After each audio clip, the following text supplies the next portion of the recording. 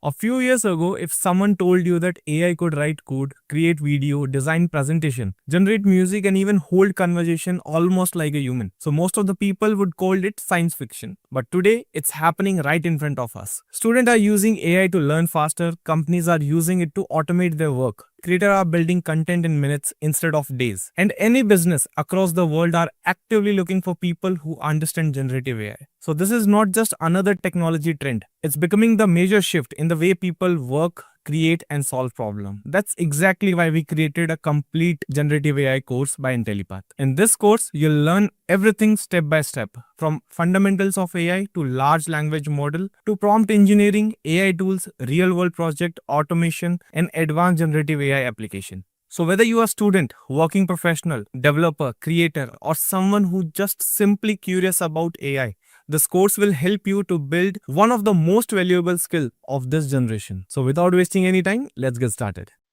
Now, let's go with the another deeper understanding on what exactly has to be done over here so that we all will be on the same page. Okay.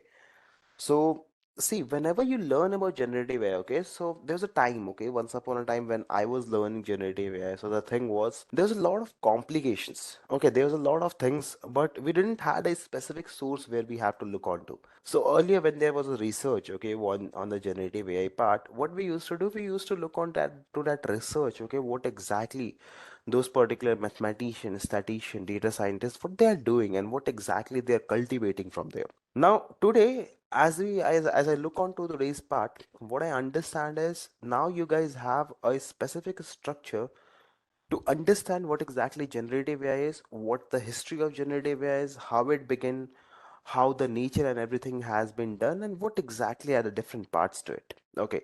Now coming to the part, guys, right? So now let me give you an idea on how this generative AI track goes on actually. So firstly, you begin with LSTM. LSTM is like this stepping stone, guys, everybody, that will help you to go ahead and move forward to the generative AI part. Now, once a person is aware about how exactly LSTM works and what is, the thing around the LSTM, then the next thing that you guys will be learning will be encoder and decoders. The next stepping stone onto the part of the journey of transform, journey of generative AI. Then once a person is aware about this particular segment also, then the person can move towards transformers, everybody. The major stepping stone in the part of generative AI. This is the three particular stones of your Gen AI part. So basically, transformer is nothing. It is encoder and decoder only. There is some X factor that is included over here, so that with encoder and decoder you add a X factor that will actually help you to make a transformer. But that we'll discuss in the later part of the class. So this is your journey towards the part of generative AI on the core behalf, everybody. Okay. Now, once you will be aware about what transformer is and how exactly transformer works and operates, then you'll have some particular different segments coming into play. So you'll firstly learn about large language models. Okay. You will learn about what are pre-trained models, what are fine-tuned models. Okay. Then around this part in the fine-tuned and pre-trained, you will learn about Hugging Face. Okay. And you will learn about the pipelines. Okay. And then in that series of fine tune, I'm not very aware if your fine tune is there or not. So if you are going to learn with the fine tuning part, so the things will be a little bit on the other hand of the side. So here you will learn about performance efficient fine tuning, supervised fine tuning. You will learn about data sets. Okay. And there are some other techniques also that I think I'll suggest you later on if in case you guys want to learn. Okay. Now, once this LLM part is done, everybody, okay, once this LLM part is completely bringed out, then using the LLM will be utilizing some particular aspects. Like you will learn about RAG over here, RAG, Retrieval Augmented Generation, Retrieval Augmented Generation. And inside this particular part, when we're learning about it, inside this particular part, we'll get a knowledge on what exactly LangChain is. Okay. And inside LangChain, there are multiple different things that we'll be discussing about over the period of time. So we'll discuss about vector databases at the very first place. We'll discuss about documents. We'll discuss about splitters. We will discuss about runnables. We will discuss over here about parsers. Okay, another particular different segments. Okay. So before beginning to the part of generative AI and before beginning to the part of what exactly encoder, decoder and everything is, what we'll do is we'll brush up. Okay. I'll go ahead, I'll brush up on the part of LSTM a little bit so that you guys can go ahead and you guys can have a clear bit of understanding. So guys, let's let me take you a little bit back to the days when you guys were learning about RNNs. Okay. What exactly is RNNs? It's recurrent neural networks, right? Perfect. Now, what exactly recurrent neural network used to do, guys? Everybody. So just to put it in very easy format, let's say if this is your neural unit, this is your input part, okay, and this over here is your output part, right? And there used to be a feedback loop over here, if I'm not wrong, right? Let me write this over here also. Feedback loop, correct? Everybody. So basically, what you used to do, you used to take an input, you used to give an output, but with a feedback loop, right? A self-feedback loop. Now, there's a problem with RNNs that was specifically due to business part. The problem was actually two. First was short-term memory. Okay, RNNs, they didn't had a very long memory. Okay, so if you, in case you want to do a task that was over a long period of time, you wouldn't be able to do it, right? The second one was the gradient problem. Now, what exactly was the gradient problem over here? So it was not only the vanishing gradient that was a problem over here, it was also the exploding gradient. Okay. Now, since it is a refresher, so I'll keep it in very easy format. What exactly your vanishing gradient and what exactly is your exploding gradient is. Okay. So vanishing gradient and exploding gradient. Perfect. Let's understand these terminologies in a quick format. Okay. What exactly vanishing gradient is and what exactly this exploding gradient part is. So I believe guys, you might have came across this particular, graph, a kind of graph like this that we generally often term as the gradient graph. I believe most of the people have already looked into when you guys were learning about gradient descent and all that. All right. Now there are two pictures to it. Okay. Now for an example, what happens in vanishing gradient and what happens in exploding gradient? Let's have a quick revision on that. Okay. So when I talk about the vanishing gradient, right? So basically vanishing means your gradients over the period of time, they got vanished. They got invisible. We were not able to track them up, right? So how does it happens? This is your formula, Wx plus B, everybody, right? Learning rate. Say Wx plus B through which you train your feed forward neural network. Weights plus inputs multiplied by bias, sorry, plus bias multiplied by learning rate. Now what happens is due to this feedback loop, this particular thing gets multiplied over the period of time. So say that if a person is working with a learning rate of 0.02, so over the period of time, if you multiply this term multiple times, the smaller unit will get much smaller. For example, let's say if for the first iteration this is 0.02, then for the next iteration again you will multiply the learning rate, resultant factor 0.004. सही है? Now again over the period of time, if you go ahead and if you multiply this term again once, you will get much smaller metrics, right? So say that if you multiply it again by 0.02, then what will happen? You'll get a much lower term, that is 0.00008, a much smaller term. One more zero, let's add. Now if you plot the same thing on this, this gradient graph, everybody. So this is just an analogy, okay? It's not the exact explanation, I would say. This is just an analogy so that everyone will be aware about this part, okay? So please have a check over here. Now suppose that your gradient was over here at 0.02 sitting, okay? Understand that this is an analogy, it's not the actual mathematics that you see. Now over the period of time, when the gradients deplete, your movement through the graph, okay, when your particular gradients, they drop to a particular optimal level, it becomes so slow that even after a lakh iterations, if you drop the machine, okay, even for a 1 lakh iteration, if you're running the machine, there still won't be any effect on the gradients over here because you're still moving at a very, very, very slow learning rate. And isn't this what exactly is vanishing gradient problem, guys, everybody? In a very easy format, I'm not talking in the mathematical terms, in the most easiest format possible.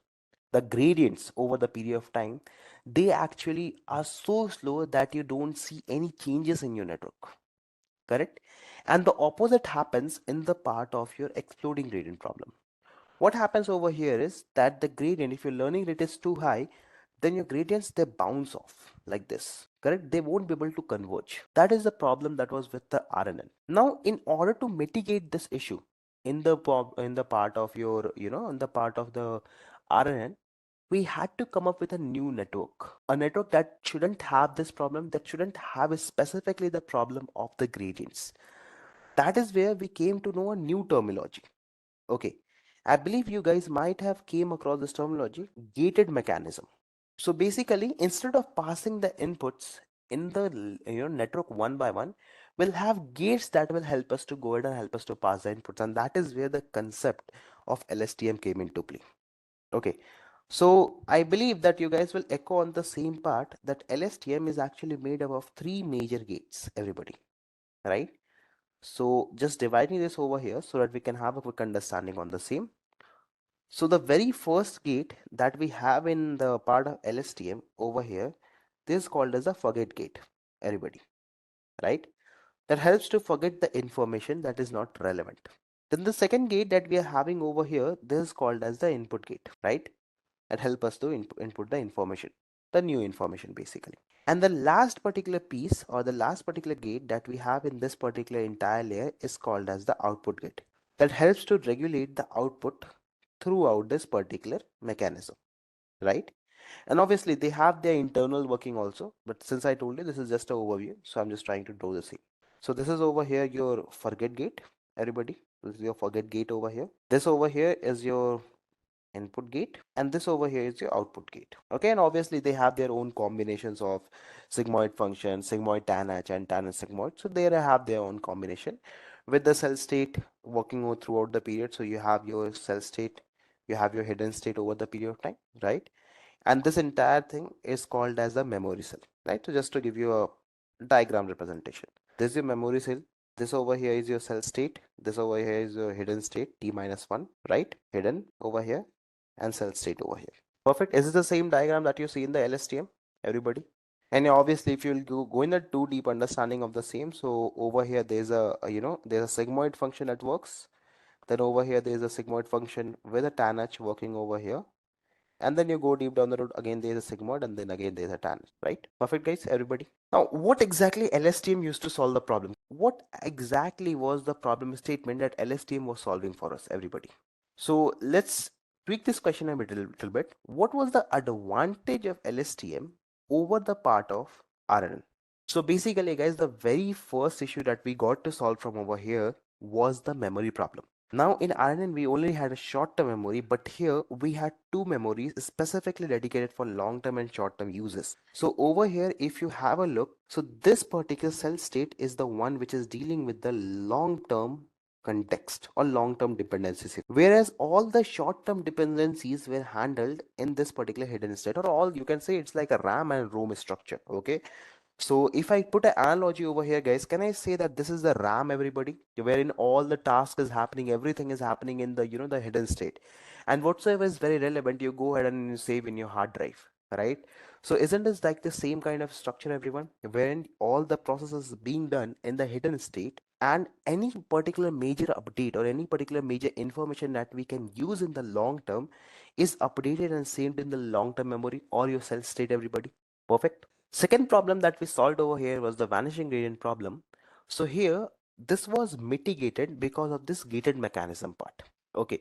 Now, since this particular LSTM has three particular layers, that is input, forget, and output, these gates control the flow of information, deciding what has to be kept, what has to be forgotten, and what has to be updated. Okay. So in this way, we were preventing the loss of information over the period of time, and due to this design, it allowed the gradients to flow more effectively during the propagation. Okay, so that was the major advantage that we had over the part of RNN, everybody. Okay, so LSTM is more of a RNN plus memory control architecture. Okay, everybody. So when I say LSTM, so you can remember it because since LSTM is also a variant to RNN, so it's a RNN but with much better memory control mechanism. So you'll have a much better control over the memory, saying that's a long term or short term sequence. Perfect. Now LSTM also had some issues, everybody. So it's not like LSTM didn't had some issues. Now, the problem was with the data that the kind of data that we are using. Let's have a check on that and let's start with the first topic of our day, everybody. Types of data that we are dealing with, everybody. So generally, whenever we use LSTM, it is mostly to generate a sequence to sequence output. Is my understanding correct, everybody? No, please. A sequence to a sequence. Like let's say if you're passing an English statement and you want to convert into French, that is what is the job of LSTMs, right? Now here comes the understanding of two particular things: static sequence length, and second is the dynamic, or somewhere you'll be, you'll see it written as variable sequence length. Now this is the understanding that we need to have. Now when I talk about LSTM, okay, so LSTM is a machine that works sequentially, right? So if I talk about the part of LSTM, it works sequentially. Now, if you are working with a very, very, very long sequence, okay, if you're working with a very long structure of sequence, then what will the problem in LSTM will be? That one input, let's say, if you're having one input over here, that will be processed to one out. Eventually, it will be a very, very time-taking process for the part of LSTM, right? But as a user, you see Chat GPT today, right? So when you talk about Chat GPT, you provide a sequence length. Like let's say you search about, okay, what is software engineering? You get a whole paragraph on the same, right? That means that nowadays we are not looking for something that is static. We are not looking for one-to-one conversation, right? We are looking for one-to-many or many-to-one conversation. That means the length of the sequence can vary over the period of time. You can put one particular word, you can put 100 particular word, it depends. And the output that you can expect can also be different, right? Let's say a person can enter two particular words and he can expect a 200 word of paragraph, and maybe you can just put 200 words and you can expect one particular output, like as a sentiment in case, right? As a output. So that was the main problem that we were having, and that is called as variable length sequence. Now, to clarify this part, everybody, we had a new terminology coming into play, that was sequence to sequence models. Okay, sequence to sequence models. Now, what is the sequence to sequence model terminology? So it is not a different kind of architecture that you have learned. Okay, it is not something different that we are going to learn. To clarify, a sequence to sequence model uses LSTM as its component, but it represents a more advanced architecture designed specifically for sequence transformations. You know, tasks like text summarization, machine translation, conversation is generally done through sequence to sequence models. Now, what is different as compared to the LSTM? So here we can have a variable length input and we can have a variable length output. That is the main advantage over here in this particular case. So you can have a variable length input and you can have a variable length output. That makes it very much suitable for the part of going ahead and working with multiple sequences.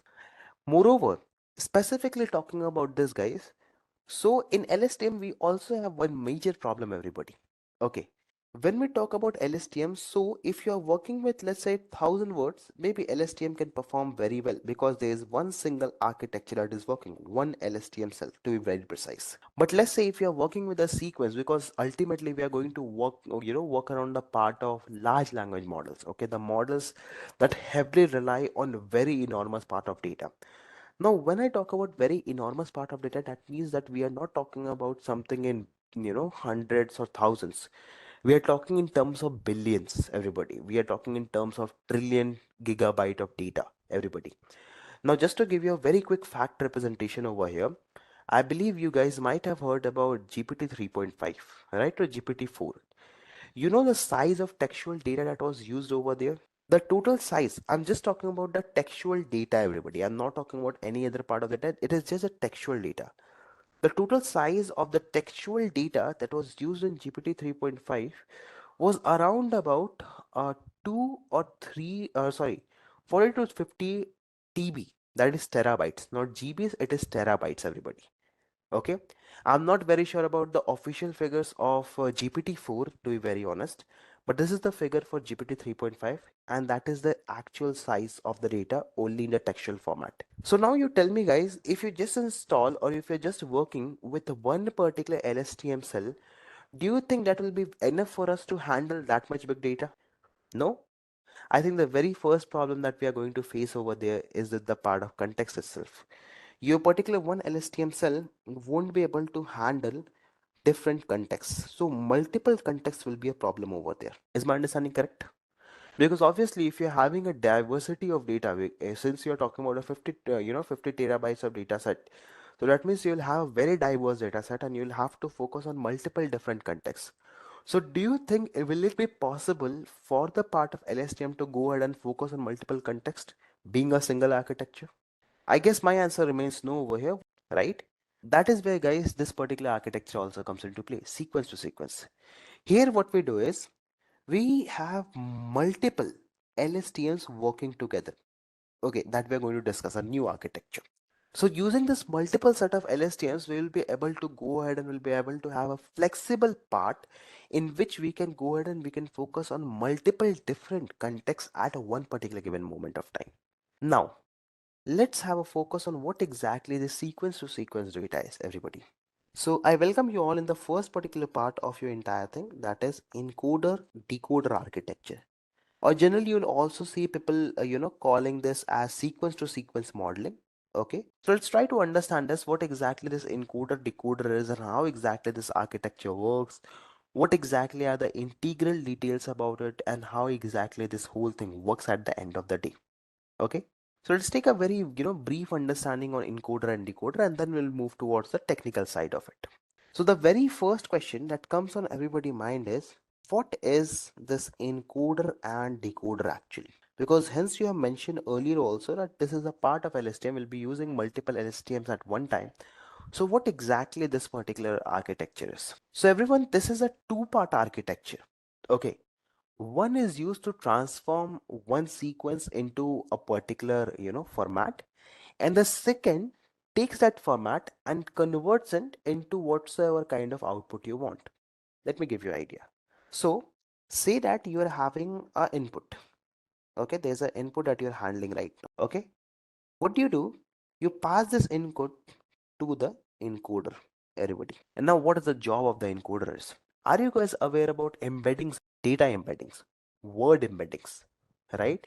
So what does this encoder does? It converts the data, it compresses data and converts it into something that we call it as context vector, everyone. This over here is the major part of information. And now what happens next second is where this decoder takes this context vector and generates a particular output for you, whatsoever you have trained this machine for. And this is how the architecture of the encoder and decoder looks onto a very high level. Now, what exactly are the specific jobs of it? So let's try to understand this firstly. So the first one, encoder. Now the job of the encoder specifically is to understand the input. Now, when I talk about encoder, guys, so what encoder does, it processes the information, it processes the input that you are going to go ahead.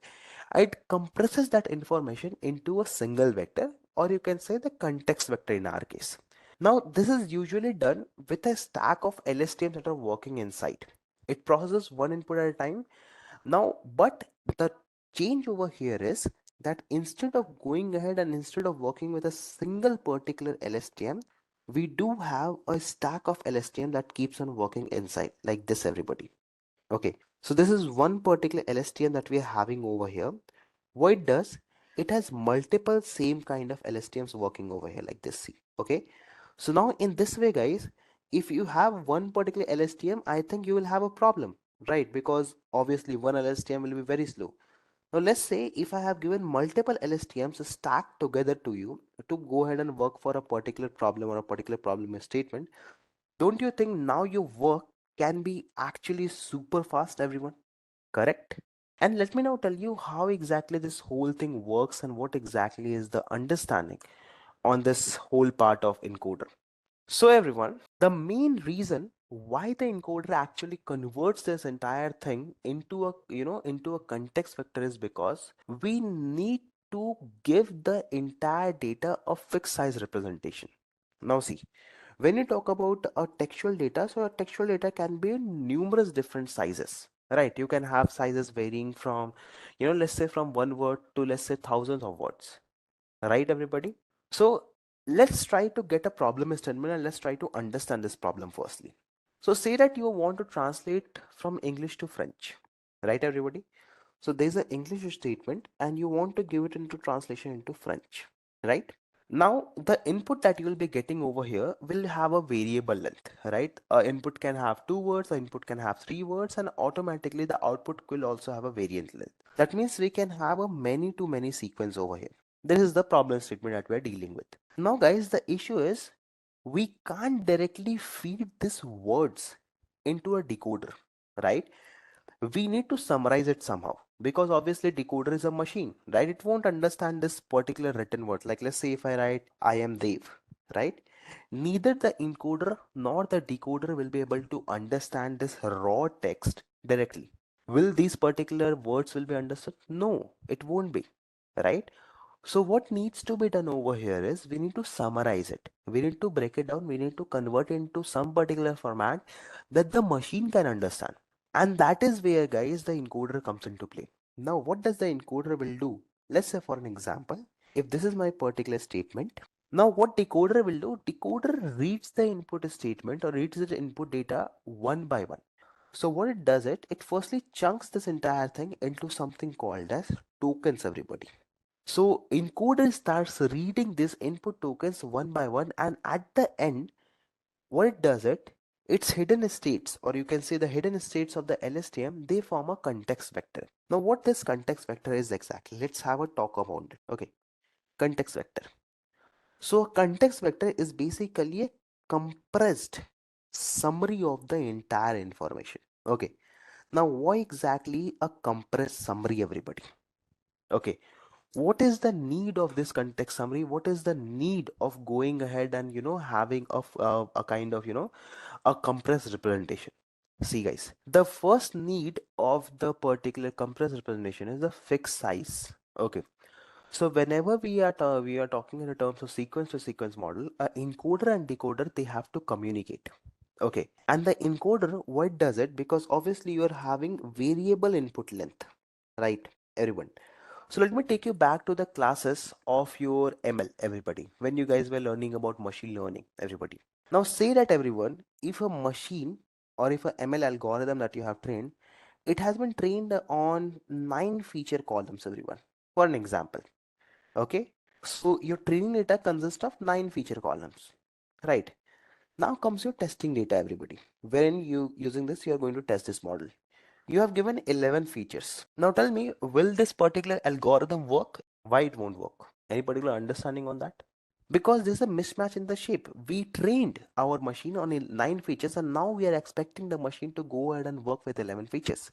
And that is where the encoders comes into play. Now think of this in this way, guys.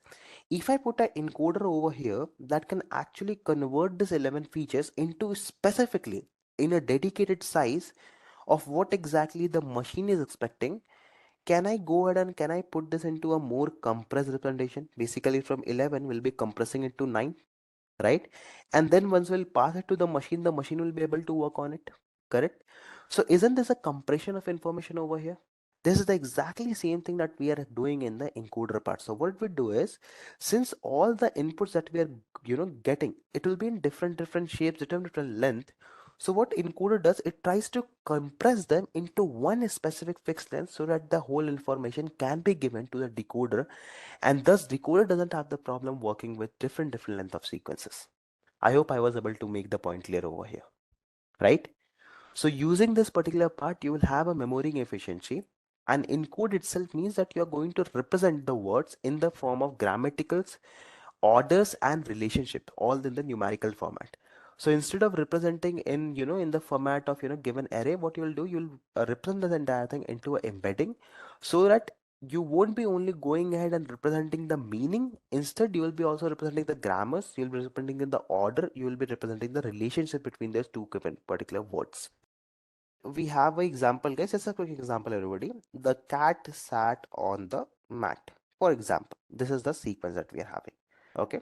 Now the cat sat on the mat. We have a particular given statement over here, and now what we are going to do is we need to go ahead and we need to convert it into the particular part of compressed representation. Okay. Now tell me, guys, everyone. When I talk about embeddings, you have multiple techniques over there. You have, you have techniques that can convert it into a particular vector, like bag of words, word to vec. But if I talk about models like LSTM and all, they work with the context. They work with the understanding on deeply with the context. What word is related to what, right? So like for an example over here, if you see, the word cat over here is a subject, right? Whereas if I talk about the word sat, this is a verb, right? So we have different relations over here. So what the encoder will do, encoder will compress this full idea, taking in consideration that this is actually a verb, this is actually, a noun, this is a subject over here, into a particular statement, everybody. And this statement will be represented numerically, everybody. So if you talk about a basic, the basic earlier ideas of, bag of words and all, so they can't understand these kind of relationship, everybody. Okay. But an encoder can learn this. The structures can be captured over here. The grammars can be captured. The subject word agreement can be captured over here. Okay. So let's have a work on how exactly the compression happens. So let's have a check on how exactly a sequence is encoded into a context vector, everybody. Okay. So let's say for an example, I'm using one single statement over here that I am learning AI. Perfect. This is the example statement over here. Now, what exactly we are going to do first is we are going to convert each and every word into a particular word vectors. Okay. So this is the particular written statement over here, everybody. Okay. Now the first particular problem statement over here is that we need to go ahead and we need to convert them into embeddings. Why so? Because the machine won't be able to go ahead and won't be able to understand the raw textual format. Alright. Now talking about embeddings, everybody. So there we have two kinds of embedding, guys, everyone. One embedding is called as static embedding, everybody, and one is called as dynamic embedding. Okay, see, let me clarify this part, then we'll move forward. So tokens is not embedding, guys. Tokens is basically when you segment a particular statement into small pieces of words, everybody. That is what tokens is. So these particulars are your tokens. Okay, and when you convert these tokens into a numerical representation, say a vector, when you convert those particular tokens into a numerical representation, that is what is embedding is. Okay. Now talking about what kind of embeddings we are having. So in market, we are having two kind of embeddings. We have a static embeddings and we have dynamic embeddings. Okay. So we have static embeddings and we have dynamic embeddings. Okay. Now coming around the part of static embeddings first, because that is what you have learned so far. So say that, guys, I am giving you an understanding over here that I am Dev and I am a researcher. A very simple statement. Okay, just to give you clarity. Now, if I want to encode this statement into a numerical format over here, I can use one hot encoding very simply. Or else I have other techniques like bag of words. Now, using these particular techniques, I will be able to convert this entire sequence into a particular, a particular vector. Now you'll be able to go ahead and you'll be able to convert this entire thing into a vector, maybe a vector of 0 and 1s, right? Now tell me, guys, your 0 and 1 vector, will it be able to go ahead and will it be able to capture the nature, the relationship and everything? No, right? It is just giving you idea, okay, Dave, the word is there. Okay, you are having the word, right? Now let me give you another understanding over here. Say that I am having a statement that says I am going to Bank of India. Say for example, okay? And the next is I am walking on the bank of river. Now there are two statements over here, everybody. Okay. The bank word that I have mentioned over here in this first particular word and this first second particular word, are these both having the same meaning? No, it is not, right? If we are talking about the first particular word, that is the Bank of India, it is specifically stating a financial institution, a bank that can give you money or can take the money, right? But if I'm going to go ahead and if I'm going to talk about the second particular word, that is the bank of river, it's a natural body. Okay, it's a natural, it's a nature surrounding. A bank of the river where a person can go ahead and have a walk, right? So now that is where, guys, the need of dynamic embeddings comes into play. What you need over here is such embedding system that can go ahead and that can adapt to the words depending upon the context, depending upon the relationship, depending upon the nature of the word. Contextual embeddings. So that is where, guys, the concept of dynamic embeddings comes into play. Let me put it in this particular part. Okay. So this is where the concept of dynamic embeddings comes into play. The embeddings based upon dynamics. Okay. The context, the nature, the relationship, the subject verb agreement, everyone. And in this case, you'll be using that particular model that are having higher dimensionality. Like in case you talk about the BERT models. Okay. BERT. Okay, or you talk about these kind of models that are actually very good. You talk about the embedding, the large embedding models like text embedding models, okay, the Google embedding models. So that is where the concept of this embedding all apart will come into play, everybody. Now, the few differences over here, let's talk about it. So here we'll have a fixed fixed vector length, or you can say there'll be one fixed vector actually that will handle entire thing. So each word will have a fixed vector. So your vectors won't keep on changing. They won't be dynamic. Okay. So you need to go ahead and you need to have a very fixed vector. Here your words vector can change. Okay. So each word vector depends upon the context, everybody. Now there's a huge, I see there's a huge discussion that is going on over here that so BERT model is bag of words, or where do we place the word to vec? Let me put it over here. So the models like bag of words, glove, fast text, even your word to vec, they all come under the static part, everybody. Okay, they all go ahead and they all works under the static part. They are not actually a dynamic embedding model actually, because what they are going to do, everyone, listen to this very importantly. Okay, what word to vec does, they assign one vector per word regardless of context. So we are not taking context in consideration over there. If you read the documentation of word to vec specifically, the context is not taken in consideration over there. Okay, so let's say in this case, the Bank of India and the Bank of River, they both will have the same particular context. But if I talk about a dynamic embedding, specifically here, those models will come into play like BERT. You will have GPTs, you will have transformers coming into play over here. So these models, what they will do, they will have a changing particular, changing vectors will be there. There will be changeable vectors based upon the words. Like for over here, let's say for Bank of India, you will have X vector. So for Bank of River, you will have Y vector, because there is a difference in the meaning. Okay, everybody. So just for analogy, you can understand is like each vector over here, everyone, in this particular static embedding part, each word is like a photo. Once a photo is clicked, you won't be able to change it, right? But over here, guys, in the dynamic embedding part, each word is like a movie clip. Okay, you see in movie, there's a different particular scenes going on, right? So this is like a movie clip, a movie scene basically. It keeps on changing depending upon the context, everyone. Okay? But there's one cons also. Okay, so with pros, there's cons also. Okay, static embeddings are computationally very efficient. Okay, so you have very less computation consumption over here. Dynamic embeddings are very big models. Okay, they are not lightweight models. They are very big, very heavy models that needs a lot of computation to run. Okay, but also they have their pros. You will have much deeper understanding of language. You will much have a deeper understanding on the context, on the grammar part, right? That is the main advantage and the disadvantage over here. Now coming back to our last topic that we're going ahead with. Okay, so we were talking about how we can encode. So let's have a check over here. So now once we have this word, I think I was working on the word, what was the word? I'm learning AI, right? I'm learning AI. Now this is the word that we are having. So whatever output we get from embedding, that is context vector. So for each and every word here, you will have a embedding created. Okay. Say that for an example, you will have a embedding E1 over here, E2 over here, E3 over here, and E4 over here for these particular words. Okay, so what we have done, we firstly tokenized everything and then we have converted them into a embedding, right? In every particular word, they are having their own embedding. What is embedding? It is basically a vector that captures the deeper understanding of words, right? Now we have the embeddings created for these particular words, right?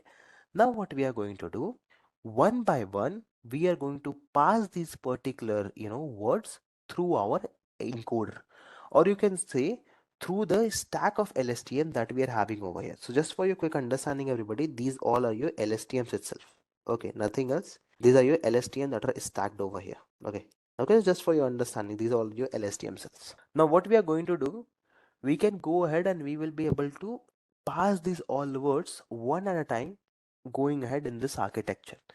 And through this particular part, while this information will pass, we'll be also updating the hidden state as per the, the concept of LSTM, guys. Yes or no? Once you process a word, you update your hidden state, right? Just talking in the terms of LSTM. I'm not going ahead and not talking about anything else. Okay. Now, how the machine knows it's the correct context? Coming to that part. Okay. So basically, when we talk about this part of encoder, so the architecture goes like this. So this is your input, everybody. Okay. Above this input, what you do is you have an embedding model, everyone, right? So obviously, once you will pass the input, your data will be gone into an embedding model that will actually go ahead and actually find the understanding of the words. So basically, over here, you are working with the contextual understanding. See, this is the contextual understanding you get over here. So you'll have vectors that will have a contextual understanding. Then what you do is the question should be over here. How the machine would understand which vector has to be taken first and which vector has to be processed second, right? And that is where, guys, the second particular part comes into play. That is your positional encodings, everybody. Okay. So what positional encoding does with this contextual understanding or with this context vector, what they do, they add a order. Okay, what is that order? So let's say with this vector, we'll add a position. This is a position 1, stating that this particular embedding has to be processed at the first place.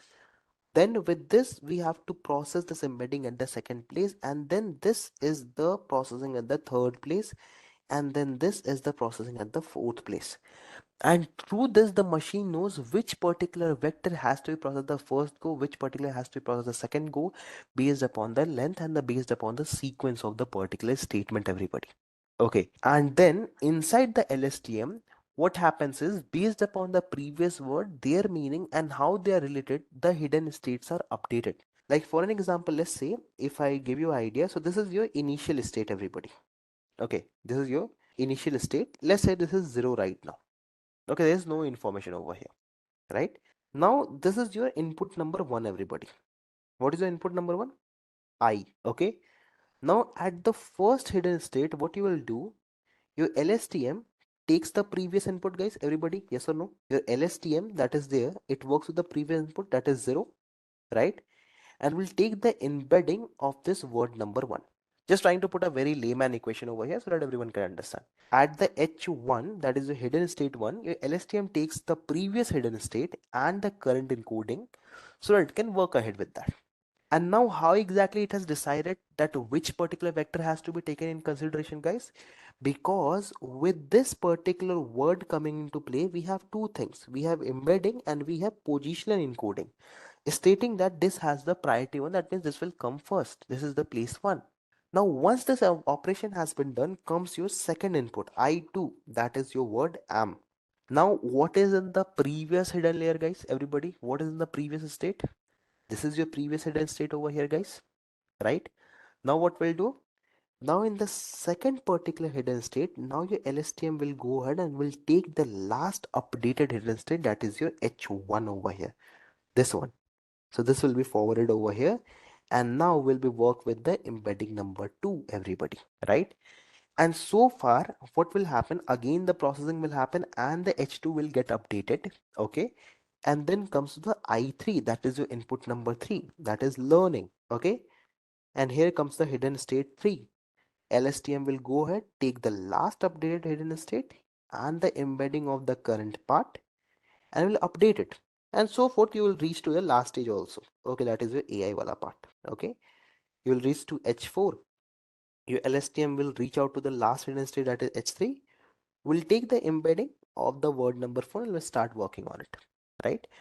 Now, the final hidden state over here, that is your H4, this is your context vector, everybody. Now, why I'm calling this as context vector? Why not the upper 3? Why the only last one? Because now it contains all the context from the previous list. So basically, what we are trying to say over here is that this particular last layer, specifically if I'm talking about this particular H4, this H4 is our context vector, guys. It captures everything the model remembers about the entire sequence in a fixed size vector representation. So this last hidden state from the encoder LSTM is your context vector. So let me write it over here, everybody, for a clear understanding. The context vector, okay, the context vector over here is your H4, everybody. Okay, now this particular vector will be passed to the decoder to generate the output, everybody. Now see, just to give you an analogy, okay, for everyone to understand how this thing might have gone, let me give you a clear bit of idea over here is what, okay, this might be a question that might be coming into someone's mind. What is the encoded in this version? When I say this is the encoded vector, so what is encoded in this version of a statement? What does encoded part means to? Okay, so when I talk about the encoded part, so encoded means who is doing this thing. Questions, everybody. Who is doing what, right? This is the first question. Second is what is being done. Okay, let me frame some question, let me ask the answer to you. Third question is what is being learned. Okay, and what is the tense over here in this statement, guys? Okay, and what is the order and the syntax? This is all the information that you will have in that encoded way, encoded representation. Okay, who is doing what, everybody? In this particular given statement, I am learning AI. Who is doing what? Which particular word represents who? I represents who, correct? What is being done over here? So I guess we are learning something, right? And what is being learned, everybody? AI, right? And what kind of tense it is representing to? Am, right? Am is the word that represents the tense over here. That is, we can say present tense basically. Okay, and what is the order or the syntax, right? So that can be taken from the states, how the states are representing the same, like h1, h2, h3, h4, correct? This is what exactly is there in the encoded vector, everybody. What is being learned, how it is being learned, and everything. There's an analogy to make you understand the same, everybody. Okay, now what happened internally, I guess since you all are aware about LSTM, so I will just reiterate what happened inside. So the LSTM has weights, right? Every particular neural network architecture has some weights, right? So what happens is once you pass a word, so the LSTM, the weights that the LSTM is having, they start learning that how much the current word that is having information, what information has to be thrown away and what information has to be forgotten, and how much information has to be processed in the next layer. Like for an example, if I give you a visual representation of the same, so it's basically like if you are having a word, I am learning AI, for an example.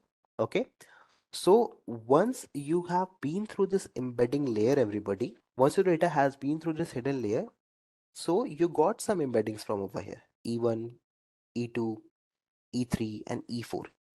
And these embeddings were thus forward to the part of LSTM. Okay, and the LSTM has reproduced its own part of layers like H1, H2, H3, and H4.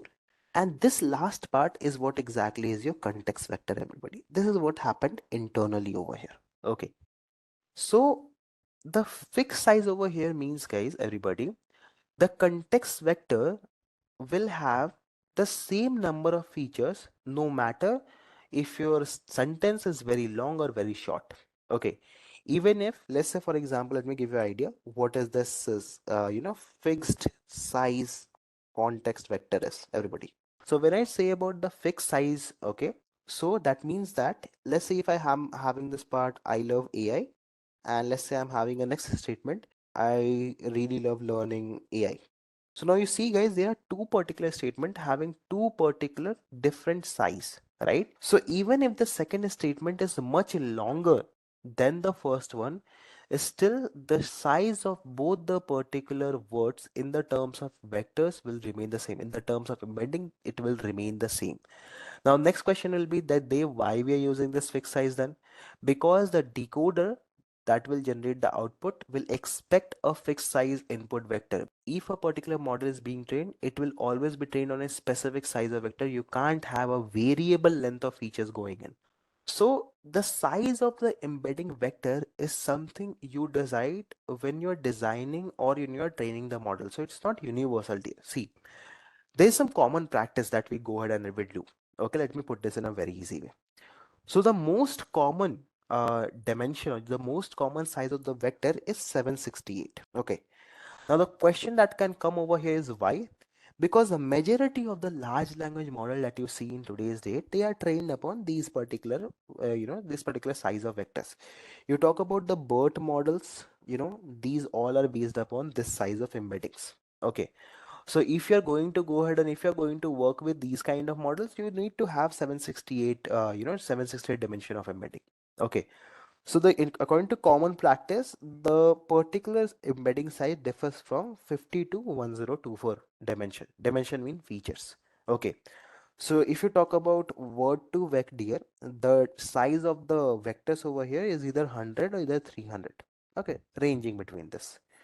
You talk about the glove models, so they have basically embedding from 100, 50, 200, 300. These are the embeddings part. You talk about the BERT based model specifically, they have 768 strict. Okay. And obviously, the larger models, the more large your models will go ahead, the more larger embeddings you will need. Because if you will have a shorter embedding, so you won't be able to capture the entire context of the model. You won't be able to capture the exact meaning of the model. So the much bigger your model goes, the much bigger, bigger embeddings you will need. So it depends upon multiple factors, like what is the size of your vocabulary is. Like the more bigger vocab is, the more bigger vector will be. What is the complexity is, how much memory or how much computation you're having, that is a very large factor. Also, what is the size of your training data is. Okay, so that is where the size of embeddings also differ. Okay, and there are also some kind of trade-off that we do, like if you go ahead or if you want to have less memory uses, so definitely you need to go ahead and you need to have bigger particular vectors, right? So you pick the embedding size as a parameter basically. Okay, and it is tuned based upon experimental parts. Okay, so if I talk about I love AI, that is having three particular words. So final state will be obviously H3. And for the word I really love learning AI. Okay, so for this the final vector will be H5. So now the question is, how can H3 and H5 be a same fixed size vector if they correspond to different timestamps? So the number of hidden states there, they depend upon the input length. I believe you all are aware about it. So each hidden state vector has the same size. Okay, like for an example, let's say if you have fixed the size till 5112, for an example, this is the size of your vector. So that means you will have vectors till H512. Okay, that means 512 will be your last vector. So the final hidden state is taken as the context vector for summarizing the whole input. So in this case, dear, what will happen? For I love AI, you got the particular last state as H3. Okay, for a vector size of 512. This is your vector size. So your final state here is H3 for this size of vector. And for this statement, your final vector was H5 again for this size of vector. So both the ones are having the same particular size regardless where they have ended. Okay. So which timestamp it is ending on, that doesn't matter. Okay, because ultimately the entire size of vector is 512 only. Okay. So 512, when I'm talking about it, usually refers to the dimensions, the size each vector will represent for a single token. I'm not talking about the entire word. It is the dimension that will be related to a single token. Fine. So the number of tokens can be larger or smaller in this dimension. Okay, fine. Are you getting it? So it's not about one word, it's about one particular token. Okay. And if you're having more than 5112 token, okay, if your sequence goes more than 5112, okay, still each token will be represented by a vector, and each token will have one vector representing 512 features in it. Okay. So I'm going to show you the code actually, okay, that we are going to work on. So the examples remain the same, wherein we will be having a particular statement, the same one, the Bank of River and Bank of India. And here I'll try to make you understand that how exactly if you use an embedding model, let's say like BERT and all, how when you can get different embeddings on different particular given words, everybody. Okay, so that is what we are going to understand right now.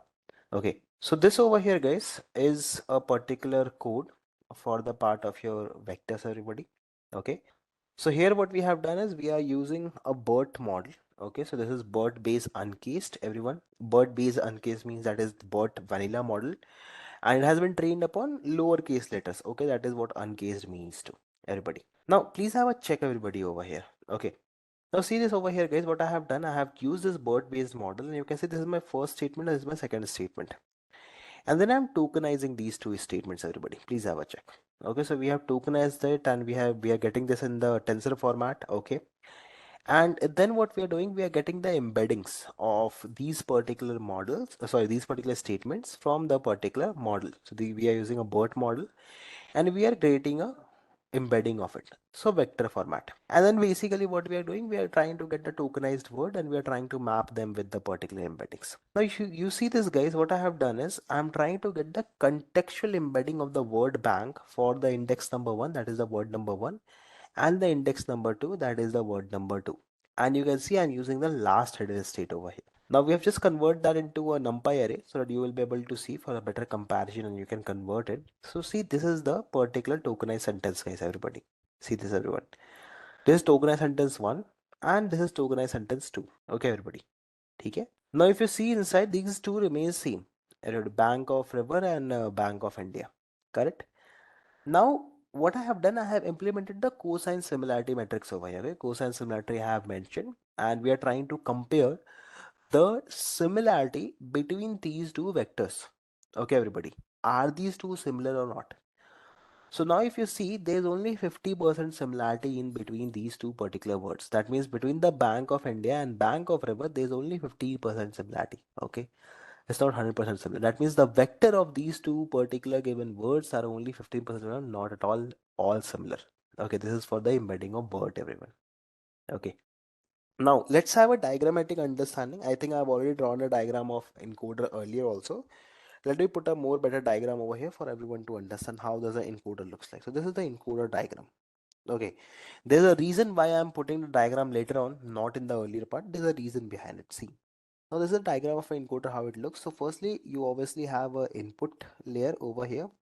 Okay, because now if I'll create diagram, you will be able to stimulate everything over here. See, now what happens, your encoder is having two particular your encoder at the input level, it will have two particular things. So here you will have embedding on the first go.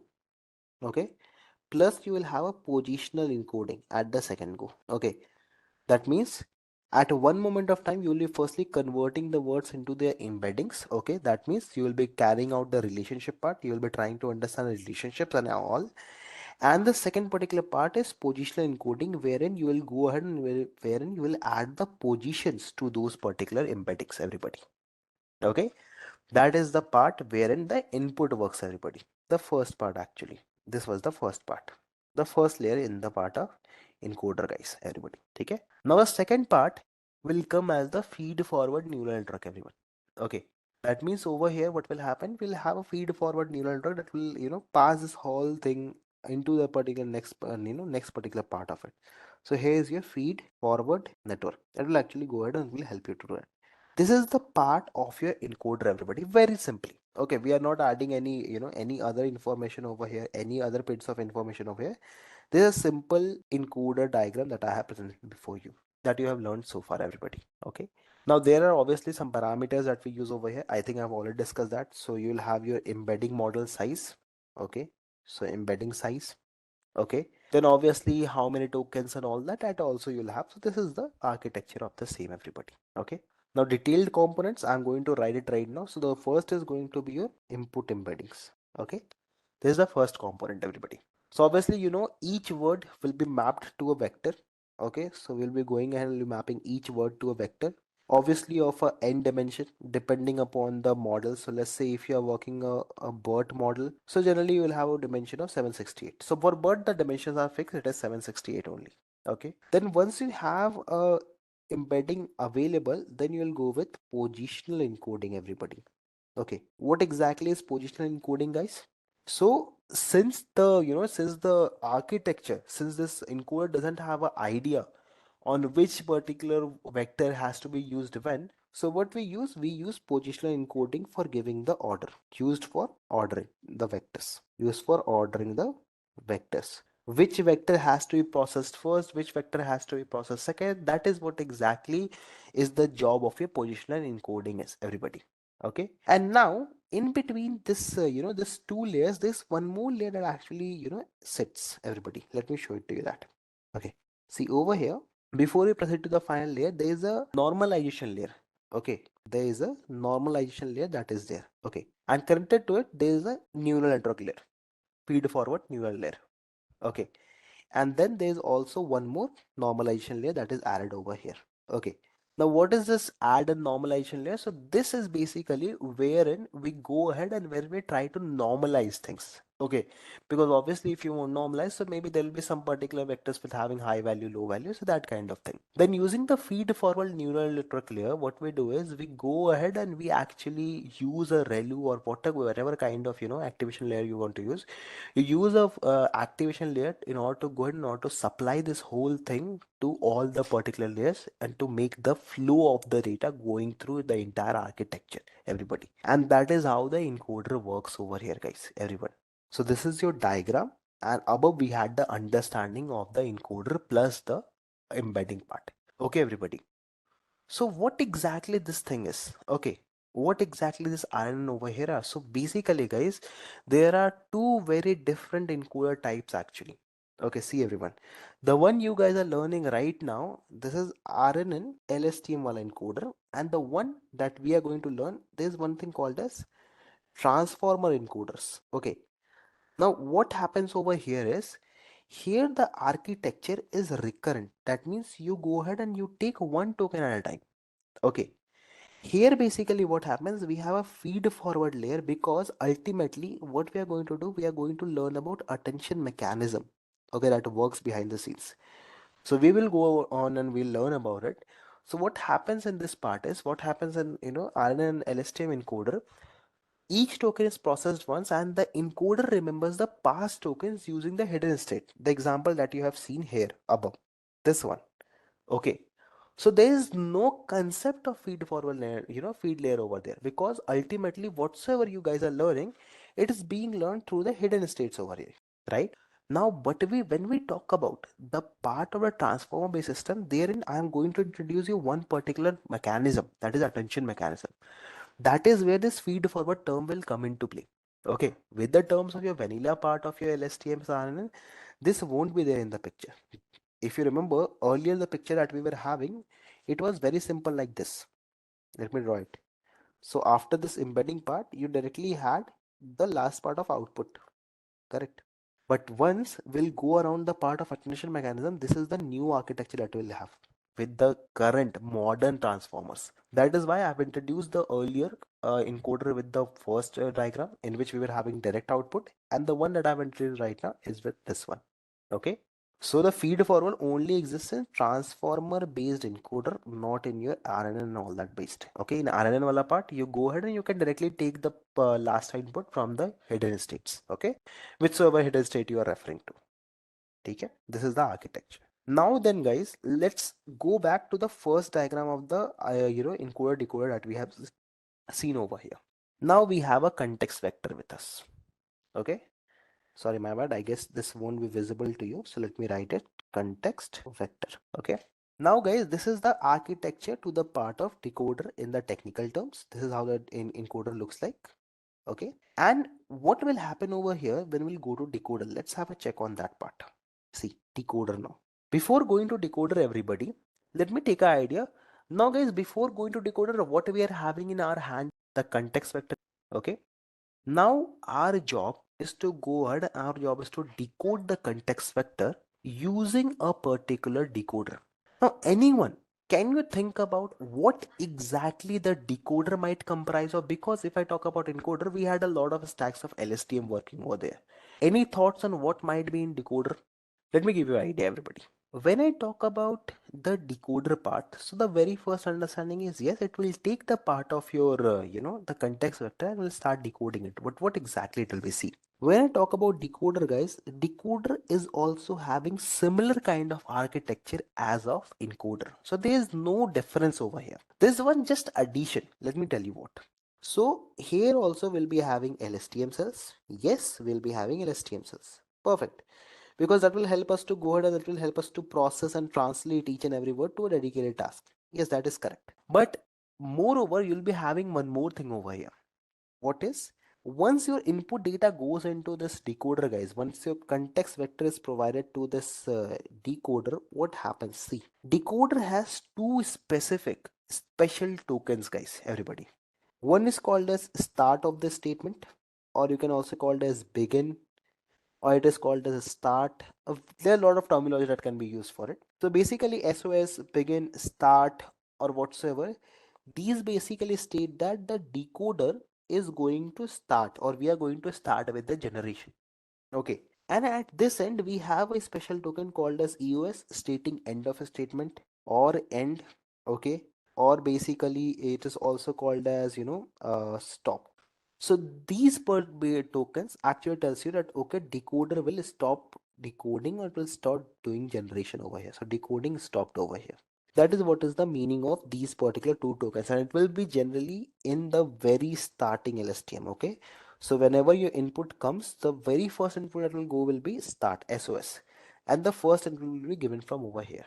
Okay, so once we have the compressed representation, then how exactly this whole thing will come into play? See, we now have a compressed representation. Let's say context vector we got was h5. Okay, this is our context vector, that is h5, hidden state 5. Okay, now what we are going to do, everybody, let's take a small example over here. Let's try to understand how exactly a decoder might works. Sorry, so see this, guys. So our example word was I love AI. Okay, so for this, everyone, let's say that I want to translate this entire thing, everybody, into Hindi. Okay, there's a translation task that we are doing. I want to translate this into Hindi. So what will the Hindi translation to it? मैं, right, for example like this, or I love learning AI, for example. तो मुझे AI पढ़ना पसंद है, kind of like that translation. Okay, so if we are having that kind of understanding, so what we are going to do, we are going to design a LSTM based sequence to sequence model, everybody. That is what our job is, everybody over here. Okay, so here in what decoder will do, now our hidden state that we are taking in consideration is h5, for example. Okay, so let's say in this case it will be h3, and if we are taking the word I love learning AI for a better understanding, so this will be h4. Correct, everybody? The last decoder state. Correct. So in this case, guys, what will happen, let me write over here, decoder hidden state over here is h4. I'm taking this statement, so h4 is the hidden state over here, and the decoder cell state that will start with, okay, that will be also c4. Long term memory, short term memory, right? H4, and this is your c4. Long term and short term memory. Correct, guys, everybody? Decoder hidden and decoder cell state, c4 and h4. Is it correct, based upon your LSTM wala part? Cell state was the upper line, hidden state is the lower line. So this is basically your short term memory, or your RAM part, wherein all the temporary thing happens. Correct. And this is your cell state for your long term dependencies. Correct. So the same thing I have written over here. This is your state number 4 for cell state, and this is your state number 4 for hidden state. Correct. Now the first input to decoder is going to be SOS. That is the start of the statement. We always start decoding with a SOS token. Okay, so this is a special token, guys. Okay, this is a special token that is called as SOS, or start of sentence. So this SOS is embedding, and this is passed to the LSTM along with your H3 and C3. Okay, now guys, tell me, if I'm going to pass, so this is your LSTM, the first LSTM layer basically. So what I'm going to do is I'm going to pass this SOS along with your H3 and along with your C3. And this is the output terminal. Okay. Now tell me, guys, obviously from here you'll be passing the, this output to the next layer also. But over here, can I expect the first conversion as ma? So let me give you an idea what we have done over here, everyone. So we have passed the SOS, the start of the statement. We have passed our hidden state, that is our context vector over here. And we have passed our long-term memory. Based upon this knowledge, the decoder, assuming that everything goes fine, so assuming that we are getting the first output as ma. Is my understanding correct? Here I'm assuming that everything is going fine. The machine is able to understand the context very well. The context vector is properly provided and everything is going good. So this is the first output that I should expect in the translation task, everyone. Correct? Hai? Now, once we have produced the first particular value, then comes the generation of next token. Now, what we are going to do over here is we will be using this predicted value. okay, this first predicted value as the input to the next decoder layer. That means for this next particular decoder, this will act as an input, everybody. Okay. And then what we will do is, obviously your hidden state will move forward. Okay. Because earlier we were working with H4, let's say, or H3. So the new hidden state will be H3 or H4 plus 1. So N plus 1, whatsoever it is. So considering the previous hidden state was H4, so the new hidden state that you're working will be H5, right? So what will be the equation over here for the next token? What will the equation over here for the next token? The input over here is math, okay? We pass this math to this LSTM, okay? Plus, can we pass the new hidden state that we have created over here? This is your H5. And this will predict AI, like whatsoever AI is in Hindi. Okay. I'm not very sure how do we write it. Let me write it with my understanding. So I guess it is AI. Okay. This is what is in the Hindi. So now you will again go to the next particular understanding, next token, right? For next token, guys, the new hidden state will be H6. Yes or no? Correct? So this output, that is your AI plus LSTM plus your H6, that will give your next particular output, and so on. It will start producing your sequences, everybody, and this sequence will go on till you hit the EOS or the end of the statement part, everybody. Okay, this is how the decoder will keep on producing this particular entire state. Okay, to make it more clear, guys, I'm going to write a pseudo code over here for your pseudo understanding. See, everybody, so you all also be on the same page so that we can echo out. Okay, so let us start with the initial state from the decoder. Okay, what is the initial state from decoder, guys, that we have received? So let's say this is my hidden state variable and this is my cell state variable. Okay, in order to keep the things more transparent, what I'm going to do is I'm going to write some particular variable names over here. So like, let's say this is our hidden from encoder last. Okay, this is my hidden state from the encoder last state.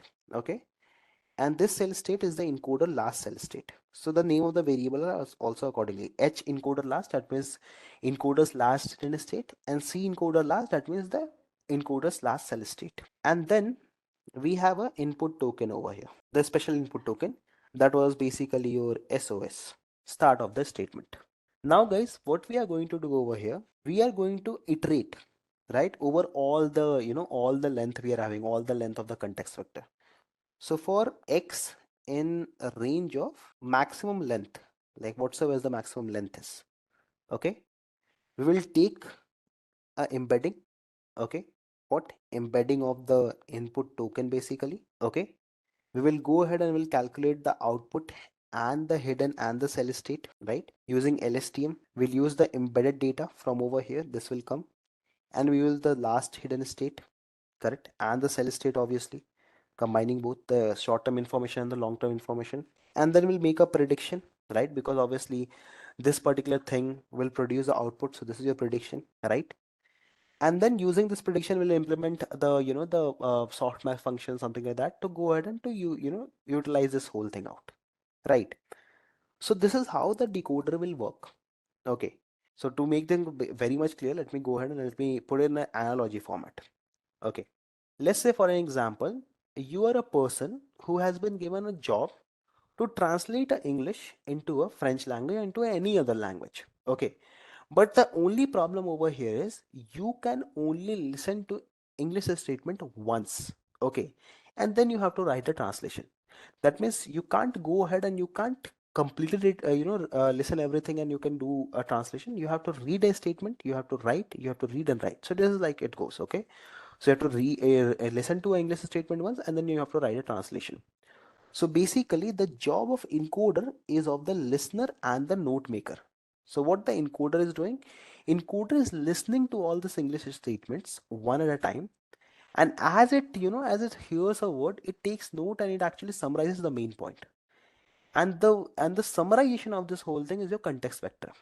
And now this decoder is basically your translator and your speaker. Okay, so decoder basically receives this this entire summarization, that is your context vector. Okay, and then what it does, it actually goes ahead, it actually tries to translate, okay, it tries to go ahead and actually tries to speak this all translation one at a time. So for each word, you go ahead and you refer to your context vector, okay, what exactly was the meaning, and then you translate it. Okay, that is how this whole thing is going ahead and working on. Okay, guys.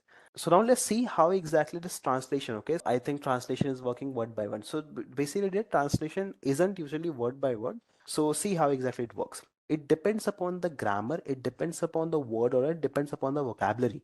So the key idea is that decoder is generating word step by step, not exactly one word, word by word. It's actually step by step, h1, h2, h3, h4, h5, so on, based upon your context vector, based upon your hidden state and the cell state. Okay, because see dear, your context vector over here is having the entire understanding. Okay, this is the whole sentence meaning, okay, captured in one particular vector, right? Now this has been done by encoder. Okay, so the decoder doesn't have to guess a word to a direct match. Okay, instead it has to use the summary to generate the word. Correct. Now what does the decoder does? It produces one word at a time, and each word conditions upon different things like the context vector and like the previous word that has been generated. Okay, so say that the previous word generated was I was, and you are basically waiting for a word to be generated. Okay, so this X word that has to be generated, the generation depends upon this word, the context vector. Okay, and based upon these two, this word will be guessed or this word will be generated. Okay, so now how exactly context is utilized in decoding? So dear, the context vector is basically, the last hidden state. Okay, basically the last hidden state, or you can say also the last cell state from the encoder after you process the entire thing. So this vector is basically passed as the initial hidden state of the decoder, right? Say that guys, the encoder's last hidden state, if I talk about, was, let's say, H8. Okay, for an example, everybody. That means this H8 is going to be the first hidden state for decoder, everybody. Let me know, please. Correct? Now, so instead of starting from scratch, what decoder is doing, decoder starts with a state that already knows the input statement. Now, instead, what we are doing, we are not starting from the very start. We are starting from a state where almost everything in the input is known to us, right? And now what you do is, now decoder takes this SOS token, the special token, along with your, the starting hidden state, and then it try to predict the statement. Okay, and at each decoding step, it takes the previous word embeddings. Okay, because if you will take the previous word embeddings, you will be able to get the understanding. Okay, what was the word was, what was the relationship was, right? And then based upon that, and based upon the last hidden state, you can go ahead and understand, okay, which will be the word that will best fit according to the last embedding and last hidden state. So as the decoding proceeds, the decoder hidden states, they also evolve as encoder, carrying forward the context of what has been generated earlier. Okay, see, it works like this, everybody. Encoder, we got your particular whatsoever context vector was. So we got this context vector. Okay, and this context vector is basically the hidden state of your encoder and the cell state of your encoder. Okay, the last ones. Now when we talk about decoder over here, guys, everybody, so we firstly initialize the decoder's hidden state. Let me write over here. You initialize the decoder hidden state, which is basically the final states of encoder itself, nothing else. See, right, everyone? Perfect. Now what you do is, the first input token is your SOS, the start of the statement, and combining these two, you get the first output. Okay, now once you have the first output, obviously your hidden state will get updated. So this one, let's say for the first decoder hidden state, you will move to the decoder hidden state 2. Okay, and now in decoder hidden state 2, what you are going to do, you are going to take this particular decoder hidden state 2 with the previous output, okay, embeddings, in order to go ahead and in order to formulate the next particular generation. And obviously after the generation, again you will go ahead and again you will update your particular hidden state, and this is how the context will be going and will be used further down the road. Okay, so there's a key difference between the RNN based model and the BERT, because BERT is a transformer based model, and we have not started a transformer based architecture yet. Because when we talk about RNN and LSTM based, the part here, so here even we are missing on one particular thing. Okay, that is basically here we don't have the attention mechanism part. Okay, BERT is mainly designed for understanding tasks. Okay, so what does it? It processes all the input sequence at once, okay, in parallel during the encoding. That is where the things happen. Okay. Sure. So now let me give you an idea on the last part of this particular whole module. So this last part is on about the part of how exactly, we'll be having a diagram, like the last diagram on the part of encoder decoder architecture. Since we have completely got the idea on all the things near about that, what exactly and how exactly encoder decoder works and the other show parts. So see guys how exactly this whole thing works, and what exactly is this whole part is. So if I talk about your encoder looks something like this. Okay, you have your inputs. So how the connection and everything works, let me put down over here also. So this is your input, and obviously your inputs then goes to the embedding model. Okay, that actually embeds the things. Okay, and obviously has a positioning and all that, and then this embedding goes into your LSTM. Okay, and LSTM obviously you will have a connection of LSTM. So you have LSTM1, LSTM2, LSTM3, LSTM4, and so forth. You will have LSTMNs that will obviously produce n number of HN and CN, that is the hidden state and the cell states. Okay, and whichsoever is the last out of all of this will be your context vector. Okay, so this will be your context vector. Say that for example in this case, this I am taking as H8 and C8. These are your last particular vectors. Okay, and this is the end of the sequence of your encoder, everybody. Now from here we'll pick up the pace for the part of decoder, guys. Okay, now in decoder the things starts from SOS. Okay, the start of the statement.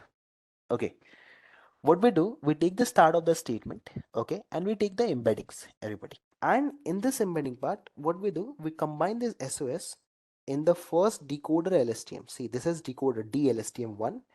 What we do is we take the LSTM cell H8 and C8. So basically we are taking H8 and C8, okay, and we combine them to find the first particular part. So from here we get the context. Okay, from here we'll get the context, and then this LSTM can go ahead and can predict something. So from here we'll get the first prediction. So your DLSTM1 will produce a output. Okay, and now this particular predicted token and your cell state for this one will be updated. So now it will be DLSTM2 basically that will be working.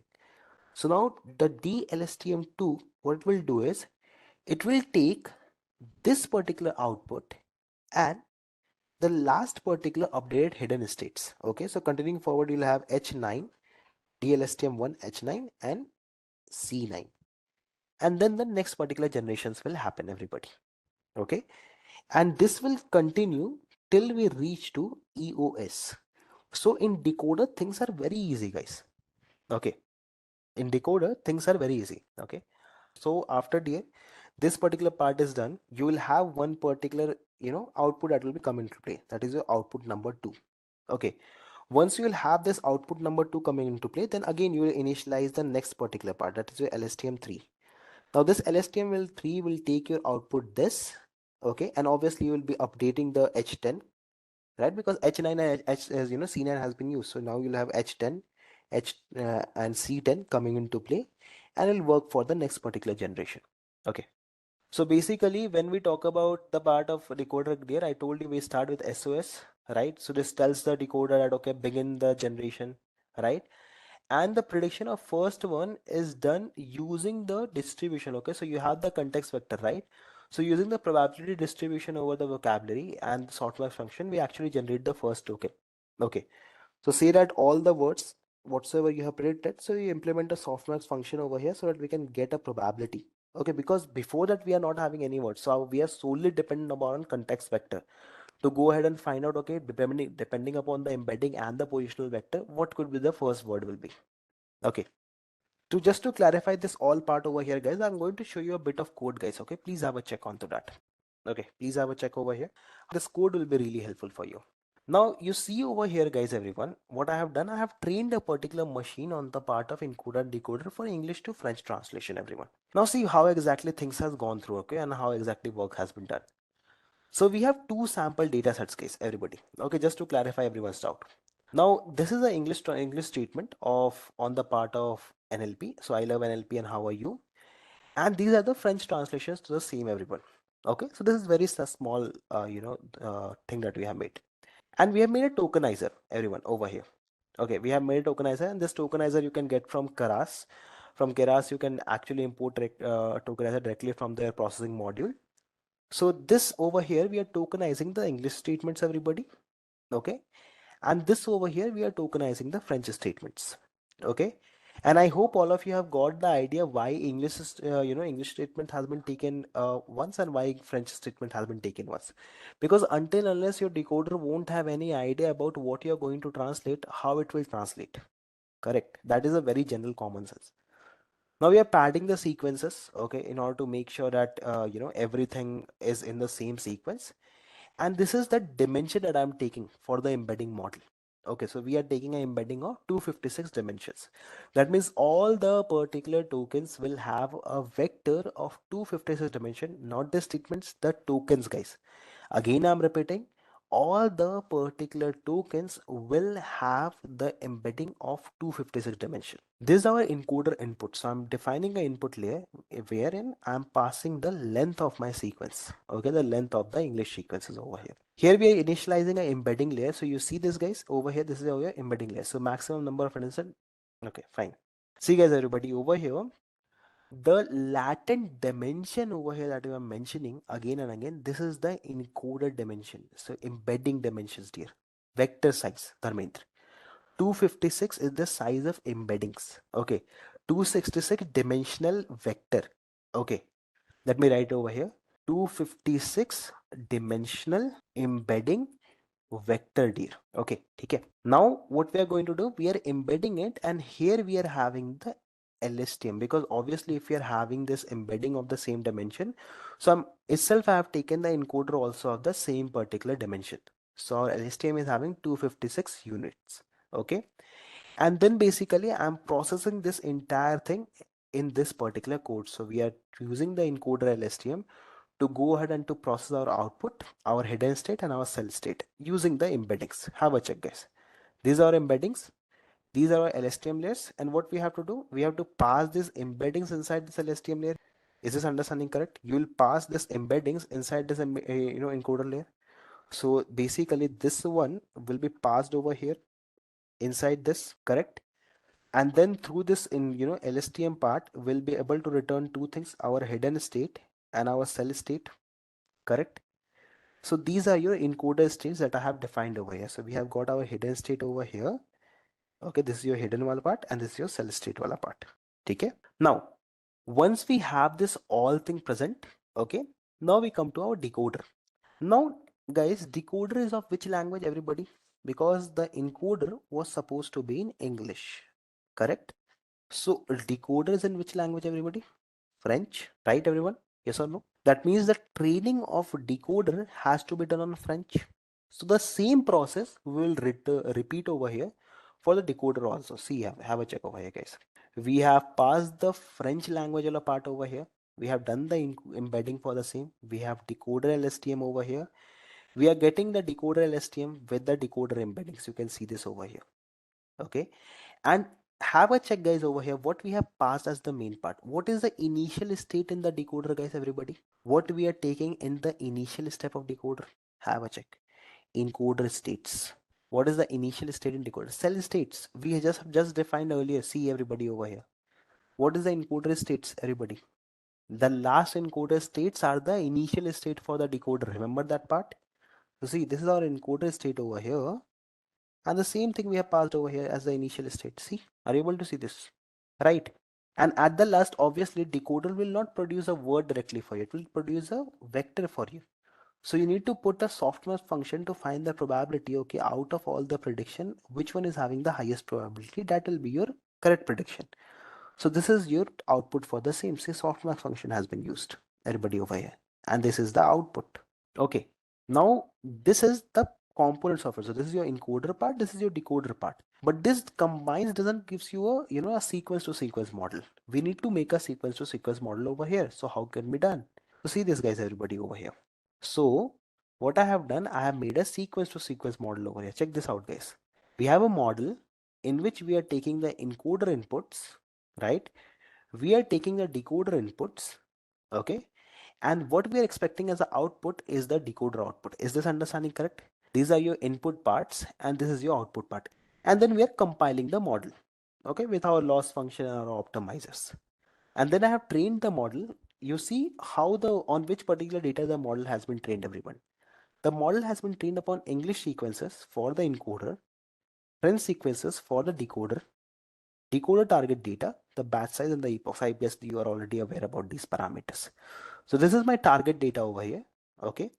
This is my French sequence and English sequence on which we are training the model. Okay.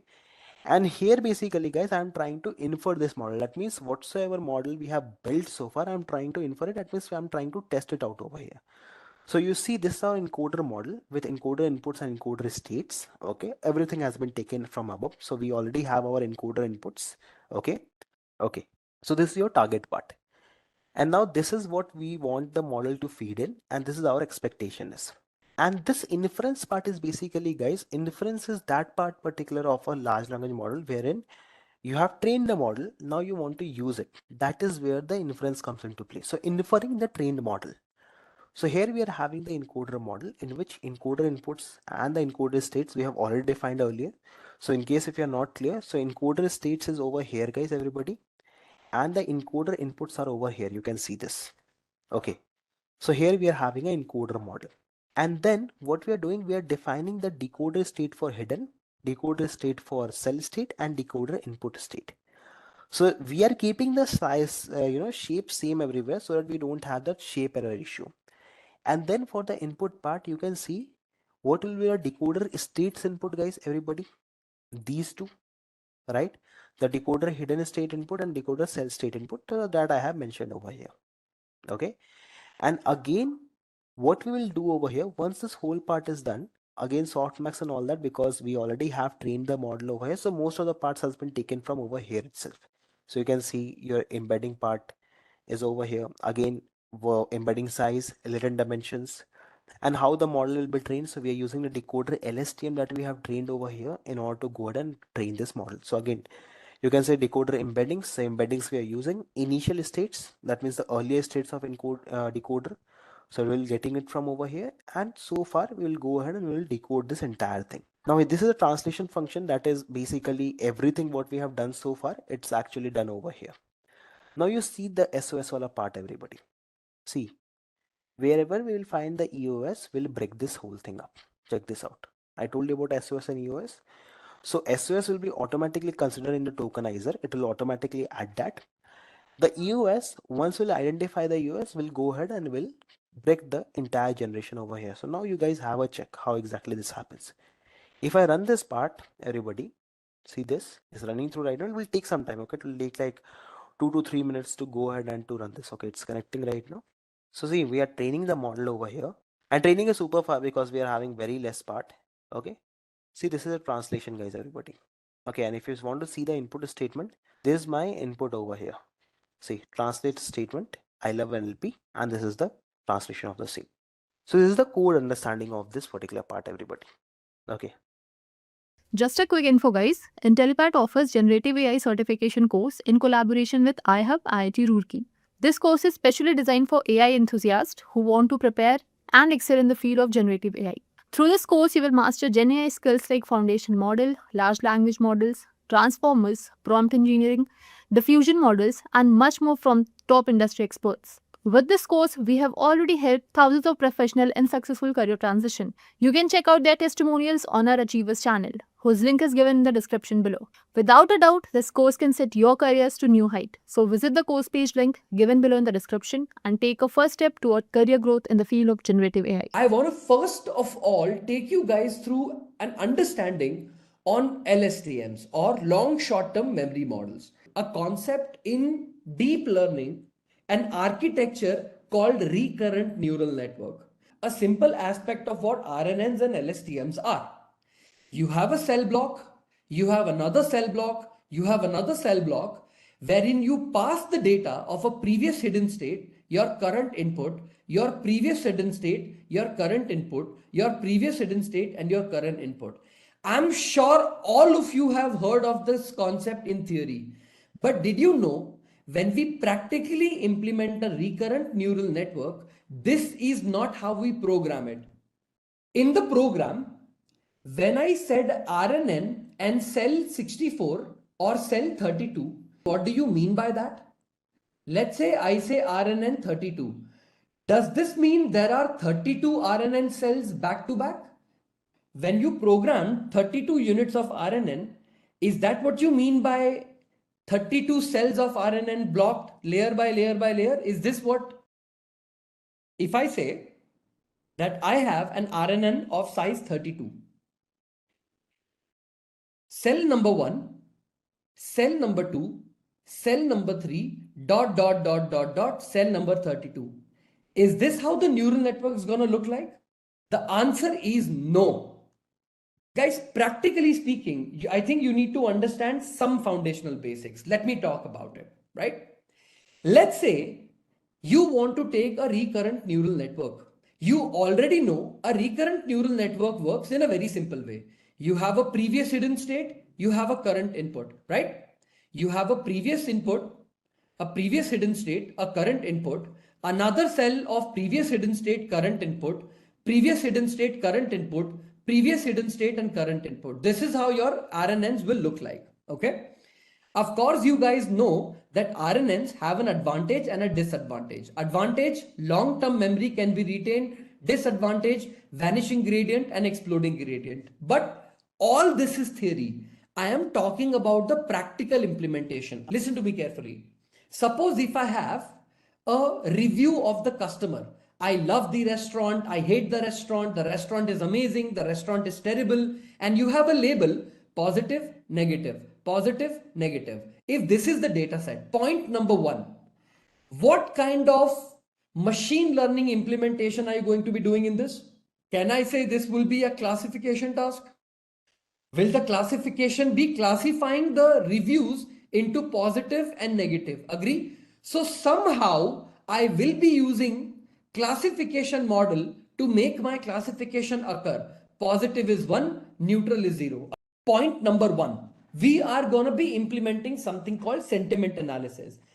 As a data scientist, the first thing you're going to identify in this particular class is to get the understanding that this is a classification problem. Now, my people, all the reviews column like I love the restaurant, I do not like the restaurant, all of these reviews, what do we do with these sentences?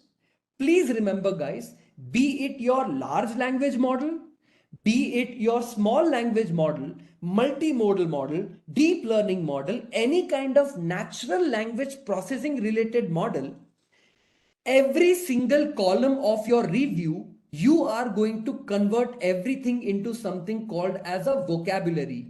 Practically speaking, you do not directly jump it into word vectors or embedding. You can't do that. Practically, it doesn't work like that. What do? You first convert your entire review section into a vocab. What do you mean by vocab? In your programs, I'm sure you must have used a variable called max underscore features. Suppose if you have 1,000 reviews of all the customers like I love restaurant, I hate restaurant, XYZ, XYZ, XYZ. Tell me this. Every single word, for example, love. If love is repeating itself 937 times. So can I say that the frequency of the word love is the highest? The occurrence of that word is the highest. So love is going to be created as a dictionary, and love with the frequency will be the first word that will come up in the vocabulary. Now the second word is the word the, and the repeats 867 times. Understood? So the will be repeating second. Then you have the word day. 627 times.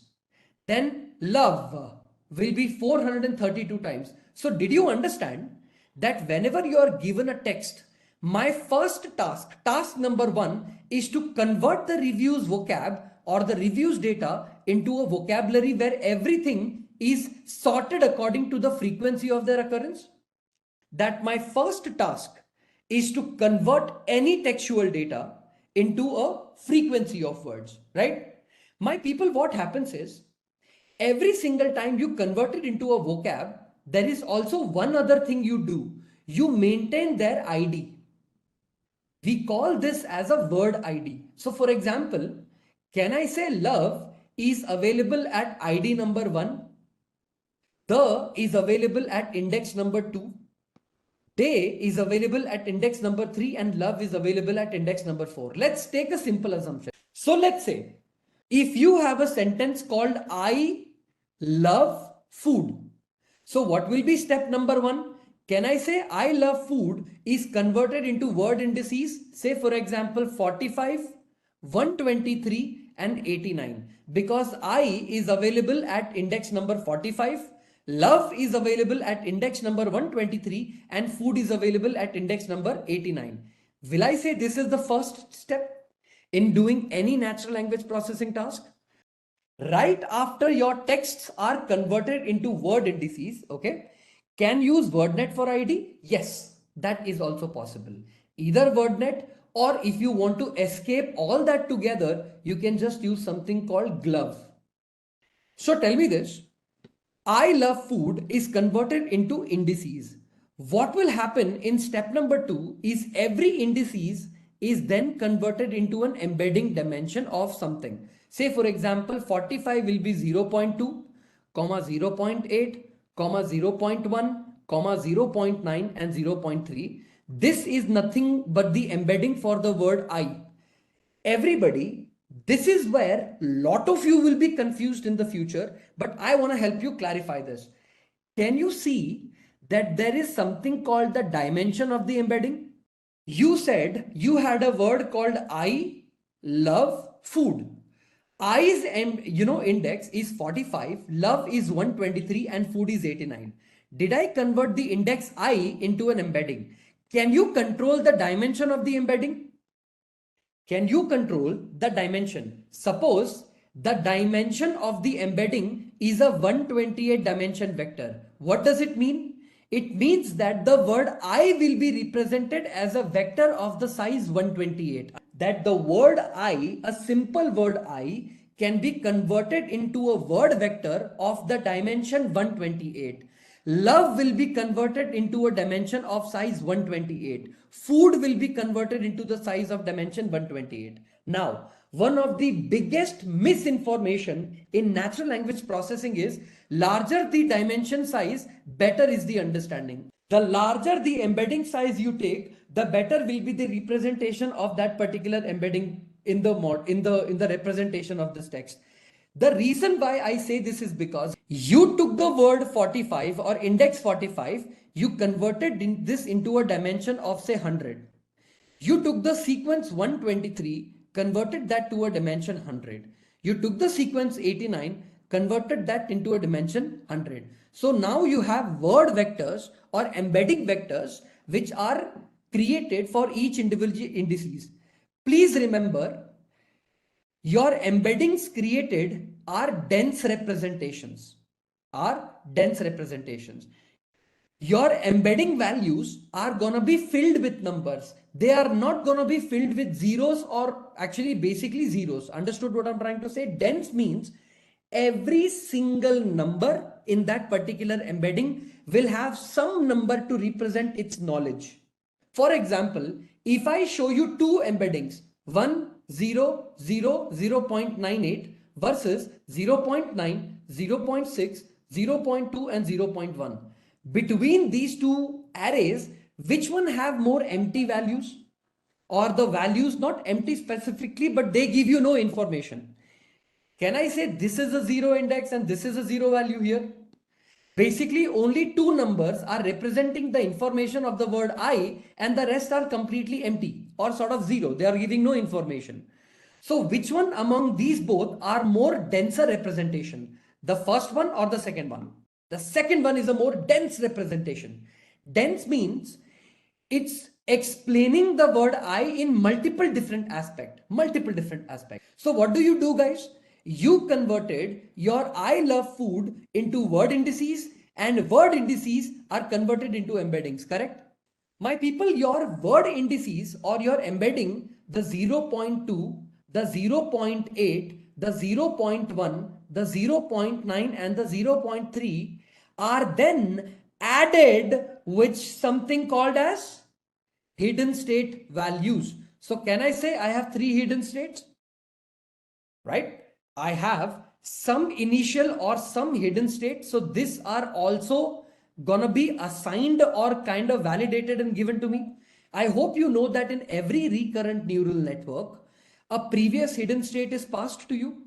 You pass your current input, and then the basis of that, you decide to either get an output y of t or the next hidden state y of 1. If this is h of 0, this is h of 1, right? You know this?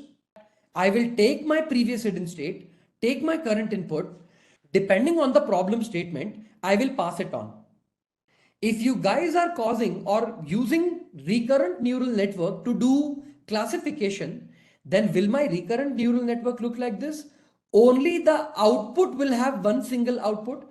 Rest, every single output of every block is not accepted, or we stop it. We don't want it, because we have to do something called many-to-one mapping. I hope you know this.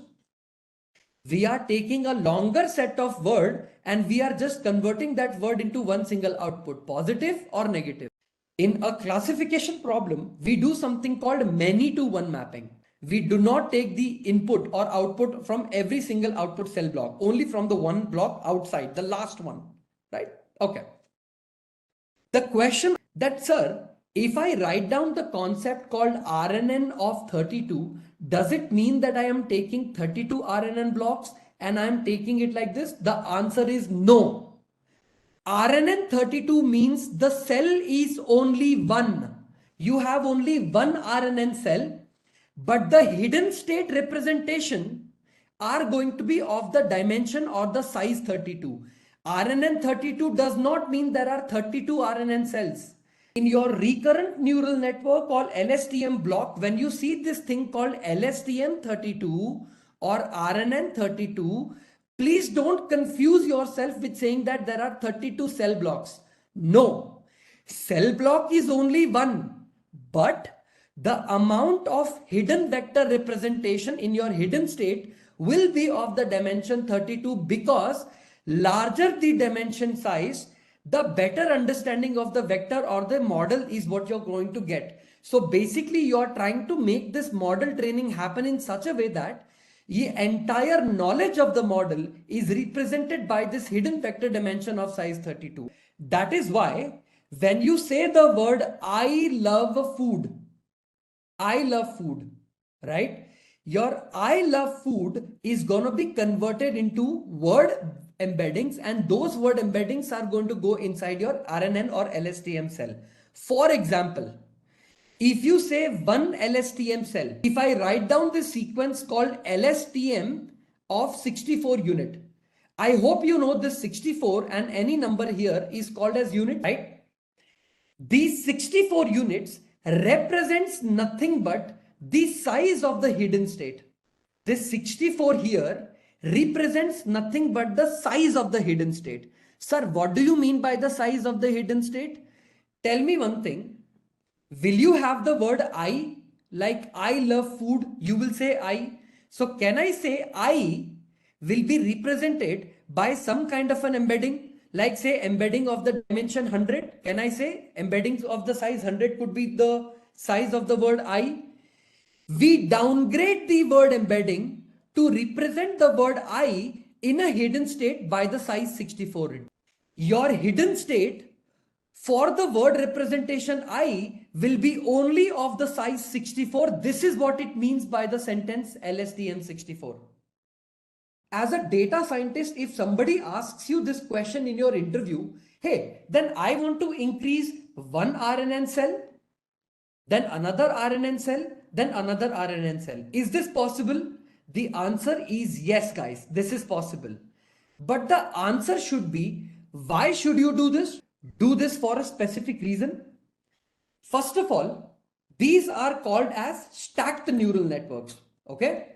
Is a type of neural network architecture called stacked recurrent neural networks or stacked LSTM cells. Can you see they are stacked together on top of each other? First stack of RNN, second stack of RNN, third stack of RNN. Can you see? Or an LSTM layer or an LSTM cell or an LSTM cell. So sir, can we take multiple RNNs or multiple LSTMs? The answer is yes, you can do that. But is it because you want to increase the accuracy? No. You do not stack RNNs because you want to increase your accuracy. You stack RNNs or you stack LSTMs because, yes, for two main reasons. To understand the semantic relation and a long-term dependencies even better. RNNs and LSTMs in theory will say that we will remember long range dependencies really well, but in practical life they don't do it.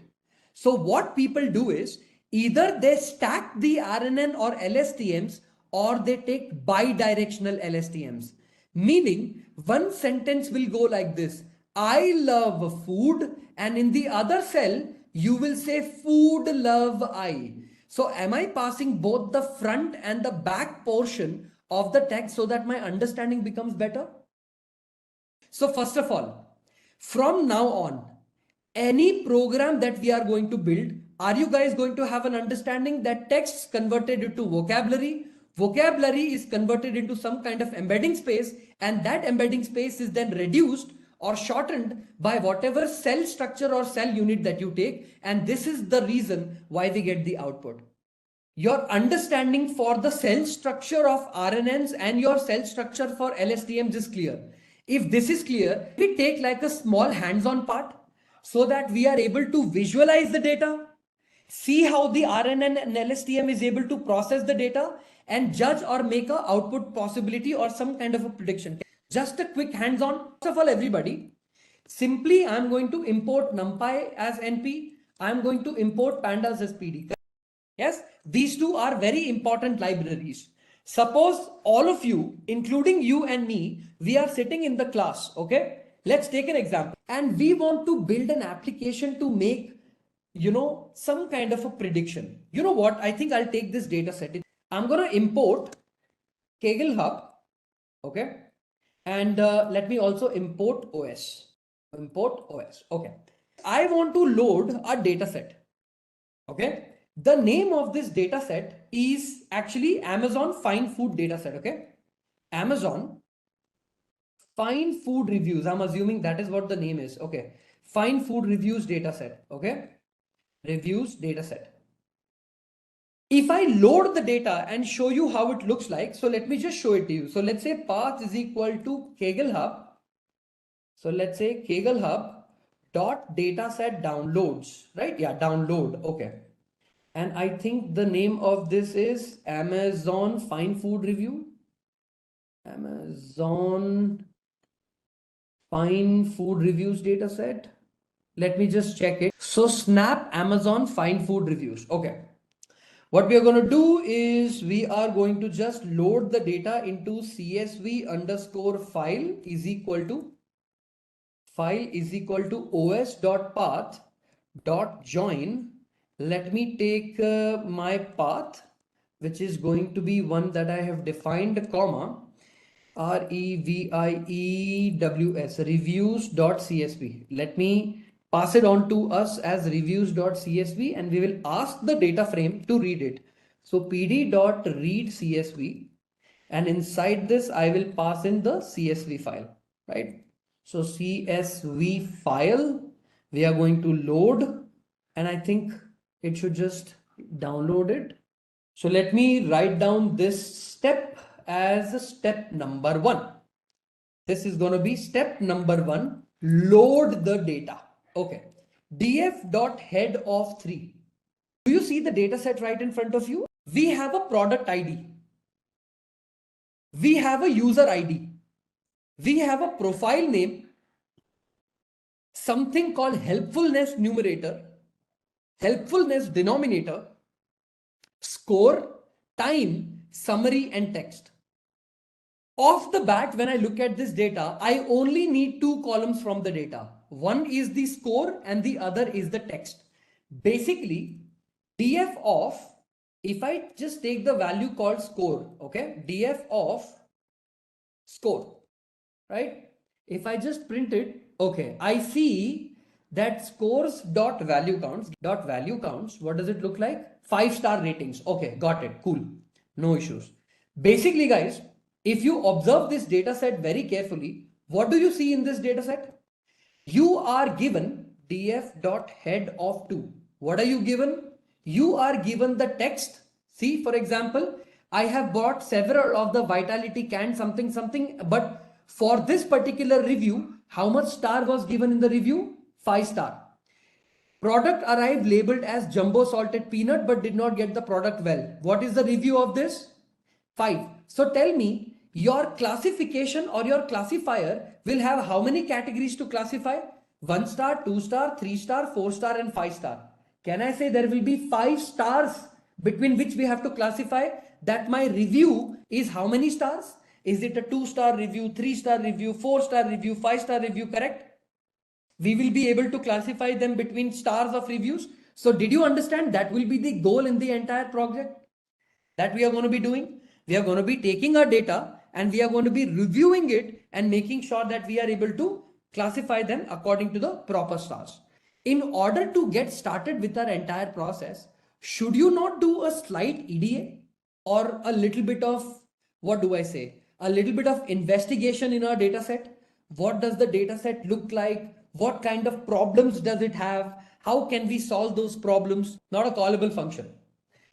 How many reviews do you have in the data set? 5,68,454 reviews. Can I say that this data set size is comparatively larger? Like a very large data? You have 5 lakh reviews of people which I will be able to understand and make my analysis proper, right? So we have 5 lakh data set, okay? What other columns do you see in the data? So df dot columns, right? Dot to list, right? Let's say dot to list, right? And run this. How many columns do we have? ID, product ID, user ID, profile name, helpfulness numerator, helpfulness denominator, score, time, summary, and text. Don't you think we only need 2 things? Text and score? Everything else is just appearing irrelevant to me if I want to learn the concept of RNN and LSTMs, correct? If I want to understand very basic idea, like for example, how many total reviews do we have? If I print, okay, I'm going to start the EDA from here, okay?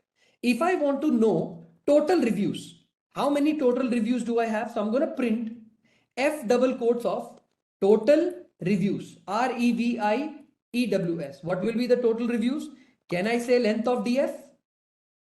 5,68,454 reviews, right? If I also print df.info, what will this give me? What is the df.info going to give me?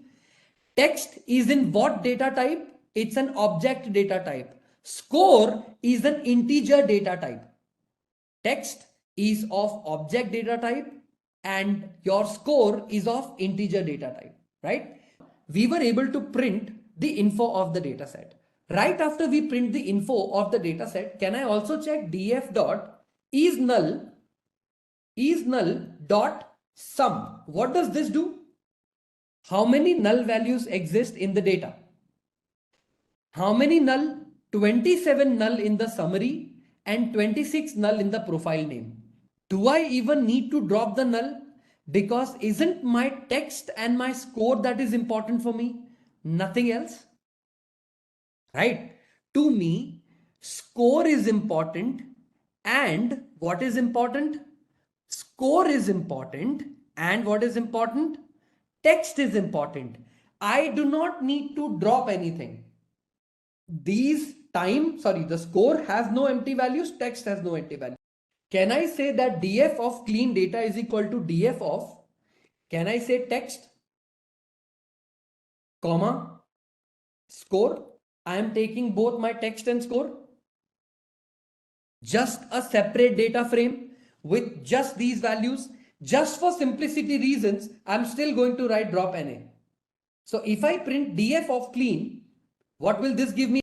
Df of clean data. What will it give me? Will it give me the text and score? This is what I wanted in my data set. If I want to process this in the future, I have both the text and the score. So have I separated them out? Taken these out together. Now, before we print this out, after removing the text, what is the overall data? What is the length of the data? So for example, if I write it like this, F double quote of after cleaning data, okay, after cleaning data or processing data, what is the overall data set size do we have? Length of clean df, okay? So clean underscore or df underscore clean, right? So df underscore clean will be how much? Is the review 5,68,454? Right? We know for a fact that we are actually working on 5 lakh plus reviews that we are going to be building our algorithm on. I am only doing basic stuff, nothing complicated. Right?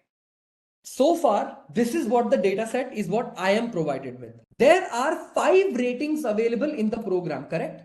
1 star, 2 star, 3 star, 4 star and 5 star. Agree? Tell me, don't I want to print distributions of the rating? For example, can I print it like this? I want to know what is the rating distribution. This is the most simplistic thing I can do. So tell me score underscore counts equals to, okay, df underscore clean of score dot value counts dot sort index. What is this going to give me? If I do this particular thing, score counts is equal to df clean of score dot value counts dot sort index. What does this do? Is this going to give me an output like this? Listen, score counts will be something like this. Which count has what value? Score 1 has how many count? Score 2 has how many count? And I will sort it out based on the lowest to the largest. So basically I have the count also. I am getting a simple distribution of my data and I am able to print it. So can I say I can have percentages print? My people, listen to me very carefully. Print score counts. Okay. Score counts. Can I do this? Print F double quote of percentages. Okay. Everything will make sense. Score comma count in score count. I think, wait, I will be able to access it like this, right? Score counts dot items. Please tell me this is going to give me a zip index, right? So if I say list of score counts and unpack it, yeah, it will give me a list index. So items, I'll be able to loop through this. Okay. Percentage should be equal to count divided by length of df underscore clean, the total number multiply by 100. Okay. So I will be able to print for the given score for 5 stars. Okay. For wait, control X, come over here. For 5-star review star, my percentage will be percentage. Okay. And because this will be so let me do it like this much percentage. The numbers 52,268 was not making much sense to me. I did not understand the distribution like I'm supposed to understand. You know, like 3,63,000, 80,000, 42,000. So did I convert the entire distribution into percentage? Is this making sense? That 1-star review is only 9% of the overall distribution. 14%, 7%, 5% and 9%. Do you see there is any problem in this data set? I see a big problem in the data set. Do I see imbalance in the data? Is this data going to be something called imbalance? So tell me one thing. Does RNN or LSTM handle imbalanced data? The answer is no. No. They will perform the worst if you pass imbalanced data. Just because deep learning algorithms do feature engineering and all this stuff by themselves, that doesn't mean that imbalanced data is gladly handled by deep learning models. That doesn't work like that. But so far, are you clear, my people? I am able to calculate my rating distribution, convert it into convert it back into, say, for example, a certain categorization. How is it imbalanced? My entire distribution, only 9% have 1 star. Isn't that imbalanced? However, 5 star are 63%, right? Bhaiya, 63% of the people who have given me reviews are 5 star, only 9% 1 star. So if I want to understand genuinely what 1 star review looks like, will I be like, I don't know, you have to take or you have to do, anything else? So how to solve this? See, the problem is SMOT, okay, SMOT isn't, how do I say this in a nice way without sounding bad? SMOT isn't practical, okay? If you ask me, have you implemented SMOT in your production code? Never. Not once in 12 plus years of my life have I ever used your SMOT into handling imbalance of the data. Okay. Uh, well, there is a reason behind it. Okay. There are multiple different techniques to handle this. Okay. Sometimes you don't need SMOT to make it happen. Sometimes a simple, undersampling can make it much more easier. People usually prefer more penalty heavy or cost sensitive algorithms over SMOT. People don't like it. Personally speaking, undersampling or over, how do I say this? Okay, so imbalance is a little tricky problem, guys. So here is the problem, okay? If you ask me which algorithm will be able to handle imbalance well, see, I can't answer this directly because it depends on the goal of the problem. How much imbalance exists? If you have one photo of a dog, 9,999 photo of a cat, do you think any imbalance algorithm will be able to help you? If you want to predict what is a dog, what is a cat, you only have one photo of a dog and 9,999 photo of a cat. Tell me, even data augmentation, is data augmentation going to help you? Sir, kuch nahi hoga. Nothing is going to happen. In reality, if your data is terrible, there is nothing you can do. Data augmentation also will not help you. What will you do in the data augmentation? Photo, rotate the photo, randomly zoom the photo, randomly zoom out the photo. This is the max data augmentation you can do. Correct? The cat will be cat. In data augmentation also of a dog, you will have a random rotation, random zoom, random panning. What else can you do? You will have to add the data. If this is the extreme condition, do you think any algorithm is going to help you? No, right? Okay. So remember, either you have undersampling techniques, oversampling techniques. We also have something called SMOTEC. Okay. So actually it's written like this: SMOT, synthetic minority oversampling technique, plus we have something called TOMAC. Okay. This is considerably better than SMOT. Better than SMOT, SMOT TOMAC works, but it cannot be applied to any random value, any random data. You also have something called penalizing class factor. It's called PCF. Okay. You can also use a PCF, SMOT TOMAC, oversampling, undersampling. These four are somewhat practical in nature, but again, it's no one shop solution for everything. Okay. So listen to me. Let's understand which one can we do and how can we do it. Currently, we are facing the problem of what we call as a imbalance of the data. We have imbalance in the data and we will fix it later. Okay. How we will fix it, we don't know. We will fix it.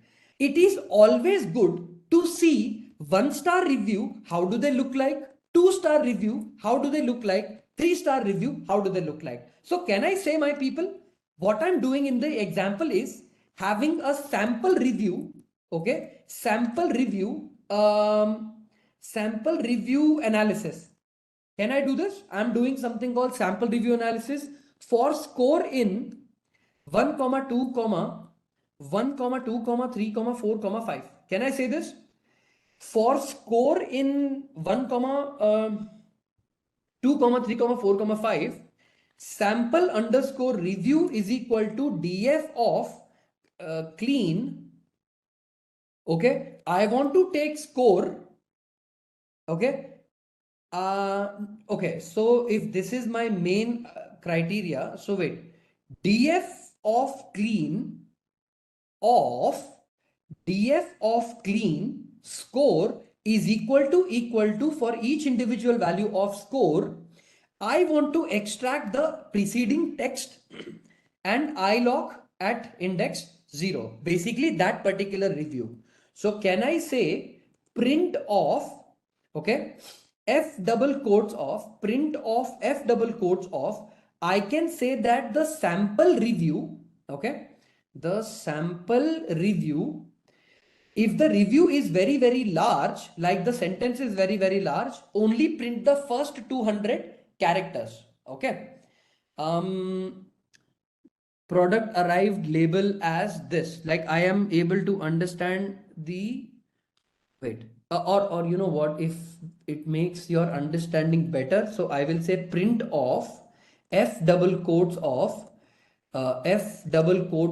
I can say that my score, right, sorry, my score is this much star review.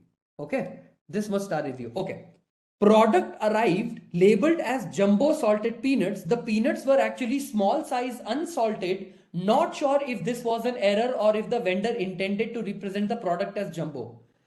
Do you see, he said nothing negative, but the review is 1 star. See, there is no negative, hatred, nothing of that sort.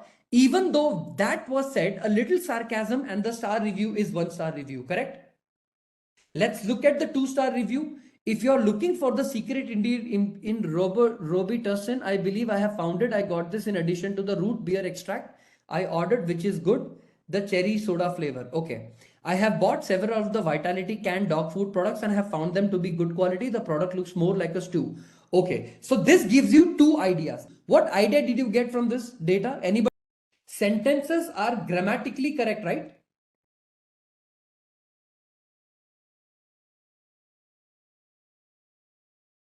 Can I say the sentences are grammatically formulated correct? There is proper ... There is a proper full stop. There is a proper representation of the double quote jumbo. Now remember, this could happen in some reviews and this could not happen in some reviews. But at least on the sample that I see, I can see that this is just one of the example where the samples have been grammatically formulated well. In some cases, it will be good. In some cases, it will be bad. Since we are sampling whatever sample we have, this is what we have understood. What is point number 2? What is the second analysis that you can do? No negative words, specifically no words that represent hatred or any other words. So negative and positive related sequences are not available in the sample. Since this is only one sample, this is our analysis. We have not seen the entire data.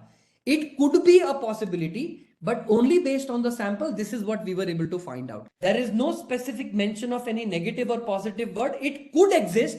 We don't know. But based on the sample we saw, this is what we know. But tell me one thing. This is only one sample that we saw.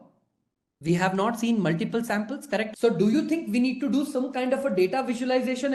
Do you think we need to do some kind of data visualization to get a better idea? I want to calculate this, okay? df of text underscore length, length, okay, is equal to df underscore clean or df underscore clean of df underscore clean of, can I say text? Okay, text of dot string dot length. What is this sequence dot string dot length going to give me if I calculate this? and if I calculate df of clean, and if I calculate word count, WORD word count will be equal to df of clean of the column text dot string dot str dot split. Okay, I want to split it, and dot str dot length. Okay, so if I run this piece of code in data viz, okay, and I am going to take, oh, this is going to take a little bit of time because there are 5 lakh reviews that we are going to be doing. But df underscore clean, I split the word into individual value method, and I'm taking the word count and I'm taking the length of the words. Is that easy to understand? Not a very complicated process. We in matplotlib, we have something called sizing the canvas. So what do? Import matplotlib.pyplot as PLT. Is this correct? This is going to help me. Now, how do you size the canvas in matplotlib? PLT.figure. Inside the figure, can I not take a variable called figure size is equal to 15,5, for example? Can I do this? This is what we call as sizing the canvas. Agree? Now tell me this. I want to plot 3 distribution plots that I have in my brain. My brain is thinking of giving you 3 different plots. One of the plot that I want to plot for you would be something like this. Plot dot subplots, okay, of 1, 3, 1. What this means? So basically, let me write down. Plot number 1, rating distribution.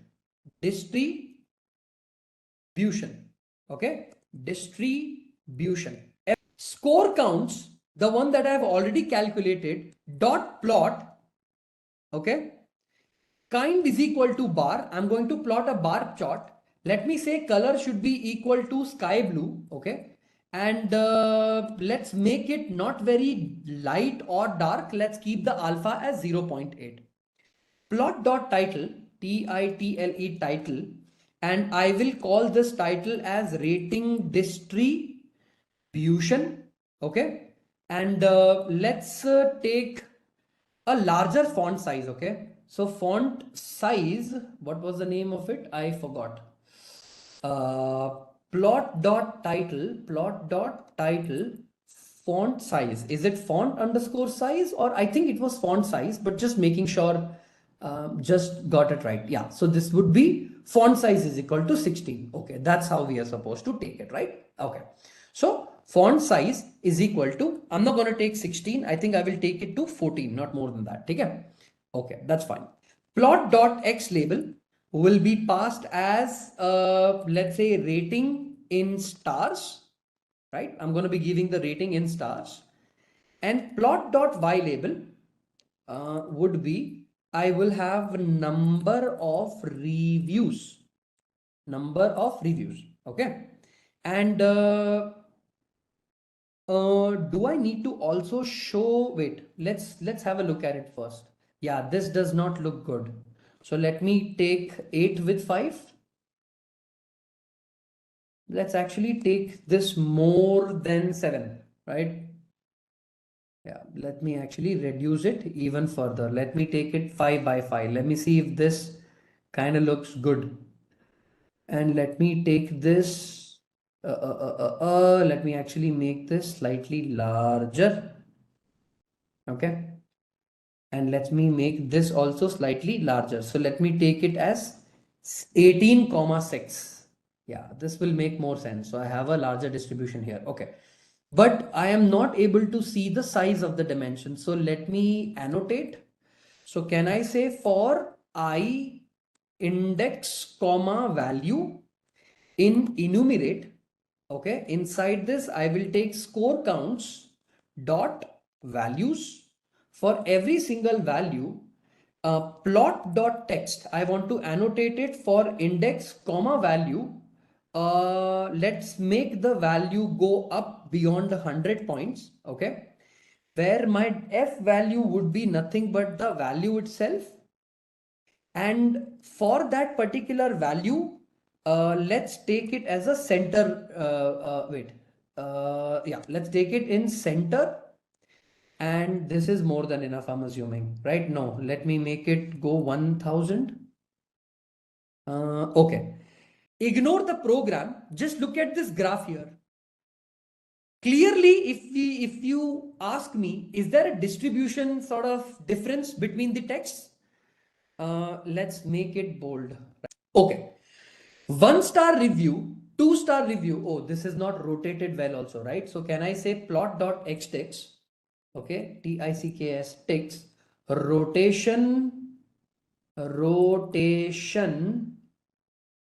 is equal to 0. Does this work? Ah, awesome, cool. Okay. I am plotting the rating distribution of the data which I got in the percentage, but as long as it is not visualized, I don't get it. Clearly, what can you see in this particular example? Of course, 5-star rating beats every other review. Even if I combine one star, 2-star, 3-star, 4-star, will I be able to match my 5-star review? Even if I decide to club 1, 2, 3, 4, 5, will I be able to match up to the expectation? No. Anybody confused with the code here in the plot.subplot? Did I write anything new in the program that you already do not know? What is annotation of the data? What is X label? What is Y label? What is X ticks? What is title? Can I complete plot number 2? My people, I am going to call this plot as text length distribution. This plot will be helpful for you in the future. So please know what I am doing and how am I doing. So can I say plot.subplot of 1 comma 3 comma 3, right? I have taken 3 comma 2, 1 comma 3 comma 1, 1 comma 3 comma 2. Okay. So plot dot hist, right? Am I plotting something called histogram? Inside the histogram, df of clean of, what am I plotting? Text length, comma, bins equal to, let's say 50 for now. Let's see how it goes. Alpha is equal to 0.7 and color is equal to, let's give it light green, right? And let's also give it some kind of an edge color. Edge color is equal to what matches with green. So my edge color is going to be red. Okay. I am also going to have a plot.title, title title, and I am going to say that this graph is what we call as text length distribution, length distribution. Okay. And let's make our title also bold. So font weight, WEIGHT, font weight is equal to bold. Okay. Since we have seen it is not very bold. Okay. Okay. Plot.x label. Plot.x label, I will pass that as a number of characters, right? And plot.y label, I will take the character length, character frequency as one of the y label. So I have a frequency on the y label, right? If I center it, I need to have a vertical axis line. So what is it called? Axis vertical line. Yeah. AXV line. Vertical line, I will take the DF clean value. Okay. I will take the text length as it is. That is going to be passed in the data. But this time I will take the mean of that particular thing. I will take the color is red. Okay. The color will be red. And to make sure I distinguish the mean, I will take the line style will be equal to a hyphen and a dash, or maybe take a double dash. Okay. And because I want to have this label, so I will, do I give you a label which is directly mean, or can I do it like this? Okay, let me say that mean, which is centered at df.clean, okay, is nothing but your text length. So I will take text length, text underscore length. So can I say text length? Where is text length? Let me copy text length, paste it here. Okay. Text length dot mean. Okay. Right. Plot.axv has no, okay, y label. Plot.y label, x label, oh, spelling, right? Yeah. X label, y label. Okay, my mean is centered, but my mean has no legend. So wait, my data has no legend, right? For the label that I'm trying to pass. Mean is going to be 4.366666. Okay. If I zoom out of this particular thing and look at this graph, what do you understand? When you look at this graph, I'm going to zoom into it a little bit. What does this graph represent? The length of the reviews. On an average, how many characters review is found in the entire 5 lakh review? How many words and how many this? So can you see here the number of, okay, let me do plot.tight layout, plot.tight underscore layout. Okay, run this. Okay, good. Now there is no overlap of the frequency. Tell me this, does this not give you a genuine idea about the distribution of your text, the length of the text, the number of characters and the frequency? Do you not see, because my data sets is so imbalanced, my mean is being pushed towards the left? Because many 5-star reviews or the reviews that have a higher density, lot of people have written a lot of content. Can you see? The bar here represents the frequency of the word and this here represents the character. A lot of people in the reviews dataset have written a lot of reviews. On an average, what is the average character found in the data? 436 characters on an average is the mean centered. So does this give you the idea about the distribution of the text? Meaning you will be given a lot of sentences or a lot of characters for 1 star, 2 star, 3 star, 4 star, 5 star. People love to talk and they have indeed given a lot of content for the reviews. So did we take the text length distribution? Have we taken the text length distribution? 436 being the mean. Apart from text length distribution, can I also take something called as a word count distribution? Because whatever the text length is not able to provide me, the word count will tell me. So for example, if I take plot.subplot of 1,2 or 1,3,3, my people, can I do this? Observe carefully. Plot.histogram, okay, plot.hist of df of clean of which word count, because I've already taken word count, comma, bins is equal to 50. Okay, the bins value worked. Let me take the same exact alpha, color and edge color. Okay, because I don't want to change it. Let me come over here. Plot.title, plot.y label, plot.x label. I'm going to copy everything as it is and I'm going to paste it here. I'm going to call it not text length but word length. Okay, word count distribution. Okay, font weight is bold. Number of characters ke badle number of words, and this is also going to be frequency. We can also pass in just like how we pass the vertical line here. I'm going to copy this and I'm going to pass it here. Here, instead of text length, we need to convert this into word count. Okay, word underscore count. Color is going to be red. Line style is this. Label is going to be text length ke badle we will pass it as a word count dot mean, right? So I'm going to copy this. I'm going to paste the word count dot mean, and I'm going to have a plot dot tight layout control X, control plot dot out layout outside, and I'm going to run this. Okay. What did this happen? Oh, I'm going to run this. Wait, run it. Okay. What do you see in the word count distribution? I think I did not plot the legend. No, plot dot legend. Do you see that the text length and the word count are same? Here the word count distribution is also centered at a word on an average of 80 words but an average character of 436. Did this give you guys an idea? When I plotted the df of clean with word count, what did you have? Did you have the data where you had the text length and the word count? I have already calculated the word count, already calculated the text length. So the distribution makes sense. That on an average 80 words on an average 436 characters. Got the idea? We've been able to achieve some finer level of understanding on what my data looks like, what am I supposed to do with that data. We've changed the data quite, we've manipulated the data into giving us a certain kind of response. So if I look at my df of clean data, which is my data frame right here, right, dot head of 2, the data looks something like this, right? 2, the data looks something like this. I have a text data, I have the score, I have the text length, and I have the word count. Okay.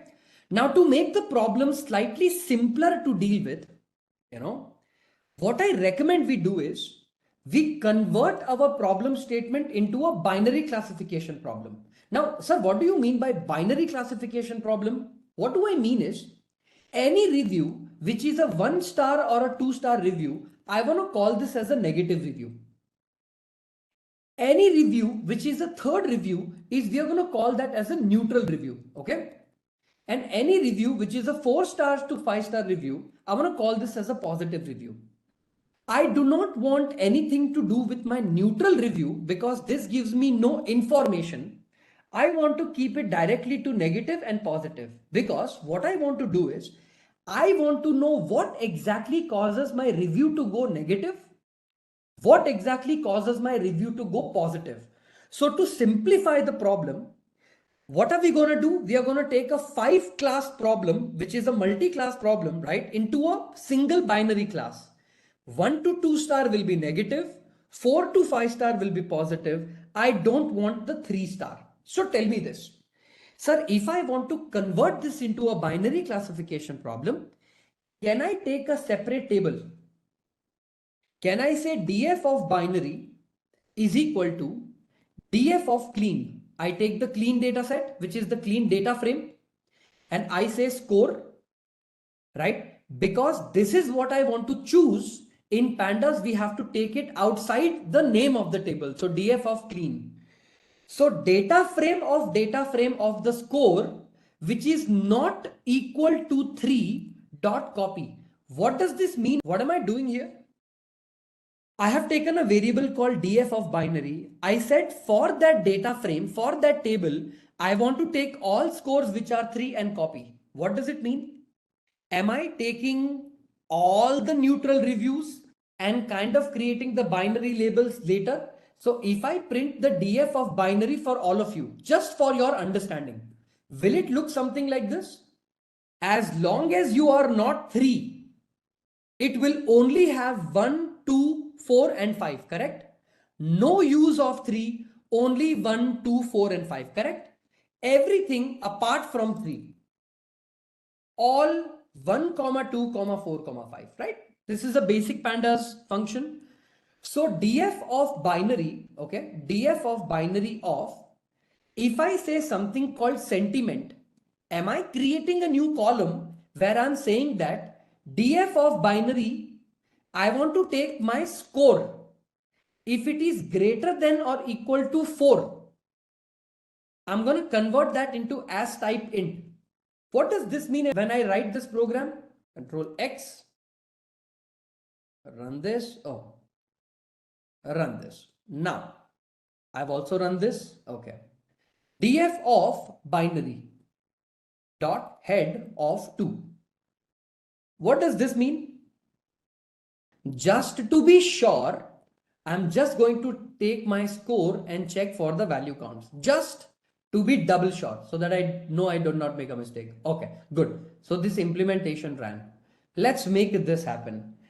df of binary sentiment is equal to df binary of score is greater than, how dumb can I be? Why did this happen? Because it ran on the entire process, right? Of course, this will make sense. It ran on the entire process. So now if I say df of binary dot head, yeah. What did I do? Anything which is 4 and greater than 4, did it become a binary sentiment called 1? Anything which is not 4 or anything apart from 4, did it become a binary sentiment 0? I ran greater than or equal to 4 on the score itself. That doesn't work because I'm checking for each individual indexes, which makes no sense. If I run this, what will it give me? Binary label for each individual number, correct? So tell me, if this is the data that I have, what will the distribution looks like? Okay, the distribution of my data, how will it look like? Will it look like this? Print F double quotes of negative reviews, which are 1 to star reviews, will be how much? Can I say sum? I want to take all DF of binary.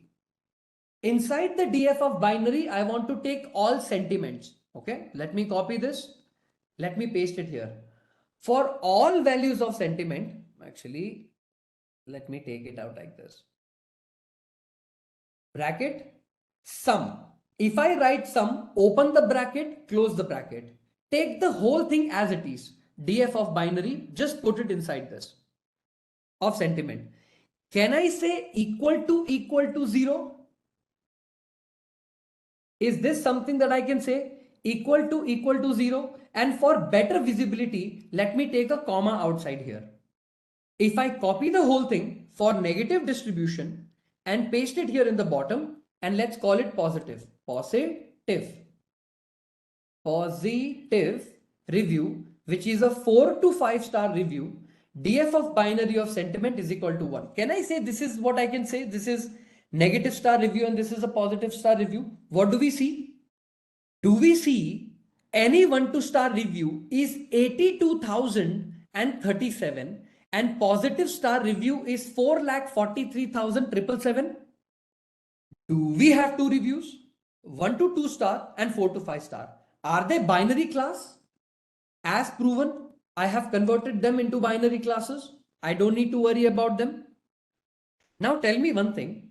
If you want to check imbalance in the data, okay? If you want to check imbalance in data, can I say negative underscore, okay? Negative underscore, say class frame, okay? Class or auto PCT or PCT is equal to, negative PCT is equal to sum of DF of binary, okay, let me copy the whole thing. Sentiment equals to 0. Let me copy the whole thing. Sum of DF of sentiment equals to 0 divided by length of DF of binary. What is this going to give me, everyone? Multiply by 100. And if I copy the whole thing, paste it here and call this positive PCT. Positive PCT. This is going to be 1. Length of binary, DF of binary is going to be this. What is this going to give me? Is this going to give me the overall imbalance in percentage? So if I print negative PCT as it is, okay, F double quote of, let me call it negative colon bracket negative PCT, copy and paste, copy the whole thing, paste it in the bottom, write down positive, Control Z, let me call this negative as positive, right? So positive is gonna be negative PCT ke badle positive PCT, right? We are gonna remove this part. What does this give you an idea about? Rather than looking at the numbers and calculating it by yourself, am I able to look at the percentage imbalance in my data, which is always preferred, right? If it is always given in percentage, it gives me a better idea. So can I say that if my positive percentage is greater than 70%, if my imbalance is more than positive percent, can I print the answer like this? Can I print for your understanding that data set is highly imbalanced or data set is imbalanced? It is highly skewed. It is highly skewed towards what distribution? Towards positive reviews. See, this would be the answer. Highly skewed towards positive reviews. Does that make sense? So were we able to get an understanding that, sir, of course, it looks like it is a positive review. So in the next step, do I need to handle the imbalance? Now comes the strategy for me to handle imbalance. Now, have you heard of a package in sklearn? So from sklearns.utils, I'm going to import something called resample. Okay, I'm going to run this and very quickly let me just check. Replace n samples, random strategy, stratify equals to none. I can pass the stratification. Okay, cool, no problem. Okay. We are going to fix this particular balance problem with a little bit of resampling. Okay. Before I teach you something called resampling, have you heard of a concept called sampling with replacement and sampling without replacement? Sampling without replacement. Do you know what this means? You cannot pick the same item 2 times or twice. You cannot take the same item twice. Example, what if my array looks like this? 1, 2, 3, 4. Can I say this is my population? My larger value, not the population of statistics population, but from the one I will derive from. And my sample size n is equal to 3. So is 1, 2, 3 a valid sample? Is 1, 2, 3 valid sample? Brilliant. 2, 4, 5 a valid sample? Yes, this is sampling without replacement. But can I take 1, 1, 3? No, because 1 is repeated twice. No. What about 2, 4, 2? What about now? Can I take this? No, because 2 repeats itself. In that case, what will be sampling with replacement? So 1, 2, 3, 4. Can I take 1, 2, 3? Is this a valid sample? Valid sample. 1, 1, 3. Is it a valid sample? Valid sample. Can I say negative underscore reviews, REVIEWS is equal to reviews is equal to df of binary of df of binary? I'm going to take the same particular thing. Every sentiment in my data, every single sentiment in my data, which is of a binary class 0, I'm going to copy this and I'm going to paste another thing here and I'm going to call this as a positive review. Okay, reviews, and the sentiment will be 1. My people, what am I doing? Am I separating my negatives from my positives? I'm separating the table with all the negative reviews separately. I'm separating the positives table separately. Why will I do that? Because my positives have a larger sample and my negatives have a smaller sample. Can I not resample them and generate positive equal and negative equal? Can I not do this? It will help me to take some from the positive table, some from the negative table, make sure that they are equal. Yes? So did I separate out my tables of negatives and positives? Sir, of course I did that. Print. Listen to me carefully, okay? Original imbalance in my data is how much? Print. F double quote of what is the negative imbalance that you have in the data? Can I say negative imbalance looks like this? Negative imbalance looks something like this. Now guys, tell me if this logic makes sense to you, okay? Negative reviews, colon, bracket, okay? Not here, outside. Outside the colon, we are going to take it. Colon and bracket. Inside this, if I take another bracket and put another colon here and say length of negative reviews divided by length of df of binary. What is this going to give me? If I run this answer here, is it going to give me the same answer but both of them together? 82,037 is 15% of the overall data. Correct or not? See here, I took the number separately and here I have taken the percentage separately. Yes or no? 15% and 84%. I'm combining them together for your reference. Same thing can be applied for what? For my positive review. For my negative, I will remove the negative, call this positive, and I'm going to call this length of negative reviews, call this as positive reviews, and I'm going to say for my positive reviews, I'm going to take my positive reviews, right? All my positive reviews, and I am going to pass it as length of df of binary. Do I get both my negative number and the percentage, which I will use in the later stages? So sir, how do we do it? We are going to be implementing a strategy called undersampling. What are we going to do? We are going to undersample a majority class into what? Into matching the minority class. We are going to undersample the majority class. The undersampling will be applied to the majority class so that I match to my minority class. Does this make sense? Me undersampling the majority class to match to my minority class. Does this logic make sense? Okay. So can I say number of minority? Okay. What is my number of minority class? Can I say that the length of negative class or a negative review is nothing but that is the number of my minority? Right? Okay. Positive. Okay.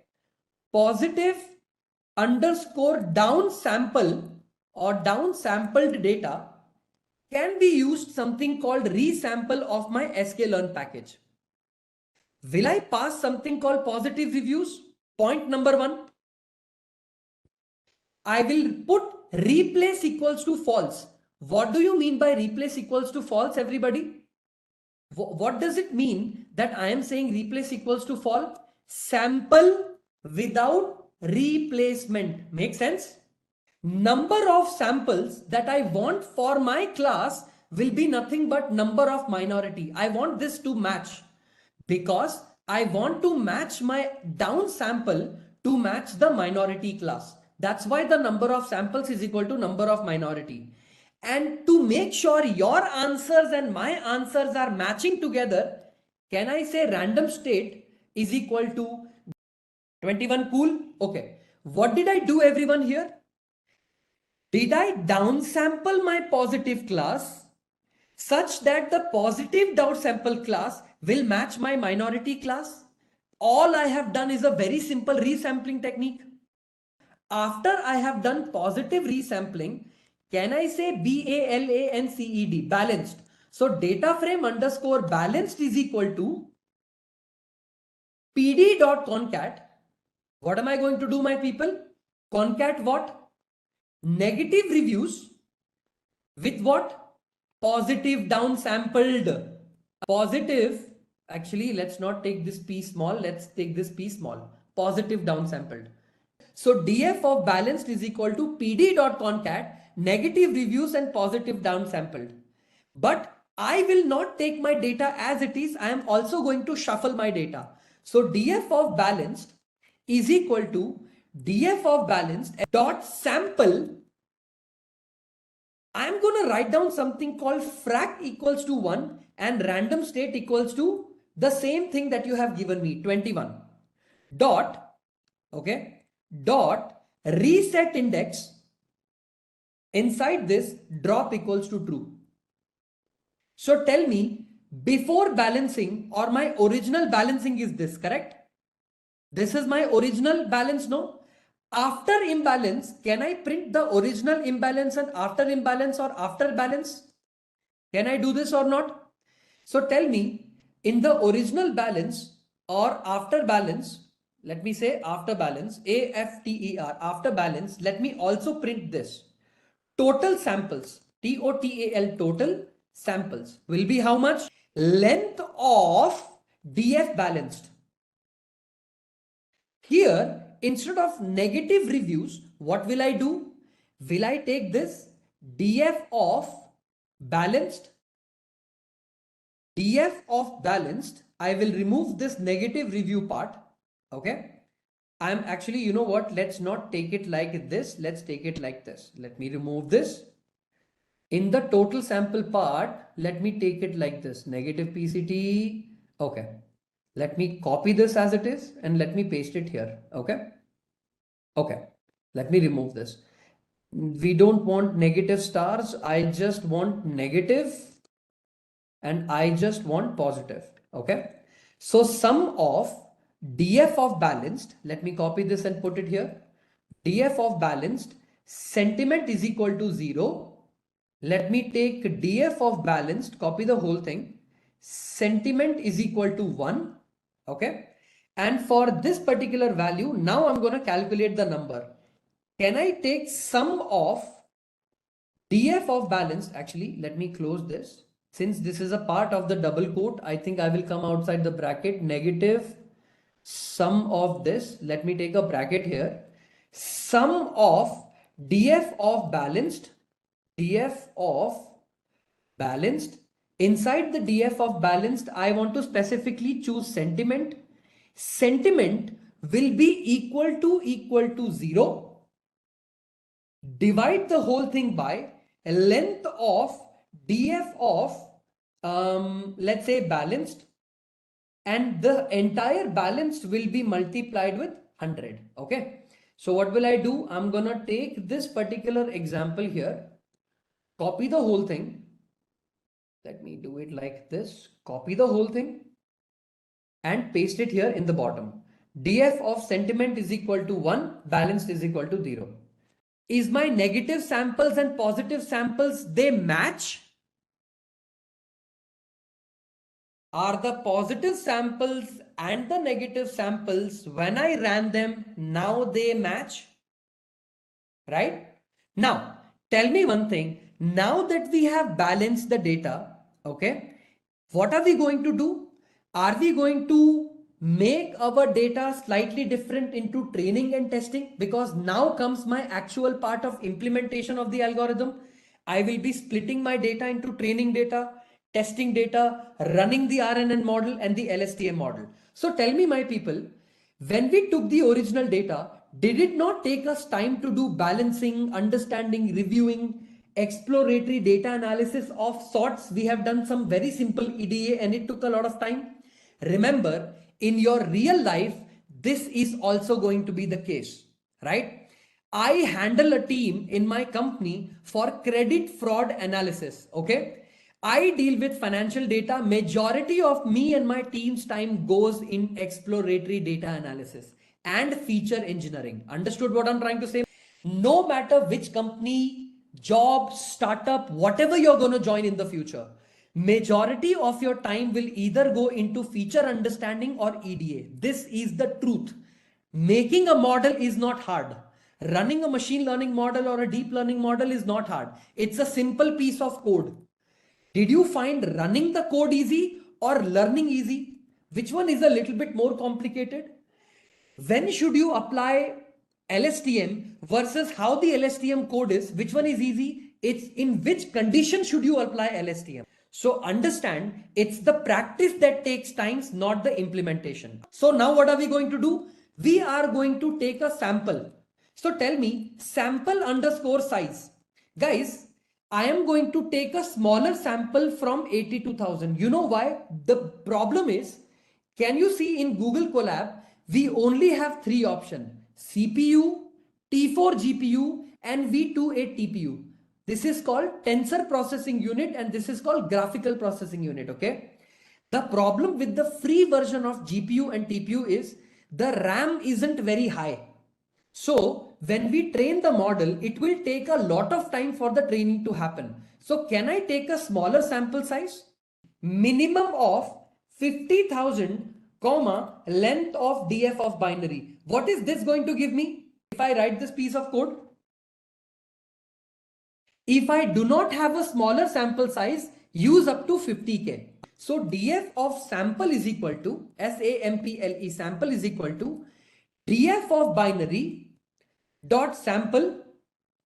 What am I going to pass? N equals to sample size, comma, random state is equal to, I'm going to maintain the random state equals to 21. Is it possible for me to do it? Yes. But tell me one thing. Have I taken df balanced or have I taken df binary? Which one did I take? Isn't df dot binary something like this? Dot head of 2. Isn't df binary is this versus df of sampled is this or balanced is this? Dot head of 2. Which one should I essentially be taking? Balanced one or binary one? The balanced one. So can I say df of balanced? That is going to be my df of sample. Can I say sample underscore negative is equal to sum of df of sample, okay, of sentiment, comma, sentiment is equal to 0. And if I copy the whole thing here and paste it in the bottom and say sample positive, okay, PO sample control Z underscore positive is going to be df of is equals to 1. Print. Can I do it like this, my people? Negative sample or sample negative is this much. Sample negative and copy the whole thing and paste it in the bottom. So sample positive will be how much? Paste and paste. Run this. Have I taken random values, anything within 15K?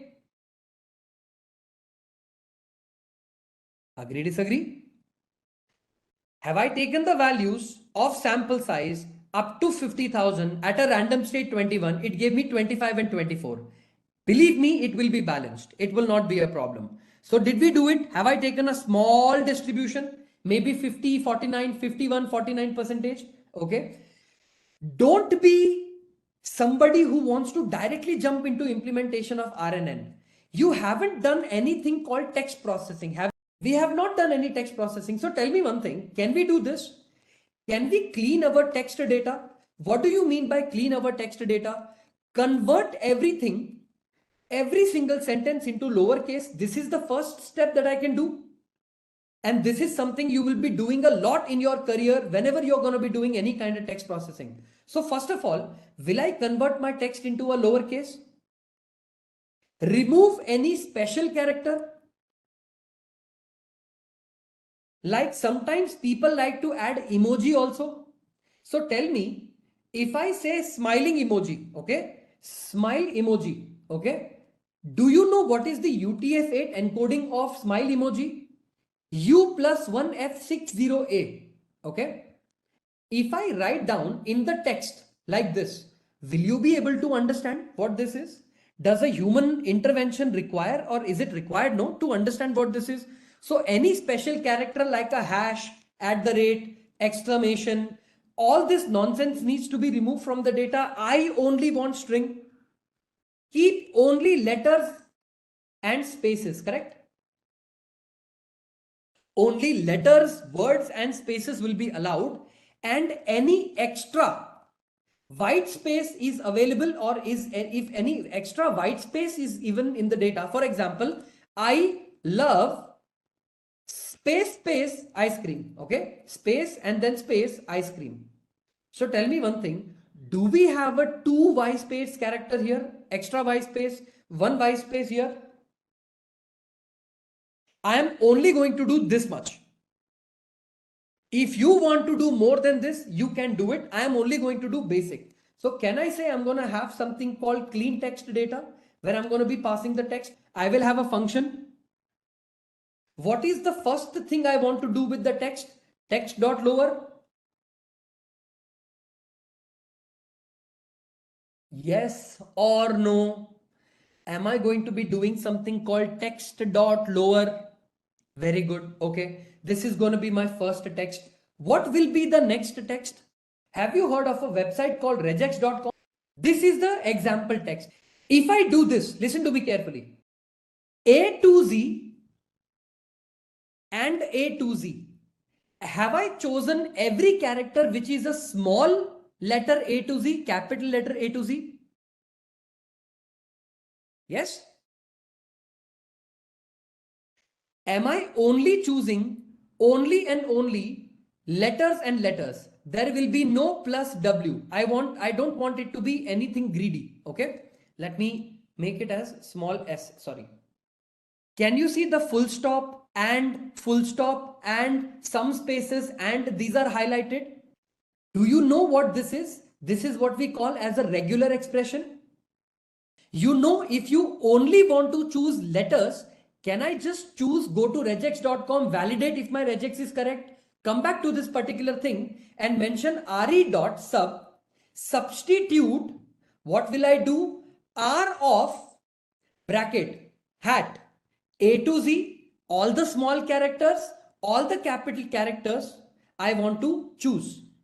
Can I say I will only be choosing this particular character for all the text values? Yes or no? So am I removing all special characters here? Remove all special characters. Can you see here? All special characters like full stop and are highlighted because these are the ones that will be removed. And every other character or line is added. Do you get the logic? I am choosing only to take single space with the hash s, only capital A to small z, capital A to small z, right? So I have basically removed all special characters, numbers, and keeping only letters and spaces, okay, and spaces, spaces, okay, spaces.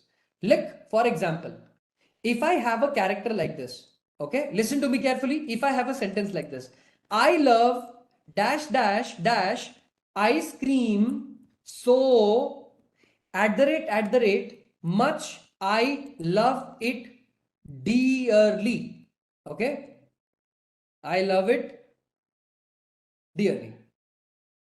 When I apply this, okay, this space or run character, if I run this, what is it giving me? Is it removing everything that is just an extra special character that I don't want? So see, right in front of you, we got highlighted. See, dot. Even the dot got highlighted. At the rate will be highlighted. At the rate will be highlighted. Exclamation will be highlighted. Anything which is not a letter got highlighted, right? Sir, I also want to remove all the white spaces from my character, right? Sir, what if someone emphasizes like this? So much.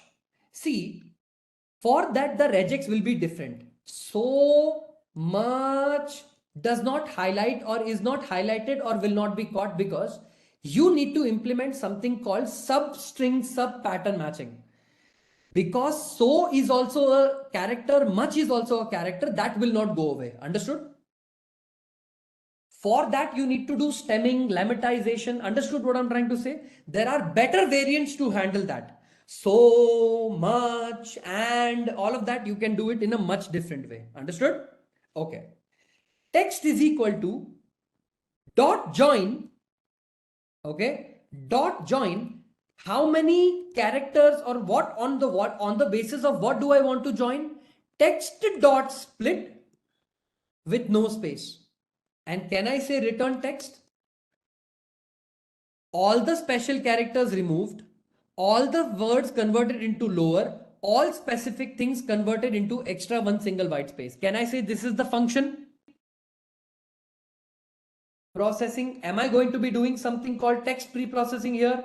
Plus, plus, plus, plus, plus, plus, plus, plus, plus, plus. So that from now on, from here onwards, we are going to be doing text pre-processing.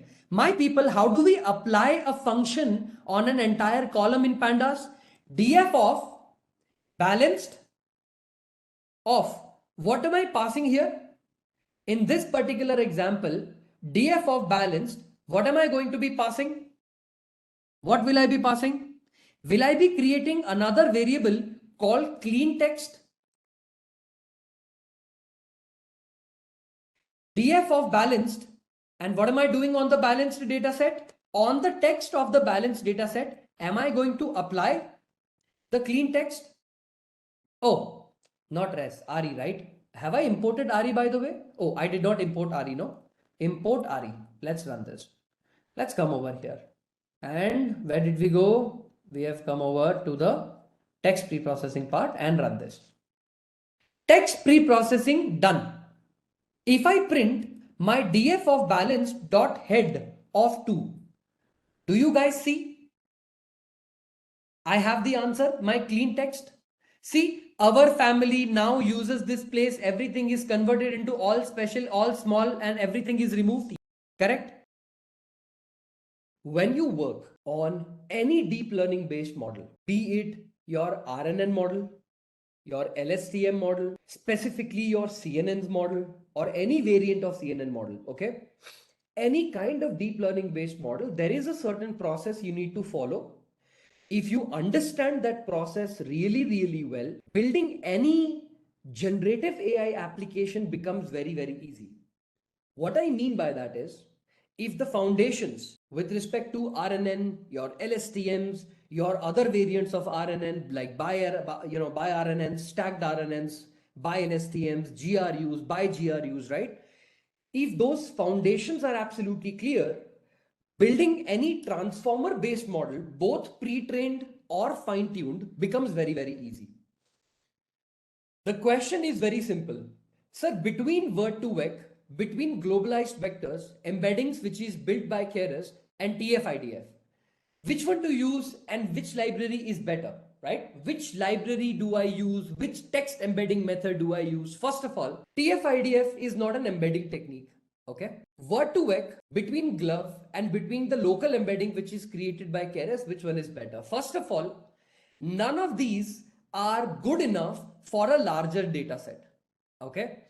If you want a very context rich embedding, meaning whatever sentence you give or whatever sentence you have, I want to get a very deeper semantic relationship of the text, the contextual representation of the text, very, very deeper. In that case, always prefer using pre-trained models like BERT. There are multiple different variants of BERT, right? We have something called distal BERT. You have both cased and uncased version. Then sir, why do we use word2vec? Why do we use glove? Why do we use its internal embedding? The reason is, see guys, back in 2011, 2012, when Thomas Mikolov, the creator of word2vec, created word2vec, he wanted to showcase the capability in natural language processing that any sentence, any word, including some characters, can be converted into vectors. Meaning this three-dimensional or n-dimensional space where a word can also be represented as a vector. Like for example, the vector for this particular word apple,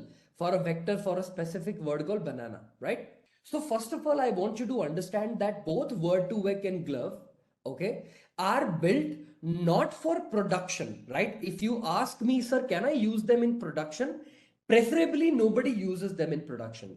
Any kind of research work you have, any kind of demo work you have, both word2vec and glove will do a good job. They are good at converting a specific text into a highly rich or a high dimensional vector. But do they convert this necessarily into a dense vector? Well, that is not guaranteed, right? Sir, why do we use embedding built by Keras? Please understand one thing, guys. Keras has an internal embedding model. The reason why we have it internal to Keras is because whenever you try to write any recurrent neural network, RNNs, your stacked RNNs, you want one layer data to pass it on to another layer data, right? So the embedding layer of Keras comparatively is better than your word2vec or glove or your TF-IDF. And I don't need to tell you about TF-IDF more, that TF-IDF works, but it does not necessarily work for every single sentence. If I ask you this question, right? Man eat hot dog eat man. Do you think the meaning behind both the sentences is different? If you take man eats hot dog eats man, is the context and the meaning behind these two words different? When I say a man eats a hot dog, okay, are we aware that there is a man here who is eating a specific kind of food called hot dog? If I rotate the sentence slightly and say hot dog eats man, are you telling me a dog which is very, very hot is eating a man? And hot in what sense? Is he hot in a normal slang, that is a good looking dog? Or hot whether the temperature of the dog is higher? Now tell me one thing, your bag of word, your continuous bag of words, your TF-IDF, do they do justice with words or sentences that repeat itself once again, even though you're trying your level best in your terms frequency, your inverse document frequency, right? You're trying your best to capture the context. Will you be able to change the context or map a very high level of context? No. TF-IDF was used in classical machine learning to get as more data or information out of the text. Unfortunately, it breaks. There are some edge cases where it doesn't work very effectively, specifically in longer text, because all it does is a frequency calculation of text. Understood what I'm trying to say? So please understand one thing. Sir, between word to vec, between glove, between embedding, between TF-IDF, which one would I preferably use? Word to vec and globe are more research oriented vectorization techniques. You're not going to be using them in production at all. At all. You're not going to find a longer sentence or a longer chunk of a text and use this in production. You don't do that. What about embedding? You can. It's a good thing, but also not great. You don't have a context-rich embedding. Embedding generated by Keras is a dense vector representation, not very, very rich, because it is not a pre-trained embedding. So, sir, which model do I think I can use in production, which I would love it? Always prefer using Roberta.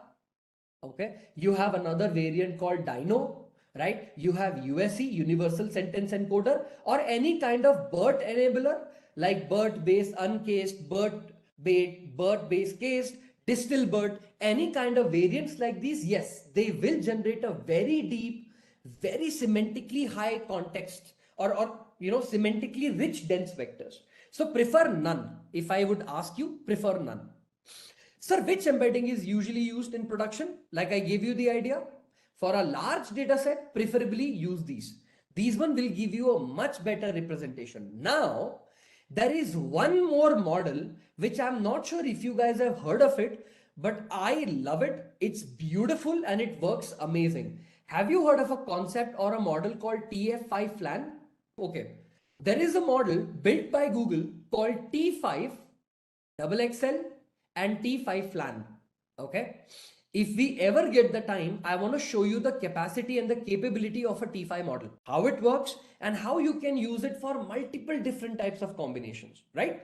Guys, when I'm going to be teaching you transformers, first of all, remember that there are two kind of models specifically in transformers. You have something called encoder and decoder. You have encoder only models, decoder only models, and encoder decoder combined models. So first of all, you guys need to understand that in transformers, wait, I have a small question. I think you guys also did something called encoder decoder model also. Is my understanding correct? You guys have some idea, but some of you were telling me, sir, we are not clear with the encoder decoder model. Is the understanding correct? Like, I think in the last class, majority of you were saying, sir, we have done something called encoder decoder models, but we don't understand them clearly. Understood.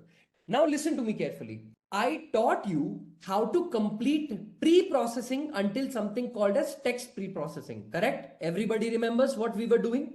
We were doing an RNN LSTM variant calculation. We are trying to run a model, but what have we done in the past? In the past, we have made one single mistake. I don't want you guys to repeat that mistake. And the mistake is when we have the data, we pre-process the data and directly start applying RNN and LSTM models. Guys, when you talk about being production ready, you don't make this mistake, right? We'll be explaining you the encoder decoder model once I make sure your foundational understanding on the RNNs and the LSTMs are absolutely sorted. My intention is not just to teach you just the RNN and LSTM part. I also want to teach you some of the best practices you implement. Combination of both the model building plus best practices building. Once you have your foundations absolutely clear in this, I'm going to take you through an encoder decoder model. Then we are going to go through the transformer model. So let me explain what is it that my plan is with you guys, right? Let me explain it to you. See guys, if you want to start generative AI, see, using any large language model, installing it locally and using it is not very hard. You don't need an Intellipaat trainer or somebody like me to teach you how to install it locally. YouTube will teach you how to do that very easily. In 5 minutes, you should be able to install your own local models, right? Any kind of a GGAF file, if you install, you can make it. The point is not that. The point is to understand how the large language model actually is able to do a next sentence prediction, next word prediction. how does the entire model, how does the philosophy behind large language model works? How do multimodal models that can input text, video, audio, any kind of data, and they can still work? The intention is to understand the foundations very, very clearly. What I mean by that is, are your foundations in machine learning clear? Good. Are your foundations in deep learning clear? Good. Are your foundations in reinforcement learning clear? Good. Then you have to even start approaching large language models. Because if you don't understand these techniques really, really well, directly jumping into large language model is going to 10th standard without giving first standard to 9th standard. Of course, you will fail. The point being this: when you guys have studied the most baseline philosophy, which is LSTMs and RNNs, do we just directly implement LSTM? No, you never do that. Do we not measure or do something called hyperparameter tuning in RNN and LSTMs, trying to identify the best specific parameters on where my RNN can run the most effective? Once I do that, do I also save my model? Do I save my model in some kind of a file which I can load it separately? So understanding and implementing this becomes important, because in the future, any deep learning model you implement, any kind of model you implement becomes absolutely important, right? Reinforcement learning not included in the curriculum. In your so in your large language models, okay, your GPT, your Claude, your any other open model, they have been trained using something called reinforcement learning on human feedback, RLHF. Okay, I'm going to give you an idea what do you mean by PPO, DPO. That is a part of reinforcement learning. Understood? Okay, PPO and DPO, and there are multiple different types of methods using which your large language models were trained. Understood what I'm trying to say? So not necessarily you need to learn something called Q star, Q learn, anything like that. Just some basics of reinforcement learning would be more than enough. Understood? I am going to go in the sequence, one step at a time. While doing it, we are also going to learn something called sequence to sequence. We are going to learn encoder decoder model. We are going to learn transformer model. We are playing with pre-trained transformer models. Then we are going to jump into generative AI. Understood? Cool. This is how the sequence will look like, guys. Okay. Now listen to me. For all my data, I was able to perform something called text pre-processing. Agree, disagree? I was able to perform a text pre-processing, and my text pre-processing is done. That's very, very good. Now tell me, to build any kind of recurrent neural network or a long short-term memory model, I need to implement something called max features. Do you guys understand what's max feature? Max features is basically building your large vocabulary, right? Vocabulary, meaning whatever data you want to train, every single sentence will have a sentence like I love cars, C-A-R-S. I will also be here. Love will also be in the corpus, and cars will also be in the corpus. Each individual word, how many words do I want to take at maximum in my vocabulary? How many words have I given everyone?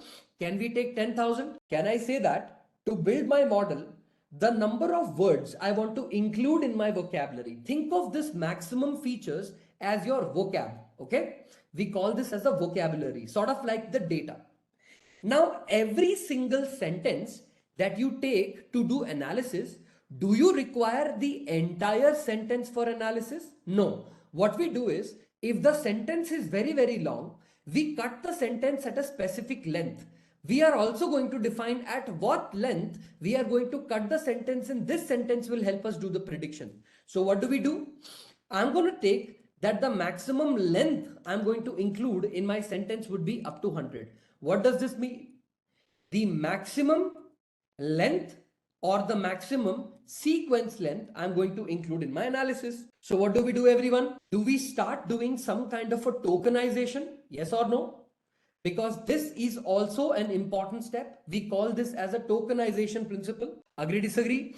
So what are we going to do? Yes, these are number of words per review. These are number of words per review. Understood? These are number of words per review. Good. Very nice. So what do I do, my people? I want to print that. What am I doing here? I am doing tokenization. So can I say it like this? Maximum vocabulary size. Okay. maximum vocabulary size, SIZE, is going to be the max feature part. Just for your understanding, I'm going to print the whole thing, right? Let me copy this. Maximum features, words,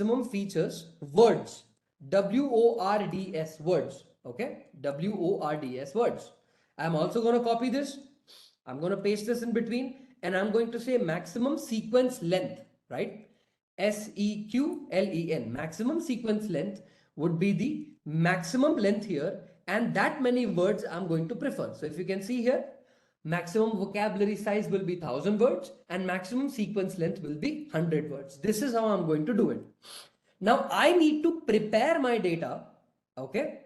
I need to make sure that I work. So maximum features is equal to top 1000. See, yes. So call it like the most highly frequently repeating words, which are going to be the highest repeating words, which are going to be top 10,000 repeating words, highly frequent words. Understood?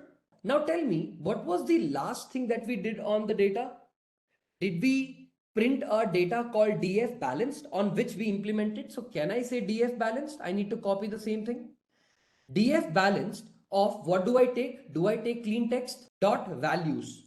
And if I take the y value, take a small y, again take DF balanced, which is the same particular thing. And in this particular thing, if I take sentiment, okay, sentiment, and here if I do dot values, what will the values of x and y tell me? Word like the, of, are, they are a part of vocab.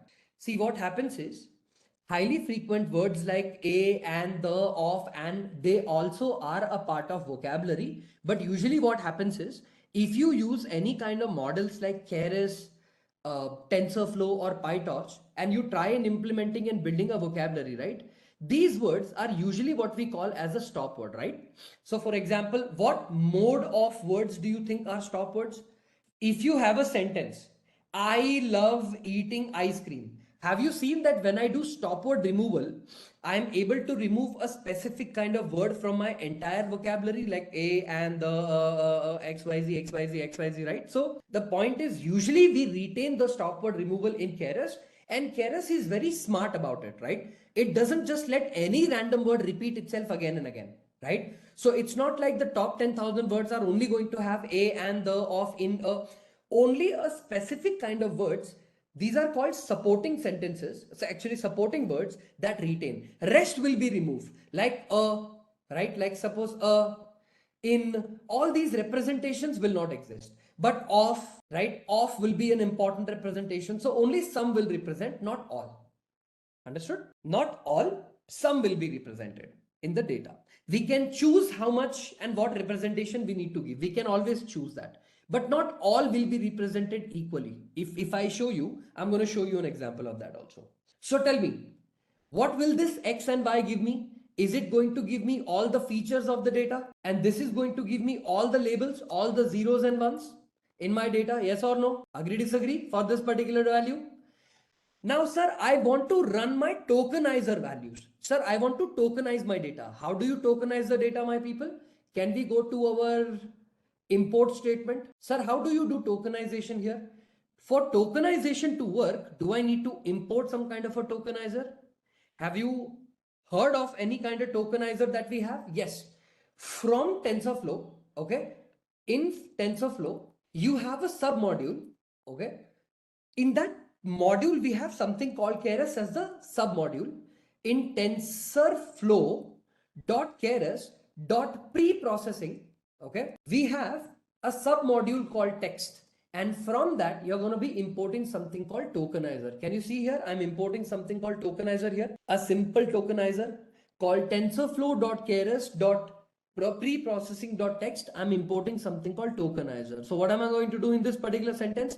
I am going to use this tokenizer to actually tokenize my sentences. I can actually use the instance of the tokenizer directly. So how do I do it?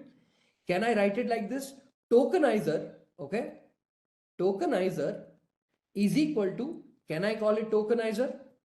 And inside the tokenizer, the number of words that I want to keep are going to be the maximum features in my data. And OOV underscore token is equal to, you're going to write it like this. you're going to take two arrows and you're going to write something called OOV. Okay. Do you know what is the meaning of OOV? It's called out of vocabulary.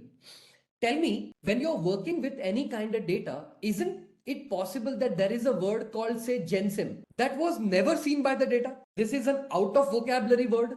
When I did my training and when I did my testing, right, I never saw the word gensim. But if it appears in your analysis or if it appears in your production, will you be able to handle that data, my people, if you don't know the meaning? No, right? Understand what I'm trying to say? What do you mean by out of vocabulary? When a model hasn't seen a data, a word, that word that was not trained can be called as an out of vocabulary word. Out of vocabulary token means please don't give me error when you encounter a word, you're gonna find out of vocabulary word. Please don't give me error. Replace the word with OOV token so that I don't get any mistakes or errors. Understood? What do? Tokenizer dot fit on text. Okay, my people. There is a method that we call as a fit on text. So tokenizer would have something called fit underscore on underscore text. And inside this, I'm going to pass my training data as it is, right? As mentioned in the documentation, right? So in the specific part, I have taken everything called number of words. Number of words would be the vocabulary size. Any kind of filter that you want to take, I don't want to take it. So that's why I have taken something called fit on text, right? So what this does is this is going to make sure that my data or my specific words are going to be tokenized, right? Now what I need to do is there is another kind of topic or sentence managing technique called padding. So tell me, sir, if I want to implement padding, what do I do? So what I'm going to do now, I'm going to write down the import statement here only so that I can later on import it separately. So see guys, if I want to do any kind of padding, I'm sure when you guys must have studied your convolutional neural networks and your recurrent neural networks, you must have studied a concept of padding, right? So if you want to pad a sequence or if you want to pad your data, your specific sentence or the line that you have been receiving, what you can do is you can also pad them using the concept of TensorFlow. So what am I going to do? From TensorFlow, okay, from TensorFlow, you have a submodule called Keras. You're going to repeat the same submodule called Keras again and again. Inside this, you also have the same preprocessing module, and inside this, you have another submodule called sequence. And here, you're going to import something called pad sequences, right? So you have pad sequences. So sir, how will I approach padding? What is it that I'm going to be doing in the padding? I am going to take each individual sentence and I am going to pad it on the basis of the sentence length that I have taken, right? So what do? Once my data is converted into tokens, I'm going to take that my input data x underscore padded is going to be equal to pad underscore sequences, which is what I've taken. I'm going to pass my x data, which is going to be, so here see, I have taken the tokenizer, I've taken this on a fit on text, right? What I need to do is, I forgot to do one more concept, and which is converting the text into sequences. So to do that, just take x underscore, let's call it sequences. Sequences is equal to, let's also do, wait, so let me do it like this, right? Rather than running it like this, we did fit on text. Let's actually do something called fit on sequences also. So let's take tokenizer dot, what was the method name? Fit on sequences. Let me copy this. Let me do fit on, Control Z, give me 1 minute. Let me do fit on sequences also. Let me paste it here. Dot fit on sequences. And inside this part, I'm going to pass in the data X. So now I have the tokenized data. I have the fit on sequences for each individual array value for X sequences, right? This will convert every text into sequence. Then the padded will be pad sequences of, let's say, X sequences. Let me not pass X directly because it will not know which to reference. X sequences, the max length, max, I think length is going to be equal to the maximum length I have taken, right? This is fine. And after that, I think we also have something called padding is equal to post is what I'm going to be doing. And I'm going to have it all truncated because truncated value is going to also follow something called post. Truncate or truncating, if I'm not wrong, right? Truncating is equal to also post. Okay. So let me explain what I'm doing here. See guys, when you do directly something called tokenization, there are certain processes you need to follow. For example, right? If I want to show you an example, right? If I say print F double quote of the actual vocabulary that you guys have actually passed in the data, the actual size of the vocabulary will be length of tokenizer, okay, dot word index. So if I print each individual word underscore index, I'm going to pass this, and let me take it for all, right?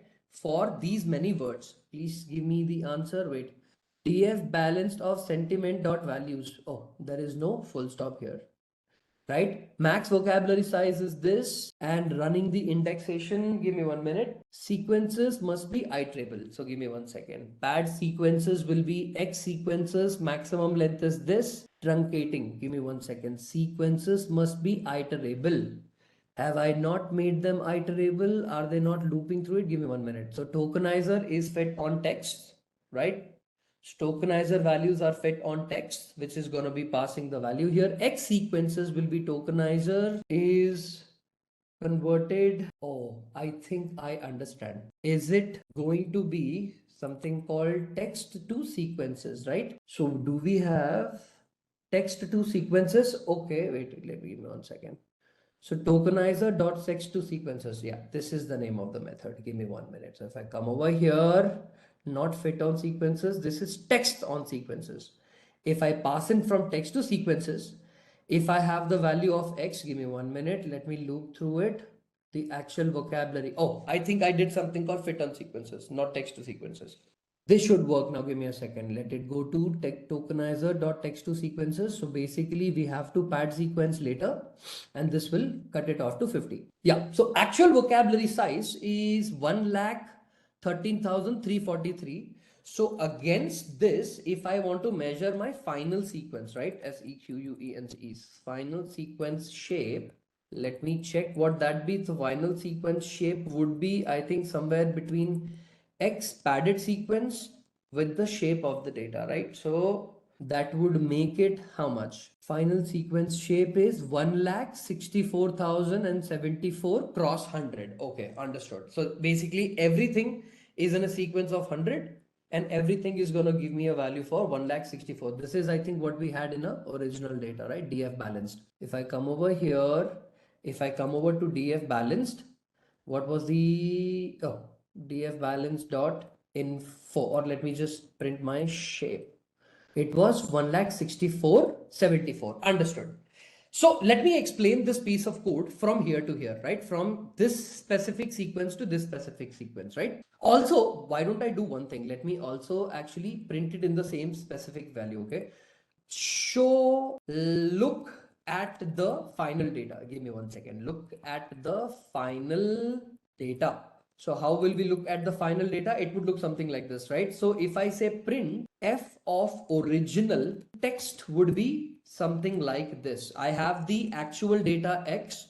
For 0, I only want to show you the top 100 words.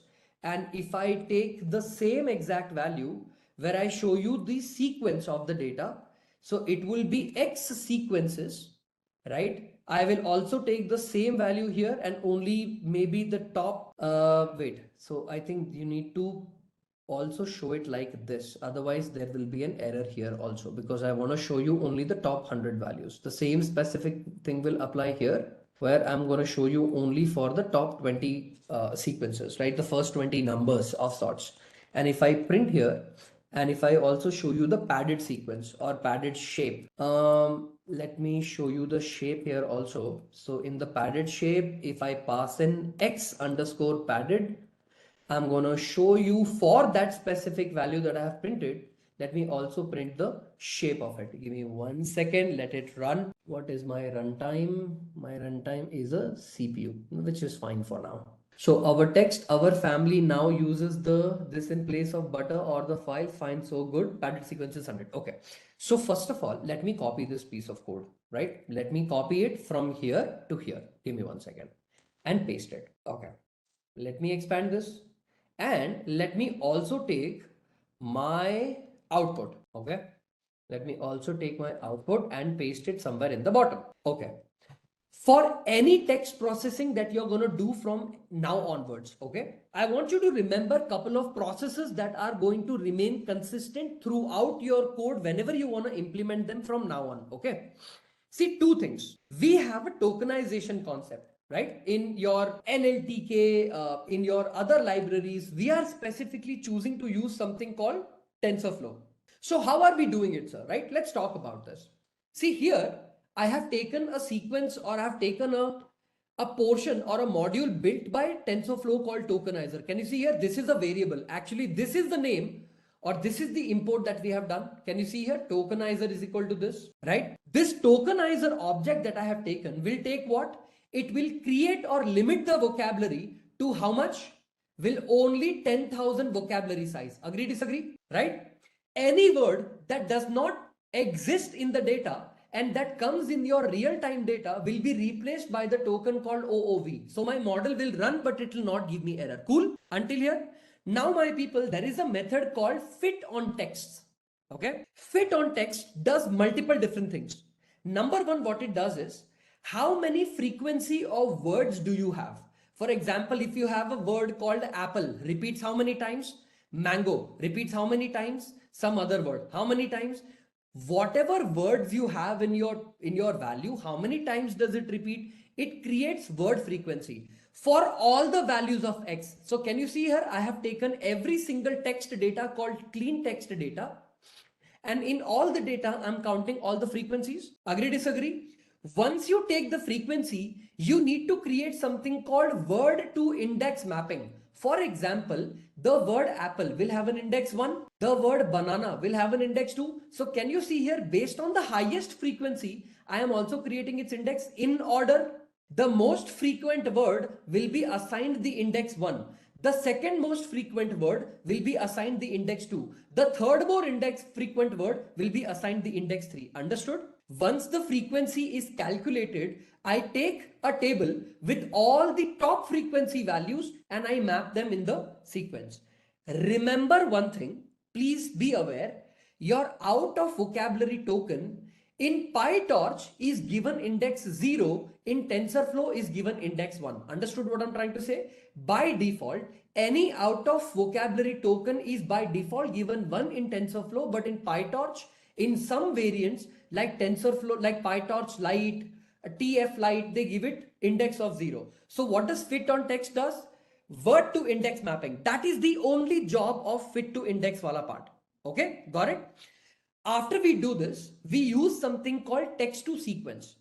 Now my people, what text to sequence is going to do is, if I want to map my word corresponding to an index number quickly, I want to get it as fast as possible, and I want to return a list of all those values. If you can see here, our, is it returning 180? Family, is it returning 380? Now 93. Users 1000. This 9. In 11. Places 613. Off 8. Butter. You got the idea? I want this mapping of original data to the sequence map. So what do? Do I take all the values of sequences where I have the word and the index sequences mapped properly so that I can pass it? Understanding what I'm trying to say? If I want to map it back, if the process is supposed to go forward, I also want a way to get backward. Your text to sequences is going to convert each word into a corresponding index value. So if you pass a word, I'm going to get an array of all the indexes. Any sentence you pass, I will be able to get its index back to me. So the will be 2, cat will be x, apple will be 3, dog will be 5, example like that. Every single time you're going to run natural language processing, you will do this. Listen to me very carefully. Fit to text. Fit to text. Okay. Did you not implement fit to text, pad sequences and text to sequences while implementing an RNN, while doing tokenizing? For example, Shampa loves to learn data science. Let me copy. Let me put another word. Muni also loves artificial, or maybe say Muni also loves to learn about AI. Okay, AI. Tell me, after I map these words, I do fit on text, for example. will I have a word frequency like this of word frequencies of sorts? Like say, for example, I will have fit underscore on underscore text. So can I say Shampa has a word index of, I don't know, 3, right? Or Shampa has a word index of, let's say 9, example, right? I have loves has a word index of 3 or 5. I have another word index of say, I don't know, 2. So how many 2s are repeating? So let me just call 2 as 2. So now you have a word frequency table that looks like this, okay, for all the data. Shampa loves to do this, Muni loves to do this, loves is repeating twice, so let me also say 2. 2 is also repeating 2, so let me just call it 2, right? We also say data science, so say science. You have a word frequency mapping like this. You are going to get something called word to fit or word to index mapping, right? So word to index mapping like this. You are going to have, first of all, the out of vocabulary word. This is going to be more important. So out of vocabulary here will be mapped to 1. You're going to have you're going to have loves, you're going to have all these values are going to be mapped to their preceding index. So are you able to see that when you do fit on text, when you map their frequencies, you map the frequency and you run something called fit on text and you have something called word to index mapping. Understood what I'm trying to say? When you map them together, this specific sentences, when you map up to all the maximum features, you're going to have a word frequency where fit to text is going to give you like this word to index mapping. Once the word to index mapping is done, what do you need to do? You need to convert each individual mapping like our into a sequence of values, right? So can you see here? I am not getting any words, I am only getting sequence. Can you see here? Text to sequence. It is doing exactly what the English word is trying to say. It's converting your text, which is this particular text value, into sequence. So 118, 380, 93, 1000. Understood, everybody? Your entire data will be first converted into frequency of the top repeating words. Those top repeating words will be then converted into sequences. This is exactly what I'm trying to do. Understood? These words are your index values, correct? 118, 380, 93, 1000. What does it mean? What do you mean by these? These are the values on which you're going to be mapping the word indexes back. Understood? Index 0, index 1, index 8, index 100, index 2. You will be able to convert everything back into the sentence if you want to. Because you now have a vocabulary of all the words and all the indexes. If you have all these words, you're going to be able to convert the words into your indexes very, very easily. Yes, indexes are supposed to be unique. Indexes don't repeat themselves. If you have both to and repeating, it moves on to the next index consecutively. So if you have a sentence that repeat twice again, this will be given 2, other will be given 3. It doesn't repeat itself because at the end of the day, index matters, not the frequency. Understood? The intention is to print the indexes, not their word frequencies. Frequencies will be used in order to print the sequences, nothing apart from that. Understood? So if I have all the sequences mapped, what do I do? Once my tokenization part is done, what do I do? In my actual data, right? What do I do? I need to split my data into training and testing. Sir, can we print word indexes and frequencies? Why can't you do that? Try that out, Dharmendra, once again. So sequences or sequence in array or indexes, right?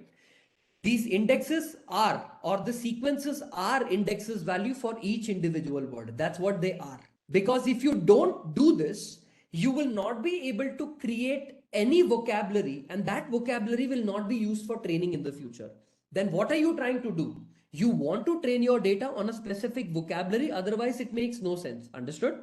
Tell me, how do I split the data? If I want to train my model, how do I split the data? From sklearn dot, what do we use?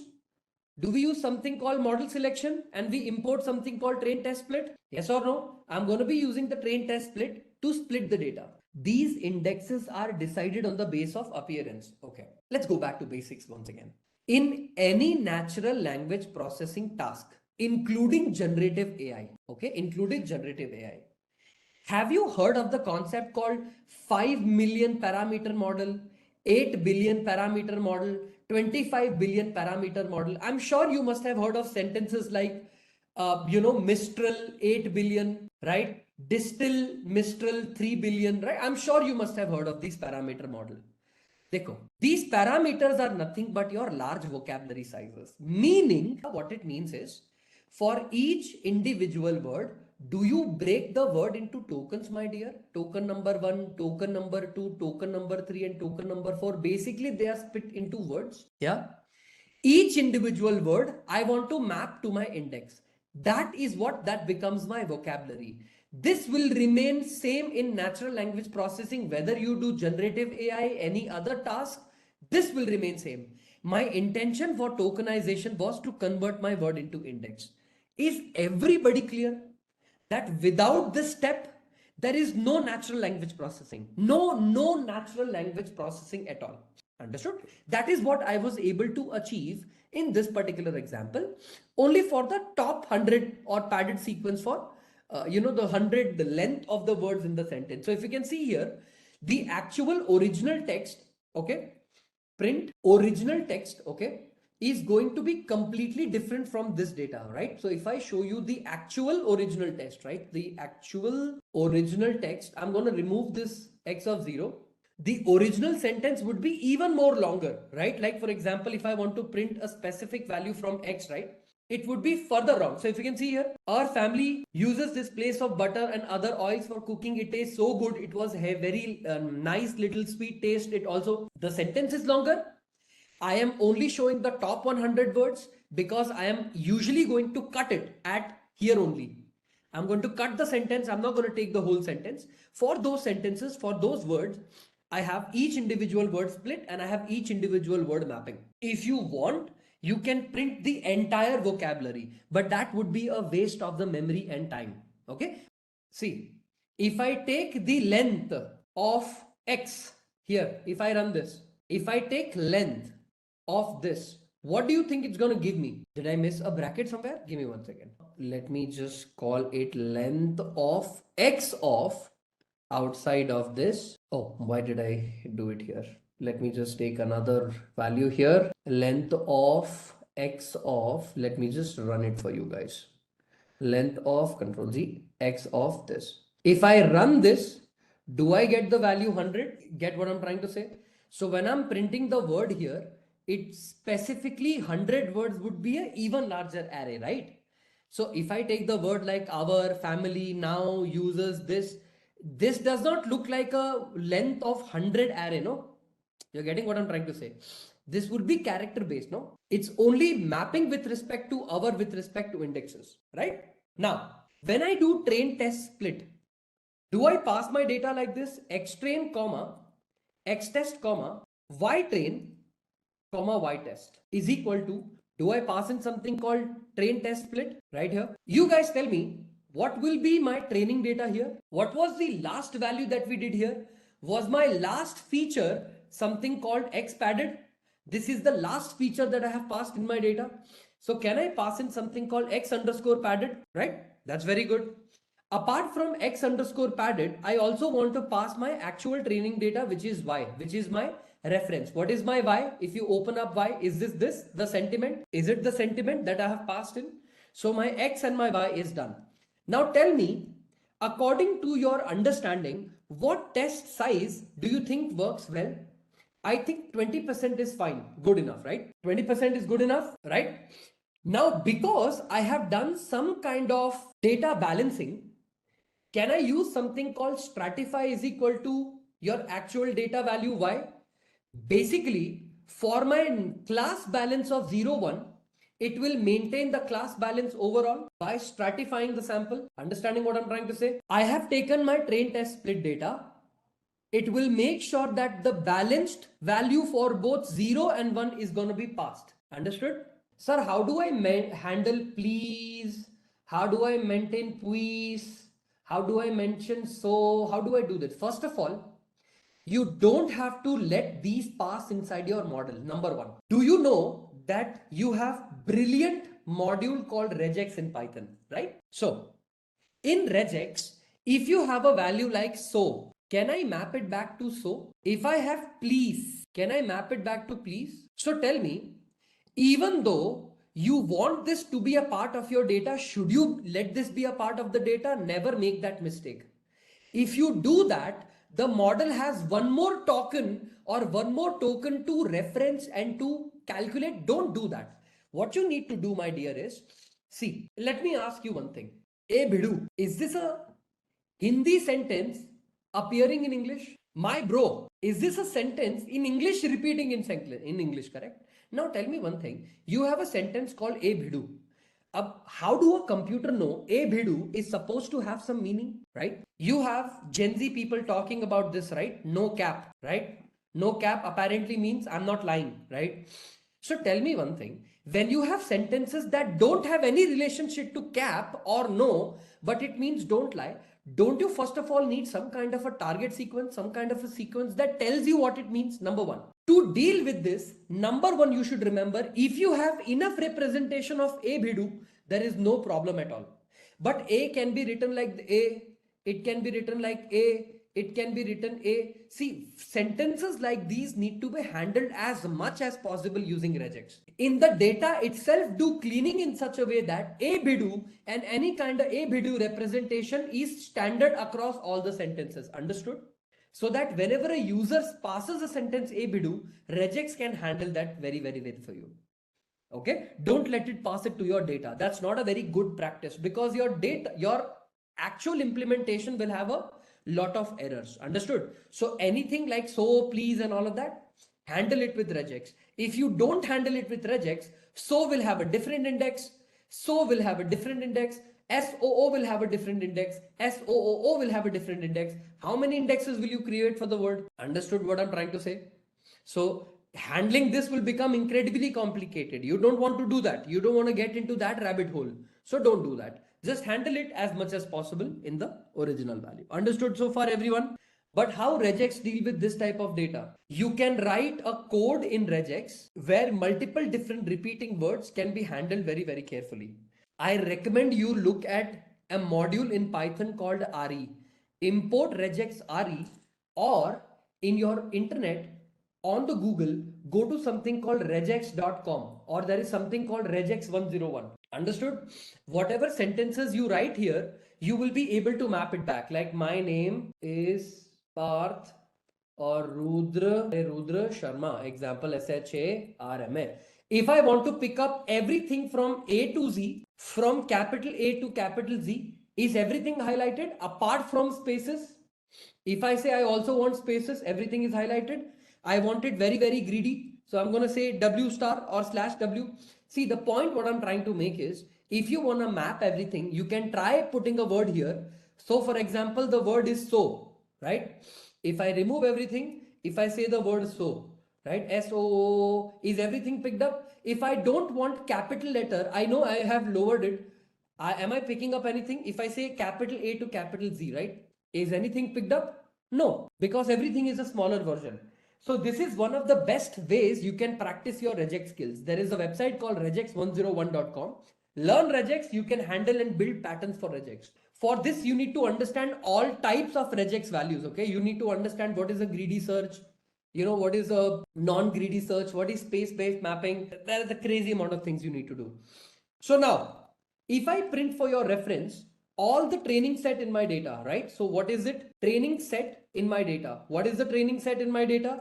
Can I pass in something called x underscore train, right? X underscore train dot shape of, let's take only one specific sequence, right?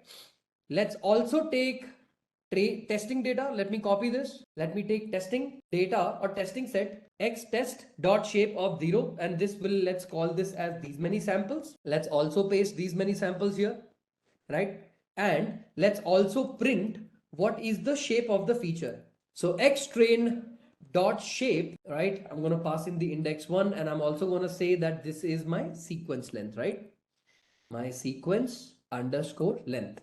And if I run this and x test, sorry, not text. Tell me, what answer did you get, everyone? Training set is how many samples and testing set is how many samples, and the shape of the feature is 100. How we wanted it to be, right? How do we know that the balance of the data is maintained or not, right? How do we maintain that? So train underscore positive values, okay, is equal to, and test underscore say positive values, just for positive tests I'm doing, right, is going to be what? Can I take sum of y train values? And if I come over here and write down the sum of say y test value, what are you going to get as an answer here? If I print your, so example, how do I show you as a percentage? So if I show you like this, right, print of training, what was the name of this table? We had a df balance, right? So we had a score text. So what is the number here for train positive? So if I print train positive, if I print it, that would be 65630. So if I want to take the sequence, that is 65,630 divided by, multiplied by 100, overall length by 100, right? So if I show you like this, so training of my positive value would be, so if I pass in the sequence length like this, so the train positive value, which I'm going to be taking for a specific instance, I'm going to take a bracket here, another take a bracket and take all the train positive values, 65,630 divided by the total length. So 65,000 divided by length of whatever is my y train value. And if I multiply this with 100, right, this would give me the overall percentage. So if I take this for training positive and testing positive, so let me call this as a test positive. So this will be test positive. So train positive will again become test positive by y train of length of this. So what will this be? Random. Oh, there is a bracket here, right? And this. Okay. Do you see the percentage difference here? The training and the testing that we have done here. If I want to balance it out, stratify equals to y. Even though I have applied stratify equals to this, my balance is as much as possible depending on the train and test.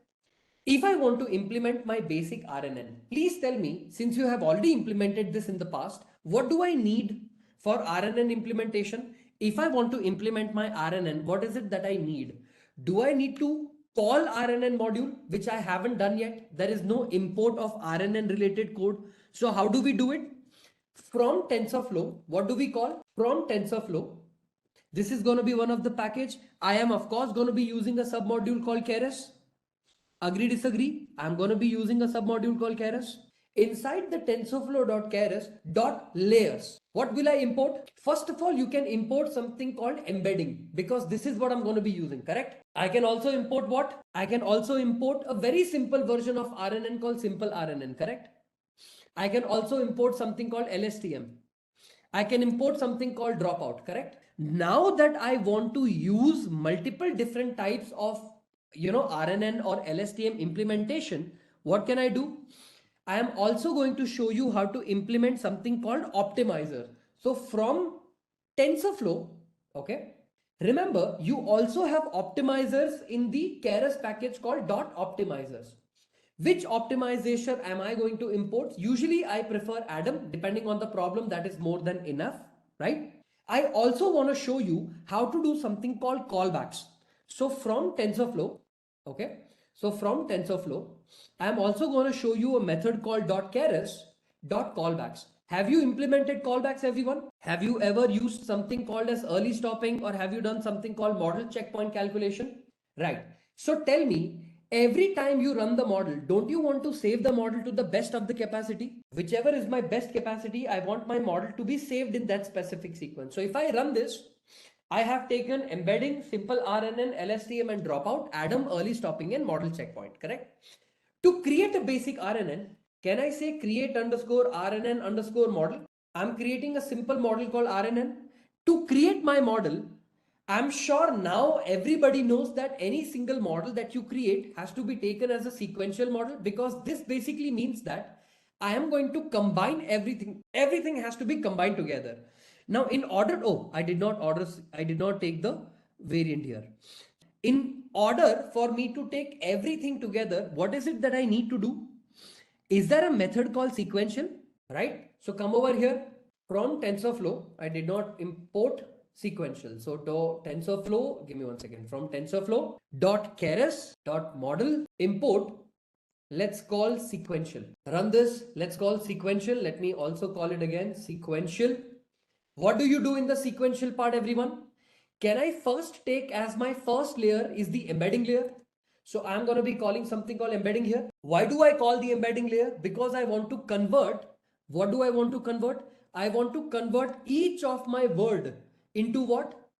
Or my word indices, I want to convert them to what? I want them to convert to a dense vector representation. Make sense? Each individual word indices, I want it to be converting into a very high dense vector. So can I say input dimension is equal to maximum features? What do I do by this? The output dimension, let's take it at 128, and the input length, right? The input underscore length is going to be approximately the max length that I have taken. What does this mean, everyone? This embedding is equal to input dim is equal to maximum features, output dim is equal to 128. What is the dense vector representation that I want to get? What will be the dense vector representation that I'm trying to get? Is it going to have an output dimension of 128 size? The size of the dimension or the dimension itself is going to be 128. After I make the vector of that dimension, what do? Do I pass in something called simple RNN? And inside the simple RNN, how many units of simple RNN roles that I want? Can I say 64? Return sequences, always make sure if you pass in return sequences, do not have or get any return sequences. Make it false. You don't need that. Understood? Each index has 128 value. Each indices value is going to be mapped back to a word, and that word will have a size of 128 dim. Understood? If you take a word called ice cream, how will you represent ice cream? Now tell me this. You have also heard of a concept called dropout regularization, right? So what am I going to do? I'm going to give it a dropout of 0.5. Once this is done, y units equals to 64. I have just written according to me whatever units I could find. You can change the units to your values also. You don't have to follow units as 64. I'm sure you guys know that you can take units like 8, 16, 32, 64, 128. I hope you know, right? In the multiples of 2 is what you do. You've been taught to do that, right? Okay. So after dropout, I want my answer to be a classification problem. So at the end of the day, do I have to take a dense representation, right? A dense layer. Now tell me one thing. At the end of the day, sir, I want it to be implemented and I have not taken any dense representation here. So let me just take dense. Let me call dense here. Can I make it size 32? And activation will be equal to what, everybody? The activation that I want to pass, so let me call it activation, will be equal to, tell me, can I pass in sigmoid or can I pass in ReLU? Because this is my first layer. Can I pass in ReLU? After the first layer, my dense representation could be else because my output needs to be 1. So activation will be equal to sigmoid here. Can I do this? Can I do this here? Because this is my actual output layer. This is my other dense representation layer. So this is like my other hidden layer. Understood, everybody? Okay. When you take your input image, you apply convolution, max pooling, convolution, max pooling, convolution, max pooling. At the end, do you not flatten the entire image? Do you flatten the entire image? The number of values that you flatten is the number of input you have to take in the input ANN, no? Your artificial neural network, your multi-layer perceptron should match with the input sequence of this. So suppose if you have a sentence of 7 into 7, your pixel size is 7 cross 7, right? What is 7 sevens are? 49. So do you have to take a 49 sequence word because this is how you want to take it as an input? Now, if your input is sorted, can you not take a hidden layer of size any, like 16, then a hidden layer of size 1? So your data 47 will be crunched into a size 16, will be finally crunched into a size 1. I'm sure you must have studied this in your multi-layer perceptron. Your artificial neural networks are taught like this, right? So am I taking the same representation 32 where I am taking the input size of 32, passing it down to a size 1 and then getting the answer? It doesn't need to be 128. It will work. For example, it doesn't necessarily need to be 128. Let me explain. What does dropout do for my output dimension 128? I am passing in a simple RNN. What does this? Okay, so let's get our basics of neural network correct. All of you are telling me, sir, we need 128. Why do we need 128? What is the reason behind it? Why should you only make 128? Because the model dimension is 128, so should we take 128? Let's understand this. In my code, what is the RNN's structure look like? What does it look like, my structure of the RNN? What does it do? Do I have an RNN where my structure is very, very simple? But what does the structure of the code do, or what does it do for you? What is it that it is good at? Tell me, in the structure of my RNN that I have taken, do I have the first layer as the embedding layer? The embedding layer is going to create a vector of 128 dimension, correct? It's going to create a vector of 128 dimension. Once that is done, do I have a RNN with 64 hidden units? That's the size of the RNN, not the types of RNN or 64 RNN cells. I told you this is not what we do. Do I have an RNN of the memory of size 64? My RNN will have a layer, it will have a internal memory of the size 64 values, correct or not? Your model training will maintain training within this 64 value, correct? After this, what do? I have passed in something called 50% of the neurons will be converted to zero or will be dropped. Agree, disagree? Now tell me, if I want to connect my RNN with my dense representation, does it have to follow 128? They have no relationship with each other. Understood? You take 1260 also here, does not matter. My dense representation could be how I want the data to fall on. Understood? You're understanding? Because if you think 128 divided by 2, it is still 64. But am I not passing 32 here directly? This relationship of the vector dimension and this dense representation have no relationship with each other directly. Understood what I'm trying to say? This part is a fully connected layer of the input value where 32 neurons are being passed. They have no relationship with this output dim 128. They have a relationship with this unit. Understood? Unit 64. 64 का 2 क्या होता है? What is 64 divided by 2? Is it 32? Have I mapped it to 32? Understood what I'm trying to say? You're not worried about the output dim, you're worried about the layers you're passing with each other. Did you get the context, everybody? You're not going to focus on the output dim. It's going to handle itself anyways. So suppose if I want to run this model, so suppose, let's say this is my model. I want to run this model. Can I say RNN underscore model is equal to, how do I run the model? Can I call the function name itself called create RNN model? Now everyone, once I call the model, don't I compile the model? RNN model dot compile. And in the compile part, what do I pass? Do I pass in the optimizer? So optimizer, okay, optimizer is going to be equal to, do I pass something called Adam? Adam is going to be one of the optimizers that I'm going to be using. We have Radom, AdamX, we have multiple different types. What is the loss? Are we doing a classification problem, regression problem, or anything else? What kind of losses do we have when it comes to classification? Can I say binary cross entropy? You guys know this, right? When you use softmax, it becomes a different kind of cross entropy. It's categorical cross entropy, binary cross entropy. You have a different kind of loss functions available. And what will be the metrics that I want to measure throughout the code? I am predominantly focused on accuracy. So I'm going to maintain the accuracy part of it. Understood?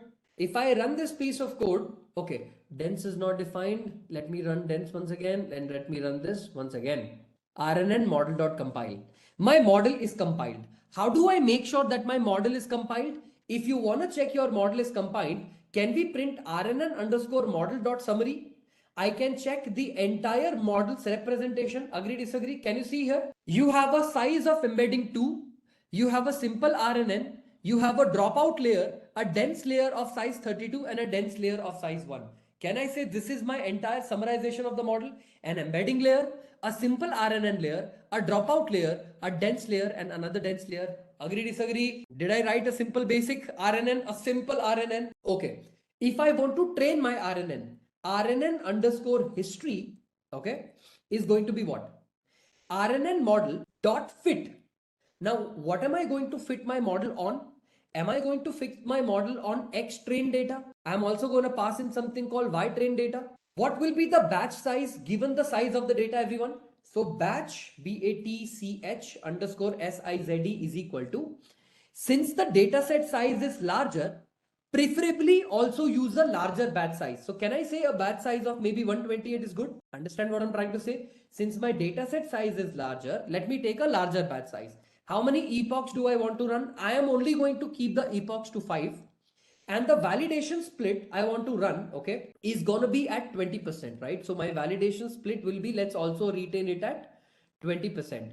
And let's print the verbose equals to 1. Let's see how the result gets printed in a nice way.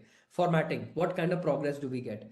So let me run this. Okay, give it like a second, let it just run. Any error? Okay, it ran the plot, it ran everything, df balanced, it ran deep. Okay, cleaning is done. Tokenization is going to take some time. Then we are going to run the value. So let's see if the tokenization is done. Actual text, sequence, padded shape, done. Split the data, taken this, model type run. Now epochs are going to get started. Okay, good. See, considerably, can you see this is faster? Like the run time is faster comparatively to other. I mean, trust me when I speak this, GPUs have a big impact in our life. it's gonna make it very, very good. So that's why I ask people, preferably do not buy laptops which are MacBooks, right? If you are a data scientist or if you want to do a lot of implementation, buy Alienware laptops. They come with at least 1050 Ti, 1050, 1080 Ti, you know, like you can modify it to run 1080 Ti. At least you will be able to run your own models very, very easily. I know it's not enough, but at least you have the gear to make it happen, right? So I think that's a great news. Okay, so my people, I have run my model for 5 epochs. What will be the final accuracy of the model? How do I print my model? So first of all, tell me this. If I want to print my final model accuracy, right? Or how is my model performing? Of course, it's going to be performing not that great because my epochs is 5. But suppose if you want to print it, right? So final, say final underscore train underscore accuracy of my model. Now remember my people, what happens is in the RNN history, you have multiple different values like accuracy also, loss also, validation accuracy also, and validation loss also. So if you want to only specifically get the value, you have to use a method called dot history. And inside history, you want to only print accuracy. So what do? So just copy the word accuracy here, print the accuracy here, and see accuracy is not going to be returned directly. Return the negative first index of it. Now, if you get this value, this will give you the final train accuracy. Same exact thing. If I just write down print F double quotes of my final trained accuracy here, if I copy this and if I paste it here, will be approximately 54%. Of course, I should not be surprised in this. Why should I be surprised? Because how many epochs did I run? Only 5. For a larger data set size, my epoch is very, very less. I did not get enough time to get the representation well. Can you see my loss was decreasing consistently? It started at 6.9, became 6.915, became 6.8 and ended at 6.7. So my loss was decreasing, correct? Overall, my loss had started decreasing and I had known that, okay, it's becoming better, right? So tell me everyone, did you run a simple RNN neural network on the same data? No questions, no confusions. We haven't done any optimization yet. We haven't done any efficiency load testing yet. We haven't done that yet, right? Accuracy is increasing, loss is decreasing. Good. Let's matplotlib dot pyplot as PLT. The best way you can ever analyze your neural network, okay, according to me, is doing this. Plot.figure, let's actually size the canvas, okay, plot.figure. Inside this, figure size should be equal to, let's take a very small 8:6 image, right? Let's plot it out. Let's see overall how was my model performing, right? So inside this, let me take, when we have the model by the name of RNN history, that's good. So let me just take this, let me call it here, dot history. If I want to plot loss, see loss is mentioned right here. Copy this, paste it here, okay?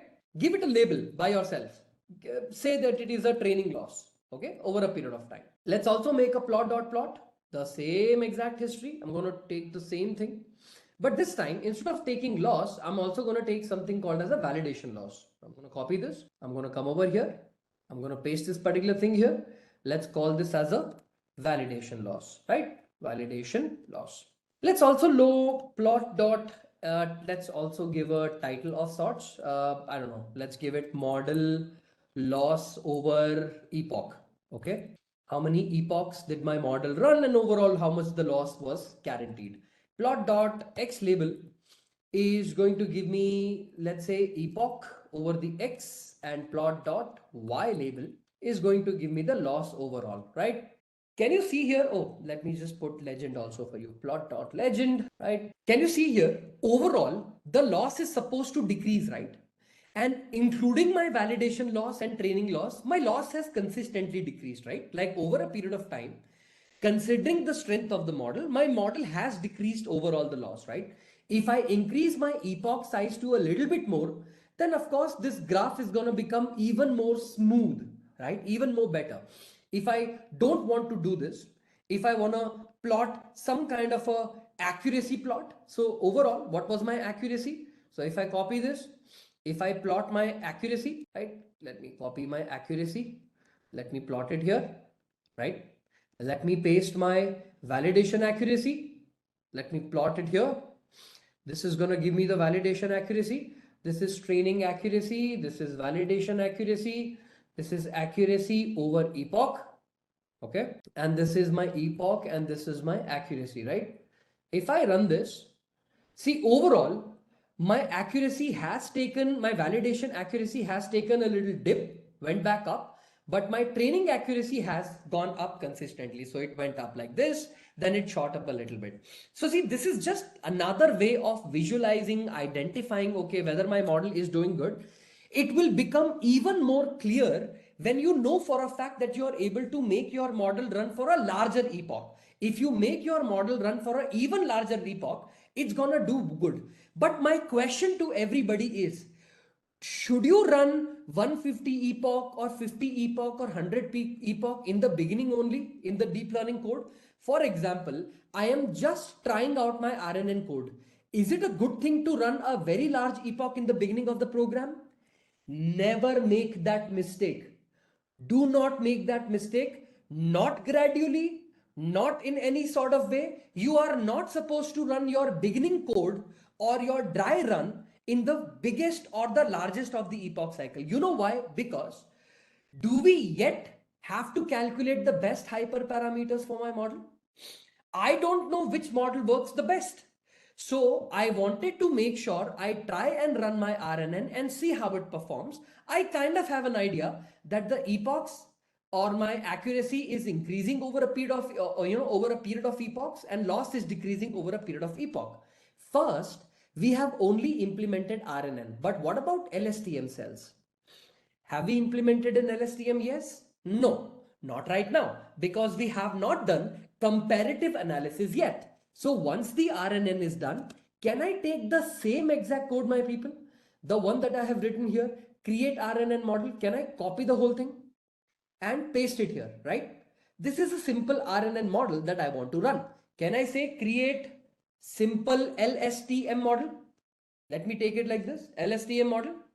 Now tell me, sir, in the LSTM model, what do I do? Same exact thing. You will pass a model with a sequential value.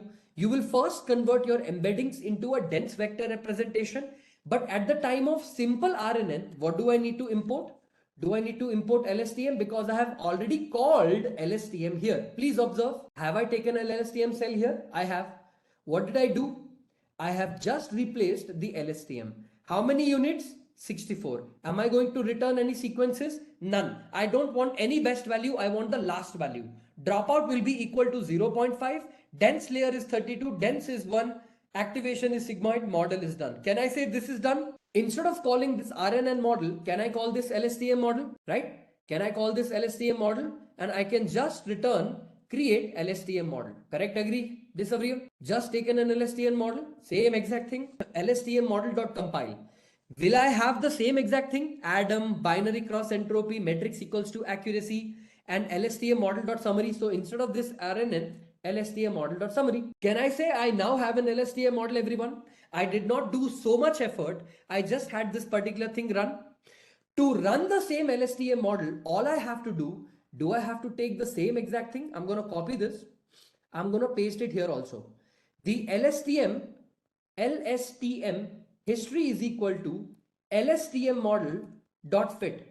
Can I say I am taking the same exact value, X train, Y train, batch size 128, epoch 5, validation 20, and this? If I run this, what will happen? My model is gonna run. So I am gonna copy both the code here, okay? Control all, control copy over here, and I'm going to paste it here. The only difference is you have to take LSTM history here, LSTM history here, again LSTM history here, and again LSTM history here. Let's make the plot very, very small. Let's take it 4 by 4. Let's not have it a larger one. Okay, model epoch versus loss. Let it run for a while. Let's see how it is doing. I can see that the loss increased. Then the loss decreased very big. Peak time the loss decreased. Again, the loss is decreasing very high. Suddenly the loss just dipped very, very hard. Let's see how it goes, right? Let's run this. Let's see how the implementation works. Okay. Did you see that loss was decreasing constantly, and over a period of time it became a little stagnant, right? Can you see here my model accuracy also increased, but after increasing suddenly it became kind of peaked at a certain value, it became a little stagnant. So see, LSTM comparatively for 5 epochs seems to work good, but we don't know this, correct? We do not have an idea that okay, LSTM performs better or RNN performs better, or which one is going to do good. So tell me one thing, is it not good to perform some kind of a hyperparameter search or hyperparameter tuning by ourselves, so that we are able to see for which hyperparameters my model performs good? Agree, disagree? Understanding, my people? See, my RNN gave a certain kind of result, my LSTM gave a certain kind of result, right? In my RNN, what answer did I get in terms of accuracy here? If I print my accuracy here, where did I print it? Somewhere in the bottom, right? Where did it go? Did I not print it? Yeah. So can you see here? It's approximately 0.5458. Let's print it for LSTM also, just for understanding, right? So let me come over here and let me print for this also. Oh no, this will rerun the model once again. Don't want that. Let's go to code. Let's print it here. Let's say LSTM history, and final training accuracy is going to be LSTM training accuracy. Is it showing me 93%? Right? Looks too good to be true, right? Only for 5 epochs. Looks too good to be true, right? For only 5 epochs, I'm getting a considerably better accuracy for 93. I'm not sure. But we don't know until we perform hyperparameter tuning. Now tell me, everybody, to perform hyperparameter tuning, tell me this. Let's take a param grid. I hope all of you know to perform hyperparameter tuning, you need to take a grid. Grid is the value or are the values you want to test for. So tell me, everyone, what is the model type we want to test? Everybody, do I only have 2 model, one RNN and other LSTM? This is what I want to perform. I want to check for both RNN and LSTM. Make sense? What is the embedding dimension I want to try, right? Everyone, what are the different embedding dimensions I can try? Can I say let's try 64 and let's try 128, right? Let's not try more. Let's try these many. How many units do I want to test for? Can I say 32? Let's take 64 and let's also take 128. Okay, these are the units I want to try. What else can we try? Let's try dropout regularization, right? Dropout underscore rate. What rate do you want to try? Say 30% random, and 50% random stop. Let's also try learning rate. Okay, for a different type of optimizers like Adam, let's try a different type of learning rate. 0.001. Let's try 0.01. Yeah, this should be more than enough. So tell me, am I going to try my model? Which model gives me the best peak accuracy for all these types of param that I have mentioned here? Agree, disagree? So tell me, in the search space that I'm going to do, we have something called random search and we have something called grid search. Correct or not? I'm sure you guys have heard of something called random search CV, grid search CV. Which one will you prefer if you want to not spend too much time in your search space mapping? Which one, according to you, is considerably better? See, personally speaking, I think the best type is going to be something called as your random search, not grid search. Considerably, if you take grid search and random search, do you know the difference between them both? Grid search will tie every single permutation and combination to get the answer.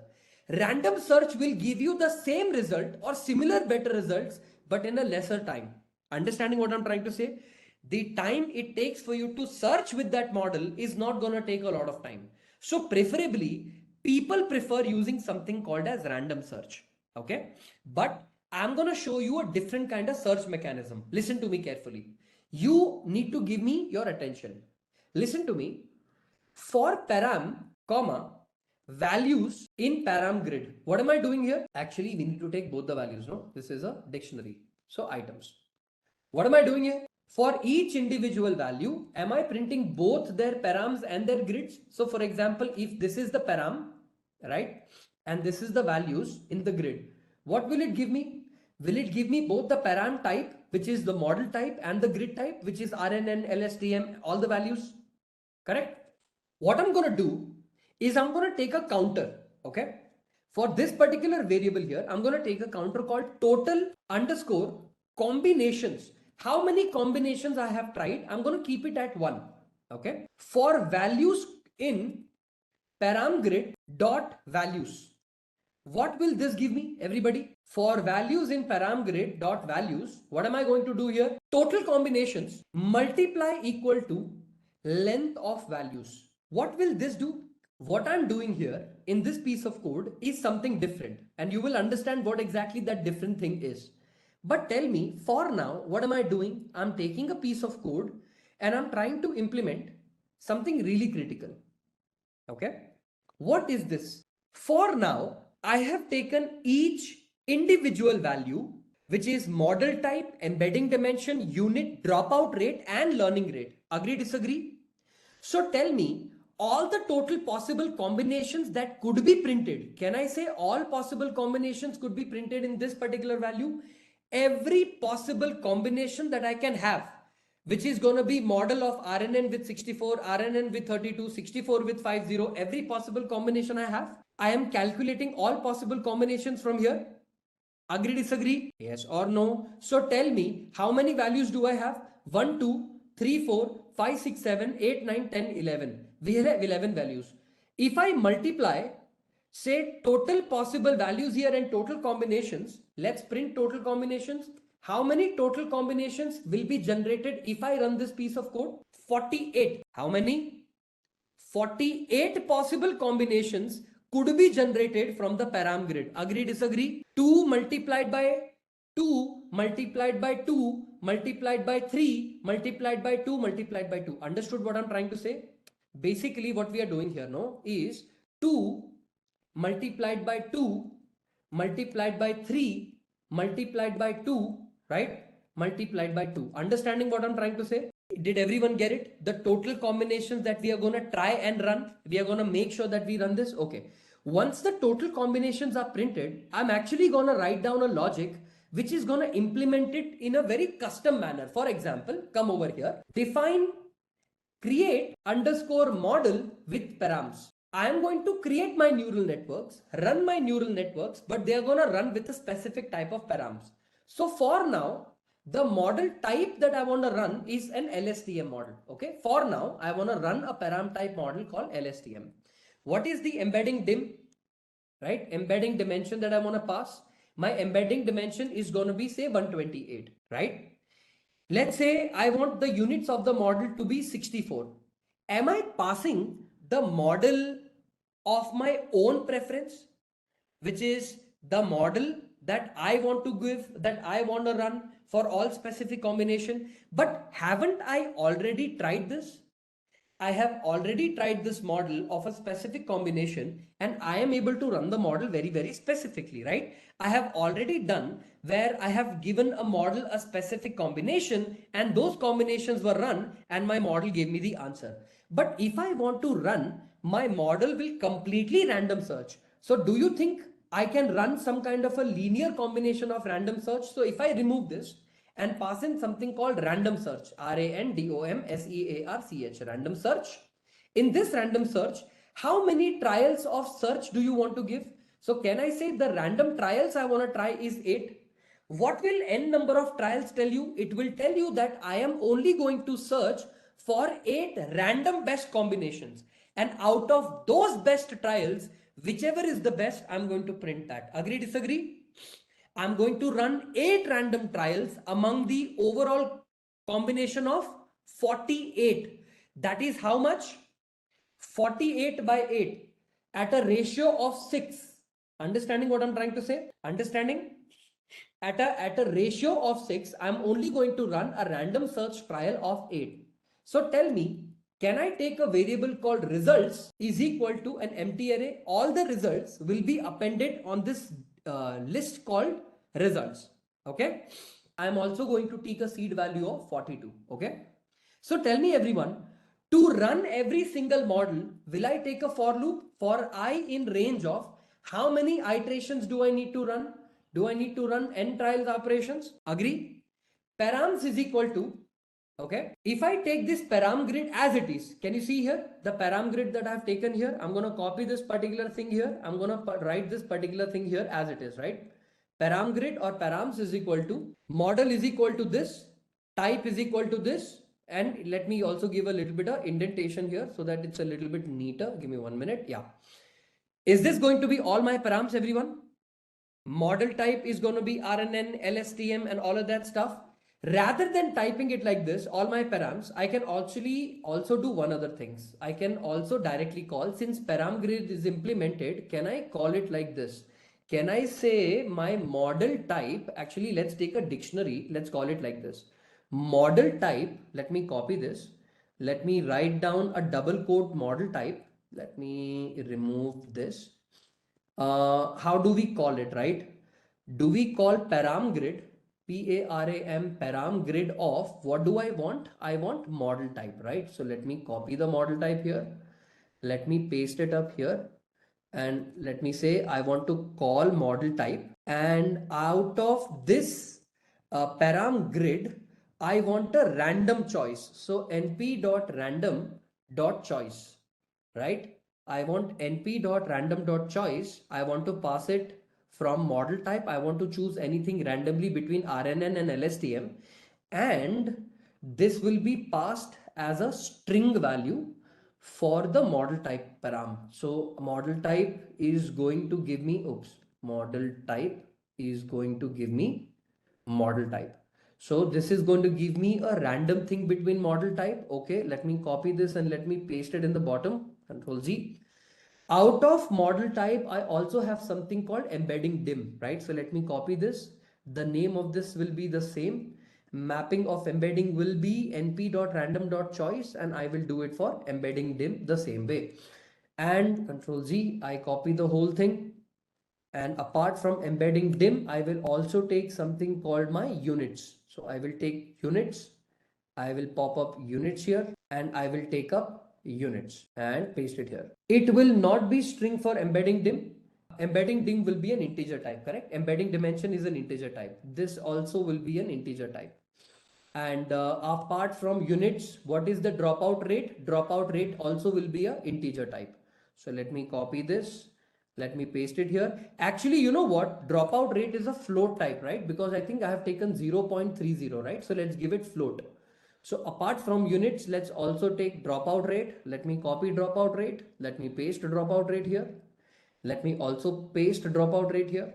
And the final thing that we need to take apart from dropout rate is going to be in the end going to be the learning rate. So I'm going to take learning rate. I'm going to copy this, map it to learning rate. So let me take it from here and let me take a learning rate here. So this is going to be string type, integer type, integer type. I'm going to take the last two value as a float type, correct? Okay, this makes sense. I'm going to take the param grid of that value unit. I'm going to take a random choice of it and convert it into its proper data type. So it's proper format. So it's going to be string, integer, integer, and float values. Good. Now, my people, what is it that we want to run? We are going to run the models, but for how many trials? Okay. How do we ensure the same combination is not picked twice? If you want to make this particular combination distinct for the n number of trials, what you can do is in the np.random.choice, you can use a distinct categorization. So rather than taking them as a dictionary that I'm taking, right, you take it as a data frame. In the data frame, only add a data frame when there are distinct elements available. If you don't want distinct elements available, or if you want to make sure that the random choices or the value of random choices that you're giving here are only and only distinct, either you take a dictionary, make sure all the random values are not picked twice, either take it as a data frame, run a distinct variable there, or make sure that you take it as a dictionary and make sure that the distinction is not run there. See, tell me one thing, in the code that I'm running here, what is the most important factor in the entire code? I am making sure that I am running a specific value, a specific combination of things, and to make sure that they don't run, we are going to make sure that we are trying for every possible value. For every possible value that I run, I'm going to make sure that I do not get any errors. So what am I going to do? For every possible combination, I want to print every individual value that I have tried. I want to make sure every individual trial that I have run, I want to make sure it runs. So in order for me to run that trial, what do I need to do? I need to mention that how many trials have I run. So for example, if I write it like this, the trial that I have run so far, let's start it at index +1. I don't want it to start it at 0. And let's call it the n number of trials that I have run it for, right? So if I say try, right, what do you want me to try? Try model is equal to, okay, model is equal to. Now, in case if I want to run this model, right, I do not have a default model like RNN and LSTM. Can you see here? Here, I have taken called create LSTM model, and I have taken something called create RNN models. But have I passed in the parameters like the way I'm supposed to pass? Or is it I have passed the data within the model itself? Agree, disagree? I have passed in the model with empty values inside it, correct or not? I have not given it anything called units inside as an argument here, units, the learning rate or anything of that sorts. I have not done it. So tell me, do I need some kind of a helper function here? That's why I deleted the previous version. Can you see here? I want to try something. I need to create a helper function because without this, the helper function is not going to run. So now does it make sense to do helper function? Understanding, my people? The helper function needs to be created. Agree, disagree? Sometimes when you're doing deep learning, it doesn't necessarily make sense in the beginning to create a helper function, but when you realized, oh, I think I made a mistake because I haven't created any kind of a model that will let me pass the value. So let's say, can I take a function like this? Define, right? Define, create, okay, create underscore model underscore with param. Do you remember I took this function but then I deleted it because we don't need it. We did not know the necessity of it. We did not know the requirement of it. So will it make sense now that model type which needs to follow the same particular reason, okay, like model type, embedding, ding, units, dropout rate, learning rate. So what do? Can we take a model underscore type is equal to, let's take by default RNN, okay? The embedding dim that I want to pass, the embedding dim that I want to pass is say by default 128, right? The units I want to pass inside the model is going to be say 64, example. The dropout rate is going to be, let's say, a default of 0.5, and the learning rate that I want to pass inside the model is going to be the learning, okay, so this does not, okay, the learning rate is going to give me 0.001, example. In this model, am I passing everything, let's say by, I don't know, default? Am I passing models with some default values? I've already taken model type is RNN, recurring embedding dim is 128 and all of this stuff. Now what I'm going to do is, am I going to run the model? Model is equal to sequential. Observe here, my people. Model is equal to sequential, and inside the sequential, I'm going to pass something called embedding model. But inside the embedding model, will I pass directly something called max features? Embedding dim, I don't need to take it the way I've had taken it in the past because I'm going to pass them directly. And the input length, right? The input underscore length is going to be equal to your max length, correct or not? This is going to be my embedding layer. Agree? So tell me, how many different types of model am I running if my model type is equal to RNN? What will happen? Or let's say if my model type is equal to LSTM, what are you going to run? Are you going to say model.add? Do you know we have a method called model.add in TensorFlow? And inside this, I am going to take LSTM, and inside the LSTM, I'm going to pass the units that have been passed to me, and the return sequences will be false as it is. So the return sequences, I'm going to pass it as false. Point number one. Otherwise, else, if my model is what? If it is not LSTM, what will be the model? If my model is not LSTM, then what is the model? Is it going to be an RNN model? So can I call a simple RNN here? In the simple RNN, I am also going to pass the units as it is. Agree, disagree? Return sequences, I am also going to say something called false. Agree, disagree? Everybody? Tell me, did I, after the embedding layer, added the relevant model, either LSTM or either RNN in the else condition? Agree? After LSTM and RNN, which one do you need to add? Can I say model.add in my layer? What do I need to add? Do I need to add dropout? Everybody? Do I need to add something called dropout? Inside the dropout, what dropout rate have you passed? Can I say some default dropout rate I will be passing, right? Model.add, after the dropout rate part, what do I need to use? I need to use a dense model with the size 32 and say activation is equal to ReLU, okay? Activation will be equal to ReLU. See, in the dense representation here, I am taking a size 32 because this will remain stable, correct or not, according to the architecture that we have passed.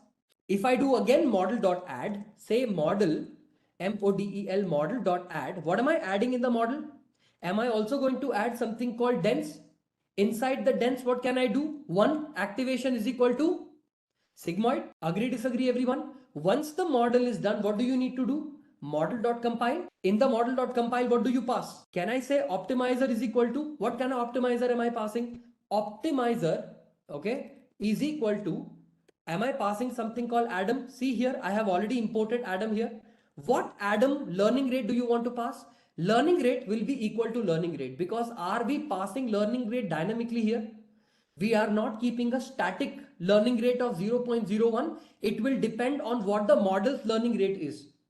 What will be the loss? The loss will be consistent. What will be the loss, everybody? Binary cross entropy, because we don't mess with the loss. So can I say loss and metrics will be same?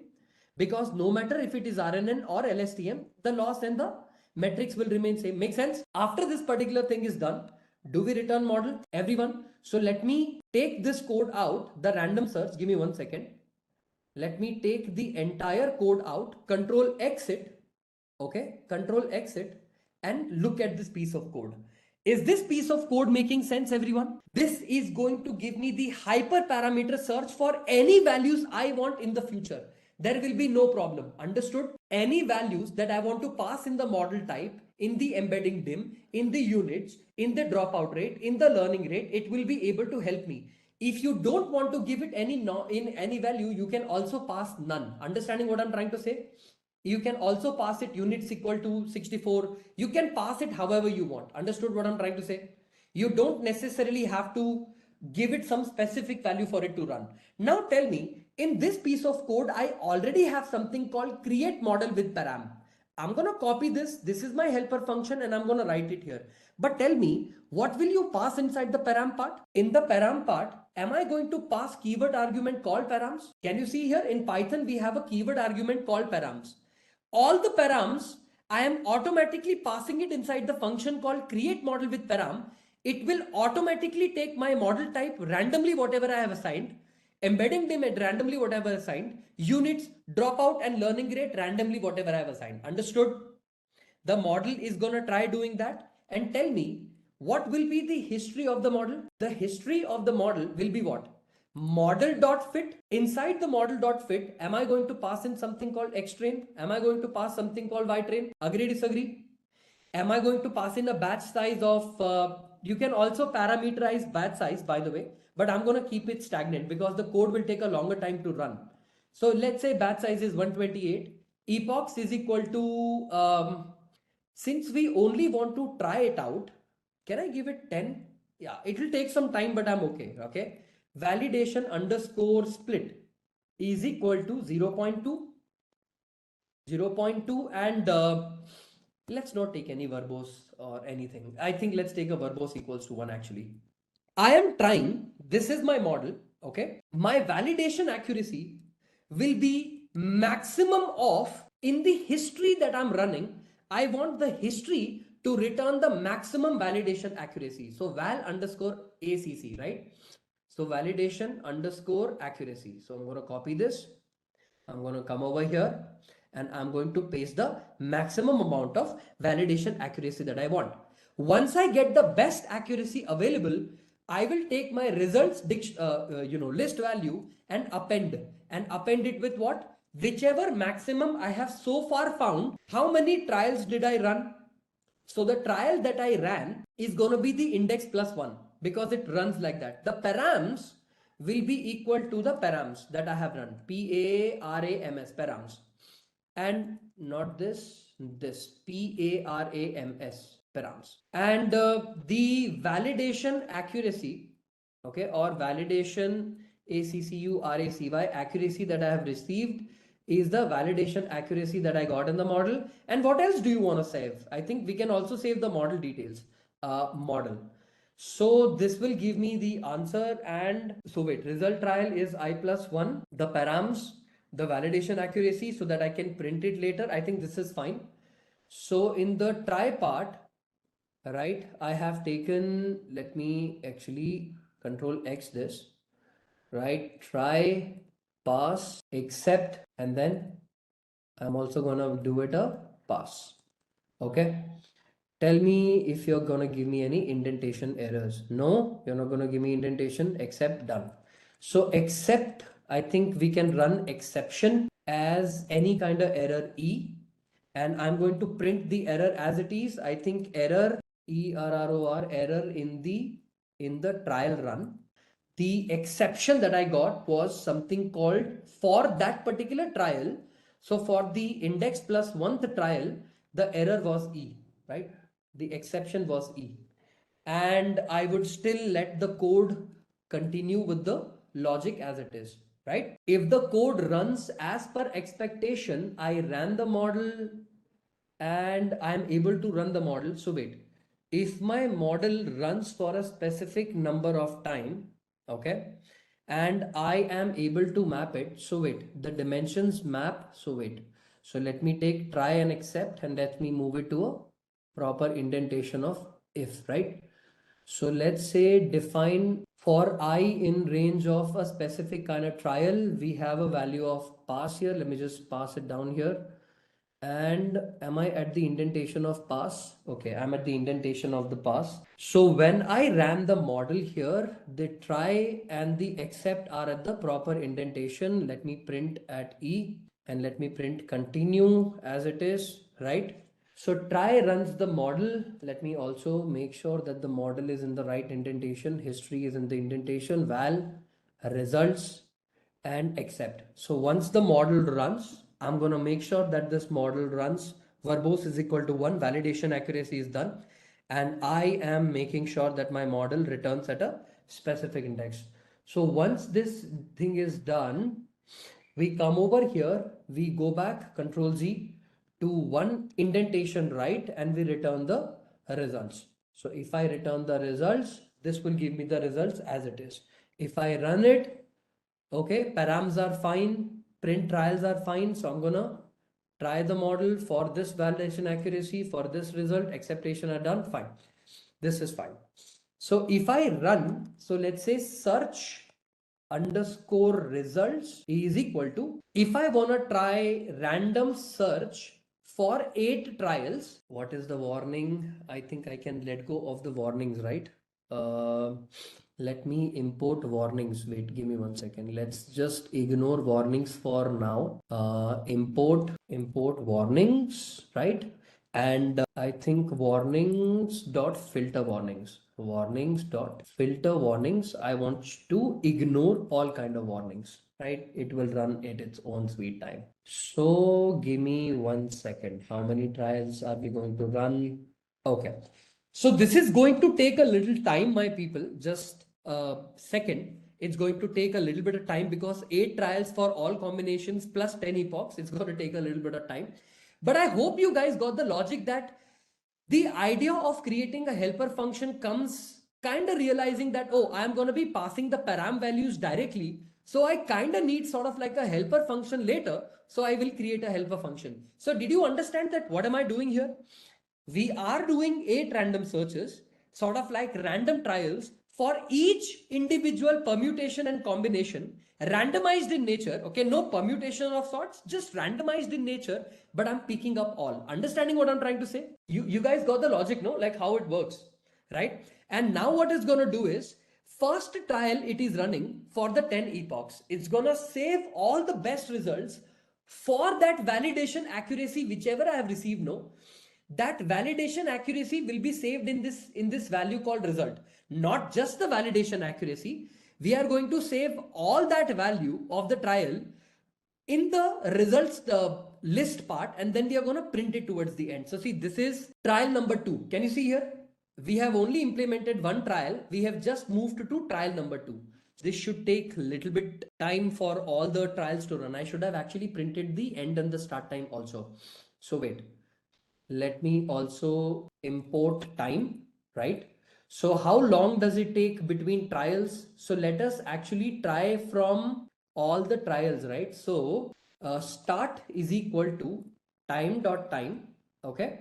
And once the accept thing is done, let me also do at the try end is equal to time.time.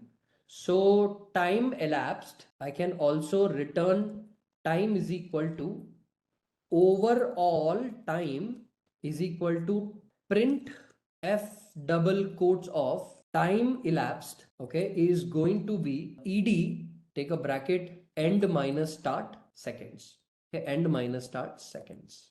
So something like this, I can map for both the try and accept, but let the trial run for a second. So wait, is it still at epoch true? Okay, it's still at trial 2. Let it take some time, but at least we'll get an idea for 10 epochs, how does it perform? Because if I take a 3 epoch or a 5 epoch, it might not give me the answer that I'm expecting. Understanding? It will become like a toy program. It's of no use. It's not giving me any important information of sorts that I wanted. So let's just see how it does. We are already at third trial. I'm assuming it's taking a portion of ourselves, right? Tell me everybody, did we not run every single trial here in sequence? I am trying every single trial in sequence. Could I have made this parallel? Could I have done parallelization here where I get the values of all the 8 trials and all 8 trials run parallel? Yes, you can do this using a library called Ray. Have you heard of it? Ray is another library that can help you perform multiprocessing and multi-threading to some extent well. The problem in Python is we have something called GIL log. Have you heard of this? If not, it's okay. If not, then I'm not going to get into it, but it's all right. I mean, just remember that Python doesn't actually do multi-threading the way it is supposed to. It's faking it. It's trying to lie to you on your face that I'm doing multiprocessing, but it doesn't actually perform multiprocessing. Okay. So to navigate that, we have a library called Ray that helps us to a certain extent. Okay. At what value are we? We are at a trial number 8. Okay. So basically I ran the result. Each trial is running for 10 epochs. So you can see here what type of model was chosen randomly. It was chosen an RNN with an embedding dim 128, units 32, dropout rate 0.3 and learning rate 0.01. I have tried multiple different random trials, and if you can see here, I have trial number 3 right here, right? If I scroll further down, I have trial number 4. I'm also sort of printing the validation accuracy because I want to be later on, be sure about which one do I choose, right? Like which model out of all the random models that I have created, which one do I choose for my, performance? So we have trial and the validation accuracy. So for trial number 4, this one will be the validation accuracy. For trial number 5, this one will be the validation accuracy, and so on and so forth. And I was able to basically run all the 8 trials. If you can see here, the last trial that I have run is the 8th trial. And here in the 8th trial, I was able to get all the results, all the random results for all the models and all the hyperparameters to be given to me. But see, what I want to do is I want to make sure I find out the best parameter, right? So my intentions are, I don't want to go through all the parameters by myself. I want to find the best parameter myself, right? I want to find the best parameter, right, by myself. Now, why do you need to do this? Is because there is one advice that is given to data scientists, but not frequently. And that is, whenever you build any model, okay, you do not build the model in terms of accuracy. You should always build the model in terms of scalability, right? Example, I'll give you a simple example. A very famous computer scientist very recently tweeted about this fact that in his interviews, he asks students or his panel, his candidates about, if I have to run a machine learning model on a 25 million data set, right? Would you choose logistic regression as a classification model? Would you choose XGBoost as a classification model, or would you choose categorical boost or cat boost as a classification model, right? So he tweeted this question about how in interviews he likes to ask people about, if you have a very large data set, right? And if I want to run nothing complicated but simple machine learning models like logistic regression, XGBoost or cat boost, which one will you prefer, right? And he showed an entire analysis that logistic regression would work out very well in the favor in terms of scalability, right? Because XGBoost may be very well accurate, categorical boost or cat boost may be accurate, but the amount of processing and the memory they take is going to consume a little bit on an extensive side. So he gave a very good example of when would be the right choice to use logistic regression for an example, XGBoost for an example, and categorical boost for an example. Using the same scenario and analysis, right? If I have not done 8 trials, but let's say I have a lot of GPU space and I ended up doing something called 100 trials, it does not make sense for me to go through the entire analysis by myself and check it. Which one is the issue, which one is going to be the best particular model? No, I want to be able to print that model myself. So I already have the variable by the name search results. So what am I going to do? I'm going to check whether search results are completely full or not empty or non-empty, right?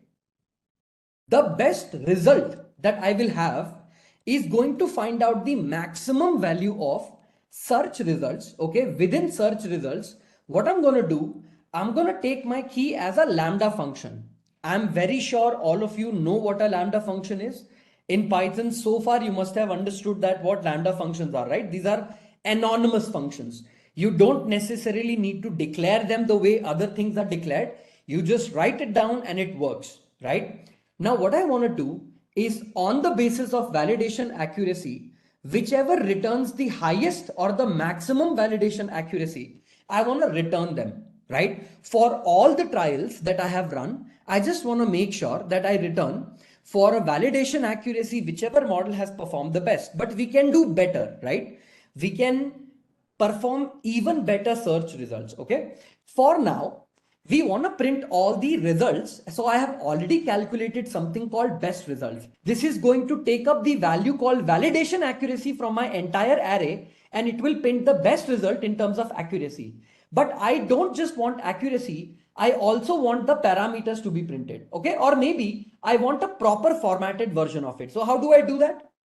I'm going to say print, just for your understanding, I'm going to say random, okay? Random search results, okay? What I'm going to do here is, for result, okay, for result in search results, I'm going to take the entire search results answer. The trials that I have run will be nothing but for all individual value of result, I'm going to print my trial values. Make sense? Not a very complicated problem. Accuracy would be equal to result of course, I want to print accuracy. So I'm going to print my validation accuracy for all individual loops.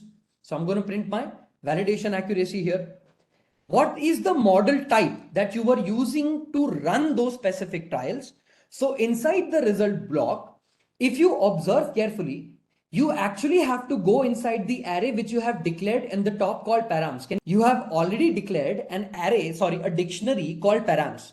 What I'm going to do here is, for those dictionaries, what I'm going to do for a specific type of params that I'm printing, so PARAMS params, I want to print the model type. So what do? We go over here, and whatever key we have given for model type, we will copy exactly that key. So we will copy this, we will come over to the bottom, and I'm going to print the model type.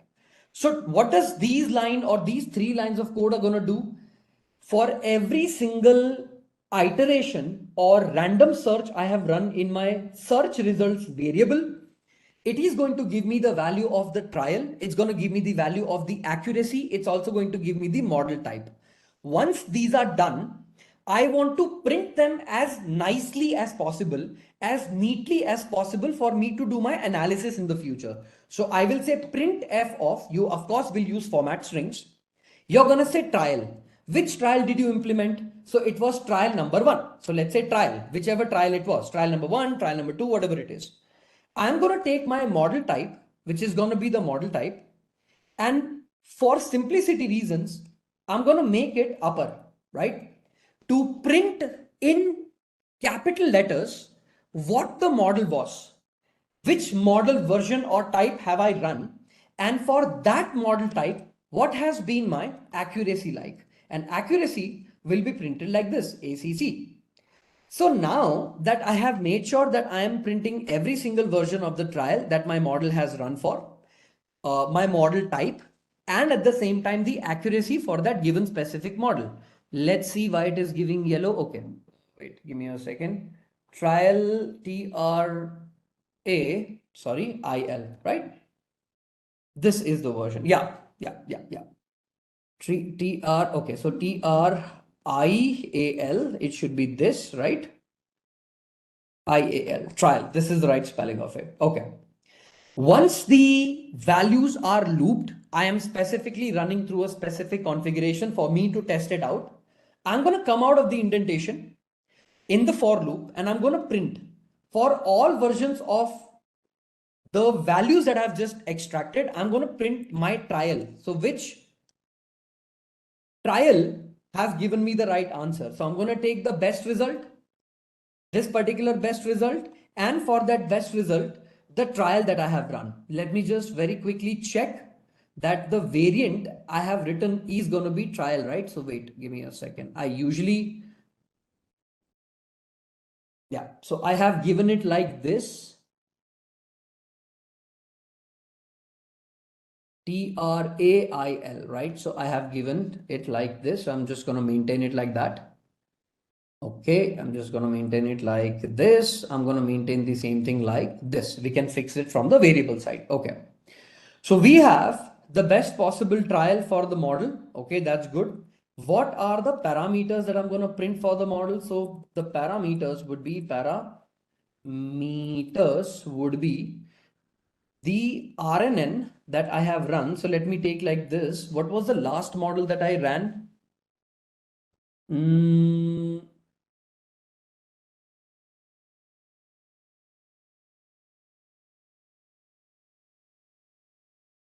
Best results I have taken at PARAMS, right? Give me 1 second. Let me just copy this. And I'm going to pass in like this. I'm going to say the best result would be with respect to the params I'm holding. So this is fine. This was for my finer RNN that I ran. Okay, fine. And print would be validation accuracy. So I'm going to print validation accuracy, and I'm going to have the same accuracy as best results. And for the best results, I'm going to have the val accuracy, which is going to be the same thing. Let me copy it here and let me paste it here, right? What this does is it's going to give you the difference between, or the results for all possible trials that I have run, all possible parameters that I have run, and all possible validation accuracy that I have run. So if I run this specific model, see, trial 1, I was running RNN, accuracy is 0.790. Trial 2 was LSTM, the accuracy was 0.91. Trial 3 was an RNN and the accuracy was 0.54. Trial 4 was an RNN. Again, it was 0.66, 0.89, 0.90, 0.91, and 0.56. Among all these models, which trial worked out in my favor? Like I have received or gotten a better response? Would it be a trial 1 of 0.91 model? Sorry, trial 2 of a 0.9180 model. If you can see here, the parameter here is going to be trial 2. So let me just run it like this /n. So this would be a better result. Okay. So here you can see trial 2. And of course, if you observe carefully, RNNs throughout have not performed that well, right? Even with some of the random hyperparameters. Of course, I know I have not optimized it for all the right reasons, but for certain reasons, the RNN's performance hasn't been that great over a period of time, correct? Right or not? So I haven't gotten that great of results with RNN, but of course LSTMs did a good job. If you understand one other thing, you know what? RNNs did not do a good job because they were a single unit RNN. So basically 64 units of RNNs and they were singly stacked. If I would take stacked RNNs, they would have performed better than your simple RNNs. And if I would have taken by LSTM models, they would have performed better than the LSTM models. But our intention is not to check the variants of LSTMs or RNN. Our goal or intention is to first understand basic principles. So what did we do so far, everyone? For the random results that we ran on all the trials, am I making sure that all values are printed? For all specific trials that I have run, I want to make sure that I print all specific values and make sure that these values are used and shown to the user that look, the model type that you ran was an LSTM model, the embedding dim was 64. Of course, the unit size was 32, dropout was 0.3, and learning rate is 0.01. So, of course, one other key factor I forgot to mention, everybody, was one other thing. My people, to make your randomized version work even better, I recommend you use the param grid a little bit more extensive. What I say by extensive is, see here, I have only mentioned couple of values like 0.01 and 0.001 and 0.1 and 0.30 and 0.50, right? Once you got the answer that the most optimized version of it is 0.30, right? If you can see here, 0.30, you can even try somewhat between 0.3 and 0.4. See if any value is kind of popping up in between, maybe 0.35 if you want to even further optimize. But remember one thing, my people, optimization doesn't mean you go crazy for optimization. If the improvement in the model is not even 1% and you had to do a lot of pre-processing, do you think the effort of you to increase the model's performance by 1% should be included? Like, for example, the effort you want to put for the model to raise itself to 1% accuracy, do you think it's a great choice? Or would you prefer doing it like, say, you are a data scientist, right? You had to go through a lot of optimization, lot of grid search, lot of different calculations in order for your model to go from 89% to 90%. Would you do the hard work of doing this? What do you guys think? Would you do that? What would be considered significant? Depends on the use case. Okay, let's say finance data. Super serious, complicated 1% use case. Tell me, what would you do? Would you take a chance for a 1% increment in the case? Like, would it be worthwhile your effort? Right? Okay. Tell me one thing. A 1% gain, okay, a 1% model accuracies gain, depending on the size of the data, could it mean that hundreds or probably 1,000 people are now being classified correctly? That a 1% gain could possibly mean that maybe 1,000 people are now being classified correctly, right? See, you have to take this decision depending on your business problem or your business goal, okay? Not every single business is looking for accuracy. Remember this, I'm telling you this right now. Not every business is aimed at looking for accuracy, understood? So depends on your business problem. If your superiors or your seniors think a 1% gain is significant to their business, do it. I cannot tell you that it is either significant or not significant, because there is no proper definition to this particular thing. Like, should you call it significant? Okay, fine. Chalo, let's do that. Okay, chalo, theek hai. So what we are going to do is, once we have analyzed that this is my best possible model, what do?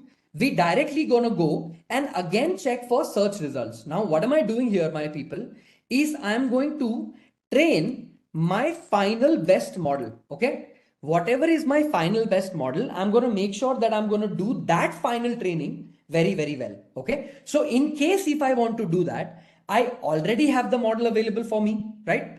I already have the model that was given to me by my random trials, which I have already printed. Now, in order for me to run that specific model, what I'm going to do is I'm going to train that model with the configuration, and I'm also going to add something called model checkpointing. Okay. So see guys, what happens is every single time you work on Jupyter Notebook or you work on Google Colab, you have to rerun your cell every single time. What I want to do is I want to keep something called callbacks and checkpoints. What callbacks and checkpoints will do is basically think of it like this, right? I want to show you and teach you two concepts. One is called early stopping, okay? And the second concept is called model checkpoint, okay? What does early stopping do?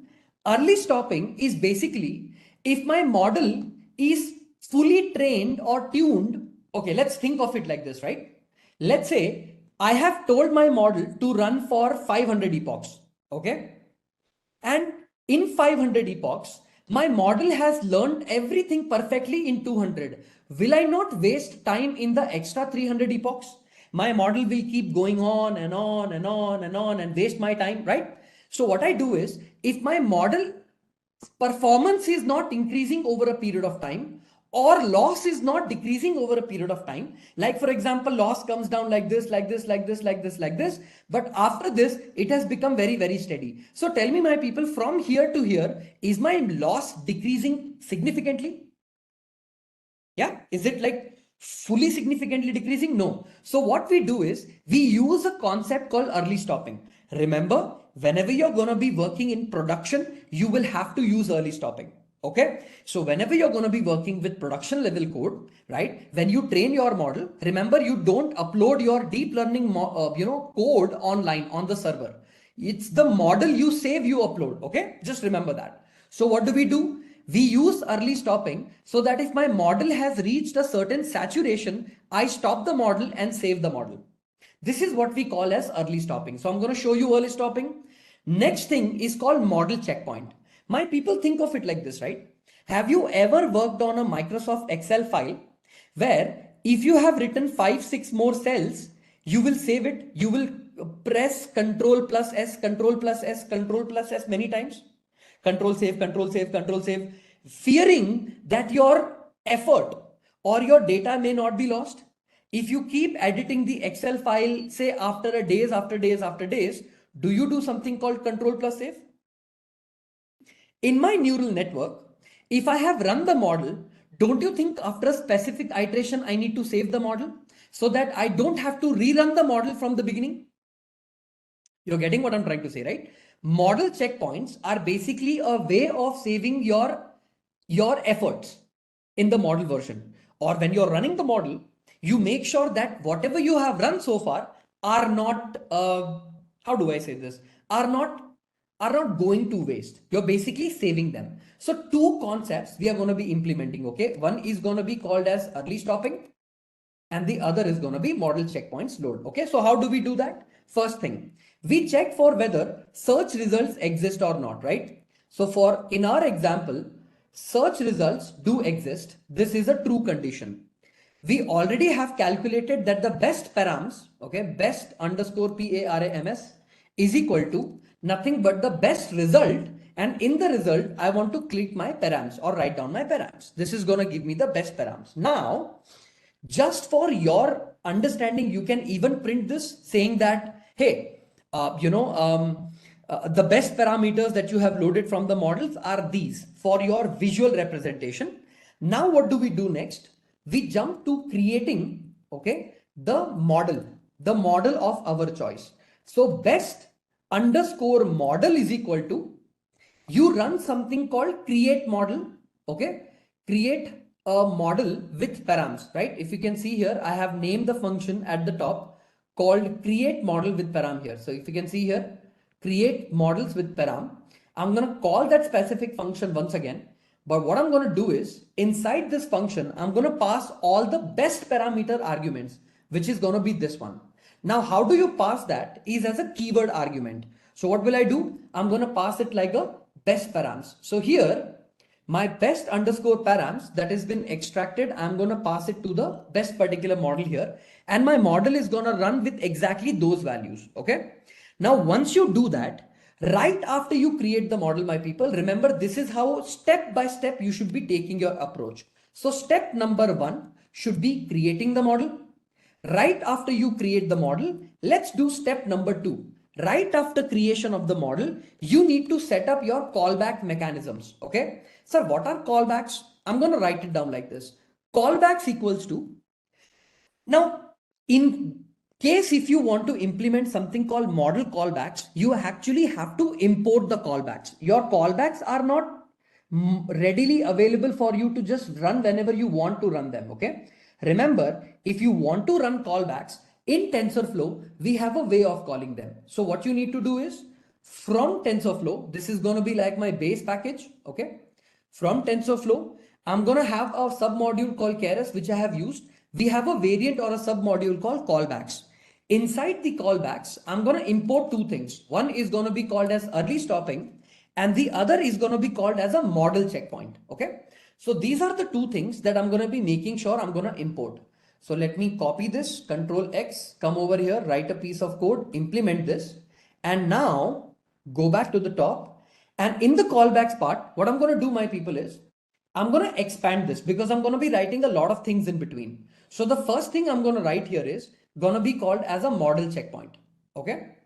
In the model checkpoint, what do you want to save the model as? Okay. Now, my people, this is a point which you have to be very, very careful about. Okay. There are various ways to save a model. One of the ways is something called as a pickle file. The second way is called HDF5 files. And the third version is called .keras file. Okay. Now, my people, remember one thing. These are the three ways you can save the file. The extension of .pickle file is .pkl. Extension of .hd5 is .h5 and .keras is .keras itself. What it means is whatever is your model, okay, I am going to save my model as my underscore model dot pkl. Haven't you ever saved your data as a .pdf file, .excel file, .csv file, .txt file, which can be read by a human being? You can save the machine learning models, your deep learning models, in a format called .pickle, .h5 and .keras. Now, what do you mean by these concepts? My people, these are binary files. What do you mean by binary files? Your zeros and ones, your binary files. Tell me this. In your deep learning model, okay, if you have taken a deep learning model like this, a simple perceptron like this, and when you run the machine learning model or a deep learning model like this, when you call learning, what is the learning in this particular model? Can I say weights and the biases are the ones that I can call as the learned value, right? Your weights and the biases are the ones that cause your model to perform in a certain way, the behavior. So remember, in your pickle files and in your HDF5, in your keras files, you are going to be serializing your weights values, your hidden state values, and every other metadata that is available. So what do? What do you want to name this? You can name this as best underscore Amazon, right? Underscore sentiment dot h5, right? This is how you're going to be saving your model. But now you are saving this model with a specific name. What is the extension that I have used here? I have used an extension called .h5. Okay. Now what I'm going to do here is I am also going to write one more variable or one more argument actually inside this called monitor. Okay. What am I going to monitor for this model checkpoint or the callback to work is I am going to check my consistent validation accuracy. What I'm going to do is my validation accuracy becoming stagnant at a certain level or not? Okay. So I am not going to add anything like patience here. I'm just going to add something called monitor is equal to my validation accuracy. I am also going to use something called save underscore best underscore only. Okay. Save best only. Okay. ONLY is equal to, I'm going to pass something called true. Now see guys, what is save best only meaning?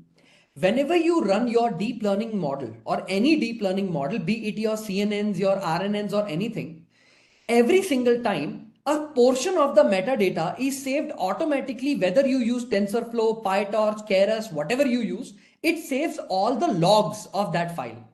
Save best only requires you to save the most recent updated version in the model. Whichever value or logic or log was available for that model, we take that version and we pass it to the model. So we take that and we save the best only version. It can also happen that the recent version and the previous version has the best model at the second time. So it will revisit the last 7-8 logs. Whichever is the best, it will pick that up and it will save your model as that. Okay. What we are also going to do is we are going to take a version called mode and we are going to pass in a parameter called max. And in a second, I will explain what that is. And verbose will be equal to 1. So see what I did here is I have taken a specific callback method where I'm passing something called model checkpoint. My model checkpoint is only and only going to save the model at these arguments if the model checkpoints or the behavior of the model follows these arguments well. If you want to use something called early stopping, which is stop my model if there is no improvement, then you have to call early stopping separately. Understood? You cannot call model checkpoint and model checkpoint will also take up the responsibility of that. That's not true. So in early stopping, you pass the same exact thing. Now tell me one thing, guys. In your model checkpoint, you are checking for validation accuracy. That makes sense. But if you want to stop your model, usually what do you want to monitor? If you want to monitor whether my model is improving or not, do I not check for something called loss? If my loss is not consistently decreasing further, that means my accuracy is not going to grow, meaning my model is not learning anything. So can I say some kind of a validation loss? Understanding what I'm trying to say? Consistently measure whether my loss is decreasing or not. How many values of loss do you want to check, my people? Suppose my loss was 0.619, 0.6188, 0.6123, 0.6011. Tell me one thing. Would I call this loss to be incrementally or the loss decreasing consistently throughout? Like significant loss decrement? No, right? So tell me, if I want my model to stop here, can I check for 3 size or 3 windows?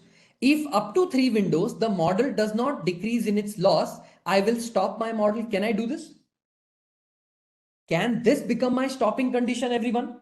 That I will stop at this particular value. I will check for the 3 losses consecutively if they decrease or not. If they decrease, good.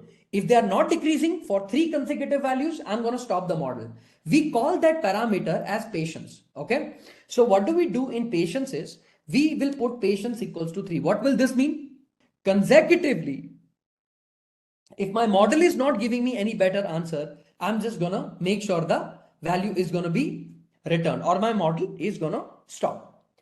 Because you're implementing callbacks, like early stopping, you need to not save best only, you need to restore the model. So what do? We have something called restore. If I remember it correctly, is it restore best weight or weights? Give me 1 second. Let me just check the weight. Give me 1 second. Is it restore best weights? I'm assuming, right? Callbacks is callback, sequential. This is fine. Where is the restore? Wait, give me 1 minute. Early stopping, restore best weights. Let me just check it once quickly. Restore best weights. Yeah, so this is S, right? Let me come over here. Let me paste restore best weights will be equal to true. Sometimes I get confused in the syntaxes because the syntaxes I don't remember. Sometimes it is best weight, best weights. It has weird syntaxes. I know it seems like weights makes more sense because we are doing a lot of training, but you haven't worked on PyTorch yet. So once you do that, you will start crying. So you will know why I am facing problems like that. Anyways, so what did I do so far? Is I checked whether my search result part is empty or not. Once that happens, I'm going to check for my best param values.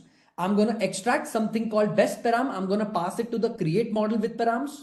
I'm going to run something called my best model. But before running the best model, I'm going to implement a callback mechanism and an early stopping mechanism. Okay. Now, my people, please understand, you do not have the same model checkpoint and early stopping mechanisms for every single neural network. Please remember, do check that for a certain type of neural networks, early stoppings are not usually the same, they are different. Specifically for any kind of restricted Boltzmann machine, if you are implementing any kind of a unified or unidirected graph neural networks by any chance, if you're implementing, they will be slightly different in their syntaxes. So just be careful about that, okay? Now, I'm going to run something called as my final history of the model, okay? So I'm going to say final history is equal to the best model, which is this particular model, dot fit. Now tell me, in the fit part, do I pass something called x train? So x underscore train is going to be passed, right? I am also going to be passing something called y underscore train. I am also going to pass the batch size SIZE is equal to, let's only give it 128 because we've kept it consistently throughout. I'm not sure if I want to keep the epochs to 10. So I'm only going to keep the epochs to 3 because I want it to run faster. I don't want to take it more time. And validation underscore split will be equal to, let's give it the same 0.20. And the callbacks that I want to implement, C8 is equal to, I want to write down the same callbacks I have written here, right? So I'm going to take the callbacks here. I'm going to copy them and I'm going to paste them here. So the callbacks mechanism that I want to implement is going to remain the same it is. So if I run this particular model, what is it going to do? It is going to run my final model, and every single version which is available in the best history is going to run. But there is one small thing I want you all to do and not miss it. See here, when you ran the entire model, okay, you are also going to save the tokenizer of the model. Now, like for example, why do we need to save the tokenizer? Because every single time you run the model, I want to save this model and use the tokenizer also as some kind of a pickle file or an HDFE file and load it. I don't want to load my tokenizer again from the TensorFlows package. Making sure that reusability is at the highest, what will I do? I am going to write down with open. What will I name the file? Amazon underscore, what did we name? Best Amazon sentiment, right? So best underscore Amazon underscore sentiment, right? Sentiment dot pkl. If you write something in a pickle file and you know it is a binary file, you're going to write something called WB. WB's full form is write binary as something called F. Now what I do is I haven't imported another package called pickle. Remember, if you want to save something in a pickle file, you actually have to import pickle. So what will I do here? With this particular part, I'm also going to import something called pickle, right? Import pickle, pickle, right? That's correct.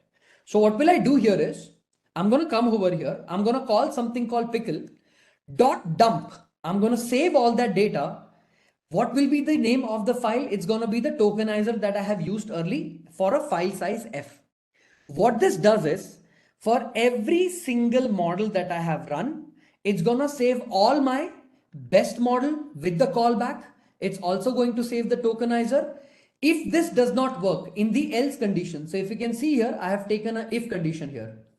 Else, if there is any other problem in my model, I'm going to just print out something called error. Okay, ERROR, error. I'm going to run this. So if you can see here, my epochs have started running. I'm running the first epoch. My accuracy will not be that great because I'm only running for 3 epochs. So epoch number 1, right? Epoch number 2. If you can see here, Keras saving.save model, you can actually ignore this. This warnings don't make much sense. So epoch number 3. Let's just hope this runs. Okay. Let us run this and let's open up the file type. Okay, this is run. If you open up your Google Colab file type, do you see two things have been saved so far? Your best Amazon sentiment model has been saved in a file called bestamazonsentiment.h5, and your tokenizer is saved as bestamazonsentiment.pkl. Understood, guys? So you have taken your tokenizer as per the problem that we have, and we've also taken the model in the H5 variant as it is. Now, once the model is saved, tell me a small kind of important update for all of you. When you run your entire deep learning model, do you think you upload your model to your server, or do you save the deep learning model to your server? Which version do you upload it to your server? Like, how are customers able to enjoy the deep learning or the machine learning based systems you build? Every single file or the script that I wrote for deep learning model up till I saved the model, are you ever going to use it for production? Or is it only for your analysis and model building? Everybody, did you understand one very important factor, that model building is not what you're going to be implementing on the server, right? You're not going to be giving your code away to somebody who runs it on a server, right? You are going to be giving the code to either a data engineer or a DevOps engineer to run the pipeline, save the model, and that model eventually will be loaded. So where have we saved the model, everyone? Did we save the model as the best Amazon sentiment.h5? This is the name of my model. So tell me, if I want to load this model, okay, I don't want to use any of my model that has run in the server or on this particular Jupyter notebook file. I want to load the saved model that I have taken, load the saved model and run accordingly. Okay, run as per the model that I have loaded. So what do I do? Loaded underscore model is equal to. Now here you have a method called load model, okay? Because I have not imported anything called load model, what I'm going to do here, I'm going to go over to the top, or maybe I'm just going to import it here directly. See, load model is a part of the package called as sequential. So I'm sure I have taken it in the top, but I'm going to just take it again, okay? From TensorFlow.keras, okay? From TensorFlow.keras, in this load file, I think we have something called .models. Yeah, this is correct. Import something called as load model. So I'm going to call something called load model here. And inside the load model part, what was the name of your file that you have saved? I'm going to copy this. I'm going to come over here and I'm just going to take copy path. You don't need the path. Actually, you just need the name of the file. You can remove this content and slash and slash and slash. You don't need to necessarily mention it like that. It can directly accept it. This is the name of the model that I have taken. Okay. Now you need to read that file. You have only loaded it so far. You haven't read that file. So with open, I can open any package, any part with the with part. So with open, what will I load? I am also going to load my tokenizer, which is the tokenizer. Let me copy this tokenizer here. Let me also paste the tokenizer. Give me 1 second. Let me open that up. What I'm going to do here is, specifically for the pickle file, I'm going to write something called RB. RB means read binary. I'm going to take the binary version of it and I'm going to load it. Okay. So making sure I read whatever binary file has been loaded, I'm going to read this. And you have to be very careful with the WB, RB, B, W. There are many variants of it. Okay. So you need to be very, very sure how you do it. I'm going to take this as a file called F. And I'm going to say loaded underscore tokenizer is equal to pickle.load. I'm going to load something called as the F file. So what I've done here, my people, is I have done two things. I have loaded the model. I have also loaded the tokenizer. Okay. The tokenizer. I have loaded two things. For me to be sure that my model has been loaded properly or not, I can also give some kind of a message in the beginning for the user that the model has been loaded. Okay. Compile the loaded model, but the compile matrix have yet to be built. It's okay. We don't have to worry about it, right? What did we do? We have loaded the model. We made sure that the models ran. But here is the thing. Once you have run the model and you have saved the model, now you have loaded the model. I want to make some predictions on a given text or some kind of a text I want to do, and I want to make sure that my model works perfectly or not, right?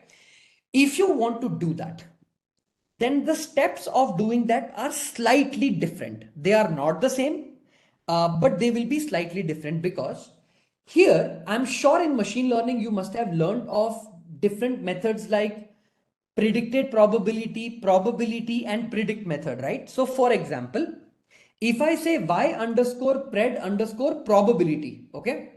If you want to print out every single model's probability, can I load the model called loaded model dot predict? Now, if you know this from machine learning, you can pass in all your X test data. And once you load this, it will give me all the predicted probability for all the values of X test, right? But my ypred, as you guys know, is a categorical variable, which is a binary class, right? So if my ypred, okay, probability is greater than 0.5, am I deciding a threshold for this particular precision? Anything greater than 0.5, then give me some answer. If it is less than 0.5, give me some answer, right? If my values of my ypred is going to have a probability greater than 0.5, I'm going to convert this into an as type, okay, of int. What does this do? And also, if I do something called dot flatten, okay, what is this piece of code going to do anyway? It's a very simple function, not a very, sorry, it's a very simple method. It's not going to be complicated to understand, but are you getting what ypred is going to do in this particular example? Is going to give me every specific value of ypred, okay, for values greater than 0.5 dot as type int and dot flatten. I'm sure you guys know what flatten does. Flatten as a function does. What do it do? If you take a multi-dimensional array, you can do something called flattening of the array, right? Like it will convert everything into one single dimension, be it 8D, 2D, 4D, 100D, 60D. Multiple different nested lists are converted into simple type. So first of all, every single value of probability is going to be converted into bool. I'm going to convert that into 1 and 0, and then I'm going to convert that into that particular value. Okay. Why don't we do argmax? The reason I don't want to do argmax is because argmax is going to return the maximum value from the entire list. My conversion doesn't work like that. My conversion works when I do something called greater or lesser, it returns something called as a bool value, right? It will return like this, no? True, false, true, true, false. I need to convert my true, false into 0 or 1, 0, 1, 1, 0. Understanding what I'm trying to say? I don't want to do argmax directly on it. I want to first take the bool values because this part of the code is going to give me what? A bool, no? That bool needs to be converted into numbers, zeros and ones, the binaries, and that binary needs to be converted into one single array so that I can extract values from it whenever I want. So that change I want in my code. I want that capacity and the capability to be run. So once that particular thing done, or once this model, versioning is done, what do we do next? Ypred is taken. What do we do next? We calculate something called as the test accuracy. Because I am passing what data here? I am passing X test data. Agree, disagree? So what will be my test accuracy? In your machine learning code, I'm sure you guys were taught a method called accuracy score. So if you remember from sklearn, you imported confusion matrix, classification report and stuff like that. If you remember from sklearn, right? From sklearn.metrics, right? In one of the, this does not autocomplete, is it? Okay. From sklearn.metrics, we import multiple items. If you are doing binary classification, one of this is a confusion matrix, if you remember. Confusion matrix is one of them. We also have something called classification report. If you have classification report, pretty much you're sorted. And there is also something called accuracy score. We have done this all the time we ran machine learning, right? Your support vector machines and your, logistic regression and your decision trees and your random forest, right? So test accuracy, I'm going to say that your test accuracy is nothing but the accuracy score of what? Don't we compare y test with y pred? Don't we test our value with y pred? So if you can see here, my y test and my y pred is printed. So if I just go ahead and print, my test accuracy is going to be what? I'm going to copy this, I'm going to paste it here, and I'm going to paste it here. What will be my, oh, okay, it's gonna take some time because it's a larger data set. On test, I think it was something. On my test data, what is my accuracy? How many am I able to map back? At a 91%? If I print or plot its confusion matrix, will I be able to get a detailed analysis? True positive, true negative, false positive, false negative, all of that stuff. Okay. Let's take some sentences. Okay. Sentences is equal to. Okay. All right.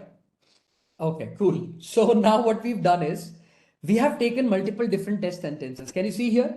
The packaging was nice, but the product tested was not to my liking. The customer service was excellent, but they were helpful and responsive to my questions. And now we have this third weird looking data where you have asked data like this. Now everyone tell me this. If I want to make a prediction, do I have to clean my data also? Because when I trained my deep learning model, I have cleaned the data and passed it to the data, correct? Like my model, I did data cleaning and I have passed it, correct? Correct? All right, good. Okay. So tell me, if I want to predict underscore sentiment from the model, okay? So sentiment from the model, how do I do it? Can I pass in something called text? Yeah. I'm going to be taking every single kind of text. I am going to be passing it to my model, and I'm going to make sure that that text is going through a process. Now tell me, how do I clean my text, or how do I make sure I have a cleaner text? If you go to the top variant of the version, okay, we have a small function written here called clean text. If I come over here, if you remember, we built it with all the hard work that we had to do. We scroll a little bit down, right? We scroll further down. Yeah. Do you have this method already written, some kind of a helper method called clean text? Yeah. Do we have a clean text part? So tell me, can I reuse this method called clean text? Come over here in the bottom. Here, what can I say? I can say my clean data is clean text, and I will pass the text inside this. Once the text is converted, we need to convert it into sequence, right? We did that in our model also.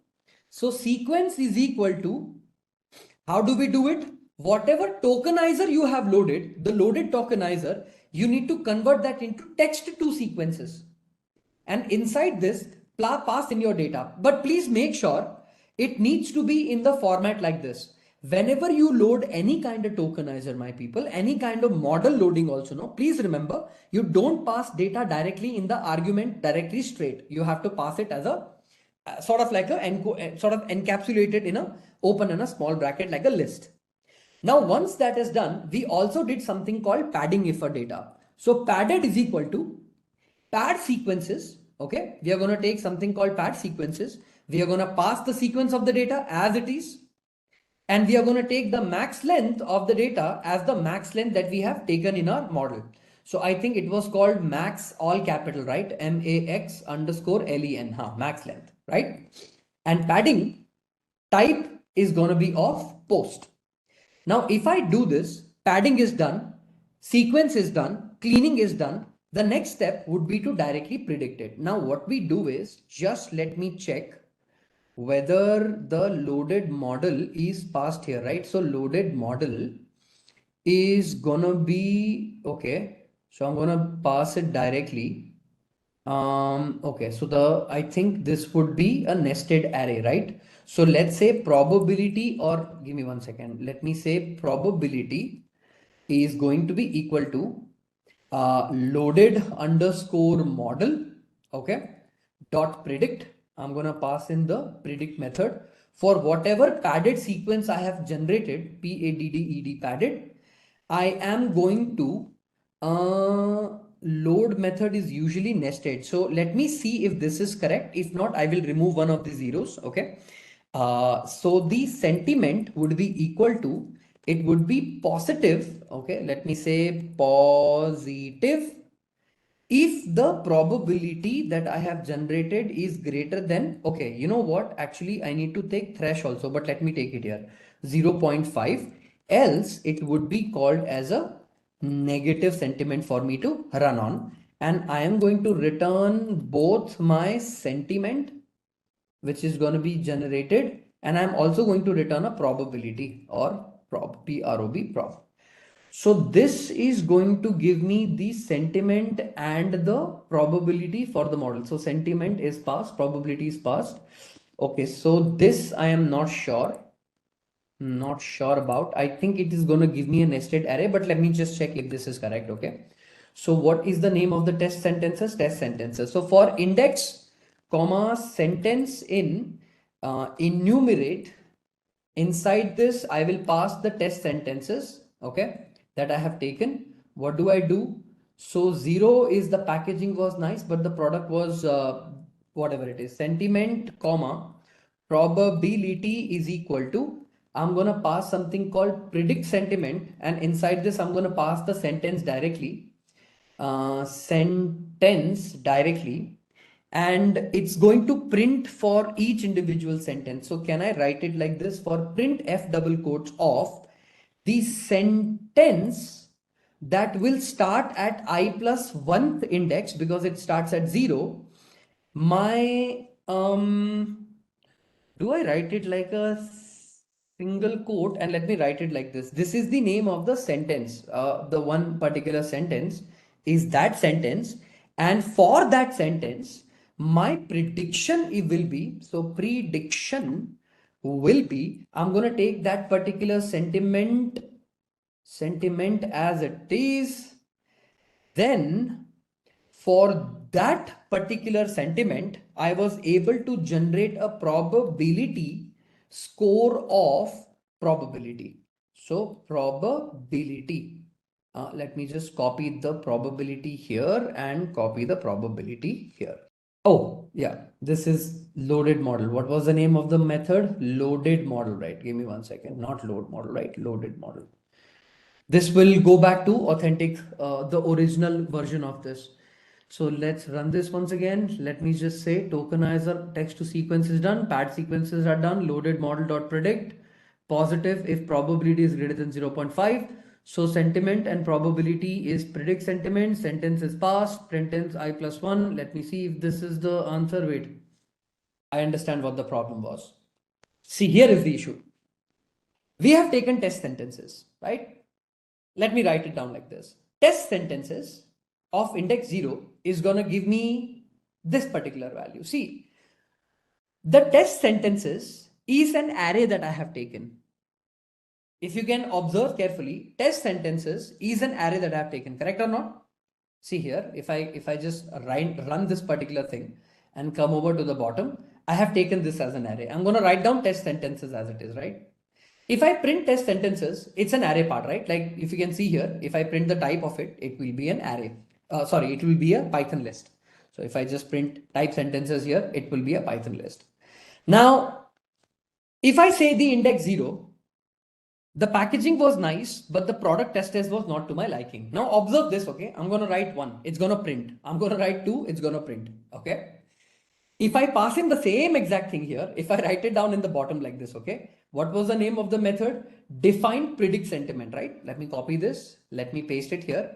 And inside the predict sentiment, I'm going to pass the data as it is, right? So here the text is equal to test sentences of 2. Copy and paste here, okay? I'm going to run this. See, did it still give me the answer? That's because what I did is I ran this particular function first before that. So it was not able to reference that first. So tell me, the last one is I expected my Bluetooth headphones to be great, but huge disappointment. No bass and a little high. It gives something called as negative. If I pass 1, can you call this sentiment as a usually positive sentiment? If I run this, what would this answer be?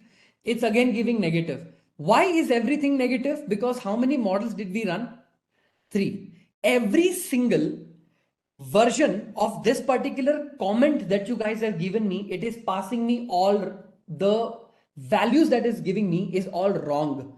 It's giving me negative. If you say customer sentiment was negative, or sorry, the customer service was excellent, for at least this version 1, should it give me positive?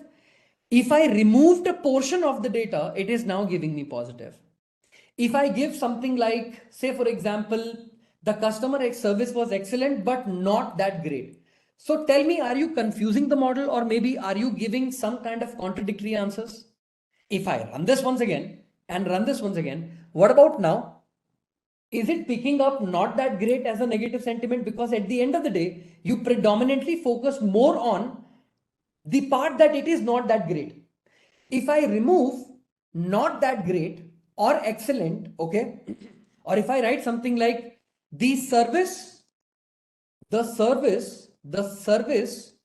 the product, PRODUCT, was excellent, example, right? The product was excellent, or the item was excellent, or the product that you gave me was great.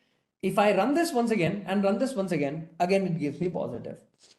For a lesser epoch model, fine, it works. But for a variant where you have given something very, very large, so give me something which is somewhere in the line of positive but expanded in the form. Like, don't give me good, excellent, better yet. Give me something which is a little bit longer, but it means a positive sentiment. Can somebody give me a sentence like that? Like, for example, what if I pass it like this, right? Like I can say, I have observed that the products that I have received are to my preferences, are as per my preferences, and requirements, and I can not complain. Okay, I cannot complain. Okay, let's see if I can 0, 1, 2, 3, right? Did you understand? Like, I didn't want to mention anything good, great, excellent, best, perfect. I wanted to mention something which sounds very generic, but is a positive content, is a positive sentiment. So is it giving me a positive value here? We made sure, okay, you have loaded the data. This was the Amazon Fine Food Reviews data that we had, okay? Once we loaded the data, we did some basic checks. We had to understand basic concepts like, okay, what does my data look like? We did some very basic EDA, like for example, making sure to get the answers in percentages with respect to 1-star review, 3-star review, 4-star review, 5-star review. We went ahead with that. We made sure all the sample reviews were done. We got the answers. We did some kind of data visualization. We kept the data ready because we wanted to print something like this. We wanted to print the rating distributions in the data to make sure we check for data imbalance. We also wanted to do the text length distribution because we wanted to see the actual value or the mean average for my text length distribution lies in which specific type of text length. We did that. We also did something called word count. Word count was done. We loaded that. We converted everything into a binary class because anything with multiple different classes, we have to go ahead with softmax and we have to do a couple of things differently. So in order to make it a little easy, because the goal was to make sure everybody understands what RNNs do and what LSTMs do. Then after that, once we made sure that everything was converted into a binary class, we were checking for imbalance, we were handling imbalance, we were able to use some kind of a sampling technique. Specifically, we have downsampled our majority class and we made sure that we match it to minority so that they match, they are equal, right? And we were able to kind of take a sample out of it. We were able to clean the data. We were able to text a user text or a sentence. We were able to reduce the length of that sentence to a specific format, clean it basically, right? And once the clean data was available, we added it to the original data frame, not the original, a copy of the data frame called DF balance, and we added it. Then we used tokenization, available already in TensorFlow. I made sure that I tokenized the input values for the training data, and anything which is out of vocabulary was given an OOV token or out of vocabulary token. We took the training data, the testing data, we sequenced it, we padded it. Once that sequence and padding was done, we were actually having a look at the data and the sequences, how they look like, what the padding does to our data, right? The main understanding of your recurrent neural network was this: do not directly run your neural networks on a large data set, as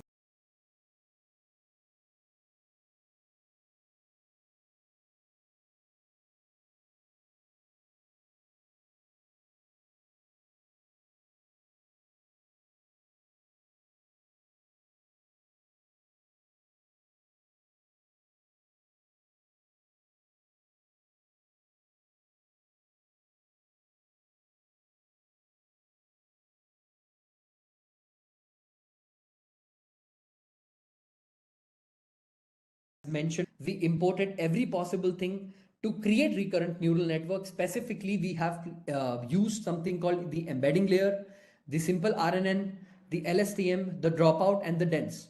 We created the recurrent neural network. The logic was very simple. You have to first pass the data through some kind of an embedding layer that converts the data into an embedding of sorts. We then pass it to a simple RNN cell with 64 units. When I say 64 units, please don't think of it like your RNN unrolling into 64 unrolls, where basically your hidden length or your hidden state is of size 64. So all your knowledge and your representation of the language that you're trying to learn is imbibed or inculcated or is kind of added to this 64 sort of hidden state. So your knowledge and your learning are saved here. You can increase the size, decrease the size, whichever works in your favor. There is a false assumption in language modeling called context language modeling that larger the dense vector representation, better is the learning. That is actually not true. If that was true, then 8 billion parameter models and 3 billion distilled parameter models of LLMs would not have outperformed a 30 billion model, right? There are few differences. We have to understand them. Even though you kind of do quantization to the least amount of bit, which is 1.58 bit. Llama.cpp does 1 bit, but truly it is not 1 bit. It has a lot of different variants to it. So remember, that doesn't necessarily mean that your token size, your representation has to be larger all the time. Sometimes they are enough depending on the problem you're trying to solve. Okay. You take a dropout layer, you take a dense activation, you make sure that you have like a fully connected layer, right? A sort of like a ANN towards the end of RNN, so that you're able to make sense of your data into categorization of binary class 1 or 0. We ran the RNN model, we gave it some kind of an optimizer. Of course, because it is going to be a classification problem, we are giving it a binary cross entropy, right? And once that is done, we were able to run the model. Once the model was run, we were able to kind of get like a the train accuracy on our data. We also plotted, we just wanted to get an understanding that validation versus test or validation versus this, how does the model perform, right? We printed that, we kind of got an understanding how the model's performance is over the period of, over multiple different epochs for both validation and training, both for losses and their accuracies. We have the plot. Of course, it is jumping weirdly between one place to other place because of the way we have trained the model. It's a very half-cooked work, but this was just to get an idea that, okay, is there a consistent improvement? Sometimes it happens that your data has a lot of noise. And when I say noise, please don't include that as an audio noise. Noise can also exist in the textual data, which may have not been caught by the data analyst or the data scientist in the beginning, which it could be Unicode characters, unnecessary characters, some slangs that are very, they are not frequent, but they definitely add certain uncertainty to my model. So there can also exist a certain kind of noise that can make my model's training behavior completely different. So remember, while working with a smaller data set, always make sure that the steps you have done before running the model are absolutely clear. You have not made any mistake. Once we did that, I made sure I also ran the LSTM model very similarly to how RNN models function. Pretty much this neural network is very easy to build in TensorFlow comparatively to building it in PyTorch. That's why actually one of the recommendations I give people is PyTorch is a brilliant framework to write your libraries, to write down your code, to write down any machine learning or deep learning code that you want to do. But predominantly people start with TensorFlow because it's easier to run, because what happens is the lowest form or lowest abstraction level where learning becomes very easy is Keras. Keras is a wrapper on top of TensorFlow. Then comes TensorFlow, because TensorFlow gives you different features or different types of modules to build on. And remember, of course, TensorFlow works completely differently and PyTorch works completely differently. There are two very completely different frameworks, the way they function and the way they operate, right? So in our case, of course, we have taken the help of Keras. We have built an LSTM model, the same exact thing. We have taken the embedding layer, the LSTM layer, the dropout layer, the same dense layer, and the dense layer 1, because we want the classification output to be 1 or 0. And we've written down the losses, and we've written down and we've printed the summary.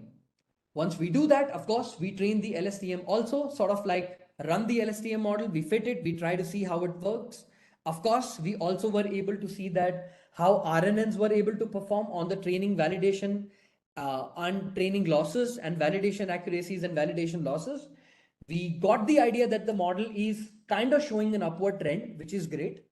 Generally speaking, the model versus validation loss curve is supposed to be an inverse J curve. It is supposed to look like this. Remember, this is like the Bible, or how do I say this? The default.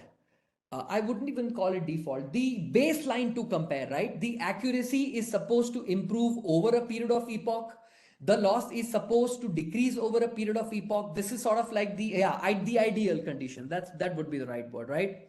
So we saw that it is improving, not a problem. We, of course, wanted to do hyperparameter tuning because we did not want to go ahead with grid search. We wanted to sort of create like a randomized version of it, which is not perfect.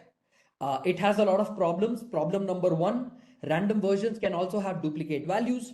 Random numbers can also have a portion of it which is also duplicate. So not just the entire value could be duplicate, but a portion of the random values could be RNN or dropout layer of the same, and the part of the variant could be different. So we've already done the processing. Why do we need to do it again, right? So this process or this problem will always exist.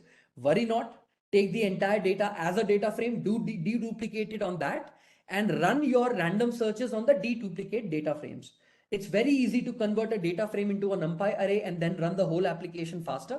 But anyways, we did not do this because that was not a necessity. We ran a param grid. These are all the parameters that I wanted to test for, that I wanted to check for, I wanted to run for. I ran the loop for the search space I'm going to look for. I'm going to print out all the combinations that I'm going to run. And I actually did not write my helper function first. I wrote down the values for printing out the random searches. So my search result told me that if you want to run 8 random trials, I will pick up random values from the param grid that you gave me for model type, embedding dim, units, dropout, and learning rate. And out of all the 40 plus combinations you have, I'm going to pick and choose the random 8 ones that I find convenient for me because it's completely random. I'm going to run all the random values, and it did run all the random values, where for every single trial, it gave me the validation accuracy, absolutely important, and the entire parameter type, that what did I run it on. We ran it on 10 epochs because this was sort of critical for us to decide what parameters are ideal for my data and for the type of model I want to run. So I ran all the 8 trials. Once all the 8 trials were run, I was able to kind of search for the best parameter by myself. I could have done a better job at writing this code because all I'm doing is mapping it again. But in TensorFlow, there is already a library or a module available that can save you a lot of time rather than writing this code. Okay, you can just directly use it. You don't need to run it code wise. But I wanted to give you guys a certain granularity that, look, you do not have to heavily rely sometimes on the modules, because some processes are so simple that they can be implemented in Python very, very simply, right? We did that. We were able to import these 2 packages because it was helping me perform certain things. And those certain things are, I wanted to do early stopping. I wanted to do something called model checkpoints, where my model checkpoints for that specific model, whichever has run the best specific instance of that model, I want to save it, number 1. Number 2, if my model is not performing or not improving over a period of time, since I've only taken epoch is equal to 3, this particular thing made no sense in the code. But let's say if you want to make the model's epoch say 500, right? Then this piece of the code will give you the better clarity. Early stopping would then stop the model at maybe, I don't know, 50 epoch, maybe 60 epoch, I don't know. But it would not have let your time or your energy or your resources go waste, because it would stop my model after a certain instance, right? We of course fit the entire model. We get the final history of the model with all the parameters that we are passing. Basically the X train, the Y train, the batch size, the epoch, the validation split, and the callbacks that we want to use in the model. I of course save the tokenizer also, because while I save the model, it also becomes important to save the tokenizer, because that tokenizer has been trained on my specific instance of the data that I'm passed. Once that is done, I am also dumping that data in my particular instance. Now this runtime is gone, so I will not be able to run this code once again, but you get the idea. There was a folder here which was saving my pickle file. Once this pickle file was saved, I was able to kind of, have a, wait, is the runtime connected? Yeah, so we have it, that thank God. I think we saved the file someplace, right?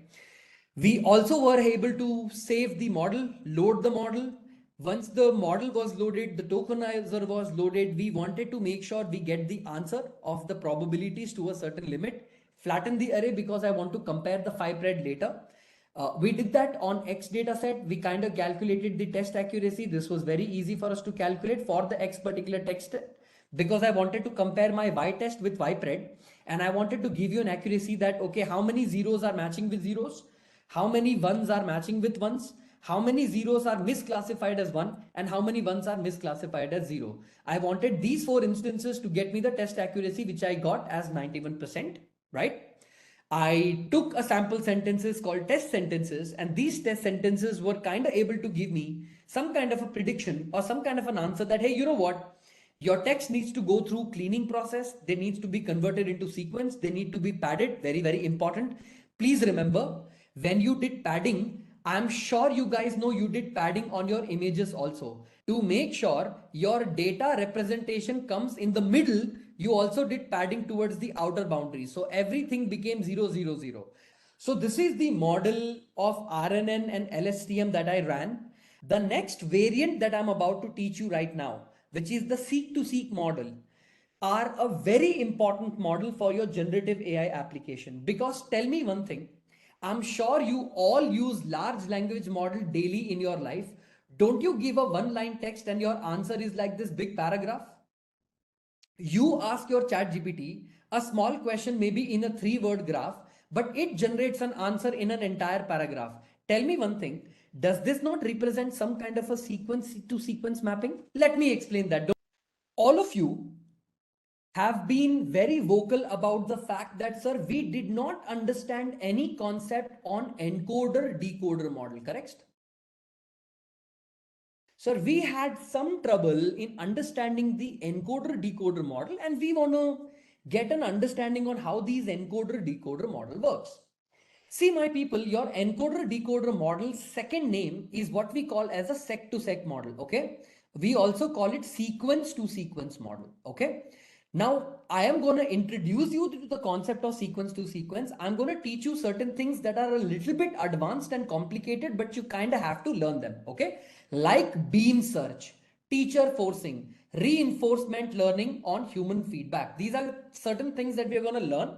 DPO, PPO, LoRa, QLoRa, quantization, because these are going to be kind of important for your knowledge to be kind of mapped back into your generative AI skill. So we kind of learn about it one by one. Okay.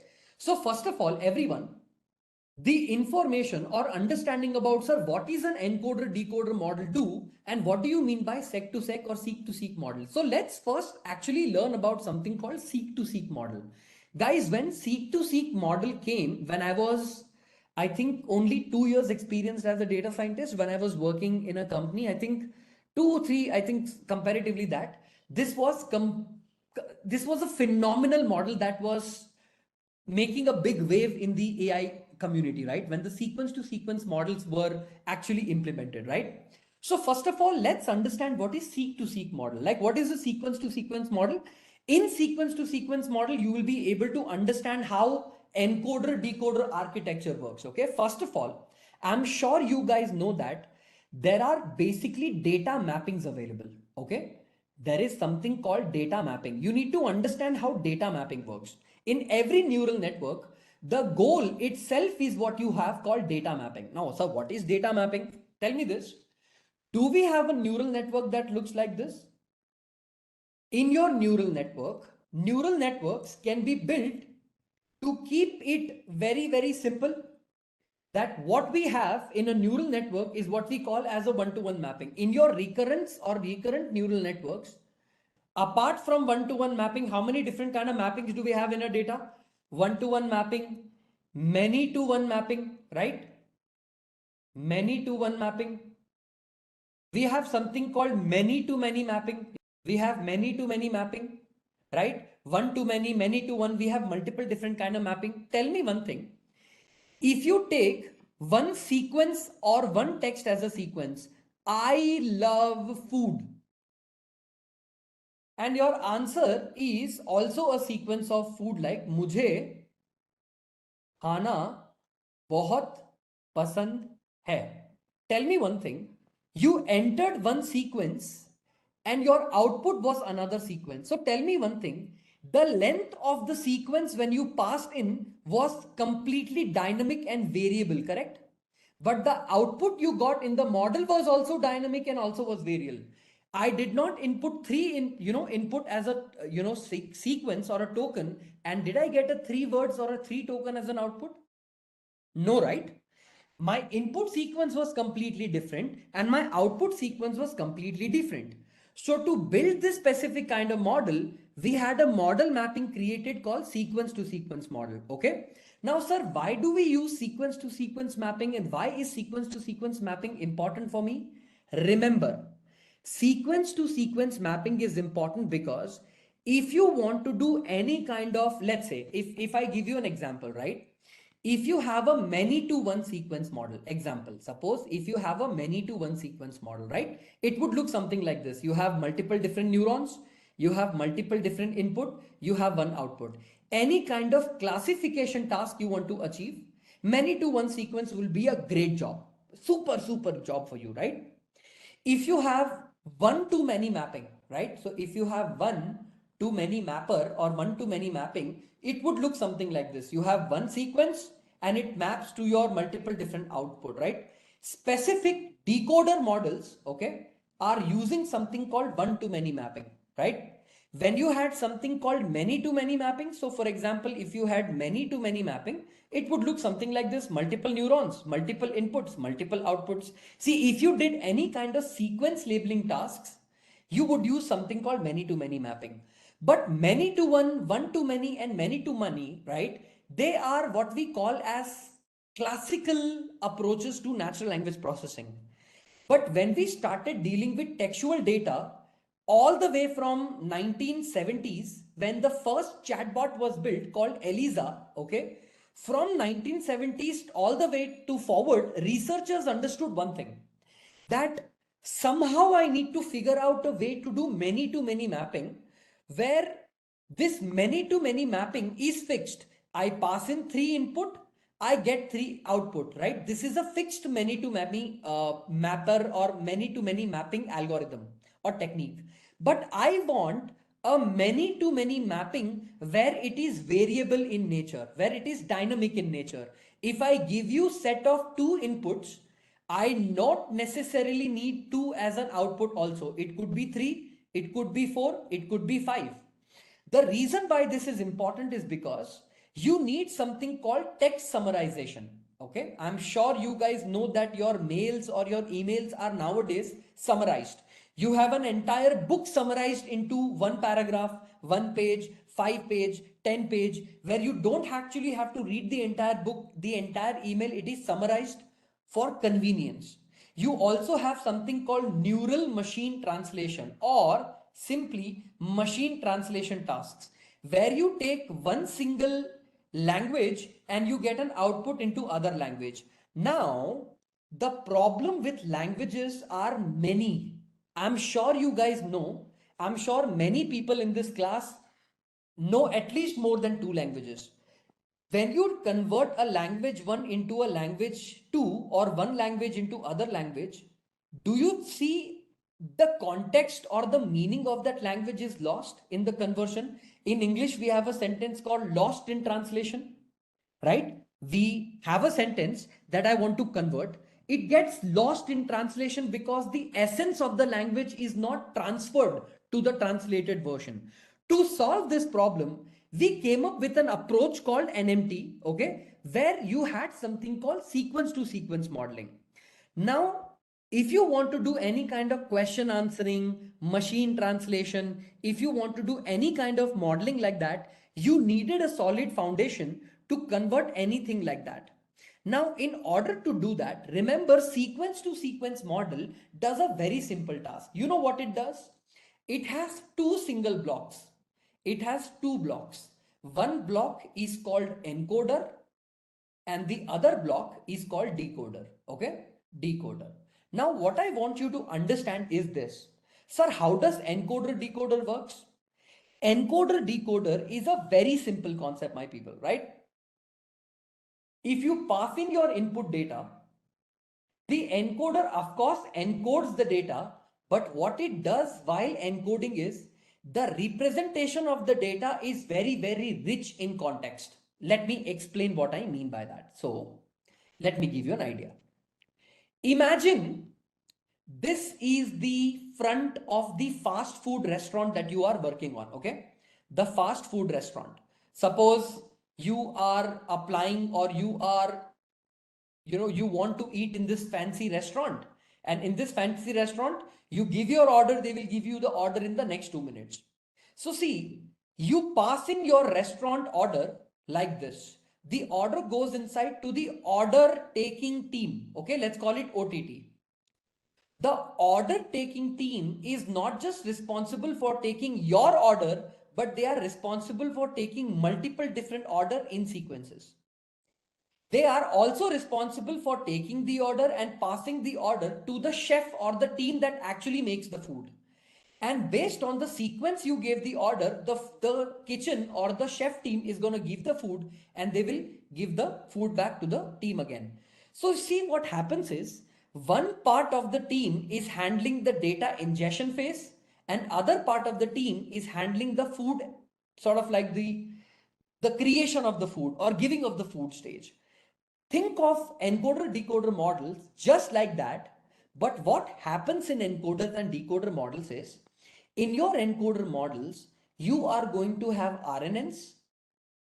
What these RNNs do is if I expand this for you, they will take a lot of sequences as an input. Okay, they will take all the sequences as an input, but they will block the output of all the RNN generation.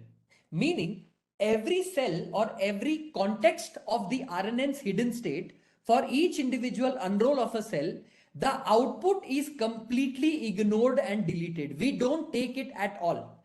I do not include it. I do not reference it. I do not even keep it with me. I only take very rich input text, which is of course passed through some kind of an embedding layer. I take my input, pass it through an embedding layer, pass it directly to the new recurrent neural network. Now remember, you can take an RNN if you want. You can take an LSTM if you want. You can take a stacked RNN if you want. Stacked LSTM you want. Whatever you want to be your encoder, anything can be your encoder. Because the reasons why RNNs came into picture is because they can handle any data set size, correct? If you go back to the basics, in a multi-layer perceptron, can I say that my input is fixed? I cannot change my input. My input is definitely fixed. I cannot change it. You guys are aware of this. In convolutional neural networks, also I have some kind of a problem with dealing with that. But to deal with a data set size of multiple different sequences, RNNs are very good. So you can take any specific version of RNN, create that as an encoder. What is the output of the encoder? That is the most amazing thing. My people, what happens is your source value or your source text will be the input to my encoder. The encoder which is a simple RNN, a stacked RNN, any kind of RNN you think of, that RNN input is gonna go inside my RNN cell. That RNN cell is going to give me an output, and that output is going to be very critical for me, because that output is what we call as a context vector or a thought vector. Okay, so suppose if you give me a sequence like this, suppose if the sentence you have is my phone is dead, DEAD, dead. Now, of course, what will you do with my will be converted into some kind of an embedding model. So let me take this XXX, right? Let me make this a little bit more neat. Let me take the length of this slightly small. Okay. So my will be converted into some vector. Phone will be converted into some kind of a vector representation, sort of like an embedding, right? Think of it like this. Your dead is also considered into some kind of an embedding layer. Okay. My phone is dead will then be passed inside your encoder module, which is nothing but a simple RNN. So you will pass your your phone, your is, and your dead. But the beauty is, every single output value is gonna be discarded. Remember, in encoders, we do not include any kind of encoder outputs. Okay, so no outputs will be taken, discarded. But the most beautiful thing here is you have hidden state that is gonna pass through multiple different layers, and finally you're going to have this very rich, context rich vector value or embedding value generated outside. We call this particular embedding as a context vector. Okay, this context vector is also called as a thought vector, THOUGHT, thought vector. Please remember, your output from the encoder is this very rich, very this embedding value that is so rich in the context of the value. We call this particular thing as the encoding, right? This is going to be some random numbers, not random numbers, some numbers that will have the information of the data or the sequence that you have passed. Okay, this will be your encoding value, will be nothing but your final hidden state. Okay, your final hidden state. I'm sure every single person in the class knows that when an RNN is unrolled, it looks like this. You have an input to the RNN, you have an output to the RNN, but you also have a hidden state passed through an RNN. The same thing happens with your LSTM also. You have a long-term memory and a short-term memory, and something called as the previous cell's hidden state. I'm sure you know that in RNNs also it applies, LSTM also it applies to GRU also. So what do? Your final hidden state from the encoder RNN can be given as your encoding value, your thought vector, or your context vector. This context vector or your thought vector or your thought embedding is gonna then be passed on to my decoder value. But my decoder works very, very differently. How my decoder works is, my people, you of course will have a decoder. This encoding, thought context vector passes to a decoder, and this decoder here is given a beginning, sort of like a token, and the name of the token is going to be called as a start token. Okay, so this start token is going to be given to your decoder model, and your decoder will generate some kind of probabilities using softmax function. Okay, using softmax, some kind of probabilities it will generate. Whichever term or token has the highest probability, that token will be generated. Example, give me 1 second, Google Translate. Okay, so if I translate English to Hindi, okay, let's take Hindi. What did I say? My phone is dead, right? So my phone is dead. मेरा phone खराब है. Okay, let me copy this. Let me paste it here. Copy and paste it here. Okay. So what I'm going to do is Control Z. Actually, let me Control Z. What's going to happen is it's going to generate a token where the word mera okay, is going to have the highest probability in the encoder because of the data training that has happened over a period of time. When you pass in a token like my phone is dead, the encoder is going to generate the first neuron, or the node of the encoder is going to generate a probability called mera. Okay. From the neuron or the cell of the first node, you are going to pass a hidden state to another node. Let's call it N1 and let's call it N2. But the input to my N1 or my input to the N2 is nothing but the same sentence called mera. So you take this mera and you pass it on as an input to your second sequence. Okay. What happens to the second sequence is, now because you have the start sequence, the context rich encoding or embedding vector called context vector, and the newest token generated, you pass all three as a version to the next neuron or node 2. So node 2 is going to then generate another probability for the next token called phone. Now this phone variant is going to pop up here because phone had the highest probability among all the tokens that you have generated. The probability for the token phone was the highest. Again, you make this neuron go forward into node number 3 or node 3 of your layer, and by node, my people, I will explain very clearly how to decide these nodes. Okay, don't worry. You need to pass this particular variant again into the next part, and if you keep repeating this, you will get an output called mera phone kharab hai. But remember, the minute you have the word hai in the token, so suppose hai has been passed, one more node will give one more output called the end token. Understood? Okay. You will generate an end token that will tell the encoder, okay, stop. Do not generate anymore. You have reached the final version of it. Okay. Mera pass mera phone to N3 or just phone? No. It will pass phone.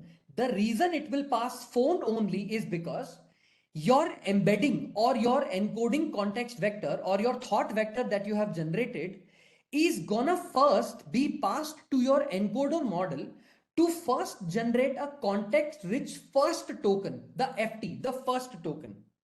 The first token model will then pass on the value of mera with the previous values also. In practically speaking, all your thought vector or your context embedding, right, they will be passed along with everything. In the architecture, it may not look like it, but we pass everything, because how else do I make a prediction that mera has the highest amount of probability to be predicted in the next sequence? Because it must have seen the data in the past do that. So remember, the encoder decoder model, just to get a basic level idea for now, understand this. Encoder could be any RNN, LSTM, GRU, anything. Your decoder also could be RNN, LSTM, GRU, it could be anything. The point is, your encoder is going to have a set of sequence that it's going to take as an input, and your decoder is going to have a certain set as an input. How is this encoder output HT any different than LSTM hidden state output, which also contains context rich vector? Let me explain LSTM models to you kind of importantly. LSTMs don't give you context rich vector as a, how do I say this? As a hidden state, right? Let me copy image and let me paste. I'm sure everybody knows this is the LSTM cell. Tell me, the long-term memory, is it saved in the cell state? Yeah, I hope you guys know this. Your short-term memory, okay, your short-term memory is stored in your hidden state, right? Your cell state retains what? What is it your cell state does in LSTMs? Let's go back to the basics. What do we do in LSTMs? What does your long-term memory does and what does your short-term memory does, right? In your short-term memory, the one that you use to retain the small piece of the context of the conversation, do I have an output gate take reference from your short-term memory and update the newest state?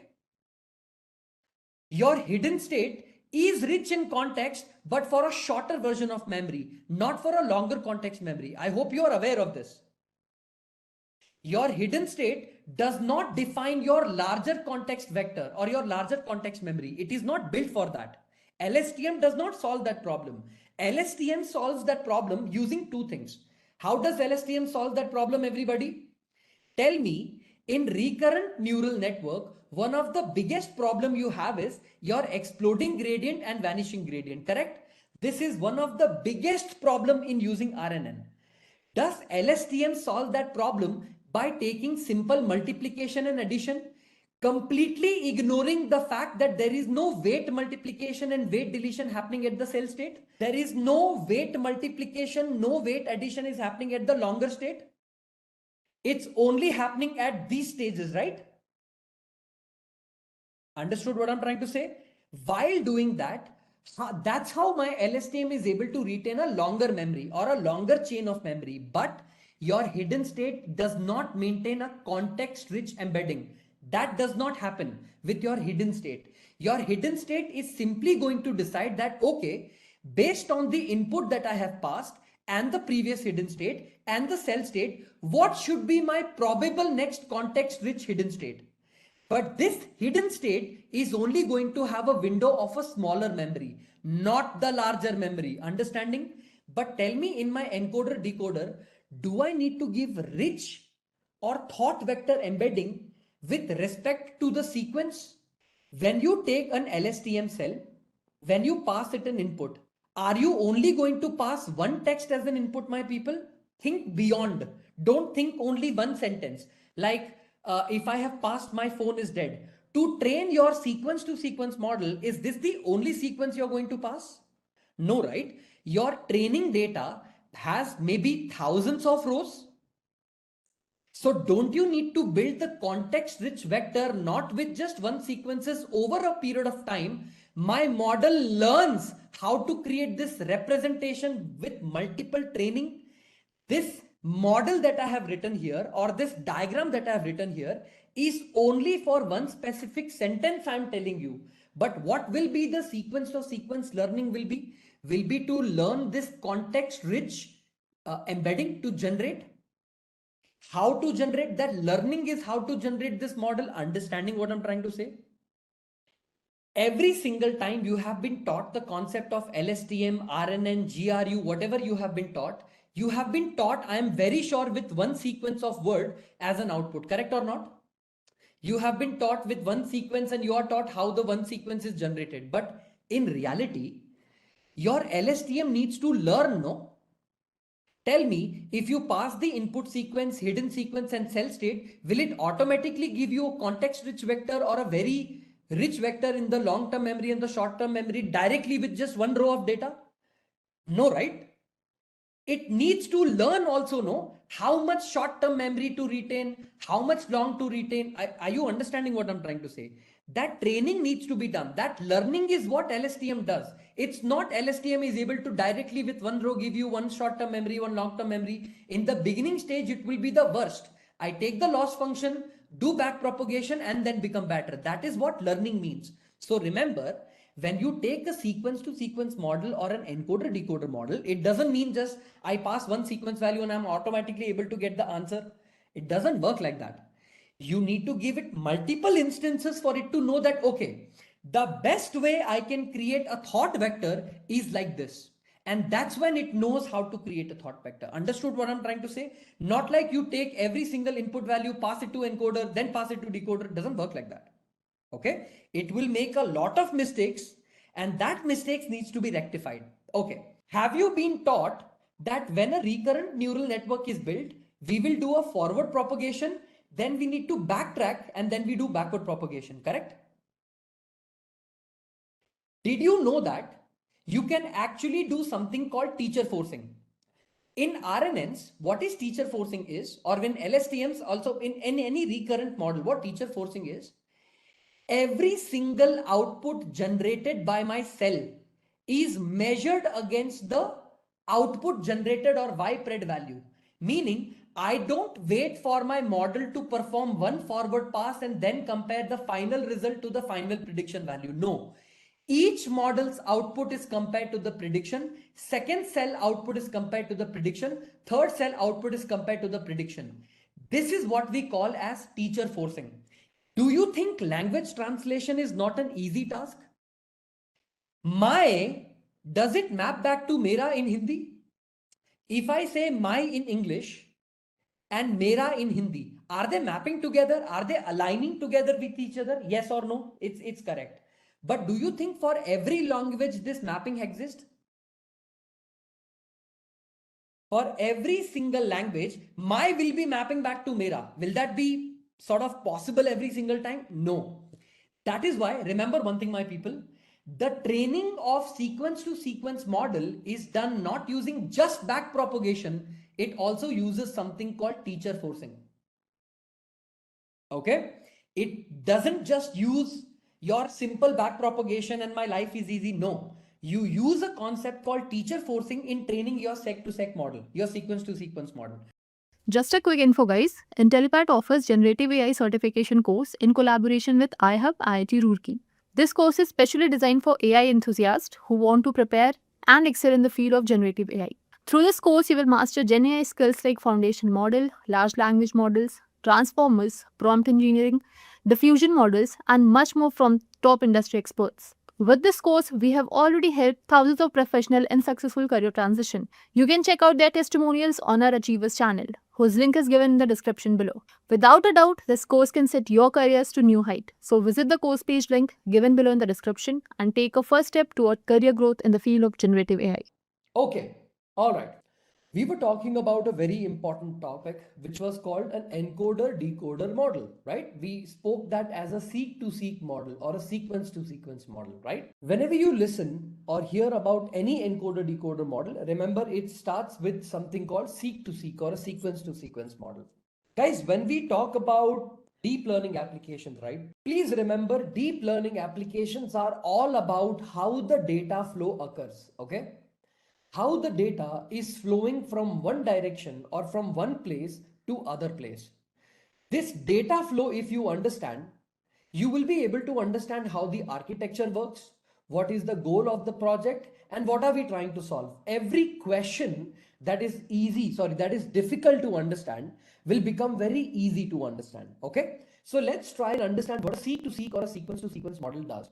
I'm sure everybody knows that we have something called as an encoder and a decoder model. Okay. Now what an encoder does is very simply, if you have a sentence like I am happy, okay, you have a sentence called I am happy. You convert I into an embedding of whatever dimension vector you want. You can take a 5-dimension vector, 100-dimension vector. Basically, the embedding dimension is up to you. You decide it. How much do you want? How large do you want? Do you want a dense vector representation of what dimension? You decide that.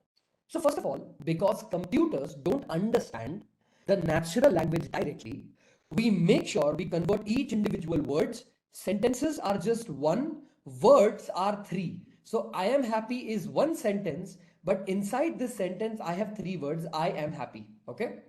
What you do is you take each individual word, convert it into its respective embedding. Okay. And you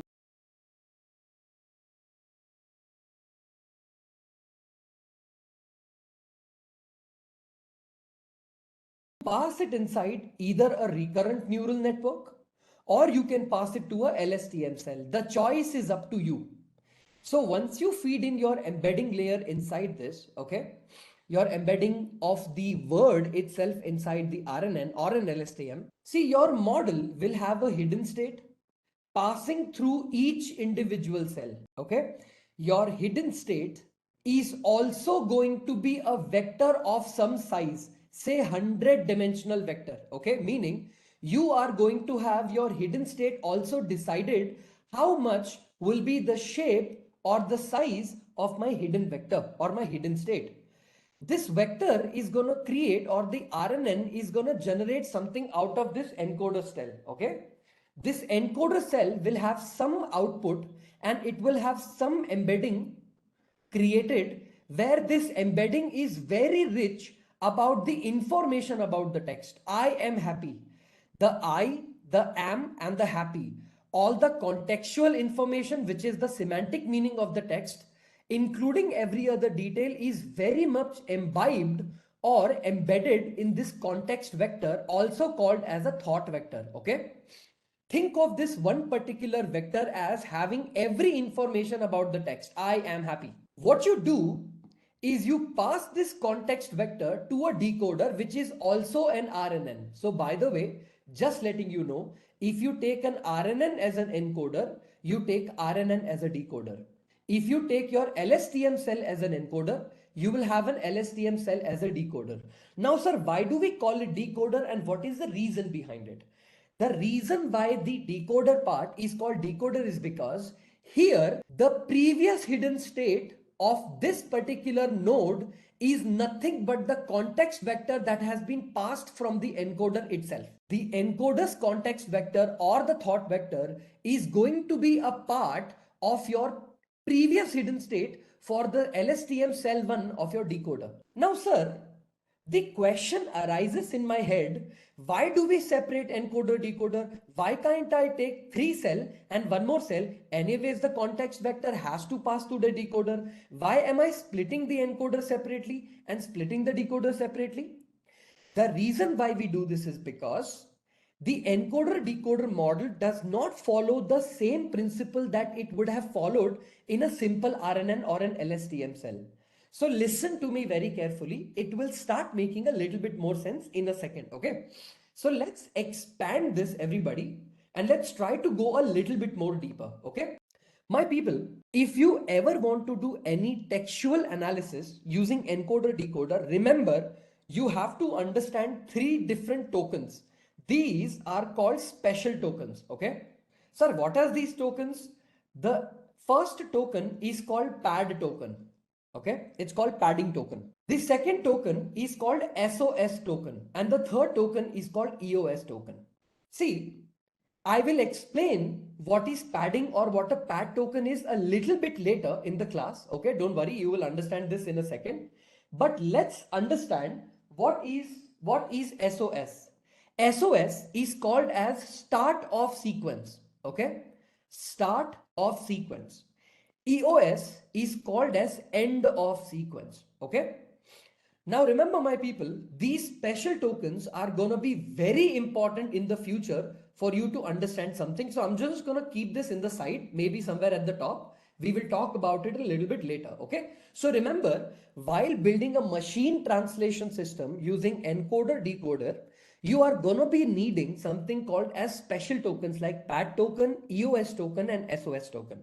Now, let me actually go back and tell you guys a little bit from the basics in the beginning. Okay. If I take this diagram, shorten it and keep it in the side, okay, only for your reference. When you talk about an RNN network or an RNN cell, okay, can I say an RNN neural network has multiple different cells like 1, 2, and 3, and it looks like this. There is a hidden state called h of t minus 1, where the input is called h of t or x of I, okay, x of 2 or x of 1, x of 2, and x of 3. Okay, let me write it down a little bit in detail. Give me 1 minute. Let me take it like this, right? Control Z. Let me erase this. Let me take it not directly but through embedding so that I can tell you exactly in detail. Okay, can I say in a neural network we have multiple different things? Example, you have an input, each individual input to your neural network like an RNN or an LSTM, right? We call this input as x of 1, x of 2, and x of 3. Suppose if you say I love ice cream, okay, or I say am, okay, am happy, HAPPY, okay, these are your inputs. You convert your input into embeddings, right? You already have a pre-trained embeddings, you convert them into embeddings, and these embeddings are going to pass in my recurrent neural network. Every recurrent neural network is going to generate some output. Let's call it y hat of t. Okay, let's call it y hat of t1, another output called y hat of t2, and another output called y hat of t3. And because you're passing the hidden state between the RNNs, so there will be another hidden state from cell number 1. Let me call it recurrent cell 1, recurrent cell 2, and recurrent cell 3.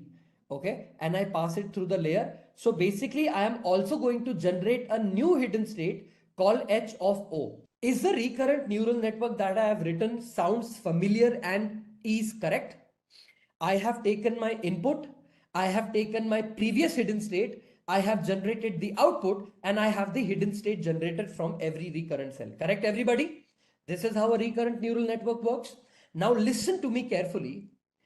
Every single time, every cell generates an output. Can I close that? Can I ask the recurrent neural network that every single cell don't generate an output? I don't want it. I don't need your output. I only want the hidden state. I can do this, right? This is possible, right? This is very much possible.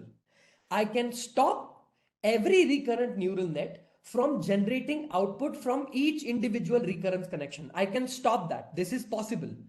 So, what am I interested in? Am I interested in nothing but the hidden state generated? Okay. Now, everybody, the hidden state that I have taken, I can decide the hidden state size of it, right? How many numbers will accommodate in my hidden state? If I say 100, am I creating a 100-dimensional vector at the output?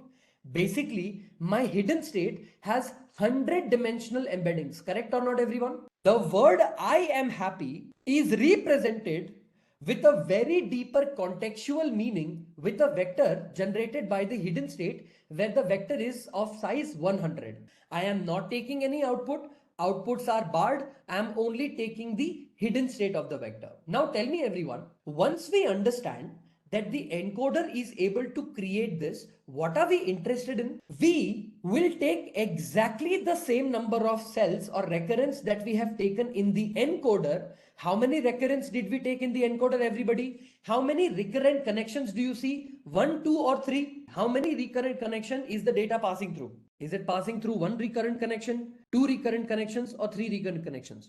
Is it passing through 3 recurrence connection? What are you going to do at your decoder? 1, 2 and 3. You got the idea called 1, 2 and 3. Understood? Now what I want you to do is understand that whenever you take the encoder will also take, because this is also an RNN, this also requires a hidden state passing from the previous value. What hidden state value passed from the previous value? The same hidden state that you generated in your encoder, are you going to pass it in your decoder model in the beginning? The way this program is written, the way your data is written is when you pass the encoder state, okay, what's going to happen is it's going to take some input, let's call it decoder 1 input. You are going to generate, this time in the decoder, you allow the y hat of t to pop up. In encoder, you do not allow it, but in decoder, you do allow it. So what will happen in the beginning is, in any encoder decoder model, the decoder will first give you the output called SOS, meaning you are telling the decoder that, hey decoder, I am starting my machine translation. Can you please convert I am happy into something in Hindi, German, English, whatever it is, right? English into Hindi, for example.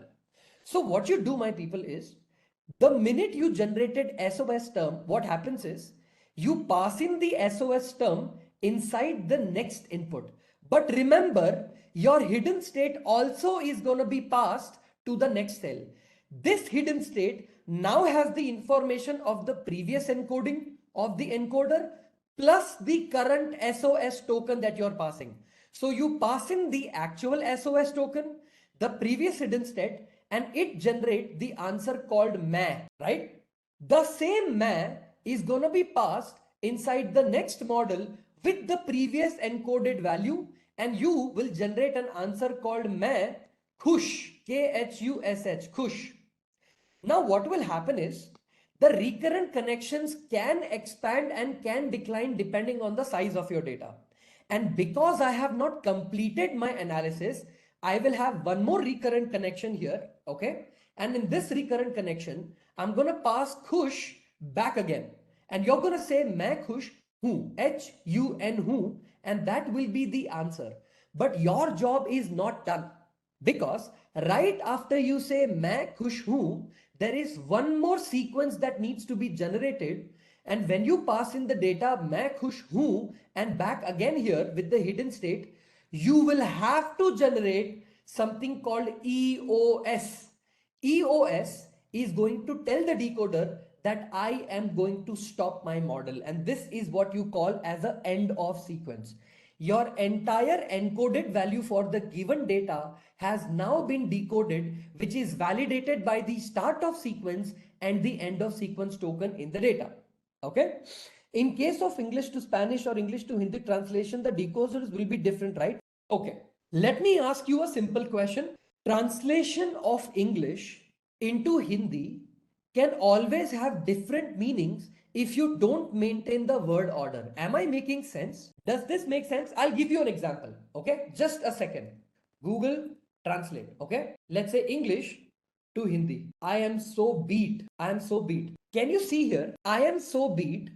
Translate to मैं बहुत हरा हूं. Okay, basically it should be हारा हूं. Also, that is not right. Okay, if you say my phone, okay, my phone, PHONE, phones battery is dead. Okay, मेरे phone की battery खत्म हो गई है. Okay, if I just take a screenshot for all of you and show you an example of one of the problems in machine translation. Okay, observe everyone. My is mera, right? So here my is directly aligning with the word mera.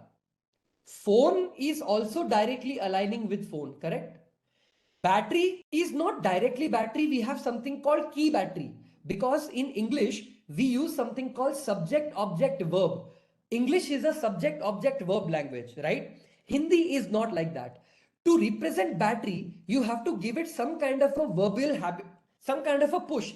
Key battery khatam is dead, khatam ho gayi hai, right? The point is, not every single sentence will align with the translation. Sometimes you have to add new information, which is a supportive sentence, to make sense of this thing, to make the sense of the sentence. We call this problem as adequacy and alignment problem in natural language processing. Okay, what happens is, in some language your dead word will come first and your phone battery will come last. Sometimes what happens, you have adequacy problems and alignment problems when dealing with natural language processing. So remember, in terms of English to Spanish or English to Hindi, the decoders will have to have different set of sequences or recurrent connections, because your English was tokenized into only 4 words. My phone's battery is dead. 1, 2, 3, 4, 5. 5 tokens. But at the time of my output, if I split Hindi into tokens, मेरे phone की battery खत्म हो गई है. The amount of tokens that I input and the amount of tokens that I generate, they automatically don't follow the same sequence. It is always a good practice to start your connection of encoder and decoder with the same number of sequences. But as and when your data grows, or as and when your data has different kind of sentences within them, your sequences in encoder and decoder will differ. That is the most simplest of the reason. That's because my input sequences and my output sequences, they do not follow the same procedure. My input sequence and my output sequences are not going to match, and they will not match. Okay, sometimes if the sentence is a simple sentence, for sure, if I say khatam, okay, end will be ant. See, one mapped to month, end to end, ant se ant nahi bol sakte isko. In Hindi we can't say ant se ant. That is not right. Shuruaat se ant tak. Okay, how will the decoder decide and handle providers correct sequence and correct meaning? So tell me, sir, how should we decide what value of the decoder should be, right? How should a decoder decide what will be its length, right? Everybody, don't you handle this with something called padding? Do you handle this with something called padding? Let me explain. Suppose if you are building a model called I love India, okay? Let's say I love Bharat. I love to travel a lot. Suppose in your data set, you have these two sequences, okay? In your entire data set, you have these two sequences. Do you know which sequence is the largest sequence? Which sequence is the largest sequence among I love Bharat and I love to travel a lot? Which sequence is the largest? Can I say sentence number 2 is the largest sequence? And because in my training data, the sequence here is the largest sequence, can I say I can create my model for everyone to map to my largest sequence? If you take I, love, Bharat, everywhere else I will put 0. Basically, this is what we call padding. So when I make my decoder work according to the largest sequence in the model, it will always accommodate that. There is a better way to solve the problem. I will talk about it later. It's more dynamically handled. But in order to explain that, first I need to teach you something called encoder decoder model. But I hope you guys got the logic. In the most basics or the most basic of the way, take whichever is the largest sequence of the data and keep your decoder to that. Everything else, you do something called post padding. Post padding meaning your zeros or your padding will come to the end of the text. Okay, there is something called pre padding, there is something called post padding. Okay, in the input and output sequence, don't map word by word, let's say English to Arabic during connection. How does the machine identifies the probability of word coming at a certain position? Your softmax and your data together help you solve that problem. Okay, so let's take an example. Let's say you're trying to solve something called Arabic. Okay, now Arabic doesn't work the way a sentence or a formation of a grammar works, because Arabic grammar is completely different, right?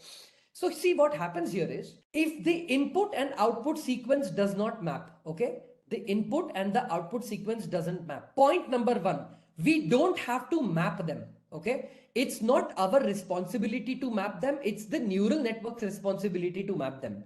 The connection or mapping is understood by the data you're going to pass. If your data is very well labeled for each individual word, meaning, semantic meaning, longer sentences, shorter sentences, over a period of time, my input and my output sequences will start matching. Because in my entire data set, whichever sequence has the highest longest sequence length, I am by default taking my decoder to that sequence length. So if I have a context vector or a mapping done at that part, that mapping can be done automatically when my neural network is going to be trained. So I don't have to worry about it too much. Okay. Let's say word by word mapping from English to Arabic. Okay. When you connect your encoder to decoder, right?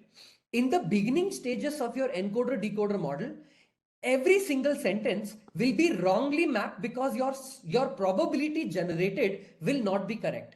To solve this problem, we use a concept called teacher forcing. Okay, by the way, we call it as a strong teacher forcing. What strong teacher forcing done is, imagine you are in a situation where you want to understand, am I doing a good job or not, right? My probability of generations are right or not. If you compare your output, which is generated output, your answers will not be correct because you're trying to compare the probability with the input. We don't make that mistake.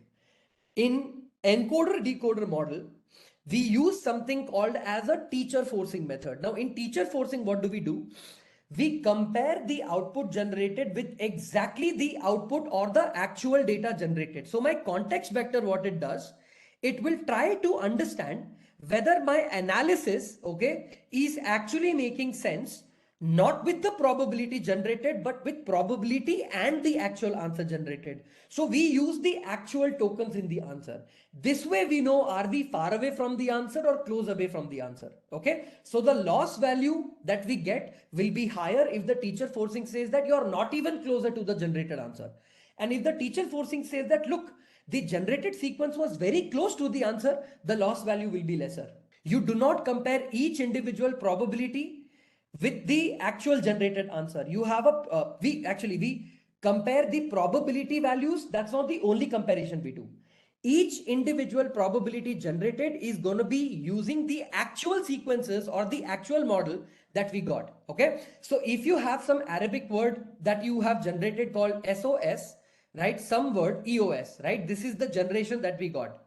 We take this entire sequence generated by the model and we compare it with what was the original mapping done in the data. Okay, is the word to word mapping correct? How many word to word mapping is correct? Say 70% is correct.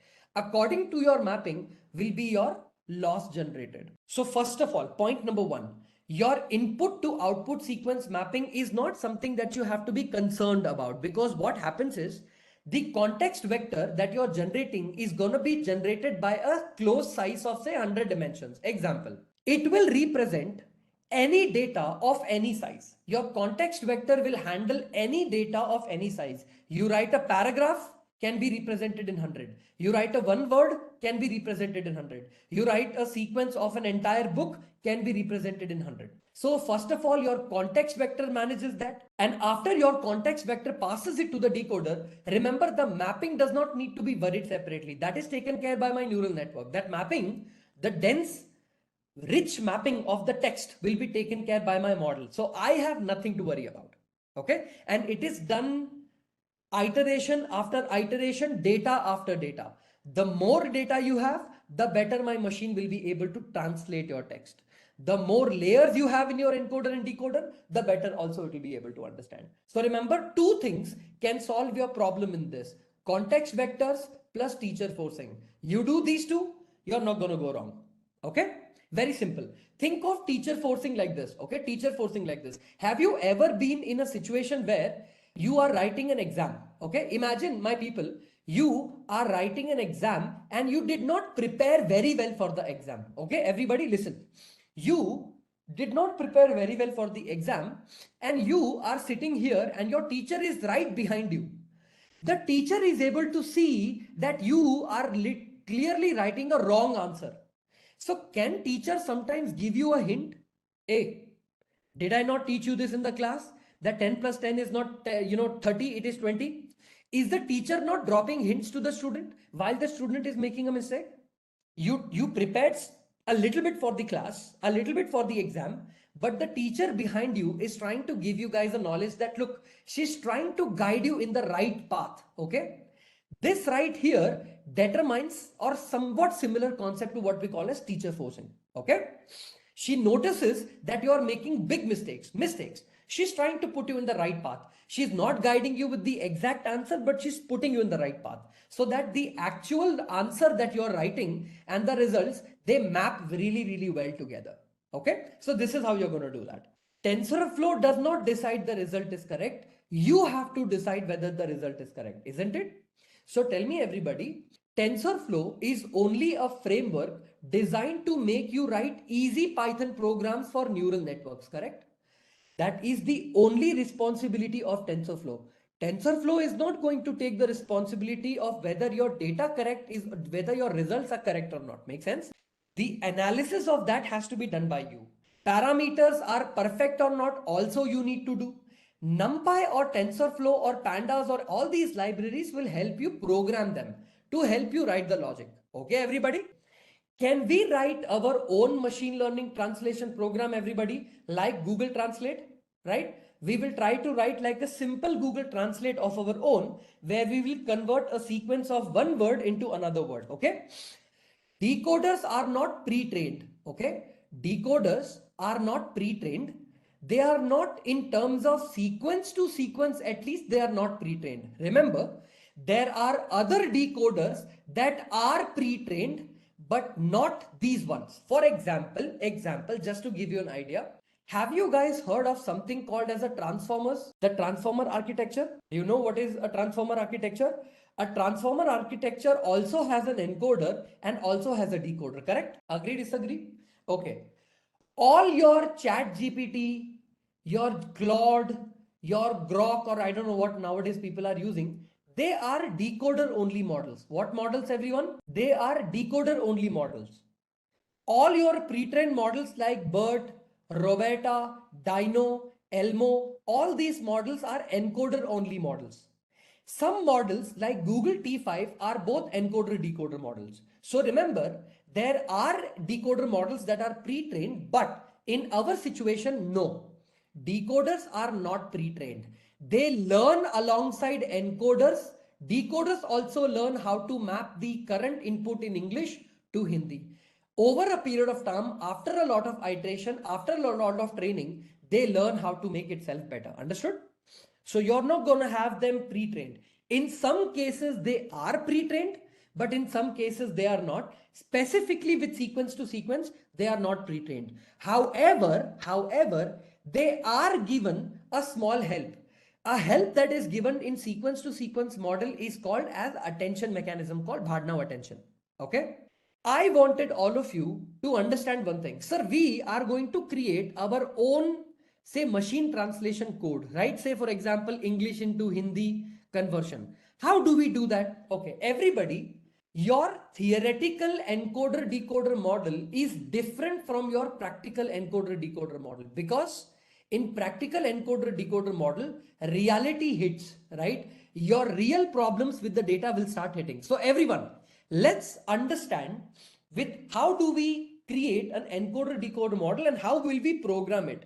First of all, to do machine translation, I need data, because without data, all your fancy encoder decoder model is just a model. It's like a very expensive Ferrari car, no fuel, you can't drive it. Okay. So how do we take data? For example, I take multiple data like this. I am happy. Copy. The label for this in Hindi is, or the translation for this in Hindi is, मैं, okay, खुश हूँ. Okay. Now my Hindi is terrible. I know my teacher showed the same thing, but let's say you have multiple different type of data like this. In English, in Hindi. In English, in Hindi. In English, in Hindi. Can I say it like this? This will be my data.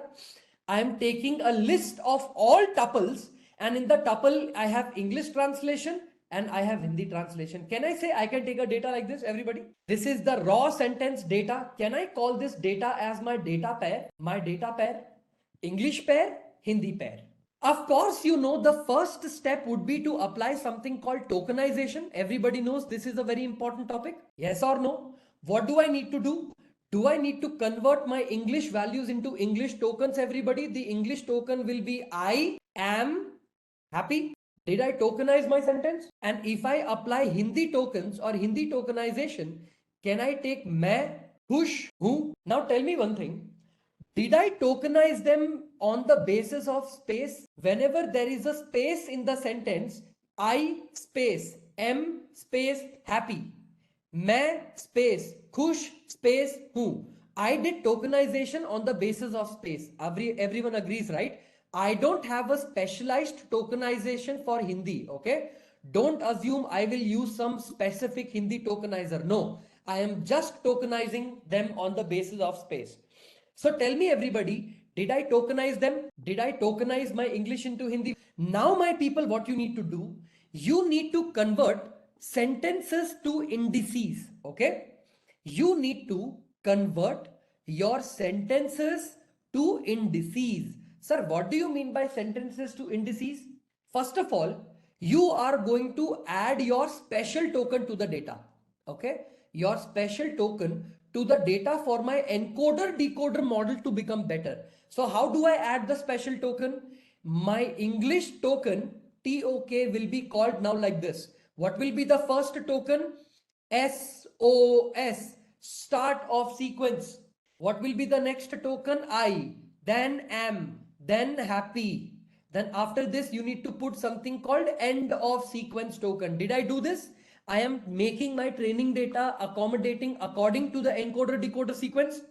And what will you do with the Hindi also? Because you need to tell the model also ki bhaiya, in मैं खुश हूँ also, मैं is the start of the sequence. So can I say मैं, okay, खुश हूँ, okay, हूँ, and end of sequence. So did I add my end of special tokens to my actual tokenized data, end of sequence and start of sequence? Now everybody, what do I need to do from this data?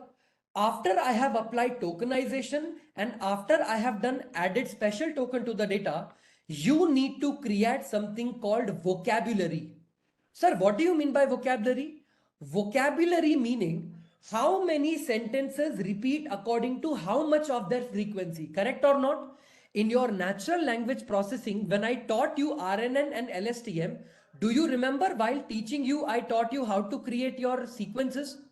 Do you remember here we have taken something called maximum feature is equal to 10,000? Can you see here? Maximum feature is equal to 10,000. What have I written around side? Did I say something called vocabulary? What do you mean by vocabulary? So tell me, For my English sentence, how many times has the word SOS repeated? SOS has repeated how many times? Only for English. 1. How many times is EOS repeated? 2. How many times is the word I repeated? 1. Remember, you can always calculate the maximum length from the data, but in recurrent neural networks or LSTMs or any natural language processing task, your model does not require all the training data. It does not require the actual overall length. Even if you pass the part of the paragraph, have you not seen a situation where you have not read the entire paragraph, only a part of the paragraph, and you understood the context? We are training our model to not look at the entire sentence, but only the sentence character up to 100 and identify whether that is positive or negative. You can definitely change the program here for max length to the length of the longest sequence. So you can write something like this: length of your longest sequence in the data. You can also pass that as maximum length. But if you want to make your algorithm run better, you can take it to a certain limit, correct? Now, so we have the end of sequence token padding 0, 1, 2, 3, 4, 5, right? So let me write it like this, right? Vocabulary, build it like this. SOS is by default given what index? It's given by default an index of 1 because it is repeating in the beginning, correct? Your padding sequence or your pad is automatically given 0. Understood, everybody? Whenever you're going to be creating your vocabulary, this is your vocabulary in indices. Okay, let me write it down like this. Give me a sentence to indices. I am taking them directly as per the indices value. Okay, so padding, remember everybody, in encoder decoder model, padding is always given 0. SOS will be given 1. Then what will be I? I will be repeated at what index value? Can I say 2? What will am will repeat at? Am will be for what condition? 3. So padding, oh, I did not add end of sequence token, right? After SOS, we have EOS. Sorry, special tokens always come first. EOS will become 2. Okay, remember, first will come padding, then start of sequence, end of sequence. Now you will start I. I will be at the index 3. Am will be at the index 4. Happy will be at the index 5. So what did you create, everybody? Am I creating my sentence to indices vocabulary, where every single individual sentence based on the word order, I am adding this. The same thing will apply to Hindi also, everybody. Agree? Your padding, no, padding may be not many, padding will only be 1. Understood? Your padding will only be 1, not many. There can be many padding, but the answer is always going to be 1. The index of padding will all be 1. Okay. The 0, 1, 2, 3, 4, 5 are indices, your indexes. Okay. Your indexes. We will take frequency later. I'll tell you how to take frequency, but for now, focus on the index. Cool. So tell me, is this step clear? We took the original data, applied tokenization, tokenized the data, added the special tokens, and converted my tokens into indices, correct? This is how it became. So tell me, how will my English token look like? English underscore token, if I convert it into indices or numbers, how will they look like? English underscore sentence or tokens, will they look like this? 1 comma, what is the value of I? 3 comma 4 comma 5 comma 2. I am happy. SOS I am happy EOS token, is it now converted into indices like this? English token is equal to 1 comma 3 comma 4 comma 5 comma 2, and Hindi tokens to indices have become 1 comma 6 comma, this will be 7, right? 6 7, and this will be, last value will be 8, right? And this will be value 2. So how did we do that? What will be your PAT token, everybody? Your PAT token will be 0. Your SOS token will be 1. Your EOS token will be what? Will it be 2? So tell me, May is going to be what? 3. Your PAT token is 0. Your SOS is 1. Your EOS is 2. Now tell me one thing. Here, I'm not going to take 3. I'll tell you why. See here, everybody, 0, 1, 2, 3, 4 and 5. Did we take 0, 1, 2, 3, 4 and 5? When you took your actual data, I am happy, which was the last number it ended? Which number did it end in the last? Did it end in the number last called 5? Did the I am happy ended at the last number called 5? So मैं will start at the index 6. You can't repeat 5 once again there. That will be duplication of data. That will not work out fine. So your मैं will be 6. Okay. Your khush. Okay. Your khush will be what? It will be 7. And your who will be 8. So does it map properly? See, 1, 6, 7, 8 and 2. This will be my English token and Hindi token. People, don't repeat the number here 5, 7, 8 or 5, 6, 7. The duplication in token values are not allowed. In the indices are not allowed. Understood what I'm trying to say? Your indices must be unique. Your keys can be same or could be same. See, pad, SOS and US is same, but indices can't be same. So tell me, was I able to convert? Look at it. I started with the sentence called I am happy, मैं खुश हूं. And do I have the indices mapping here done in the first step, everybody?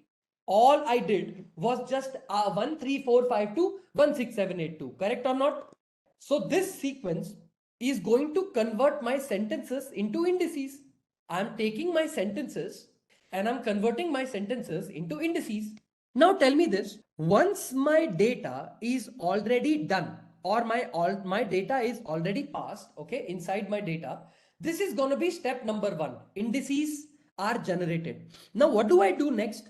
Right? Sir, after I have generated the indices, I need to prepare the data. Step number 2, everybody. Okay. You need to prepare your data. Sir, I am already prepared. No, not the way you have prepared, but you have to prepare for your NLP application. So first of all, everybody, your input sequence to the model will look like this. 1, 3, 4, 5, 2. Okay. The entire step 1 is going to be one Python program I'm going to write. Tokenization se leke, from tokenization till the end of the part, all I am doing here is I am just going to write that as one part of the program. As in, I'm going to write one function that will be capable of dealing with the entire thing. See, your fit on text, what it does is, it will try to map your mapping. Of course, it does frequency calculations, but what it does is majorly fit on text is going to convert your I am happy, you are sad into indices value. So if you say the word I am happy, it will say I is 1, am is 2, happy is 3, you are 4, are 5, sad is 6. So what will happen is, of course, frequency is taken into consideration, but at the time of fits on text, we kind of indirectly calculate the frequency, but my major intention is to retain the word order. So that is why whichever order the word comes in, that is the indices of the word. But we of course rearrange the words based on frequency first. Okay. Let me open it up here. Okay. Tell me here, if you look at this program, what do you see? If you have a look at this program, what part of the model building I'm currently at? Like what is happening right now? I have taken a maximum feature size, right? I have taken a maximum feature size right now, okay? I have taken the maximum length of my data, okay? But what am I doing to my data right now? Like what is the major intention behind taking the maximum feature and maximum length? Because I want to create a vocabulary on my own or of my own, okay? So after I have done this, what is my next process? What is my next piece of a process that I'm doing? After that, I have taken something called all the values from my data set and all the balanced value from my data set, right? After this, I take the tokenizer, number of words, and I'm also adding something called out of vocabulary terms. If I comment everything out and print out something called the tokenizer dot fit on text, according to you guys, what answers would it give? What your fit on text will do is, will it take individual value? For example, okay, let me show you an example. Let me go over here. Give me 1 second. Yeah. If I take a data like this movie is great. Okay. This movie is great. Example. Okay. And if you have another sentence like great movie, but boring. Okay. But boring. And the third sentence is this is boring. Okay. BORING, boring. The first thing it will do, the first process your fit on text does is it will split the text into each individual words. Okay. So your this movie is great will be this, then movie, then is, and then great. First of all, this will happen to each individual sentence. So sentence number 1, sentence number 2, sentence number 3. And what will happen is this appears how many times in my data? The this in the entire sequence appears how many times in my entire document? 2. Okay. Movie appears how many times? 2. Is appears how many times? 2. Great appears how many times? 2. But appears how many times? 1. And boring appears how many times? 2. So tell me, is the mapping done with something called as your as based on your frequency? When I did something called fit on text, this movie is great but boring. Do I have their frequencies also? Okay. Now what happens is, have you added a piece of the program here in the fit of text, fit underscore text? Have you done something called text to sequences here? You have a method called text to sequences. But in order for you to generate sequences, don't you first need to know what your vocab is? This is my original vocab, which is going to be this, and the movie is this great. Now, I have a special token called out of vocabulary tag. So what am I going to do? Every special token will always come first. So out of vocabulary index mapping will be how much? This is going to be what? It's going to be 1. So tell me everybody, this movie is great but boring. Okay. This movie is great but boring, or great, boring, but whatever it is, however you want to take it. So tell me what will be the sequence? Can I say this appears multiple different times in the frequency? So the index of this will be 2. What is the next sequence? Movie. Is the next sequence movie? So the index of the movie is 3. Are you understanding what I'm trying to say? All the heavy frequency word will be sorted, and based on the sorted index, I'm going to have the index number 1, index number 2, index number 3. Understood? Frequency was taken, no doubt. After frequency, based on the sorting of it, I will take the indexes. And when I convert 2 sequences, basically your word this will be the word 2. So the first sequence will be 2 comma. Okay. What is the next sequence? Movie. Movie is the third sequence. So 2 comma, 3 comma, 5 comma, 1 comma 2, whatever. Example, I'm just giving you a sequence example. This is how the entire sequence will be generated in the fit on text. Frequency considered, sorted. Based on that, I directly take the numbers. So if I take it directly into 2 sequences, I will have my numbers generated. Okay. So is my assumption correct that whatever model we have run so far until the sentence to indices part, everyone is happy, right? Everyone is gonna be clear with the answer of I am happy, this is happy, that is happy. So you're gonna be cool until this. Okay. So can I show you how I would write the program for the for this particular example? Until the indices, conversion of the indices, can we write the program only until that, so that we can know for a fact that we are sorted? This is gonna be my encoder decoder program. Encoder decoder, which is nothing but a sec to sec model, okay, or a seek to seek model. Okay, everybody listen to me. Before I even start my program, I need to start importing TensorFlow. Okay, so import TensorFlow as TF. I will also import NumPy as NP. I am also going to import, so I need to count, right? So let me do this. From collections, import counter. Okay, import. Let's take the use of PSL, Python standard libraries. We have a method called counter. It's a beautiful thing. And let's take something called as the random. Okay, I'll tell you why do we need this. Okay, first of all, the data that we are going to generate will look something like this. I'm going to take a tuple and I'm going to write it down here. Okay, oh, let me close this. Let me close this. Let me write down from here. Okay, also here. So the first thing I want to do is comma this. Google Translate. I am happy. Okay, I am happy. So let me copy I am happy and write it down in this particular code. I am Control Z. I am happy will be converted to मैं खुश हूँ. Copy and paste. Okay. This is the translation of the word. Let's take one more word. Actually, let's take a couple of words actually to make our model better. Otherwise, it will perform very, very bad. You are sad. Okay, not sad. Let me copy this. Let me paste it here. Let me write it down here and say you are sad. Copy this and write it down with आप दुखी हो, right? Copy this and paste it here. आप दुखी है. Okay, ठीक है. I know हम दुखी हैं. She is tired. Okay, example, she is tired, tired.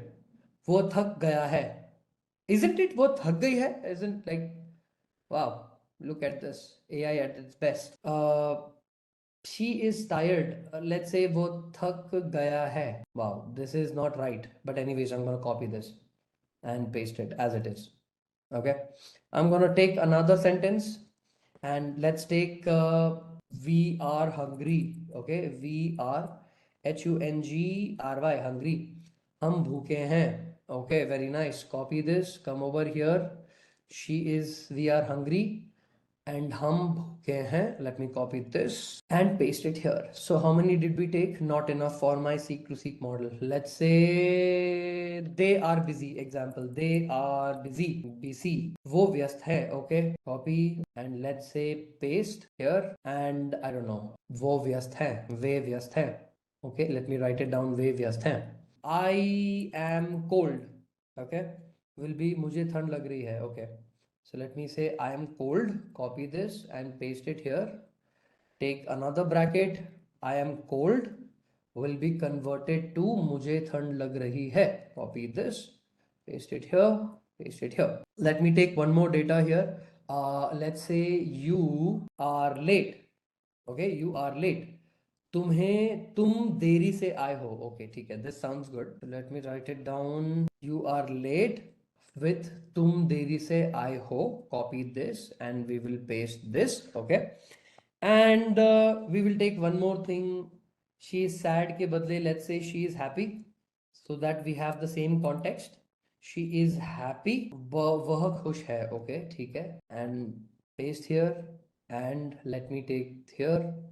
वह खुश है. Copy it here and paste it here. And let's take one last one because we will have a larger data. We are hungry. We will say we are ready. Okay, we are ready. READY, ready. So let me copy we are ready. Come over here. Let me write it down in English and let me write it down Hindi. Now, before I even start teaching you encoder decoder model, I'm gonna tell you this right now that this data is just nothing when it comes to training your encoder decoder model. Our encoder decoder model will perform worst because I don't have enough data. But remember, this is only for your understanding, okay? Because this much enough data this data isn't even enough for it to start learning the differences between English and Hindi. But it's okay. We will just take this as an example. Okay. So everybody, this is the data using which I am going to be training my encoder decoder model. Now, of course, this data is definitely not enough, but we are going to try our best. So first of all, everybody, the intention for us should be to build our vocabulary. Okay, build underscore vocabulary. So what are we going to do? Can I take sentences, okay, or whatever sentences that are going to be passed and the language of my choice or my preference? I'm going to take this in my this thing. Tokens is equal to counter. Okay, I'm going to take something called tokens is equal to counter. For sentence in sentences, for each individual sentences or sentence available in the sentence that I'm looping through, I will take tokens, and inside the tokens, I will update the tokens with the sentence dot split. So I will take and I will make sure that each individual split value are added into my tokens, which is going to have a counter value inside it. Okay. Now what happens is, for my tokens, I'm going to create a vocabulary where I need to mention the special tokens that I'm going to be creating. So the first token I want to add is going to be a token called pad token. So pad is always going to be mapped to 0. I want to tell my program that, look, whenever you do mapping, you can do any mapping for any word frequencies, but please make sure padding, SOS and EOS will remain at a certain sequence length. So I will say SPAD, SOS will always be at 1 and my EOS, okay, end of sequence tag will always map back to number 2. So 0, 1, 2, okay. So for 0, 1, 2, I will say for I comma token, okay, for I comma token in, I'm going to take enumerate, okay, for all the token keys that I have, because that's how I'll know what to map on. So token dot keys, okay, for all the keys value from index 3, right, would be starting with vocab. Inside my vocab for that specific token will be mapped to 3. So it will first start at 3, and what I will do, I will return my vocab. So I will return the vocab that I have just created in my problem, right? So what I will do is token is taken, right? And so for sentence, in sentences, the counter value is already written. We have tokens dot update. For I comma token in enumerate token dot keys, map it starting at the third index because 0, 1 and 2 is taken. So vocab of that particular token is going to map to index I. So it will start at 3 and I will return the vocab. Okay.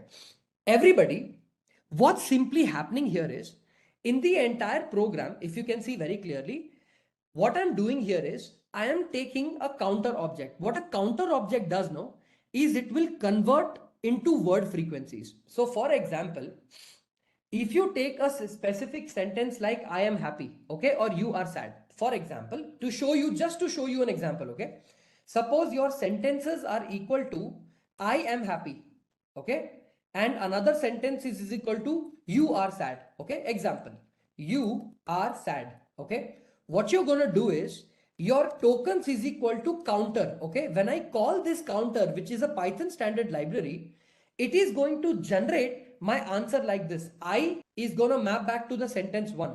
Am is going to be frequency 1.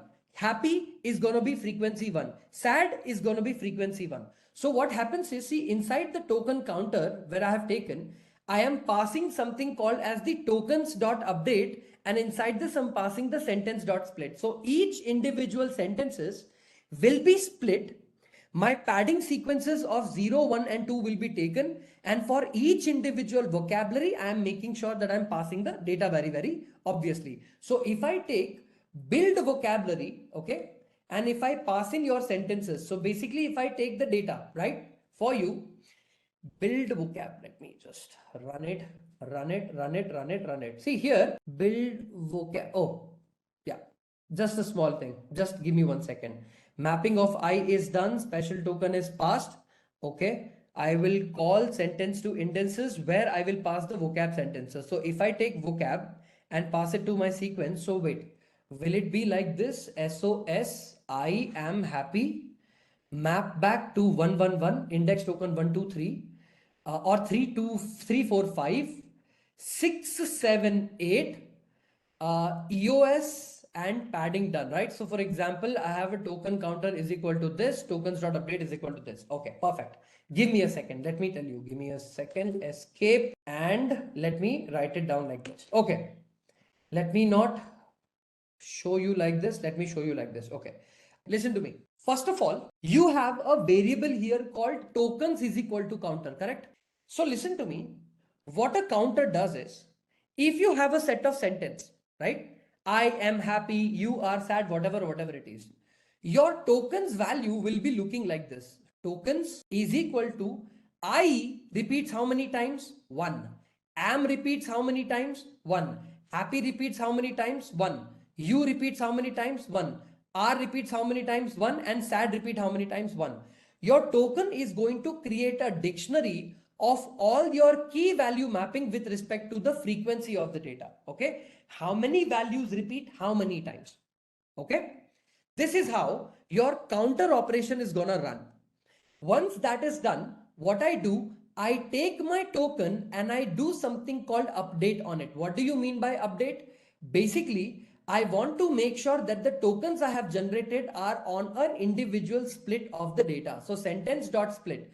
If you take individual sentences, will you get the entire sentence untokenized, the entire sent of sequence? I need to tokenize it with something called sent.split. Okay. After that, I take a variable called vocab. Inside the vocab, already my key value pair is starting at keypad index 0, key value SOS index 1, key value EOS and start 2. So tell me, to add the values in my data, will I start at index 3? Because 0, 1 and 2 are already taken, correct or not? Agree, disagree? For index value and the token value in available in the token, okay, this token and I will be available in the token.keys. When you calculate something called token.keys, you know what keys are, right? We have both keys and values, right? Like we have key, items, values, right? In the dictionary. For all specific keys, I'm going to be taking its indices and I'm going to be taking the token. For the sentence available in the vocab, I'm going to make that available at I. So basically, for example, if your sentence is I am happy, so I will start at the index called 3. Am will end at index 4. Happy will be at index 5.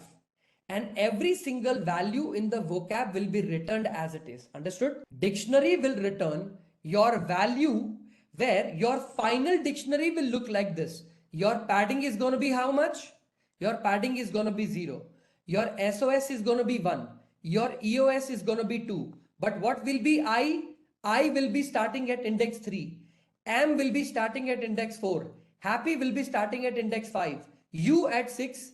And I think uske baad you are is going to be 7 and so on and so forth. This is going to be your final vocabulary that will be returned in this particular example. I am going to be using the language later. So I have written one more argument called lang. This I'm going to use later in the code, but this is only for your reference. Okay. Let me go to the bottom and start with step number 2. Anyways, okay. So guys, we were able to generate a sequence of numbers, okay, given the text, given the data, okay. In our data, if you take this as an example, okay, if I copy this data for you guys and paste it here, okay. So how many sentences do we have in the data?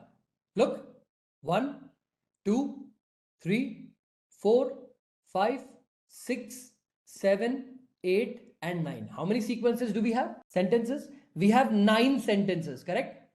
For the training of our data, all the way from 1 all the way till 9. 1, 2, 3, 4, 5, 6, 7, 8 and 9. Now everybody, the input that you got from the previous data for the word I am happy looks like this. 1, 3, 4, 5, 2. Agree, disagree? This is the sequence we received after we applied tokenization and tokens to indices or sentence to indices. When we converted, we got this answer. Okay. Everyone in the entire sentence, which sentence is the largest? If you tokenize it, you will get higher tokens. 1, 2, 3, 4, 5. 1, 2, 3, 4, 5. Can you see this sequence has the largest tokens if I extract? Mujhe thand lag rahi hai, right? Okay. This being one of the largest sentences where the tokens value will be higher, every single sequence that we generate will not have 5 numbers, but how many numbers will it have? It will have 6 numbers because we are accommodating my entire data to the largest value. We call this as concept called padding. Agree, disagree, everybody? This is what we mean by the reference padding. We are making sure that every sequence of numbers that we write, which is based on indices, is going to accommodate as per the largest data.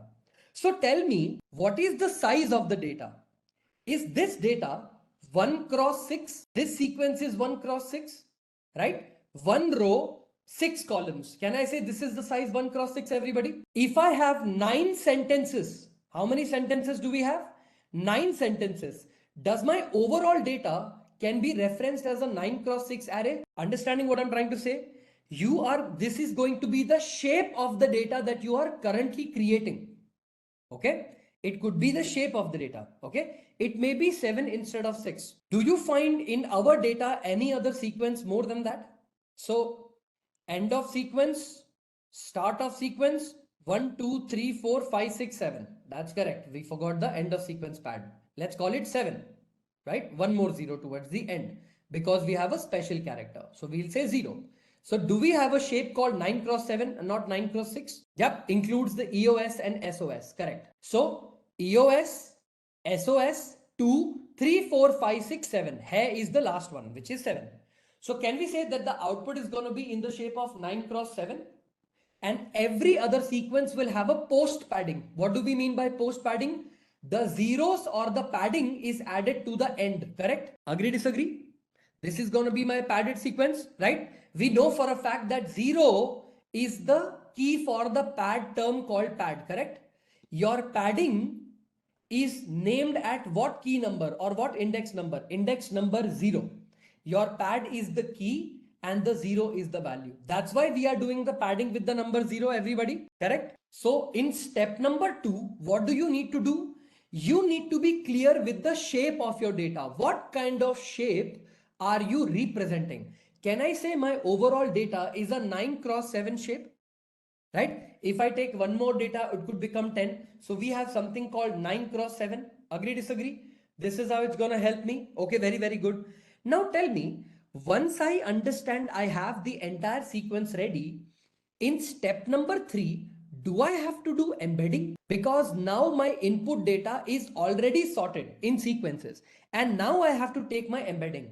Can I say before even taking your embedding, you have to decide what will be the size of your embedding layer or what is the size of each embedding? Let's say I say that the size of the embedding is 50. Am I taking each individual token and embedding it into a size of a 50-dimensional vector? Example, your SOS token, which is at index 1, your I token, which is at index number 3. Okay, your AM token, which is at index number 4. So can you say that each individual token, including special tokens and the data, is currently being embedded into each individual 50-dimensional ultra-rich context-heavy vector? Agree, disagree? Because the embedding size that I have taken is gonna be 50. Now everybody listen to me carefully. Sir, how do I decide whether the embedding size should be 50, the embedding size should be 100, the embedding size should be 200, the embedding size should be 300? Listen to me very carefully. I have told you in the past that it has been observed in natural language processing that yes, in most of the cases, larger embedding size do capture more semantic meaning. But tell me one thing, if you take a glass and fill this much amount of water, will this much overspill? This amount of quantity of the water will spill? Agree? You're understanding what I'm trying to say? See, let me kind of make it a little bit more sensible to you. See, if this is your glass, okay, this is your glass. If you add water to it, the glass is 50 ml, example, and you add 80 ml of water inside the glass. How many data points will be spilled or how much water will be spilled? Can I say 30 ml of water will be spilled? Yeah. Okay, good. If I take a glass of 50 ml and I only add 40 ml, do I have more 10 ml remaining gap? Only 40 ml was filled. There is a gap of 10 ml left, correct? Finding out the right embedding size works something like that.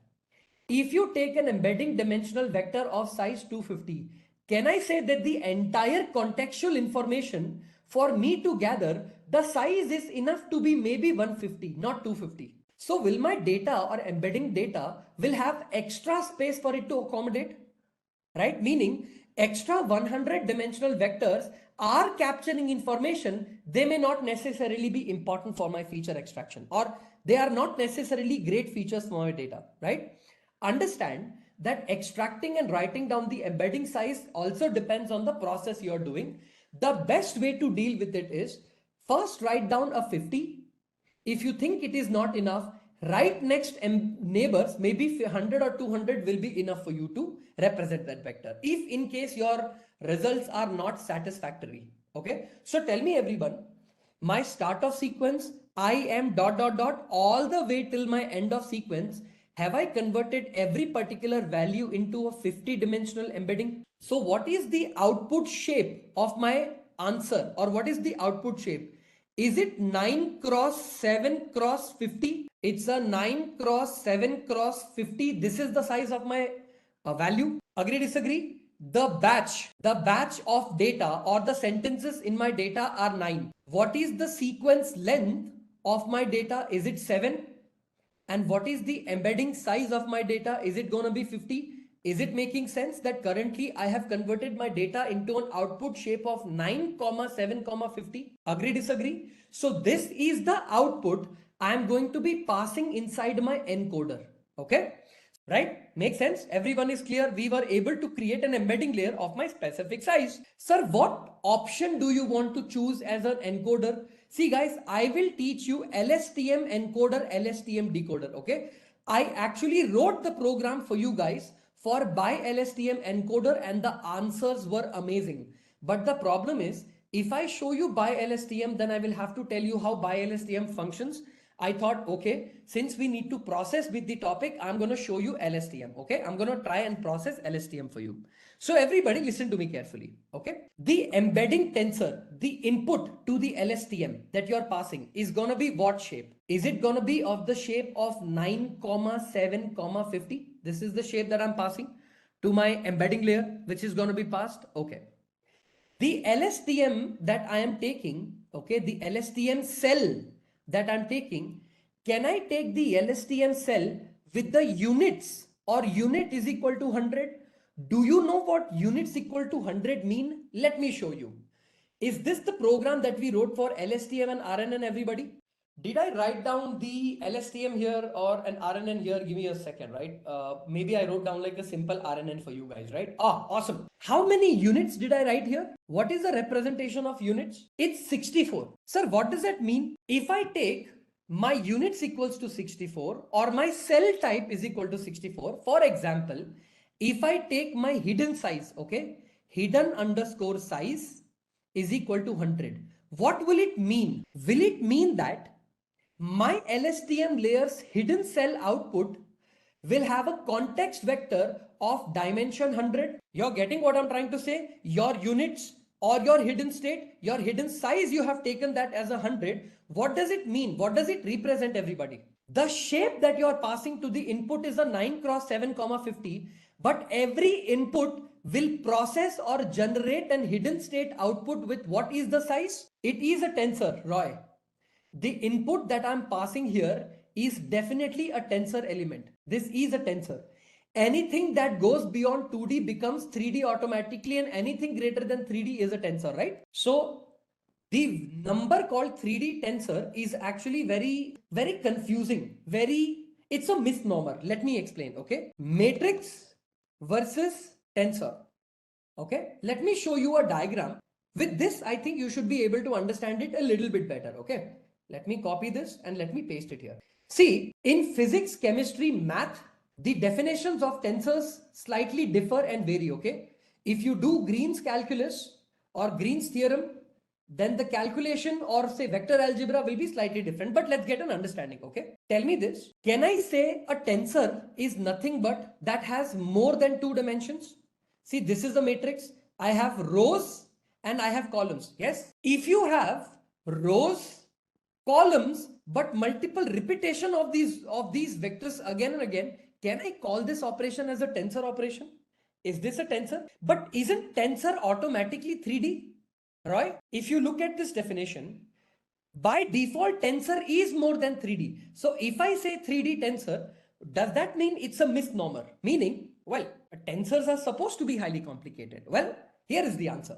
See, can you see tensor is nothing but multiple matrices within the matrices? You have a matrix. Inside this, you have another matrix. Inside this, you can have another matrix. Inside this, you can have another matrix. Are you understanding what I'm trying to say? Tensors by default, okay, are gonna be anything which is gonna be a higher dimensional value. Okay, when we say that the input sequence has a shape of 9 cross 7 cross 50, 7 is representative because 7 was the point of origin through the indexing that we stood, right? So for example, I am something something something something something, that contextual window was 7. This is where my entire data was able to frame its original embedding data from. But when we look at the actual data, which is the overall data, the significance of 7 reduces because now you're not looking at a contextual window, you're looking at referencing or getting the entire data. So if I want to forgive my 7 or forget my 7 and proceed forward with 9 and 50, that would be also okay. Okay. If I take a value of say hidden size equals to 100, which is going to be the cell structure, okay, the recurrent connection here, what I'm basically doing, okay, pre-process, I am going to pre-process, okay, my sequence, which is generated token by token, okay. For each individual token that I have taken, the LSTM layer is going to update its hidden state. Say your h of t is going to be your hidden state. In LSTM, we also have something called cell state. Because in my long short-term memory model, I have two things that are passed to the next cell, okay, in a recurrent connection. One will be your cell state, the other will be the hidden state, okay. Each will be 100-dimensional passing statement between one cell's recurrent connection to the other cell's recurrent connection, okay. For simplification, right, after I have passed my SOS token, my I token, my E token, whatever token you want to have, each individual token passing or having its recurrent network or connection to the other cell will generate its own hidden structure of some dimension and its own cell structure for other dimensions. So point being, you're going to generate a hidden and a cell state, okay, for every recurrent connection you're going to have. Finally, what's going to happen, for your entire size of 9, you might generate a sequence of 100 every time you're going cross, as in you're generating for every recurrent connection. I just want to take this cell, have a recurrent connection with other cell, another recurrent connection with other cell. I want to have this connection as long as my contextual vector or my thought vector is generated to the output. The vector I am happy or the sentence I am happy will have a hidden state, will have a cell state, okay. This hidden state and cell state are both going to be generated at 100 dimension, because this is the value that I have put at the output of the encoder that I'm trying to define. The encoder LSTM has 100 recurrent connections, your cells processing the embedded sequence, the sequence that you're passing, finally giving me a context vector towards the end. And this is going to be the one that I want to pass inside my decoder. This is going to be the one that is going to be super critical for me to pass it forward to the next decoder value, because that decoder is then going to reference or use your context vector in the same part, okay. We have taken an encoder or an LSTM cell. Each LSTM cell is going to have, say, 100 LSTM structure or a recurrent connection. We are going to process the sequence token by token. How many tokens did we have in this particular example, right? I am happy is converted to how many tokens? Can I say 5 tokens? My 5 tokens are start of sequence, I am happy, and end of sequence. So tell me, if my sequences are going to be 5, how many time steps there will be? There will not be 64 time steps, there will be 5 time steps. Because how many tokens are we passing? One by one? No, not 63. The number 63 has no reference, no? We pass the data sentence by sentence, not everything engulfed as one, not everything embedded as one, because I want to know how it performs data by data, not at once. So when we pass it one value at a time or one sequence at a time, time step by time or token by token, 5 time steps will be taken, 400 cells, generating my embedding dimensions of 100, meaning this 100 vector or embedding that we have created is gonna have a very deeper contextual meaning for all the 9 values that you have passed. Sequence by sequence, step by step, sentence by sentence I'm passing. Got the logic? In order to accommodate that, my data or my program that is currently generating something called as a vocab for me is not enough. Because in the build vocab part, I haven't done anything respect to the padding of the problem, okay? There is no post padding done, there is no pre-padding done. In order for my padding to be done or for something to be converted at indices, okay, which is what I taught in the first part, I need to extract value separately. So if you see here, if I write down data of 0, okay, if I write down data of 0, I am going to get something called I am happy and main khush hu.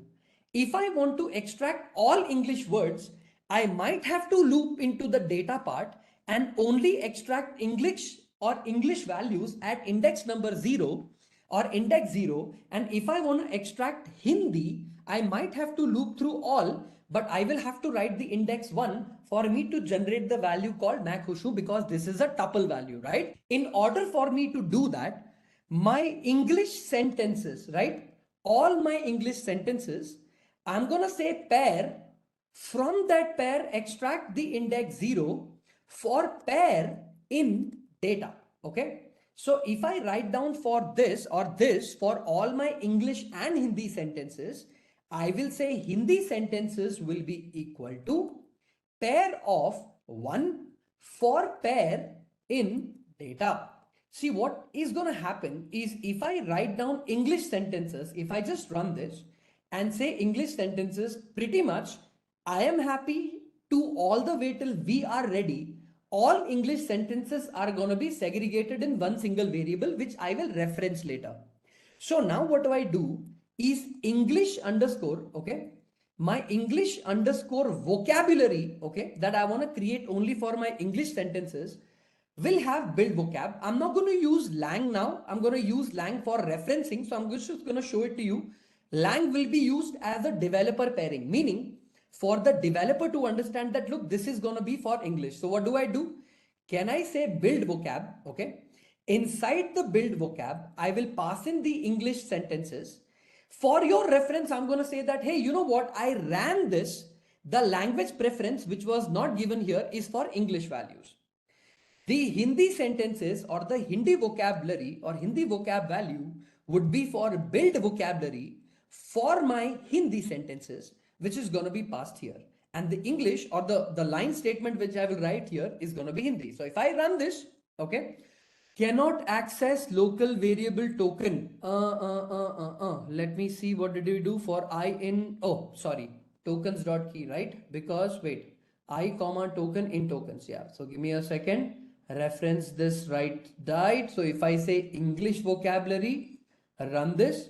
This is going to be my pad sequence, start of sequence, end of sequence. I am happy, you are sad, she is tired, we hungry, they busy, cold, you are late. Fine.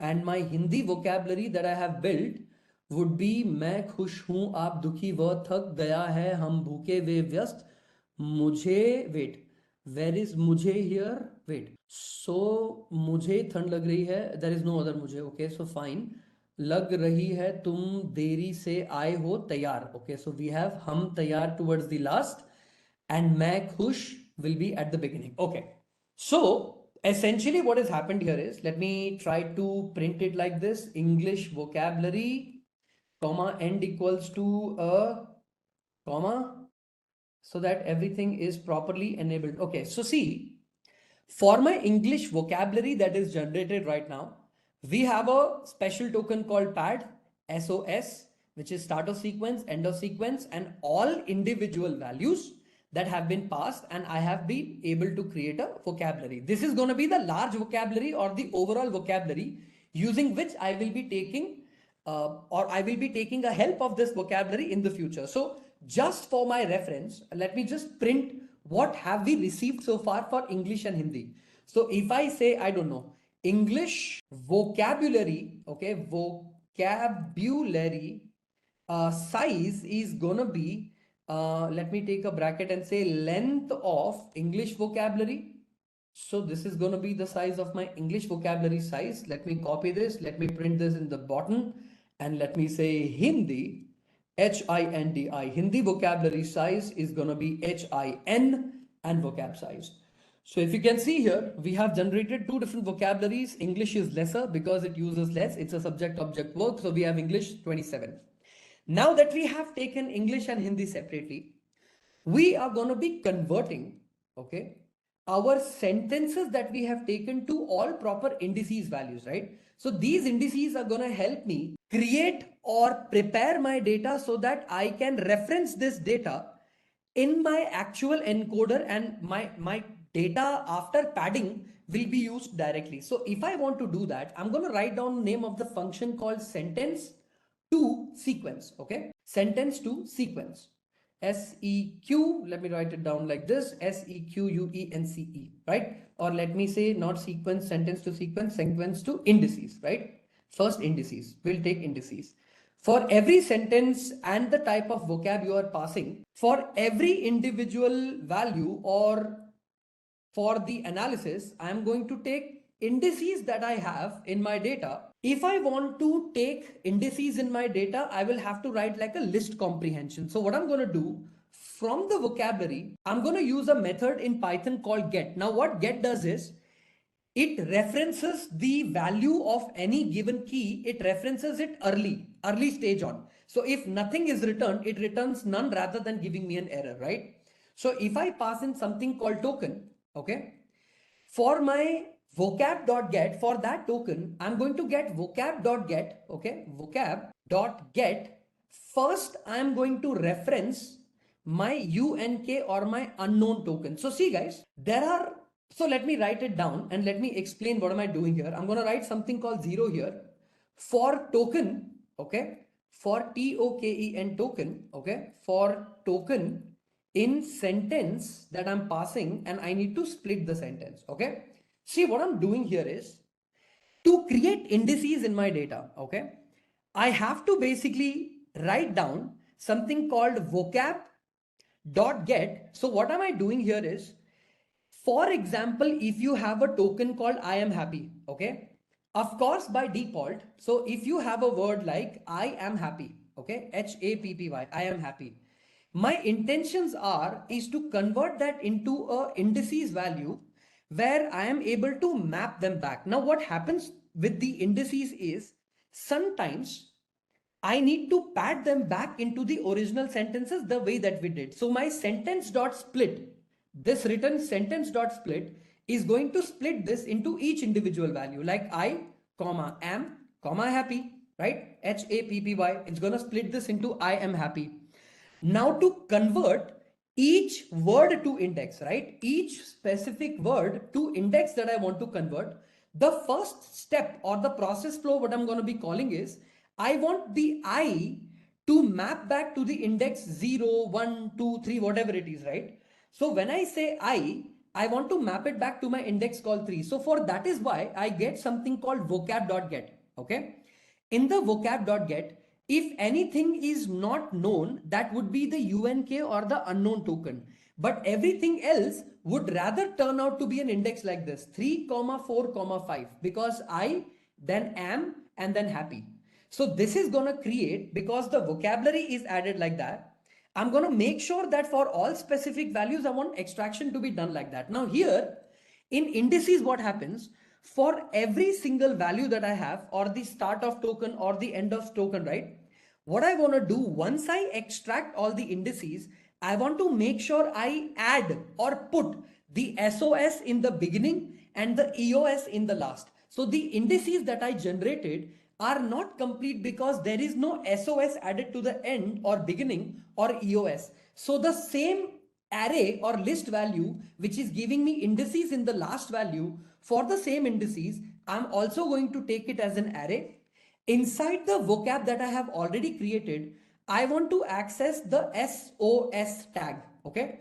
The tag is then gonna be added to my indices, which is gonna be the previous indices that I have generated. Plus again, I want to take the same vocab file from which I'm going to be referencing something called my EOS tag. So what would I do? If I write my EOS, all I want to do is in the beginning of the indices, I want to make sure SOS is added, and towards the end of it, my EOS is added. So this program, what it's going to do, or this line is what's going to do is, it's going to add the EOS and SOS to the part.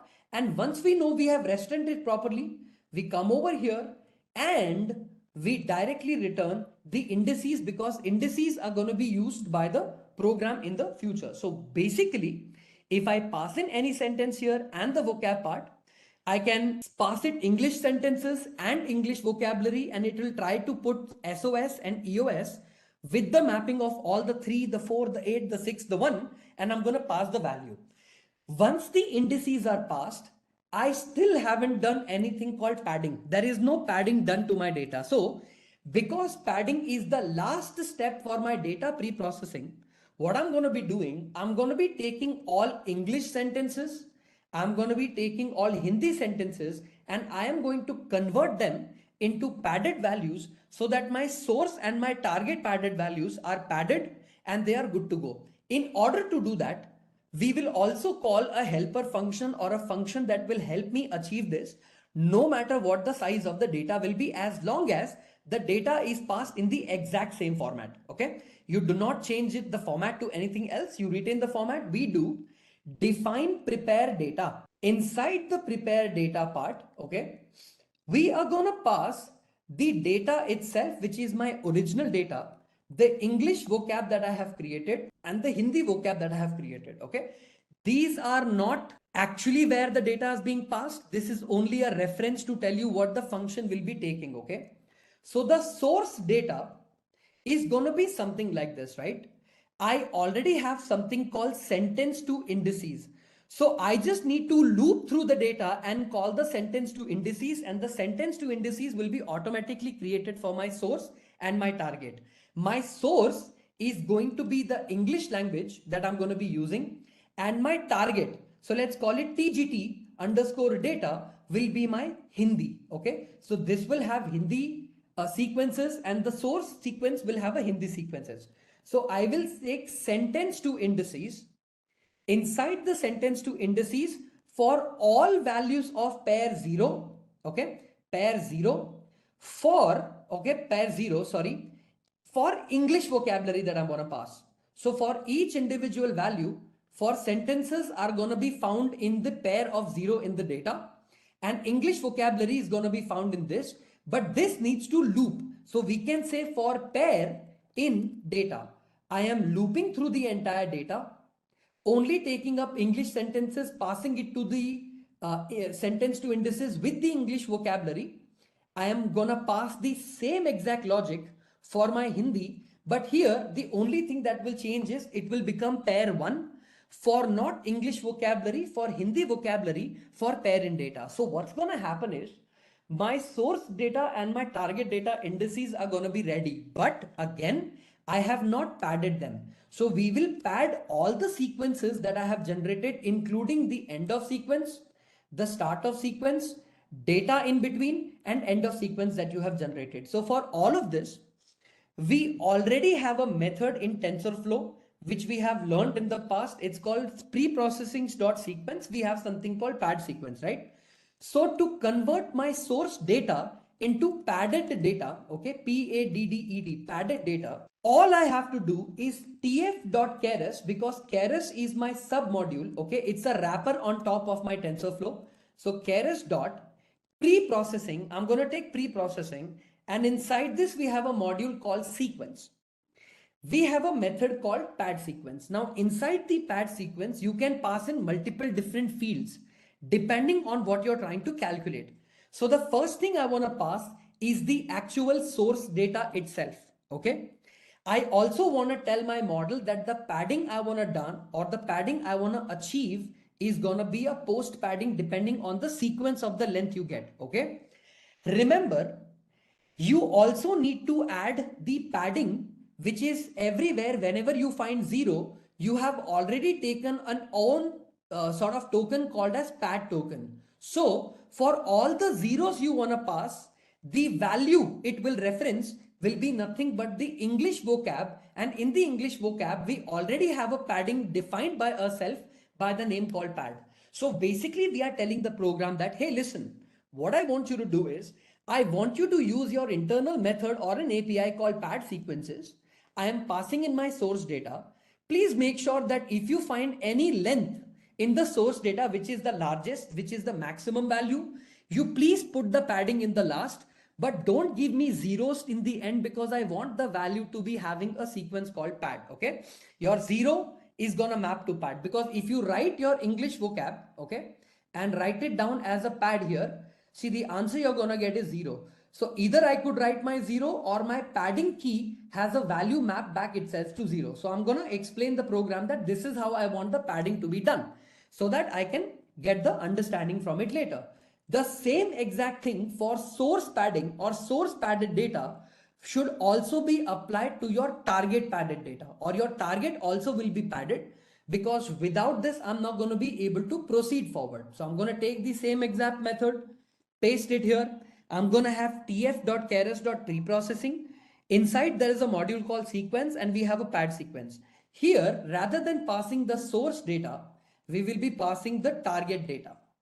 We will be doing the padding equals to post. The value here rather will be for Hindi vocabulary HIN for the value pad. And once this method returns both, I will also return the program's output as a source padded data and the target padded data. So what is going to happen is my source and my target padding is done with just one function, which can be applied on the overall data. Let's say if tomorrow you want to add more sequences of Hindi versus English texts, what you need to do is these helper functions are then going to help me further in the program to make my processing become slightly easy to deal with, right? So far, we had the original data. We built the vocabulary because this vocabulary is going to help me build any vocabulary for the source sequence and the target sequence. I separate the Hindi and the English separately by calling them its separate vocabulary. We measured the length of what is the vocabulary size of Hindi, what is the vocabulary size of English. We converted the sentences into indices. Once the sentences were converted into indices, I am now preparing my data because then it is going to be padded and I'm ready to go. Now that I have this data prepared, I am also going to convert my actual data into source data and target underscore data, DATA data is equal to, for my entire analysis called prepare data. And inside this, what is the data? My name of the data or the original file is also called data. The name of the English vocabulary is also English vocabulary and the name of the Hindi vocabulary is also Hindi vocabulary, and I am going to run it. So now I have my source data ready with me. I have the target data ready with me. Before we print it or before we pass it to the encoder model, let's for simplicity reason print the shape. So the source of my data shape for the given source value is going to be src data, which is what I have printed, dot shape. Okay. I am also going to take the entire line sequence here and I'm going to paste it here. So source data shape, actually it's not source, this is target, right? This is target data shape is going to be TGT, which is going to be target data dot shape. So here you have the source data shape as a 9x5 and a target data shape is going to be 9x7, because so far there is no talks of embeddings yet because I haven't passed it to my encoder model yet. So there will only be with references to the entire data 9 and the value of indices that were mapped to. So 7 or 5 is going to be mapping indices for the Hindi target 7 and source target 5. 5 because the maximum tag that they were able to find in the entire English sentence were 5. And in Hindi sentences, they were able to find 7 because EOS plus SOS plus the other value in between is going to give me the 7 value. So now that my data is prepared, now I'm going to let it pass through an encoder model where the embedding will be automatically a part of the encoder itself. So here what we are going to do is we are actually going to define our encoder. Okay. We are going to be writing down our encoder here so that everybody knows that encoder model starts here. Now what I'm going to do is, because encoder model in that encoder that we are going to write is going to be responsible for multiple different operations. So what we are going to do is we will take the encoder as a class which will encapsulate from one of the APIs available, okay, in the TensorFlow called tensorflow.keras.model, so that you can reference that thing internally and create as many layers as you want. So I hope we are aware that usually what happens now, I will tell you what happens is when we write a class, right, you can take a specific node value inside it. Suppose if you have a class called A, right, and then you have a class B which inherits from some other class and this inherits class A, we have like a multi-level inheritance here. What we are going to do is we are going to reference something provided by TensorFlow. Rather than this, usually I prefer something called Pydantic because Pydantic is beautiful at handling things like this. But only for a better understanding, what we are going to do is I'm going to take a class called encoder, okay? And inside this encoder, I am going to reference something called tf.keras.model. Okay, now what happens is in my encoder, I basically want to create some kind of a model that is able to encode. It should be able to do or create an embedding layer. It should also be able to create an LSTM layer with the provided hidden state and all the XYZ values. So what do? For this to work, I'm going to take down a reference of encoder here with something called tf.keras.model. Okay. Now what I'm going to do here is inside this class, I'm referencing something called tf.keras.model. Now, because this is a class, I need to initialize things. So I'm going to call something called init, right? Now this none, this is called annotation. We don't need any annotation. We can remove this none. This none is basically to tell the program that you reference this this initializer or this init that you have taken, this constructor will return what or what values have you taken. So first what I'm going to do is I'm going to take something called input underscore size. After I take input underscore size, I'm also going to take the embed size, and I'm also going to take something called hidden underscore size. Okay. These are the three things that I want the model to know. Okay. After I take this, I want to initialize them with a model called super, not a model. It's an actual value called super. Okay. So how do you use a super? You are going to call the class itself, which is going to be encoder. And for all values of self, I'm going to initialize it, right? This is going to make sure that the references of input, embedding, and hidden will be taken care by everything within the class. Meaning the data flow within the class will become easy. I don't have to go back and reference like my super class. Just take that, directly call the super, pass in the encoder and reference it directly, right? So what do? I want to create a layer called embedding layer, correct? Which you have taken here, everyone. The self.embedding layer will be nothing but tf.keras.layers.embedding. Okay. So here I'm going to be using the TensorFlow's internal API called embedding, and inside the embedding, I'm going to pass something called as the input size, and I'm also going to pass something as the embed size. So what does that mean? The layer or the embedding layer will be created based on the input size that you pass inside the embedding, so that the embedding layer knows, and at the same time what is the embedding size you want to pass into the embedding layer, that also we are passing. At the same time, I am also going to call myself an LSTM layer. Now tf.keras.layers, with the use of or the method called layers, I'm also going to be calling something called LSTM. So LSTM can be called like this, right? Directly. Inside the LSTM, I'm going to be passing the structure of the hidden state, which is what hidden state do you want, okay? And return state for each individual LSTM cell will be returned as true. So return underscore state for all my model will be returned to true. This is going to be defining my LSTM cell, and this is going to be defining my embedding cell. So whenever a data is going to pass, it will first pass through an embedding state, then an LSTM state, and then I'm going to be returning both my hidden state and cell state, because I want, that is what I want. My output in the model, I prefer you give me the output of two values. I want the hidden cell state. I also want the cell state. Okay.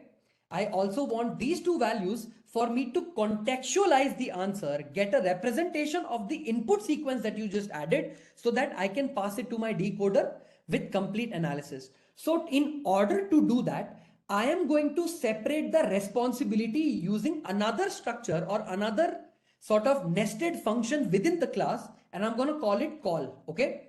What this call method is going to do is going to take my input. Okay. For all specific values of whatever you're passing in the data, embedded data that you just generated will be self.embedding for whatever value of X that you have passed. Okay. This predominantly means, okay, here this will return a sequence of what is the batch size, what is the number of people, or what is the number of sequence of data did you take, what is going to be your sequence length, and what is going to be your embedded size as per the data that we generated. So this is what I am interested in passing. Once this is done, I also want to get the hidden state, the cell state and other values. Now what happens is when you pass an actual LSTM layer, it will give you an extra output towards the end and I want to ignore it. In Python, if you want to ignore something, you write down underscore, comma, hidden, comma, cell. Sir, why are we writing underscore, comma, hidden, comma, cell?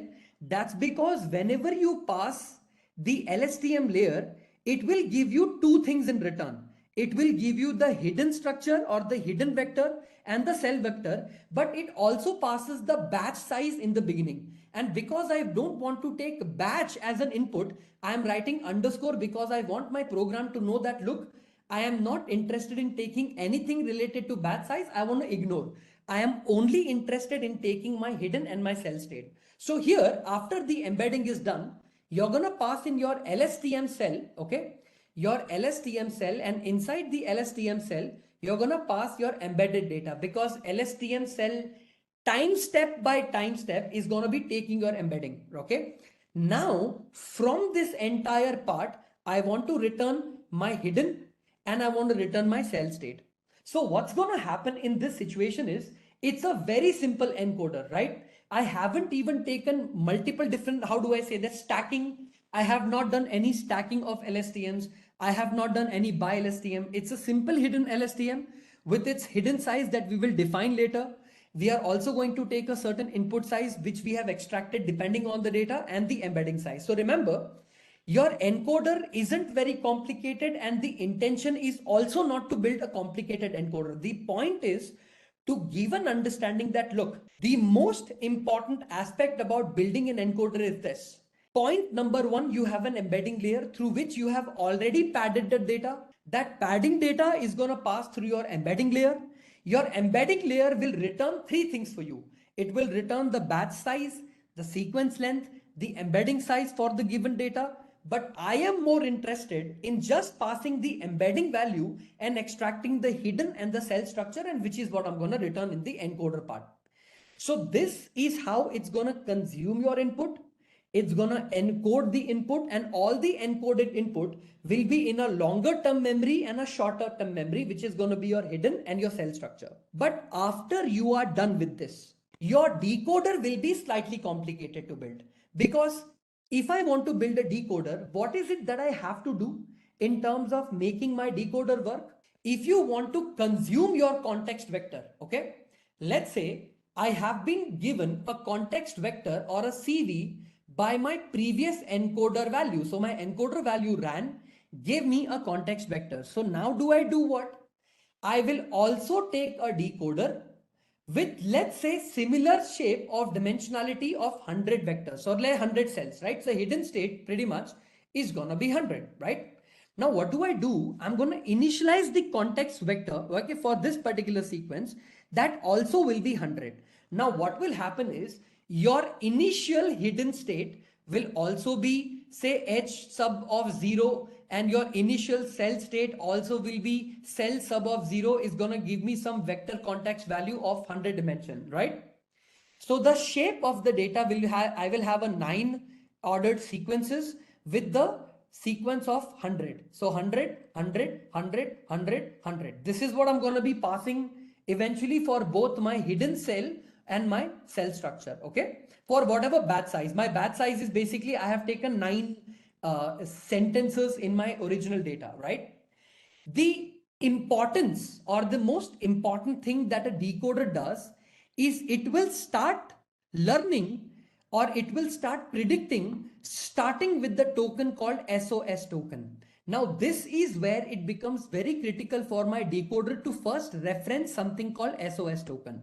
Now why is it important that I reference something called input? Because what happens is, I am going to be passing the embedding of a certain dimension, right? It might be 9, 1, say 50 example, right? This is the sentence sequence that I'm going to be passing. This passes through the LSTM. This is going to be my LSTM input, and my LSTM output is for 100 different cells, right? So my new hidden state is created for H1C1, H1C1, H1C1 for every single time step that I run this model, okay? So my dense layer representation is going to be passing the entire Hindi vocabulary and the English vocabulary, whatever I have, I'm going to reference that. And for each individual references that I have passed in the model in the dense layer, I am just taking a probability of the SOS token. So after SOS token, after teacher forcing, what do you think out of the vocabulary, the entire vocabulary, which sentence has like the highest probability? 0.7 will have the highest probability of the word ma. If I have another probability, token probability called 0.2, I will have the word kush. So if I take all the probabilities, they match up to 1, but out of them, the maximum probability token or the token with the highest probability will be called 0.7 because I am passing all the source data and the target data. Okay. It will take both your source data and the target data. Okay. Tell me, if I pass in the SOS word or the token SOS word, is that the only thing that I pass in the model? Actually, that is not how it works. In teacher forcing, you have to split the data into step 1, step 2, and multiple steps. In step 1, the input that I have received, okay, will be starting with SOS. The input SOX was available at some index called index number 1. Now, because it is at index number 1, what will be the shape of this particular value? Maybe say 9,1, right? You have a specific instance of SOS token that you are passing inside the LSTM layer. So if I want to pass an input to the LSTM cell itself, okay, for the decoder, you embed the SOS, which we have already done. When we write the embedding layer, we will be passing the SOS token directly there. If the embedding of the SOS token is taken, right, and the initial state, we will take the initial state, which is nothing but the context vector, plus we will be taking the embedding of the SOS. So the input to my LSTM cell of a decoder will not just be the SOS token, it will also going to be SOS plus the context vector together that passes inside my decoder. Will it not predict for may when SOS is received? So if I take my input value like this, right? Let me copy this. I am happy, मैं खुश हूं, right? Let me copy this and let me paste this. Copy the data here and pass the data here. So what will happen here?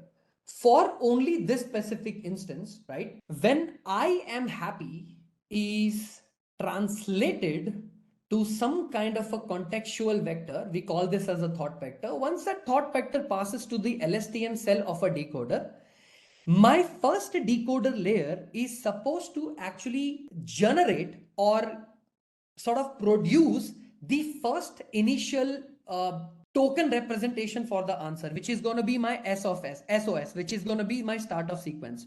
So the input to my LSTM cell that I'm passing will start with the embedding of both the SOS token and the context vector itself. So the first reference material may or the token probability may will be generated when both the references are passed. So that will be happening. So both combined together only is going to give me the token probability of may later. So LSTM cell is going to have both the references. References are passed, then the LSTM cell sequence by sequence, time step by time step is going to generate new hidden state, okay, new cell state, new hidden state, and the previous token value embedding are going to be passing on to my next model. Then the same sequence repeat until and unless the token probabilities are so low that we have something called the end of sequence token, because the low probability token count is actually happening at the time because when my data is passed, after a lot of reiterating, the only vocabulary they have is a very small vocabulary. Even if it's a large vocabulary, I know I'm going to be generating an end of sequence because I know there is nothing other than मैं खुश हूं that can be a candidate token for my prediction. So we have something called end of sequence in the last. But the way we do this is we have to set something called teacher forcing ratio, and whatever ratio you put, right, this teacher forcing ratio is going to give it the chance of token probability, let's say 50%. If you do this, you use the actual versus the reference material to find out, okay, do I actually compare 50% of the previous values with my new value generated and whatever ratio I am passing, I'm able to map that exactly in my data. So the point is this, right? Very simple point. Let me write it down very simply. In your decoder, you are going to have multiple different LSTM structures. They are going to be passing each other some internal information about the sequence that you input plus the hidden state that you're passing. So these two things together are going to give me some value in the output, okay? Some sequences in the output that is going to determine my token probability, right? So basically what's going to happen is the decoder part, or at the decoder part, all I am interested in is each individual cell's output. Hey, are you giving me some answer for the given input? Yes, I have given you the word ma, then theek, then who. Okay, each individual structured output, which is going to be many to many mapping here, is going to be what I want or expect in the output. This is what I'm going to be referencing. Okay, this is what I want to reference, because at the time of step number 1, step number 2, and step number 3, what I'm more interested in is for each individual token, what token probabilities do I have? If I have a token probability which is going to be high, that will be my candidate token probability. If the token probability low, then that will be my lower token probability, and I am not going to reference it. Now in real life, okay, in real life, you are gonna find something very similar in your LLM predictions also, okay? So when you talk about the context of a sequence to sequence model or a generative AI model, no, you are gonna be doing something called joint probabilities. Joint probabilities, because you have to entirely check your vocab, they do something called beam search, okay? We'll talk about that when I'm gonna be talking about something with respect to how do you take a certain path of having like the conditional probabilities of sentences. If I say the word I love dash or I love ice cream and, so after I love ice cream and, what is the candidate token or candidate value for this? Let's say I will say ice cream and pizza. Pizza has the highest like probability to be matching up in this word. So does I love ice cream and I don't know, I can say ice cream and juice. Juice also have enough, what do you say? Looks like juice also is a good candidate for my prediction or generative text called this. So we use a better model than a greedy search called beam search, where you set up the number of beams that will help you calculate what candidate token is the best candidate token for that, right? So that importance is going to be very, very critical. In terms of our encoder decoder model also, if I want to decode something into English to Hindi, right? We are going to predominantly prefer not directly the sentence probabilities, but token level probabilities. But sometimes what happens in some large language models, that the way they are trained, sometimes sentence token probabilities and just individual token probabilities are considered to have like a candidate answer. We do this with using beam search when we are going to do large language models. Okay, of course, I mean, all of us will agree that training a large language model is not something we will be able to do in the class, because first of all, we do not have a label data. We have no reinforcement learning based technique like a DPO, PPO, right? Where we have nowhere the tagging done by a human label. Even if we get a data, the maximum we'll be able to do is going to be called as fine tuning. Apart from that, we are not going to be able to do anything. But at least what we can do is we can monitor something called log probabilities. Okay, so what I'm going to do is, we have in large language model, just like encoder decoder model, what we can do is, for the sequence of the token I'm inputting in the model, I can actually print all the tokens and their conditional probabilities in the given data.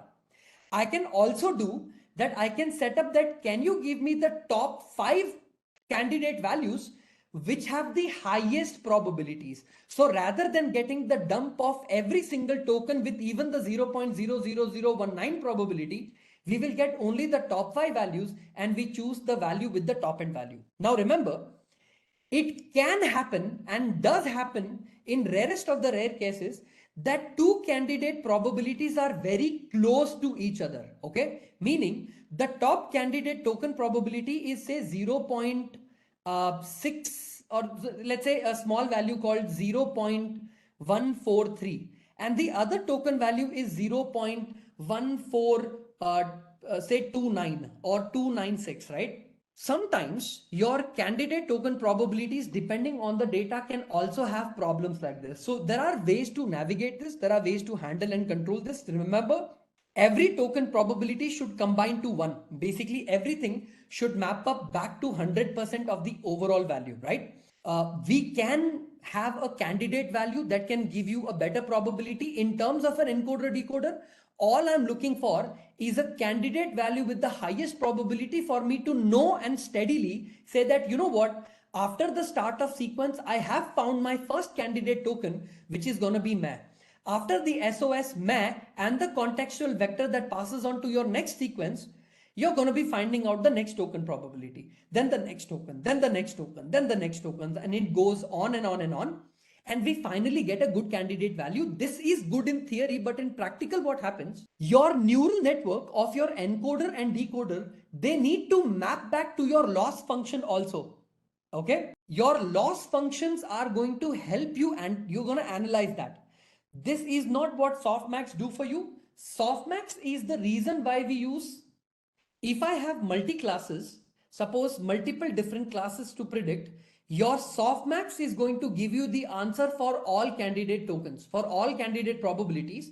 Your softmax is going to have multi-class problems, right? So for your multi-class classification, if you use softmax, softmax will be able to give you a better idea. Now, I know everybody has heard of something called softmax, but let me tell you one of the most important understanding why softmax is actually preferred over sigmoid. I'm sure you guys have heard that sigmoid and softmax are both used for sort of analysis, right? Like if I want to do a binary classification, then of course I can use sigmoid. I want to do multi-class classification, we can use something called softmax.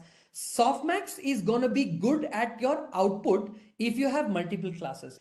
Vanishing gradient is the bigger challenge when it comes to dealing with sigmoid. Your sigmoid activation function or your sigmoid as a probability calculator for your output class is gonna have a problem, and the problem is gonna be of vanishing gradient. Usually what happens in our analysis, if you ever do any kind of sigmoid calculation, right? Predominantly for token calculation on large language models, there are two very important problems, okay? Softmax is going to give you what others call as, okay, so in terms of softmax, okay, at the time of classification, remember, your softmax calculation are going to give you something called as valid probabilities, okay?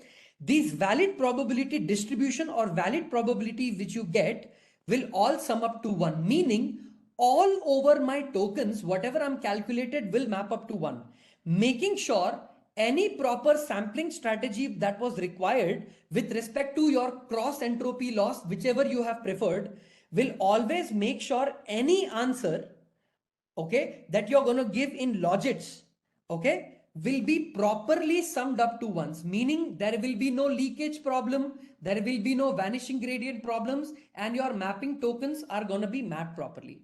So this is one of the reasons why people usually prefer softmax in large language models over binary class problems, okay? So you have issues that are solved directly by your softmax, okay? And softmax is actually very, very easy. It's not a very complicated part. You actually can implement it in pure Pythonic code. It's not going to be very, very complicated. So I think to implement softmax is actually simple, right?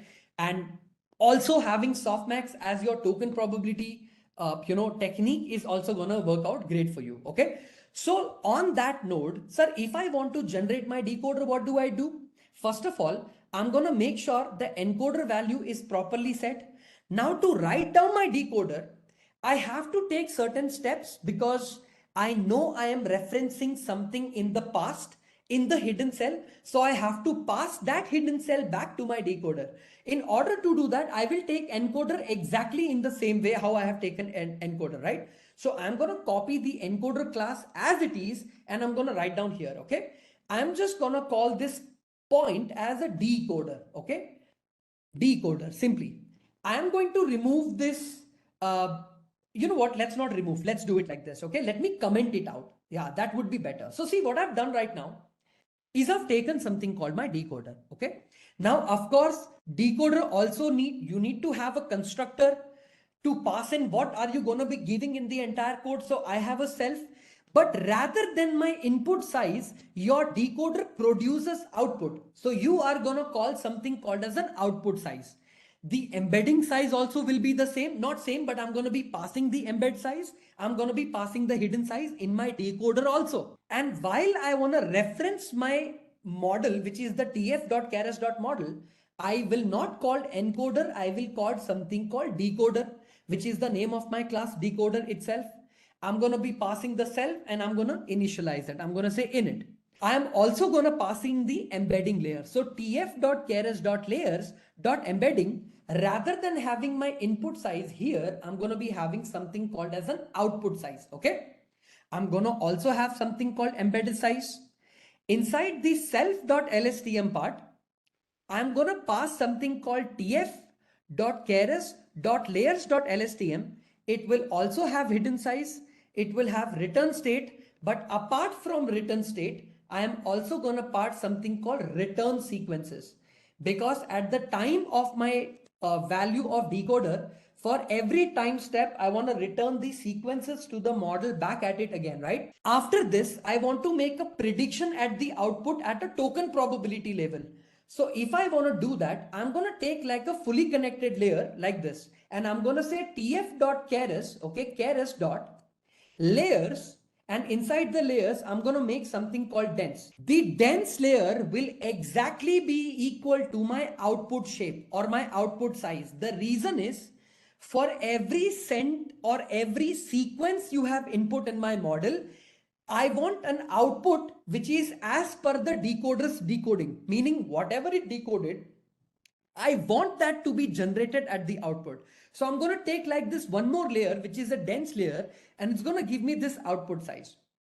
Now, for my output cell or the cell state of my embedding layer or my decoding layer, I of course will take X, but apart from X, I am also taking the hidden from the previous, and I'm also taking the cell state from the previous value. So I am going to be referencing something from the past and I'm going to be passing it into here. So what will I do? I'm going to be taking myself, my X, my hidden and cell. This hidden and cell also becomes a reference internal to your cells also. Doesn't mean you're referencing only outside. So for example, if I take embedded is equal to self.embedding X, this is fine. This is okay. Because here I am also generating something internal to my LSTM cell, which is going to be the self.embedding of the input that I'm passing. But here in the hidden state, rather than calling it underscore, I'm going to say LSTM underscore output. The output you get from the hidden state or the output that you get from the LSTM, the hidden state and the cell state will be LSTM or self.lstm embedded, and my initial state, okay, initial INITIAL, initial state will be passed on as my hidden that is passed and the cell that is passed. If I take this and generate an output is equal to, my output variable or the output here will be the self dot fully connected layer, and the LSTM output or the LSTM out is what I'm going to be passing in my cell structure here. So I'm going to copy this, pass this particular thing here, and whatever output I get, I will return two things. I will return the output that is generated by the model. So output comma, I am also going to take something called hidden. I am also going to take something called as a cell state. Now see, in very simple sequence, all I have done here is, in my entire analysis, I have taken a call to call the decoder itself. Now my decoder needs to reference something internally. What is that internal thing? In my decoder class, I want to return output at each time step, not just in the final. So here I made one big changes called return sequences equals to true, because I want my output for each individual time step, not at the once value that we get, right? We have also taken something called as a dense layer because I want to convert, okay, my LSTM output, which is going to be in a different version or type of data, to vocabularies probabilities that I want to generate. So in case if I want to create output, okay, I will have to take this dense layer and I want to pass a dense layer through it. Now in the call state, what happens? I am taking the embedding size itself, which is going to embed my data. But this time I'm going to be passing something called as a one token at a time pass. So what would I do? My token will be passed one step at a time. So in my embedded layer here, I'm going to be passing the single tokens embedded 1, 1, 8, whatever, 1, 1, 50, 1, 1, something, right? In the LSTM shape output, I'm going to get the LSTM output for that particular time step. Okay. So for that sequence, for that particular time step, whatever is the LSTM output, I'm going to be getting that. And my updated states are going to be taken in my hidden and the cell state. Okay. I'm going to be passing down those into my self.fully connected layer, and then I'm going to be passing both the output of that particular cell, the hidden state, and the cell structure of that. But so far, I have only returned or written encoder and decoder. I haven't combined them yet. I haven't done anything called seek to seek model, okay, which is a sequence to sequence model. If I want to write, I haven't combined them together yet. But so far what we have done is we've taken the data, we've taken the class. Now what I'm going to do, deciding my batch size, deciding the encoder, deciding the decoder, deciding the teacher forcing ratio, the input to my model, initializing the output token, looping through the entire result, and then combining and concatenating those results. I will make sure I will do that in the sequence to sequence part, and then we will train the model. So the only thing we have to build so far is a model called seek to seek, where my encoder is going to be used, my decoder is going to be used, apart from some ornamentation and some new things I'm going to be doing in my seek to seek. Combine them together, we train the model, and we have the initial answers. Of course, since my training data is so small, the answers that I generate are not going to be that great, but at least the understanding internally, we will get a better understanding of that. Okay.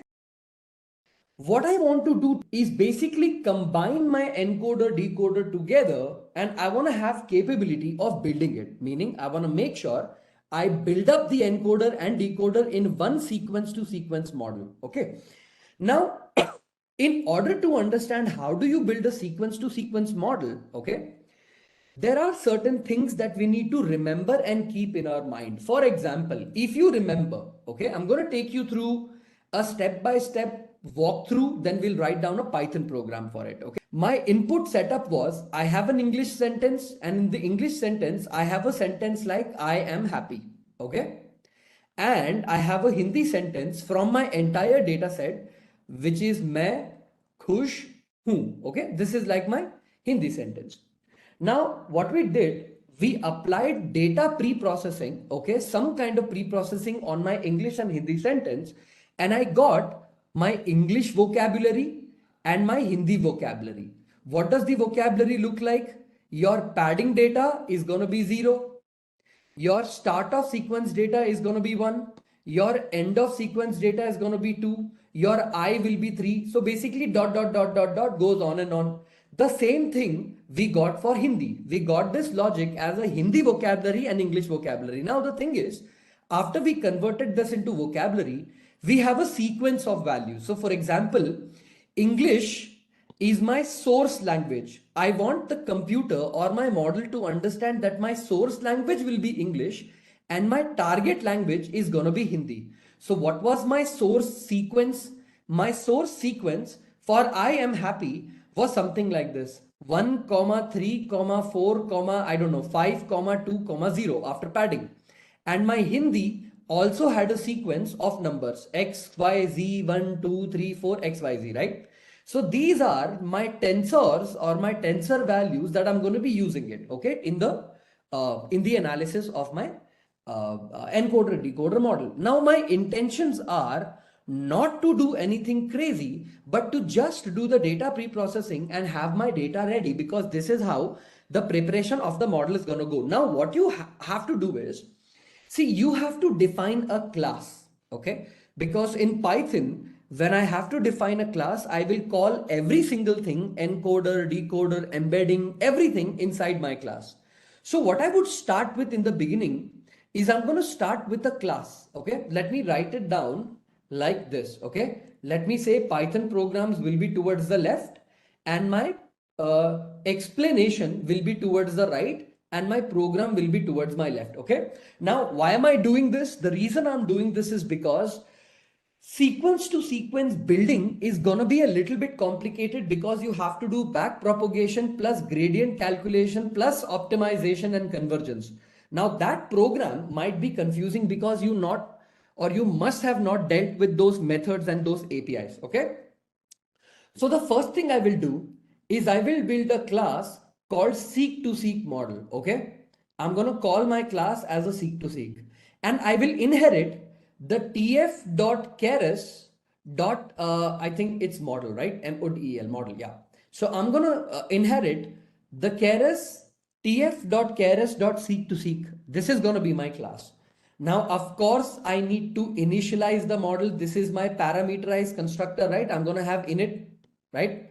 So I'm going to call this init. So underscore underscore init underscore underscore, and I might call my encoder here because my encoder is written, and I'm going to call my decoder here. Let me take my here. Let me reduce the size of this. Yeah. So what I'm going to do, I'm going to take a class, I'm going to initialize it, okay? And once this thing is done, the constructor is written, I'm going to call the super inside the init, right? So once you write the init, I'm going to call the super, right? This is my parent constructor. So I'm going to call the same model that I've written here, seek to seek, right? So seek to seek, I'm going to call. And of course, I'm going to call self because I want to make sure that the values pass dot underscore underscore init underscore underscore, right? This is what you call as a dunder method, right? Now I want to initialize, okay, my encoder decoder as my class attribute because I want to pass it inside my model. So I'm going to take self dot encoder, okay? Encoder is going to be my encoder, okay? My self dot decoder is going to be my decoder. Now this is what you call as a very basic class, strategizing. Basically what you're doing here is I am just taking a simple class and I am making sure that that class is accommodated, right? I want to make sure that the process of the class continues forward.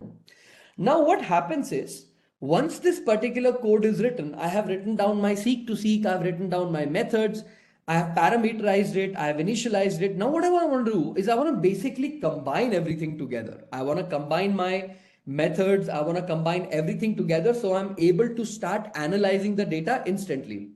So we had written encoder decoder initialization, or maybe if I can just show you an example, right?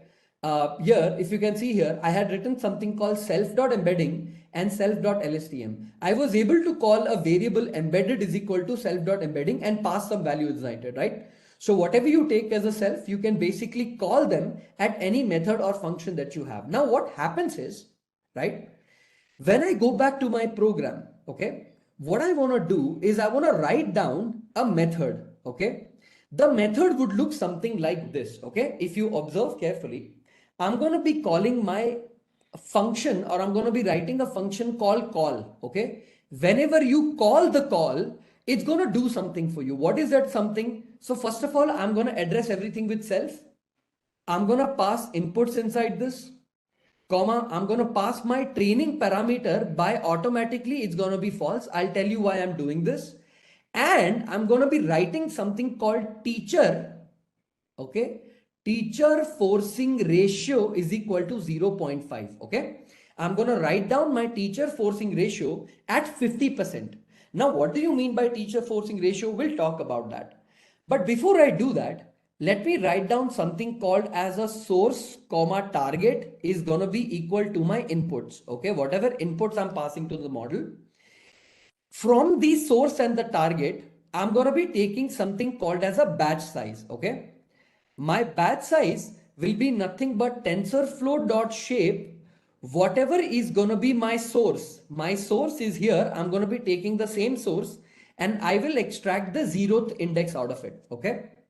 And I'm also going to take something called as the target length, okay? Target length will be nothing but tf.shape of target, and this time I'm going to be accessing something called index number 1, and my target underscore vocabulary underscore size will be equal to length of Hindi vocabulary. So sir, why have we written source is equal to and target, source comma target is equal to something like this? That's because, my people, if you understand, what happens is your inputs in the data, okay? I want you to understand that this particular value that you're passing inputs in the data, what will be the format of the data? It will be a tuple value, okay? Inside this, you will have the array of inputs and you will have a target value also. Now, this will be two-dimensional. Please understand that's because of the shape we took past. So here, all the sequences that you've taken, your source, okay, in the array format will come and sit in the first part. So your source target will come here and your target array will come here. So you know for a fact that if you take source, it would be at the 0th index, and if you take target, it would be available at the first index, right? Now what happens is your tf.shape.source, okay, when you take shape of something, it will return something like 1,6, meaning there are 6 tokens for the first value of source, okay? And your target will return, basically 1,6 will return one sentence. Each individual sentence has 6 tokens inside it, okay? If you want to extract the dimension, that which sentence am I dealing with, so you have to address that with an index 0. That look, in the tf.shape, because my value is 1,6, I want to know that my batch size is going to be 1. I'm addressing the first batch, and in that batch, what is going to be my say target length? Of course, the same tf.shape, if you take target, you're going to get the value called 6. So basically, your token length or your target length will be 6 and your batch size is going to be 1 because you're currently addressing the first value, okay? Now to get the overall vocabulary of your entire sentence, you know you have 6 in the value, right? So if you take the length of the Hindi vocabulary for that target, okay, for specifically target, you're going to get some number called 6, whatever, depending on the vocab length you have, you're going to get that. So basically, you have taken something called as the batch size, you have taken something called as the target length, okay, and you have taken something called as the target vocab size. So this will give you numbers like 1,6,6 example, right? Now what you do is, right after you have taken your call, you actually have to process those calls or you have to pass those data. So in order to continue forward into my program, I will write something called HIDDEN, hidden comma, cell state would be equal to self.encode, okay, or encoder, your encoder. You are going to pass the source to your encoder. Now what you're doing, my people, is you are passing your training data to the encoder. Why are you passing the training data to the encoder? Because I want to generate like that final hidden cell and the final cell state, okay? The hidden state and the cell state, okay? Now what I'm going to do is I'm going to take another variable called outputs, okay? Every single output is I'm going to assign like an empty array, okay?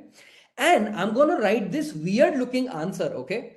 I'm going to write this weird looking thing called your input token, okay? Your input token will look something like this. Your target, I will split it, or I will sort of divide or separate all my batch sizes with the source target length like this, okay? Then once I get the input token, I'm actually going to use or utilize something called as the decoder step. How will that look like? For t in range of 1 comma target length, I want to do decoding for every single number or value as long as your target length is, say, suppose 6 sequences. Basically, I want to implement 6 time steps in my neural network, okay? What I'm going to do is I'm going to take that my output OUT PUT output comma hidden comma cell state will be equal to self.decoder, okay? I'm going to pass my decoder, and inside my decoder, remember my people, you have to pass the token, the hidden state and the cell state. We've already spoken about this. So if you take the input token that you just generated, you're going to pass the hidden cell inside this, and you're also going to pass the cell state inside this. Whatever output you get, you are going to take your empty array which you've defined here, outputs, dot append, and for every individual loop, loop number 1, loop number 2, loop number 3, loop number 4, for every single individual loop through your time step, you are going to append your output into the variable or an empty array declared called outputs. Okay. Now, sir, what is this particular thing that you've taught us so far? Very simple. See, I want you only to look at these 4 lines of codes, okay? Hidden, output, input, and for. See, everybody, what I want you to understand is when you pass something called self.encoder src, all you are doing is, if you remember, you have already written something called encoder here. See, this is your class. When you call this, what you're essentially doing is, let's say your input data, okay? Let's say, let me put it down in white color so that it is easily visible. See, what you're essentially doing, my people, is, suppose your input shape is like this. 1 comma, what was the number? 134520. 134520. See, this is your input source or input sequence, okay? The shape of the sequence is a 1,6. Okay, this is going to be your shape and this is going to be your input. What you're doing is, when you convert this into an embedding, each individual token 1 will be converted into a 50-dimensional vector. Your token 3 also is going to be converted into a 50-dimensional vector. Okay, your token 4 is going to be also converted. So basically, you are converting 6 tokens together, totally 6 tokens, and each token is converted into your 50 dim vector or whatever dim vector you want. I am only taking an example called 50. Your embedding or your self.encoder is doing just that, where you are saying that I have one sequence, 6 tokens and 50 embeddings. This becomes like your shape. Okay, this is only for your understanding. You are not supposed to inference it in reality. Okay, your number 6 isn't going to make sense in your real data or original data. This is only for your reference. Okay, now once you convert your data like this, what you're doing, my people, is you are going to take all and each individual values. Okay, when you pass in this individual value to your LSTM, for each individual value here, you are going to generate a hidden state H1 and cell state H1, hidden state H2, cell state H2, okay, C2, hidden state H3, cell state C3. Go on and on. Finally, you're going to generate something called H6, C6. This H6, C6 is going to be my final state, everybody. Okay. This is what I want to pass it to my encoder. Now, who is taking care of all of this? The entire taking the sequence, converting it into embedding, passing down to this particular thing is entirely taken care by just this one single function called hidden cell is equal to self.encoder, because this is the responsibility of an encoder. So what happens is, finally, the output that you're going to get from the encoder is hidden state H6 and the final cell state C6, and each individual value in the hidden state and cell state will be a 100-dimension vector, because guess what? Your input embedding for the tokens was taken as 50, but your output for the hidden state and the cell state after the encoder runs was a 100-dimensional compressed vector. So now, my people, you have this compressed sentenced in a 100-dimensional vector for hidden state and a 100-dimensional vector for cell state. So only after writing one sequence of a line, you were able to convert your sequences into hidden state and cell state. And remember, my people, this is what we call as a context vector or a thought vector. This is what the encoder is supposed to output from the answer. Okay. Now, everybody, once I do that, sir, why have I written something called outputs equals to empty and input token is equal to some weird number or the weird looking thing called colon? But in Python, what happens is, let's say, if you have a value like this, your target is equal to, okay, 1 comma, what was it?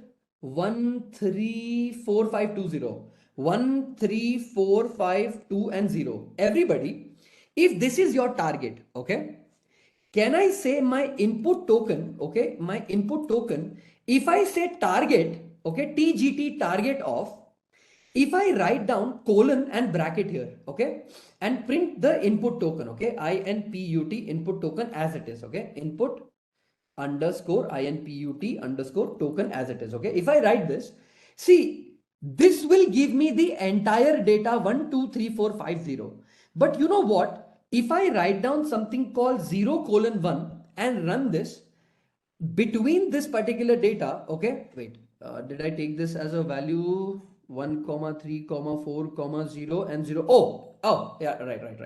I should have started with this. Okay, see, let me start with this.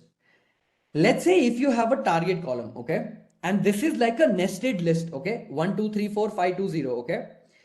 If I want to extract like the first value of it, okay, don't consider 0:1 at all. For now, just say there is no value inside this. I'm going to write my output token as it is.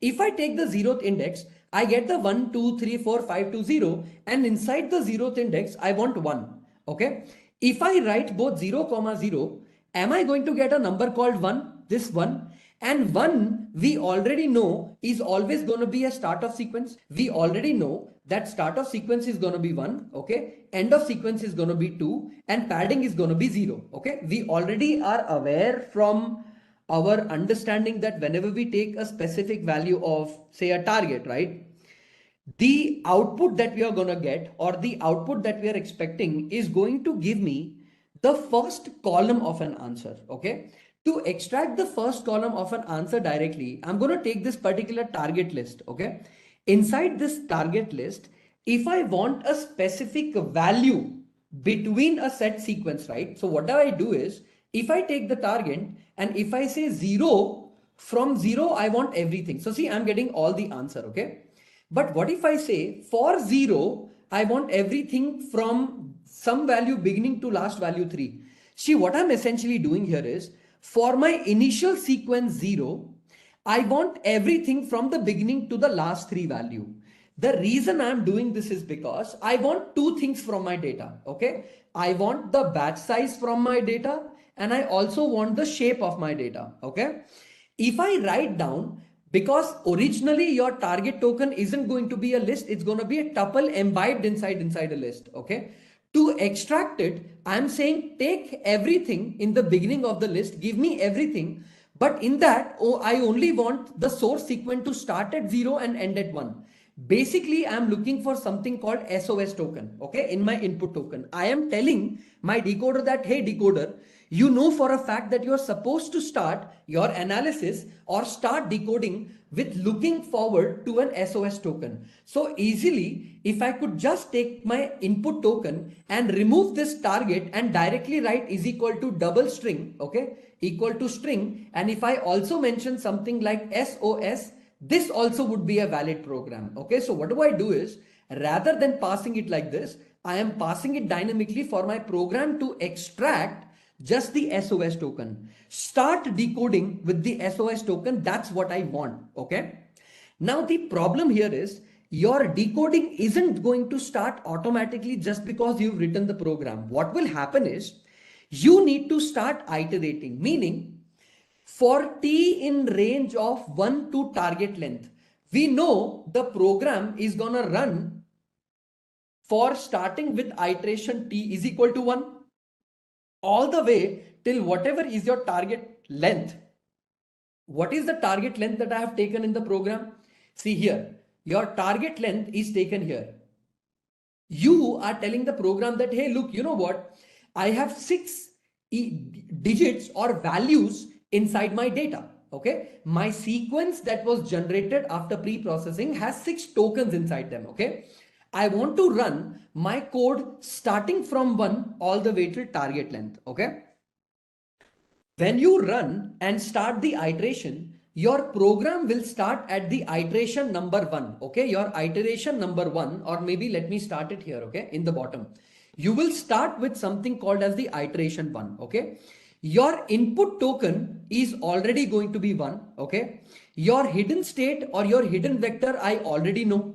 Your cell state vector I already know. Your input token 1 means I am starting with the SOS token. That's what it means. What happens is, you are going to call something called as the output comma hidden comma cell. Observe this piece of code, everybody. Output comma hidden comma cell is equal to self.decoder. See, you're calling this method called decoder. Okay. Now what will happen when you call the decoder is you are going to be calling this function. Okay. The call function. So in the first iteration, your decoder function call is going to be called. Now you guys are aware we wrote down the call function. What is going to happen? Multiple things are going to happen. First of all, you are going to do something called embedding. Okay. So your input sequence, which is going to be my token, okay, with the SOS token that I'm passing, okay, is going to be converted into a dimensional vector, okay, a 50-dimensional vector, because when you start decoding in the decoder, the first set of decoded statement is going to be your SOS, okay. What you're doing is you are embedding your SOS and you're passing it to a decoder because you want your decoder to be aware of this, okay. What will happen is after you pass your SOS token into a decoder, now you want to get the output of your LSTM. So your LSTM's output will be your hidden state, your output of the hidden cell, your output of the LSTM. Whatever your hidden cell, your cell state, your metadata of your LSTM, all these values are going to be generated in the first iteration in this particular part.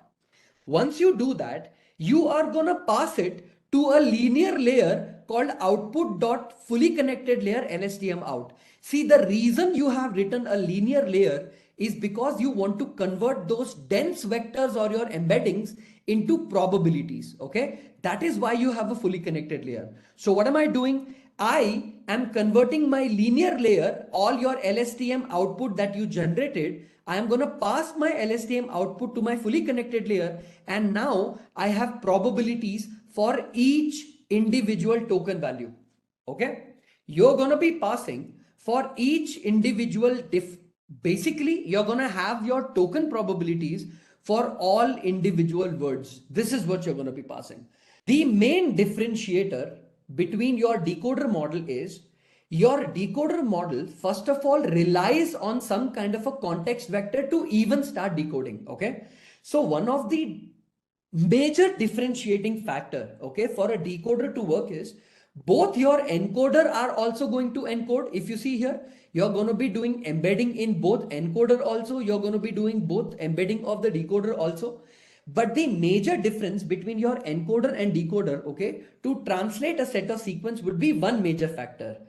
Whatever language is your source language and whatever language is your target language, okay, depending on the source sequence and the target sequence, if you take a context vector and the context vector genuinely is able to understand and after a lot of iterations understand the deeper meaning and alignment between your data, well, you will not have any issues. Okay, so you're not going to have any issues directly as it is as going to be a problem. Okay, I said that what I did in my program when I called it, I'm basically generating sort of like probabilities. Okay, now let's say your output of the decoder is going to be like this. Okay, your output from the decoder is going to be all probabilities. So probabilities for the first sequence will be, I don't know, 0.3 or 0.1, comma 0.05, 0.02, 0.7, 0.1, 0.03. See, what you did here is your output here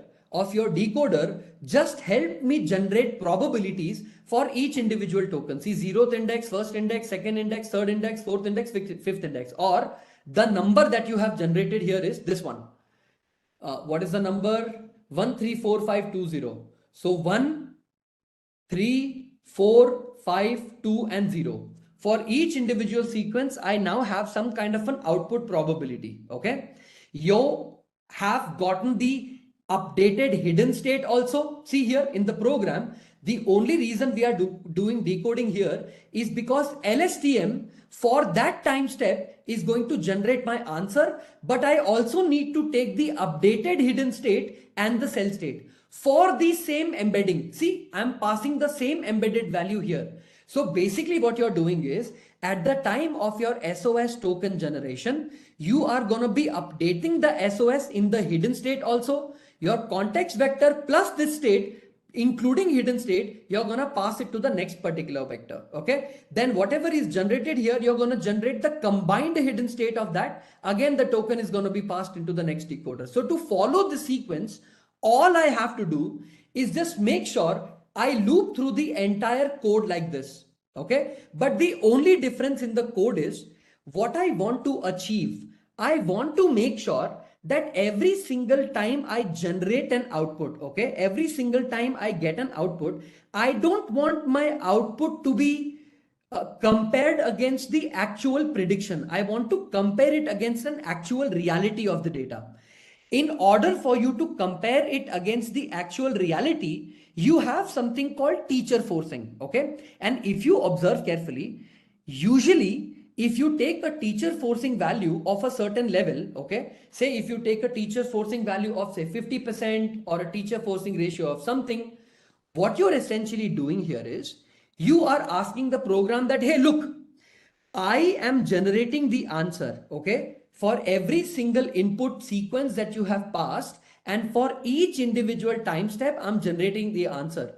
Can I take 50% of the time? I don't rely on probabilities. I rely on the actual data that exists in the data set. Okay. Meaning I'm going to compare my real actual data with the prediction and not with the probabilities that I have generated. I want to compare them. So 50% of the time I'm going to be using teacher forcing for my data for inferencing. Other time I'm okay comparing the probabilities. Okay. Either from teacher forcing or either from prediction. So what happens here is, in this program, you need to mention a piece of line of code. What will happen in that is, so let me just write it down. First of all, let me write it down until whatever I wrote here. See, first of all, I'm going to generate my seek to seek model with a simple class, right? So what do? I take a class. I'm going to take a seek, okay, seq, seek to seek. Okay, this is going to be my model.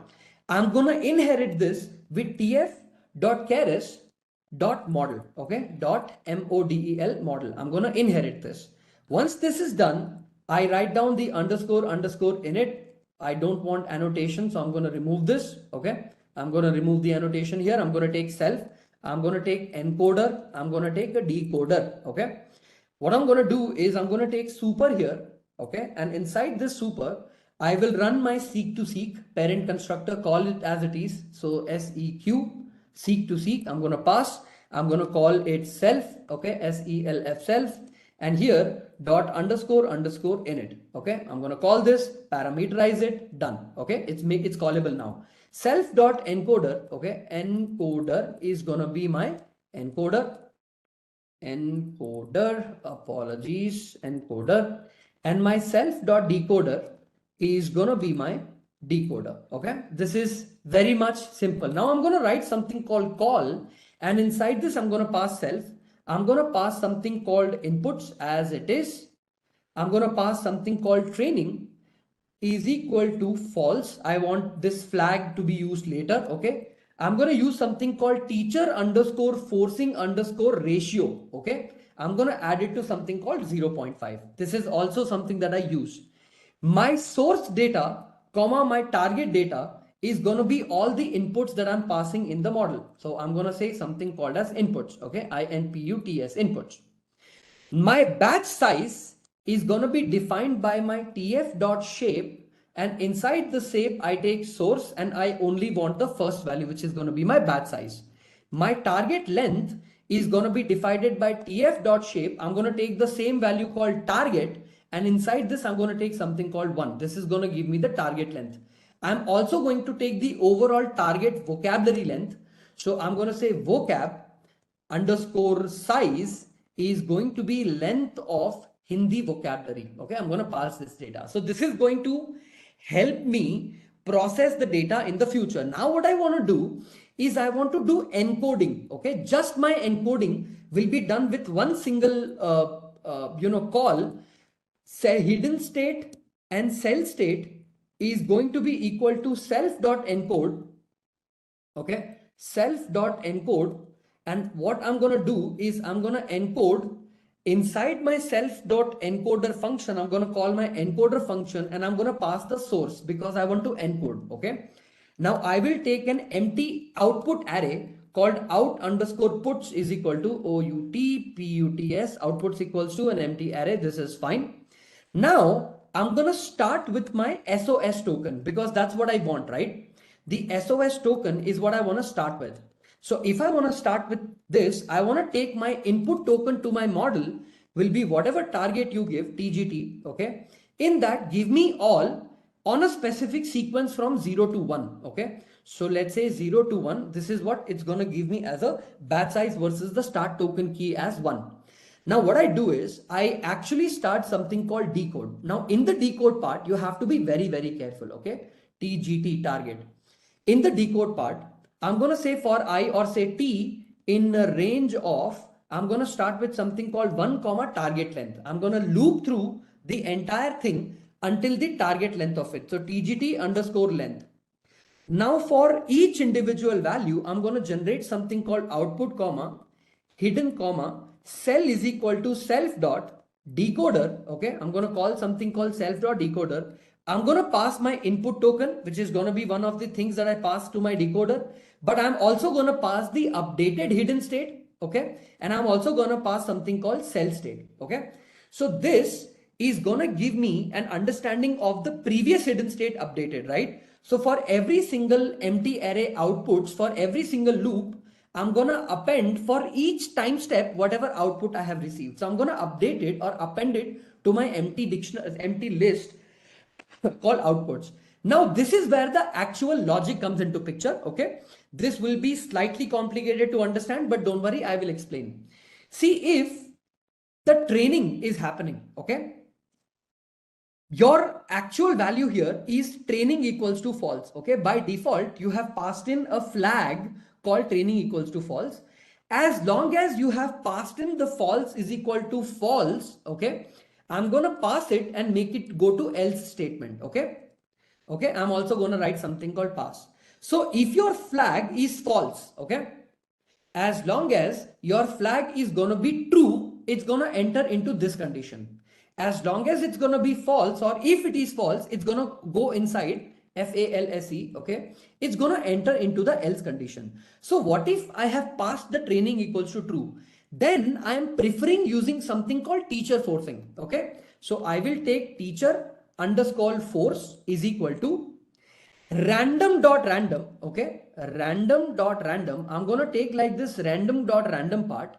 If this is lesser than my teacher forcing ratio, okay, I'm going to write something called teacher forcing ratio. If that is the case, then my input token, okay, is going to look like this. Your target value, give me everything from the beginning, but for the target token T, start with T plus 1. Okay, I'll explain this. Don't worry, everything will become kind of clear. Okay, if teacher force, okay, let me write down if teacher, TEACHER, if teacher force, okay, if teacher force, else tf.argmax, okay, inside the tf.argmax, what I want you to do is take all the values of your output, which is going to be this.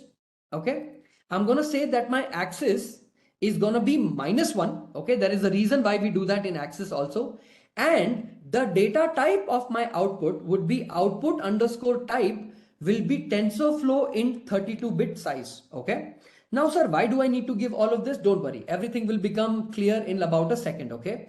Otherwise, if there is no teacher forcing that I'm including or the value matches, I'm going to take my input token as it is and I'm going to say tf dot argmax. Okay. And inside the argmax, I'm directly going to pass something called as my output. I'm going to take my axis same and I'm going to take my data type as it is that I have passed. So I'm going to take my axis here, output here and this here. Now, sir, what have we written here? What is the logic behind this? It's slightly tricky to understand. Well, don't worry. Let's actually understand it one by one. Okay. See, in order to understand this piece of code that you've written here in the cell state or in the call state, you also need to understand how are you going to be generating the output. Okay.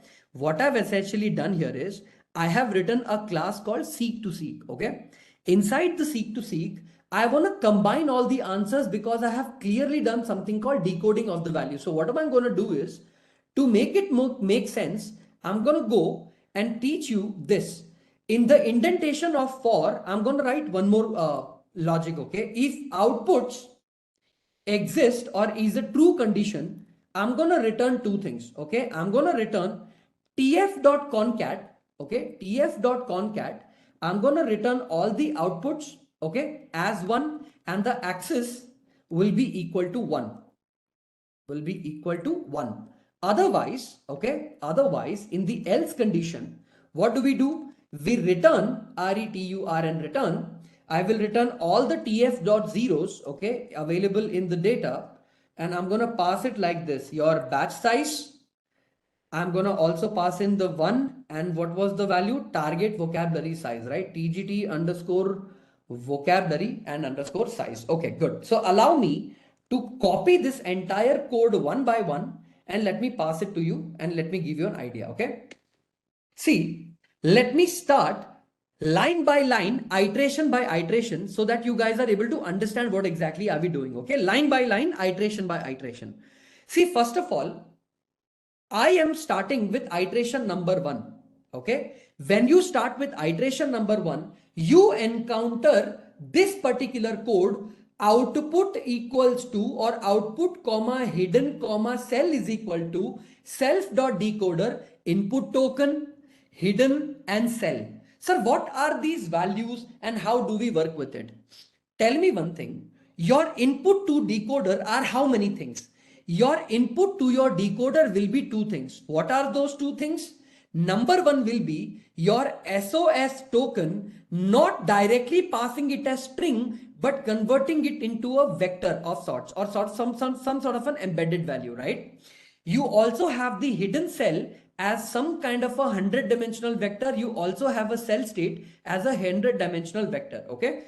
This hidden cell of 100-dimension vector and 100-dimension vector, this comes from the encoder part.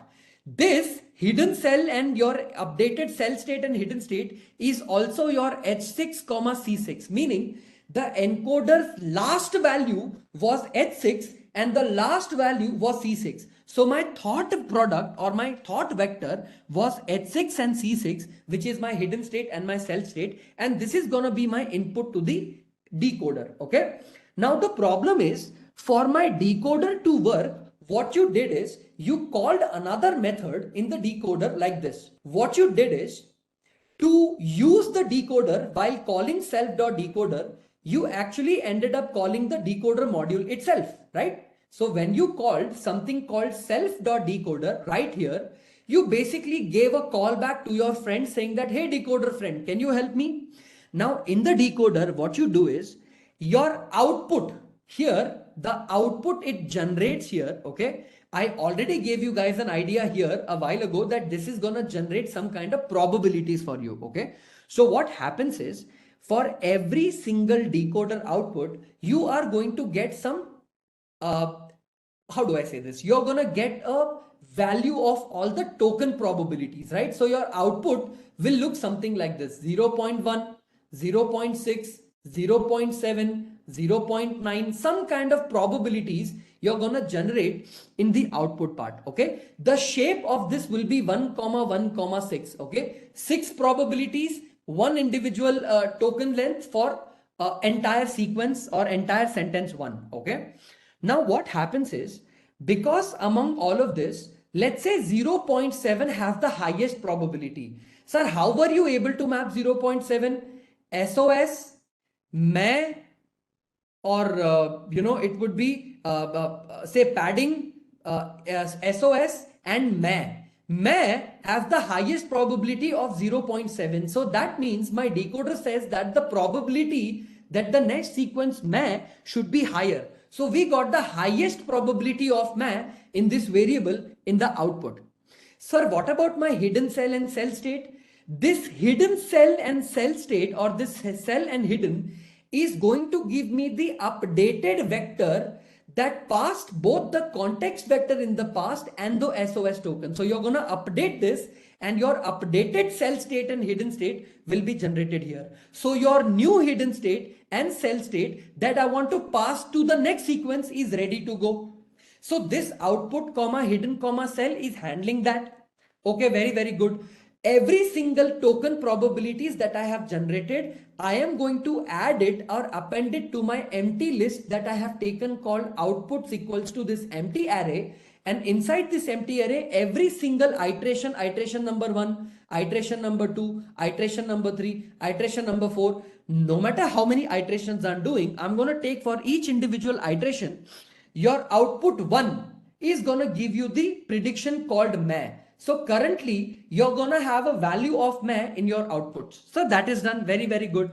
Now I am deciding to run something called teacher forcing. Now, by default in my program, I have not given teacher forcing true. I have not done any teacher forcing. So by default, it will go inside my else block because this condition does not become true. Okay. In Python, if a condition has to exist, that condition needs to be non-empty. Suppose 3. And if I say if A, return or print true. Okay. If I can write like this, print true. Okay. Otherwise, I'm going to say else. Okay. I'm going to say print false. Okay. As long as the values are non-empty and your flags are very clearly defined, everything will be true. If you say A is equal to false, of course the false will be printed. And if you say A is equal to true, of course your true is going to be printed. So the point is, whenever I've taken a flag, I want the option for you guys to do teacher forcing. Now, let's say, sir, my teacher forcing value flag is true. If it is true, you're going to come inside this condition. Now listen to me, guys. Sir, why do you take random.random? Because this random.random will generate a random number like this, 0.3. Okay. For example, if I show you an example, okay, random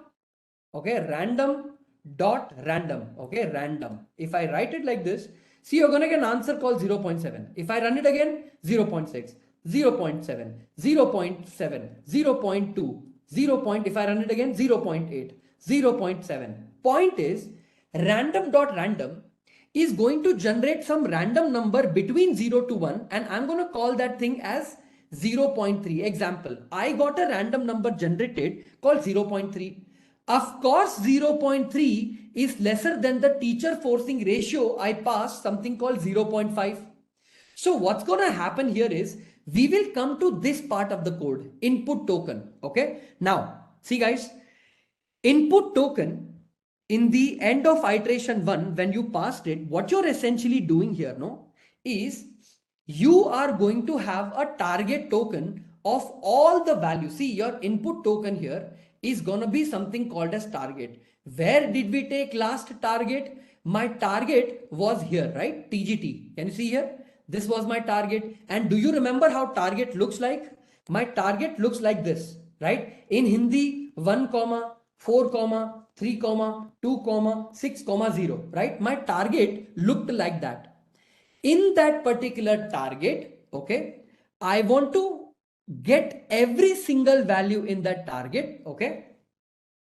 But what am I doing here is I am using a variable, okay, called t colon t plus 1.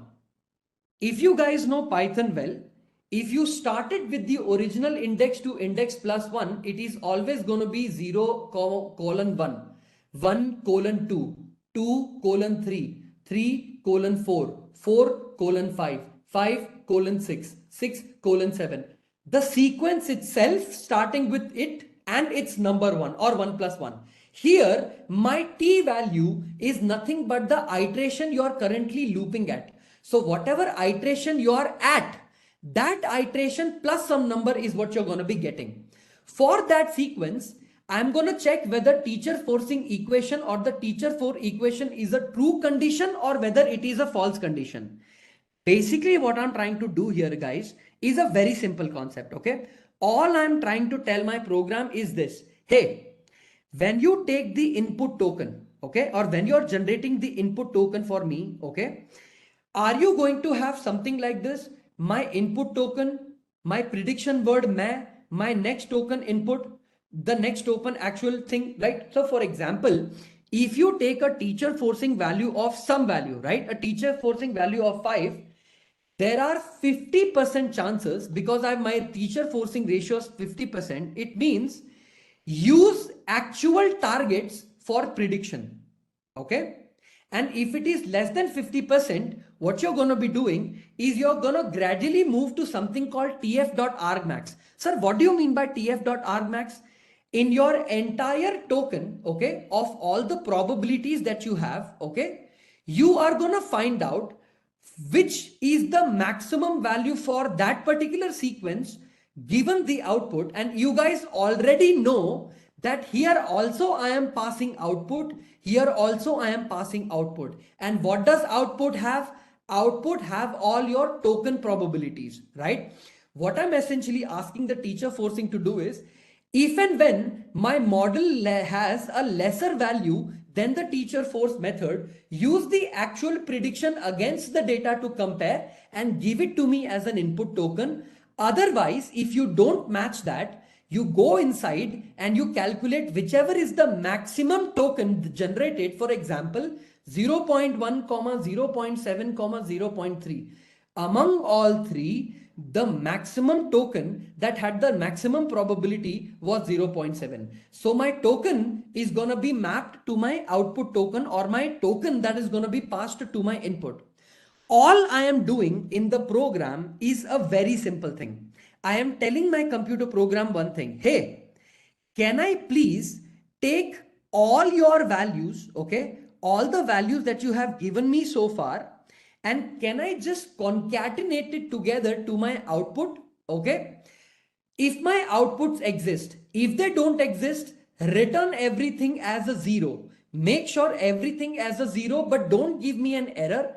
Return everything as a portion of 0, because I don't want my next sequence to go with an error or have error. Okay. Usually your else condition is only a plan B, or what if something goes wrong. But otherwise, if nothing goes wrong, you retain your seek to seek model as it is. So if I run my seek to seek model, what I have currently from my seek to seek model is, I have a flow diagram or a flow where every single instance of my data is now going to be encoded, passed it to a decoder. My input token here is going to tell me which token among my output has the highest probability for the print, or which token is my actual token for the answer. If I passed in I am happy, you passed it to the decoder, decoder returned SOS, and after SOS, what is the next sequence in the iteration? The next sequence on the iteration will be meh.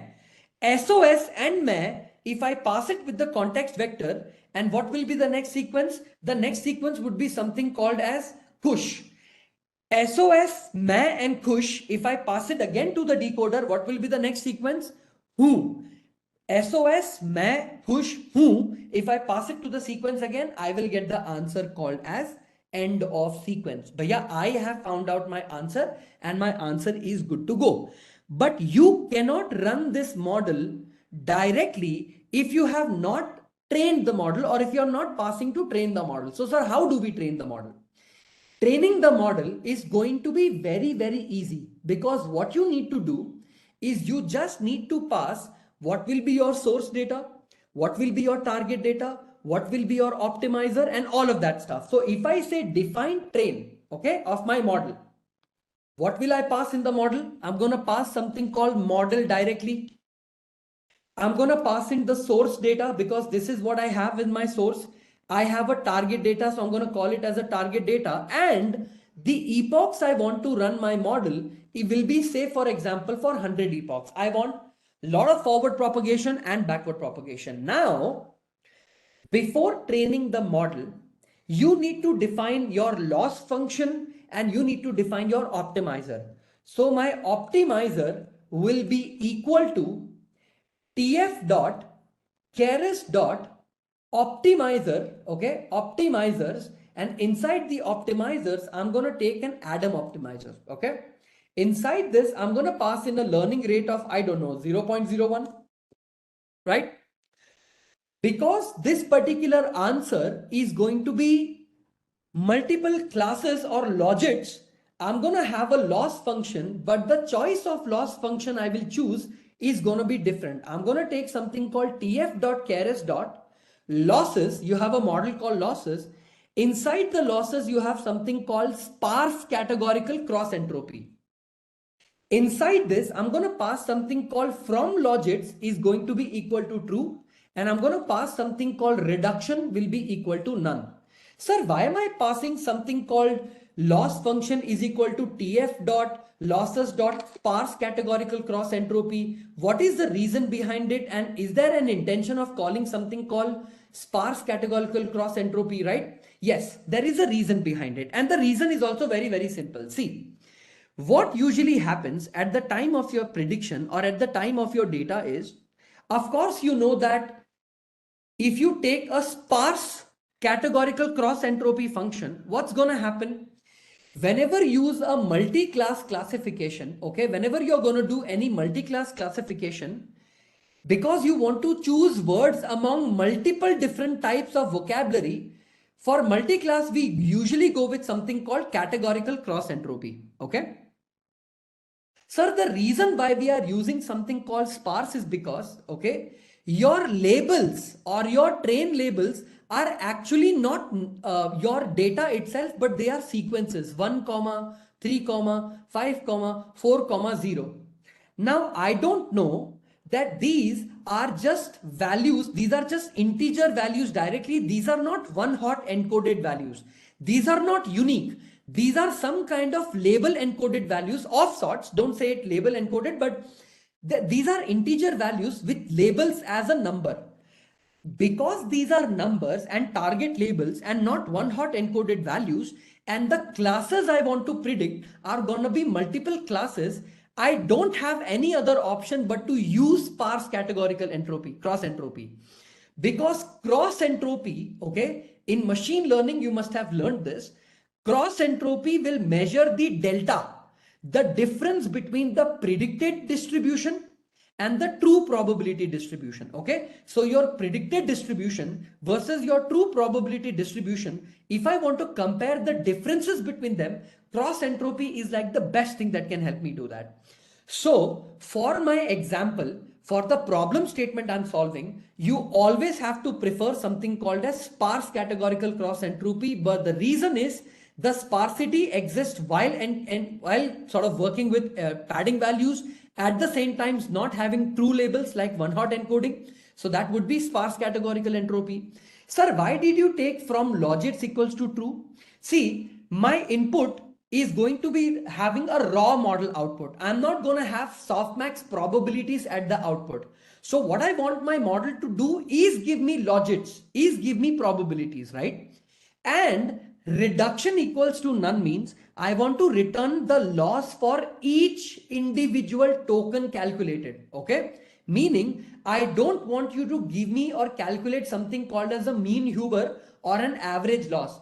I want for each individual token, I don't want you to do any kind of reduction. I don't want you to collectively calculate something and give me the average for losses. No, I want none of that. I want each individual token to return me the loss so that I can take that loss and use it in my function. So remember, the way you define your loss function will make or break your encoder decoder model. Okay. If you don't know what loss function you're going to be using, pretty much you're going to be screwed. Okay. So remember, usually while working with sparse or working with an encoder decoder model in a textual analytics, right, you preferably go with a sparse categorical cross entropy.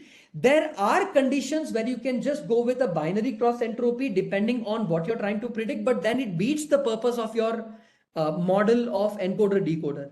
You could just have a direct RNN or a bi LSTM or a stacked LSTM that can give you a binary output, right? You can take a simple RNN and get the answer. Now, everyone, since we've defined our training model and we've defined the optimizer, the loss function and the optimizer, what you need to do is you need to define something called the train step. Okay. Now, guys, I want to show you how to calculate gradients and to calculate the new updated weight values while doing backward propagation. Okay. So what will happen here is, if you want to do that from the beginning, what you need to do, you need to take your source, you need to take your target. Now, this piece of code might get a little confusing. I am not going to deny, because this is going to expect you to have a certain understanding of TensorFlow. But what I'm going to do is I'm going to write down something called with tf.gradient tape. Okay. Now I'm sure you guys may or may not have heard this in the past, but let me explain what gradient tape is. Okay. I'm going to first write down my entire function. Okay, I'm going to say tf.gradient tape as tape.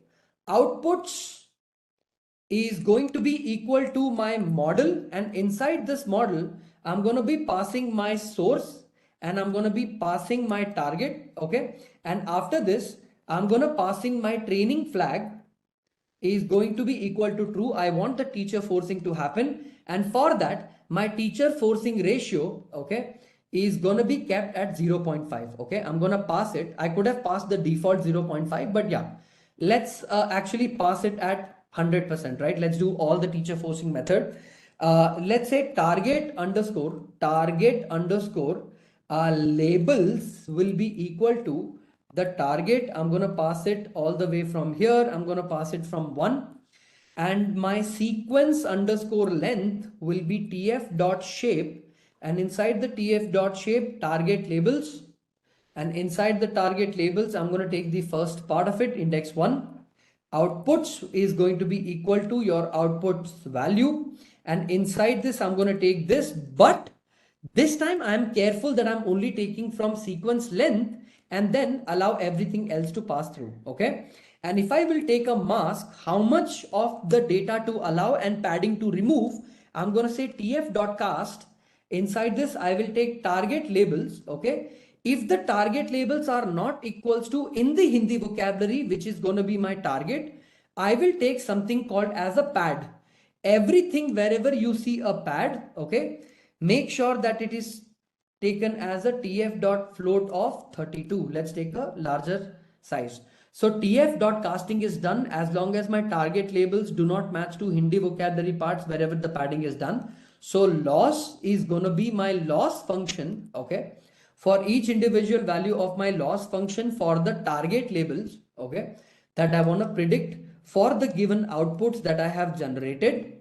So for this, I am going to calculate my overall loss as a loss function multiplied by the mask I have generated in 0 and 1. So my mask will be 0 if the padding exists. My mask will be 1 if the value has an actual number of probabilities.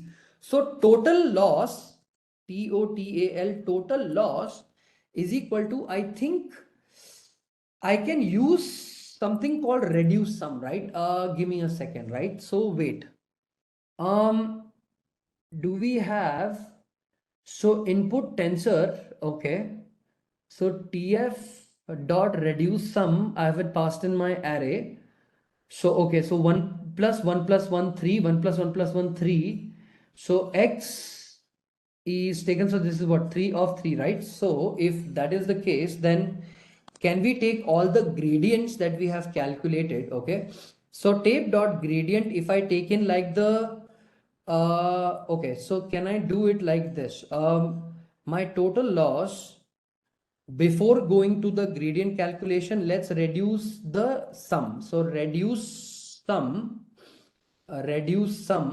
for my values in loss, right? So this will be 1 plus 1 plus 1, so 2 2 2.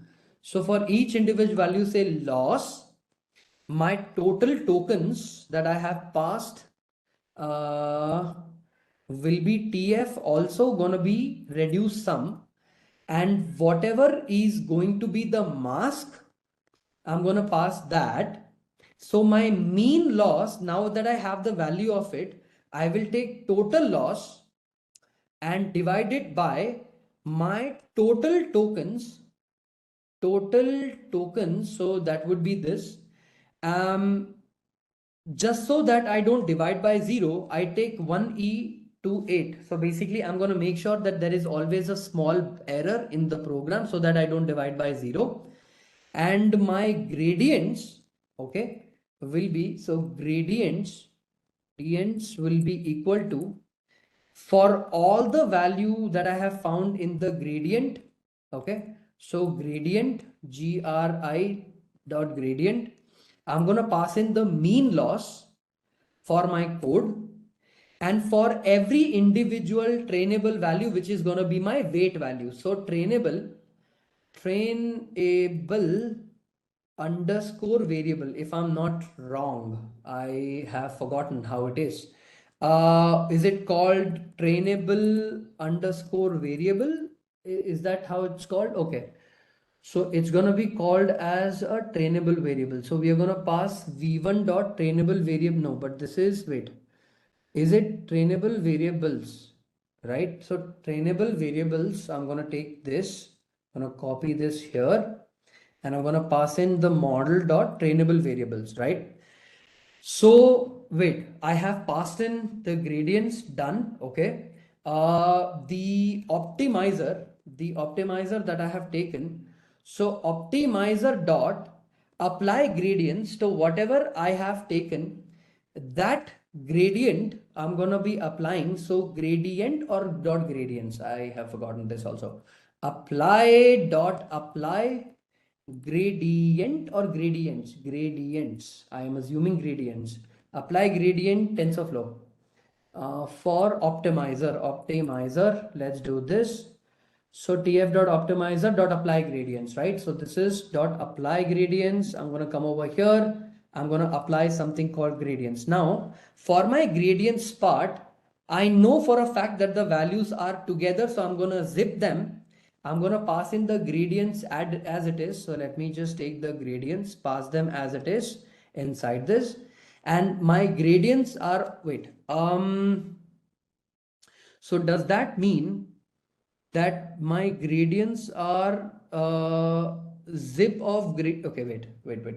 So wait, apply gradients. I applied gradients. Inside this, I will take a zip of something. So inside this, I have passed my gradients. And once I am passing my gradients, I will take all the weight, all the values that are assigned. So trainable values are also going to be this. So let me take all my trainable values here. Let me paste them here. Okay, now that I have passed in the weights, I will return their mean loss, right? I will take the mean loss and I will run it. So in that case, if this is going to train my model, can I have a source sequence, right? So suppose if I want to input underscore size of the model is going to be length of my English vocabulary. Let's see if this actually runs or not. I might have an error because I have not seen the syntax of it, but let's see if this works. Output underscore put underscore size will be equal to a length of, I'm going to pass in the Hindi vocabulary also as it is. So Hindi underscore vocab is right here. So my input size and my output size is sorted. My embed size is going to be 50 because I want each individual sequence to be a 50, and my hidden underscore size will be equal to 100. So I have defined the sequences done. And now if I initialize the model, so in case if you want to see it carefully, so let's actually do this, right?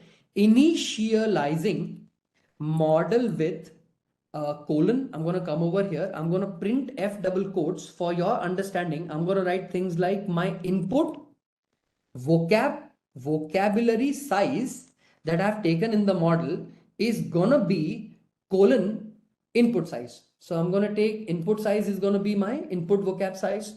I'm going to copy this. I'm going to paste it here.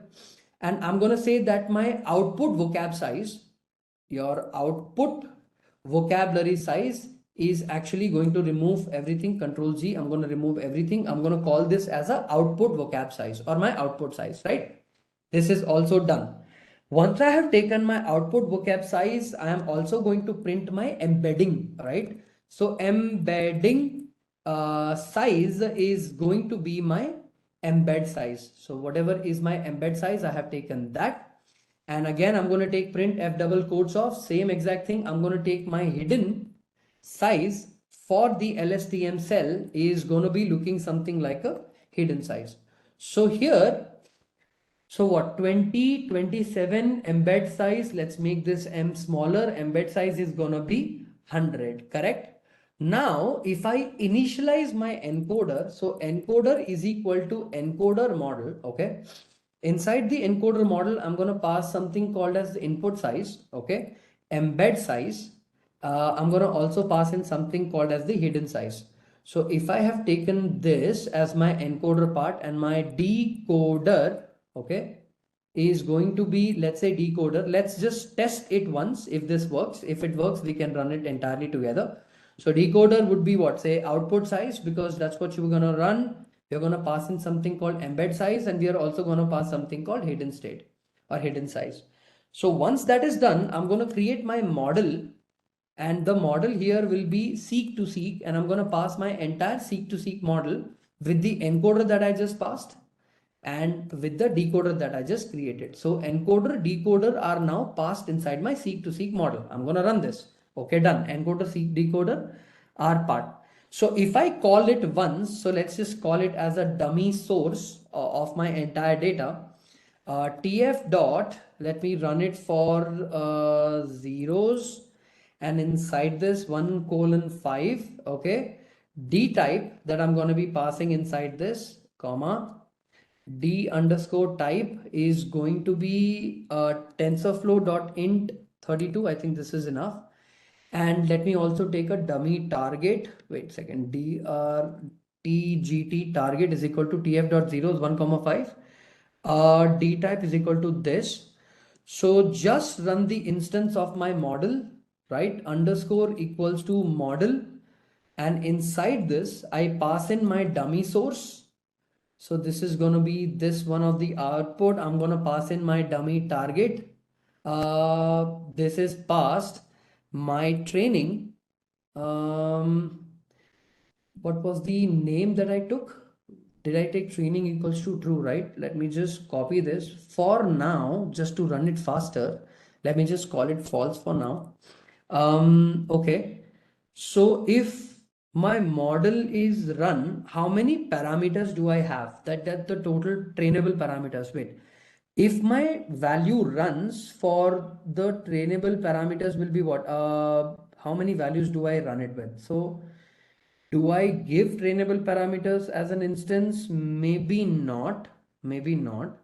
So if I just train the model directly here, if I say train, and if I pass in my model here directly, and if I pass in the source underscore data, comma, and if I pass in the target underscore data as it is, and I'm going to be passing my epochs, let's reduce the epochs to 50 for now. Okay. So this is gonna initialize. Yes, I knew it. So there will be a problem with the tensor shape. Expected initial state, but gotten keyword argument initial state. Oh, wait, where did I make this mistake? FV. Let's calculate this. Initial state. Wait. So initial state is gonna be in this particular thing. Where have I passed it? So my initial state, right, is going to be the value. So let me run the encoder decoder class module, and let's say training. If there is any tensor operation issue, we are not having tensor operation issue. Awesome, cool. Okay, let's understand line by line, process by process, and actually with some examples to understand, okay, how do the process flow actually happens, right? What happens is you have a function called train step, okay? What this training step does is it takes two inputs called source and my target. I already told you in the beginning that this is going to be my source and this is going to be my target, okay? I'm going to have a sequence of these numbers that will be mapping to its original vocab, but I have currently the source and my target. Now remember, these are numbers. These are not values. These are not string values. What do? I use a method. Actually, this is a standalone, very deeper method. Now, what gradient tape is used for is if you want to do forward propagation plus backward propagation in the neural network, and for forward propagation, you want the answers, and backward propagation, you want the answers. So basically, all the weight updation, all the values of your weights, all the initial training parameters. If you want to get an access to all those numbers, you have gradient tape as a method. It will record all your back propagation all the way through your forward propagation. Okay. What I'm doing here is I in a neural network will allow something called as a forward propagation. All of you know this. My output from the forward propagation is going to be very simple. I already have written a method here called output equals to, if you can see here, output equals to model of SRC target training is equal to 2 and teacher forcing equals to 1, right? For my forward pass, what's going to happen? I'm going to have this piece of code going to give me some outputs. Now, what are those outputs going to look like and how does it work? Well, it is very simple. See what happens. You have a source word and you have a target word. Okay. Now, when I say word, please understand I'm talking about an array. Okay. Suppose if the array was 1, 3, 4, 1, 3, 4 and 5, 2, 0, if I'm not wrong, 5, 2, 0, right? This is your target sentence. This basically means your start of sequence, I am happy, end of sequence. Okay. And in the end, if you observe very carefully, everybody, in the end here, you have a sentence or you have a number called 0 because we did something called post padding. Okay. It means your letter would look like this. S start of sequence, I am happy, HAPPY, happy, end of sequence, and your padding token pad will come to the last because you have done padding in the end. The same exact thing will happen in your Hindi also. So if your target word is say some number like, I don't know, 1, 12, 14, 2, 19, example, some word, you're also going to have a Hindi word that looks like this. Start of sequence, main, push, who, end of sequence and padding. Okay. Because we've done post padding, everything is going to go towards the end. This is how my model will look like. When I take my source and my target and I run this piece of line, which is output is equal to model, source of target, training is equal to 2 and teacher forcing is equal to 1.0, you know for a fact that you're going to be running your outputs is equal to model. You have created a sense of model here. If you can see here, you have taken a model and the model is nothing but your sequence to sequence model, meaning you're calling your encoder decoder also, right? So that's why I have taken something called model here.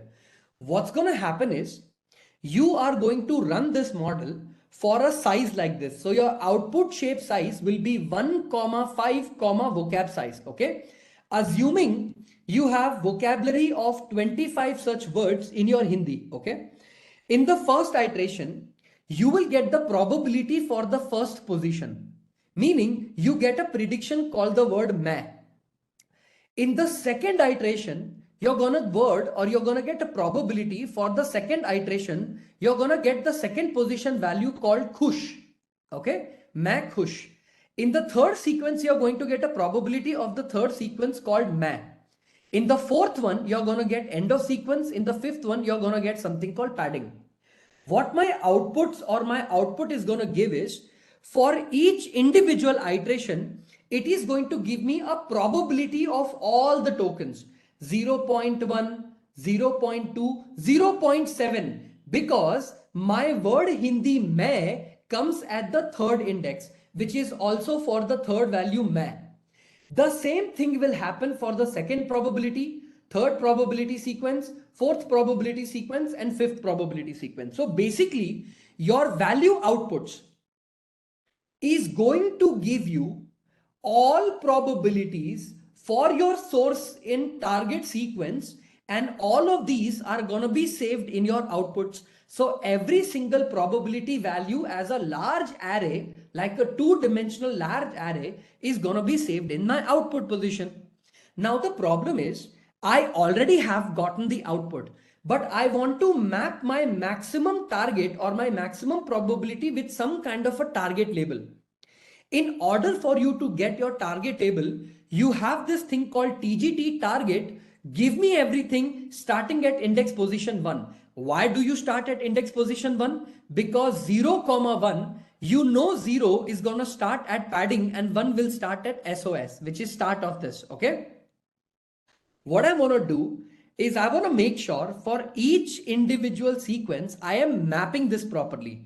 So if my example variable of my target was something like this, right? My target was, if I take a copy of this, if I paste it, copy and paste it towards the bottom, You have a target of 1, 3, 4, 5, 2, 0.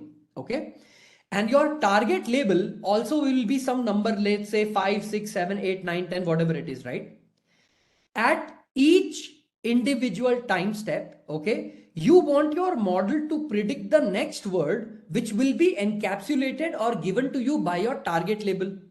Now the problem is, in order to get that, I need to do some kind of alignment, okay? Some kind of data alignment I need to perform. Sir, how can I do alignment? Alignment can be done by these two things. Sir, what do you mean by alignment? See, what will happen is, to make sure your output and your target will have the same sequence length, okay? You want to make sure that the sequence length of your input, which is going to be your variable here that you're passing, your source, and the target, you want to keep it same. You need to take some kind of a sequence length. So sir, if I take 1 comma or tf dot shape of target labels, where is target labels defined? Target labels is defined right here, okay? And you are choosing to take index number 1. What will basically happen here is, it will give you some number like say 1 comma 6. Your sequence length will be set at 6. Now what you do is, you write down something called outputs equal to outputs of slicing at the first level, at the second level, and the third level. Sir, what am I doing?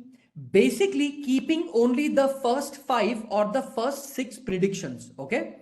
Basically, if you say that my word is output, say it is 0, right? My first prediction, my first probability was this probability value. This probability's value's maximum number is 0.7, and I want to map it back to my target label, and the label of the target was 12, and 12 directly maps to the word "ma." Okay, so for each individual probability value, I want to maintain that the sequence is going to be same. I want to have my target label, and I want my output to give me the number itself, 12. Look, for the first iteration, your first prediction is going to be the word "ma." But this is not enough, because you also have one problem. You are doing padding, and padding is a problem at the time of prediction, because padding is a number called 0. I don't want to deal with 0. I don't want any of my loss functions to deal with 0. If I'm doing back propagation, and if my back propagation prediction target is 0, I don't want 0 to be dealt with at all. I don't want it to manage. What we do, my people, we create, and there is a concept in machine learning called padding masking, okay, or padding mask. Sir, what do you mean by padding mask? You take the same exact thing, and I'm going to paste it in the bottom, okay? Sir, what do you mean by padding mask? See guys, what I'm doing here is, TensorFlow has a method called mask, okay? Essentially what I'm doing here is, I am going to take every single training value, okay, or my target variable here, or a target value here, or a label, wherever I find the Hindi vocabulary key, and inside that I have a padding, I know I am referencing a number called number 0. I am referencing a value called 0. So what I'm doing is, I am creating a mask of a Boolean value. How many sequences of values do we have? 6. So true, comma true, comma true, comma true, comma true. 1, 2, 3, 4, 5 and 6. Basically what I'm doing is, I'm creating a Boolean value, and I'm doing something called tf.cast. tf.cast is going to give you an understanding, or give you all the mask values to true. And all those true values, eventually I want to convert them into float 32. So all your trues will now become 1.0, 1.0, 1.0, 1.0, 1.0 and 1.0. Remember, do not confuse this 1.0 as a sequence 1 for SOS token. That is different. This is different. This is just an array inside an array. It's a 2D array where for the sequence length that I have, I am taking all individual values as true, true, true, true, true. By default, I'm considering everything to be 0. But if you observe, there is a small issue. The issue is, if you take all your actual source value and paste it here, In all my sequence, did everything was true? Was every single value true, or was every single value filled with a number? Actually, no. I had 1 as a true value, 3 was also filled, 4 was also filled, 5 was also filled, 2 was also filled, but 0 was not filled. 0 was 0. So when I cast it as a mask, my mask value will be 1 converted to 1.0, 3 converted to 1.0, 4 converted to 1.0, 5 converted to 1.0, 2 converted to 1.0, but my 0 will be 0.0 because when I actually implemented my tf.cast on the output, okay, so here on my target label, I know for a fact that this is gonna be false because there was nothing there, it was padded. So here you're gonna get a mask for your first sequence gonna be 1 1 1 1 1 0. What you're essentially doing is for the sequence 1 3 4 5 2 0 in the future, when you're gonna calculate your forward propagation and backward propagation, you will get some loss values for each sequence. Loss value will be 0.1, loss value will be 0.9, 4 value will be some number, some number, some number. But for 0, there is no loss. Okay, I don't need to calculate the loss. Okay, so predominantly what you're doing is you are making sure that your mask values for each individual training label or your target label, depending on the data, you're creating some kind of ones and you're some kind of zeros. So for example, sir, if I get multiple different targets, for example 12 comma 13 comma 14 comma 2 comma 0, this is going to be one more value. I have one more sequence called 15 comma 16 comma 2 comma 0 comma 0. I have another sentence and it is 17 comma 18 comma 19 comma 20 comma 2. So see, basically in my target sentences I have 3 sentences. What will happen to these masks, or the mask will be created very simple. It will be 1 comma 1 comma 1 comma 1 comma 0. The second sentence will be 1 comma 1 comma 1 comma 0 comma 0. Okay, it will be 1 comma 1 comma 1 comma 1 comma 1. So basically for your sequence of or sentences in the data, I now have a mask created that will help me control the flow of the data. So for multiple data types, I now have created a mask, and that is why we create another variable and we call that variable as mask. This is what's going to be important. So tell me, so far I have gotten the understanding until the mask. Okay, I'm going to go and understand it until the mask. Now my people, because you are using something called gradient tape, which is going to give you the value of the gradients at the time of back propagation, sir, can I also calculate the loss inside this? Yes, because guess what you did? You used a function called loss function. You are going to pass the function for the target label and the output, and all your losses will be now saved in the variable called loss. The problem is, my people, when I'm going to calculate the actual loss, I don't want even the 0.0001th gradient for the mask value. So what do?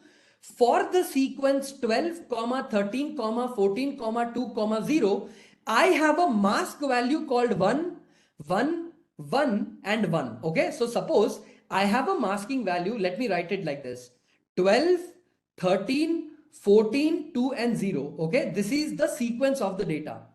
For this 12, 13, 14, 2, I have calculated the gradient for each individual token step. Okay, for each individual time step, I had calculated their losses.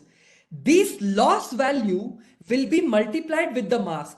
Because you multiply the same number with 1, you will get the same loss back. You multiply the loss with 1, you get the same value back. But when you have a mask value called 0 and you multiply, or the gradient value, 0, loss value 0, and you multiply it with 0, you're going to get a 0. Meaning I am telling my program that, hey, can you ignore any loss calculation, be it your backward propagation's gradient calculation from anything which is a pad sequence? I do not want padding in my data, so don't give me any losses or any loss value from my data. So what's going to happen is when you calculate the log probabilities in the future, your mask will handle that no loss was encountered. So point being, your loss multiplied by mask is just a way of making sure that no loss is calculated for the sequence pad or for the padding sequence. Absolutely simple. Now the thing is, my people, you cannot calculate loss directly and just run through it. No, you need to take three individual types of losses. You need to take the total loss, so the overall loss in the entire time step, which is going to be given to me by something called as total loss. You're going to calculate that. Your total tokens or whatever mask value were passed to it, you're also going to calculate how many tokens were involved. Overall, you're going to calculate something called as the average loss. Now, why do you want to calculate average loss? Because you want to know on an average, what is the loss scenario for sentence number 1, sentence number 2, sentence number 3, and sentence number 4. Because in the total loss, I have taken all the time step for all the loss. In the total tokens, I have also taken reduce sum for all of them.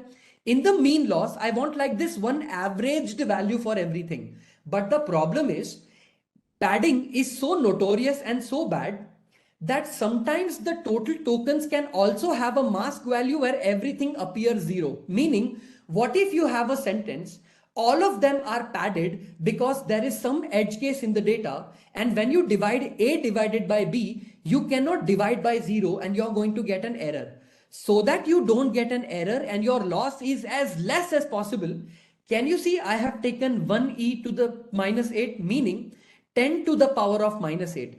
Rather than dividing something by 0, can I divide by 0.000000008? The answer approximately won't be 0, but I will not get an error division of 0. So what do we do now is sometimes when you want to calculate after padding a total loss or a mean loss, we don't divide it directly with the total tokens. We don't divide it by the actual number, the actual over number.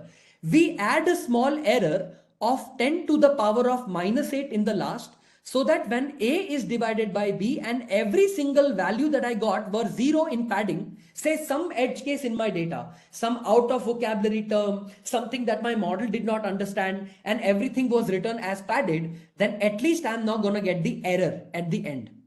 Once we have calculated the overall loss, I'm sure you guys know this, but even for your understanding, I'm going to tell you what I'm going to do. Okay. See what happens, my people, is you calculated something called as a loss, and for each time step you got a loss like 0.1, 0.7, 0.6, 0.2. So your total loss will be 0.1 plus 0.7 plus 0.6 plus 0.2 divided by 4. Okay, you're gonna get a total loss.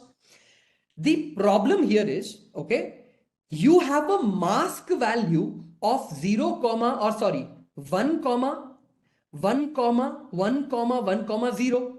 So your total tokens will be 1 plus 1 plus 1 plus 1 plus 0. If you average it, not average it, calculate it, you get 4. So your total token values that you get here according to the sequence passed will be 4.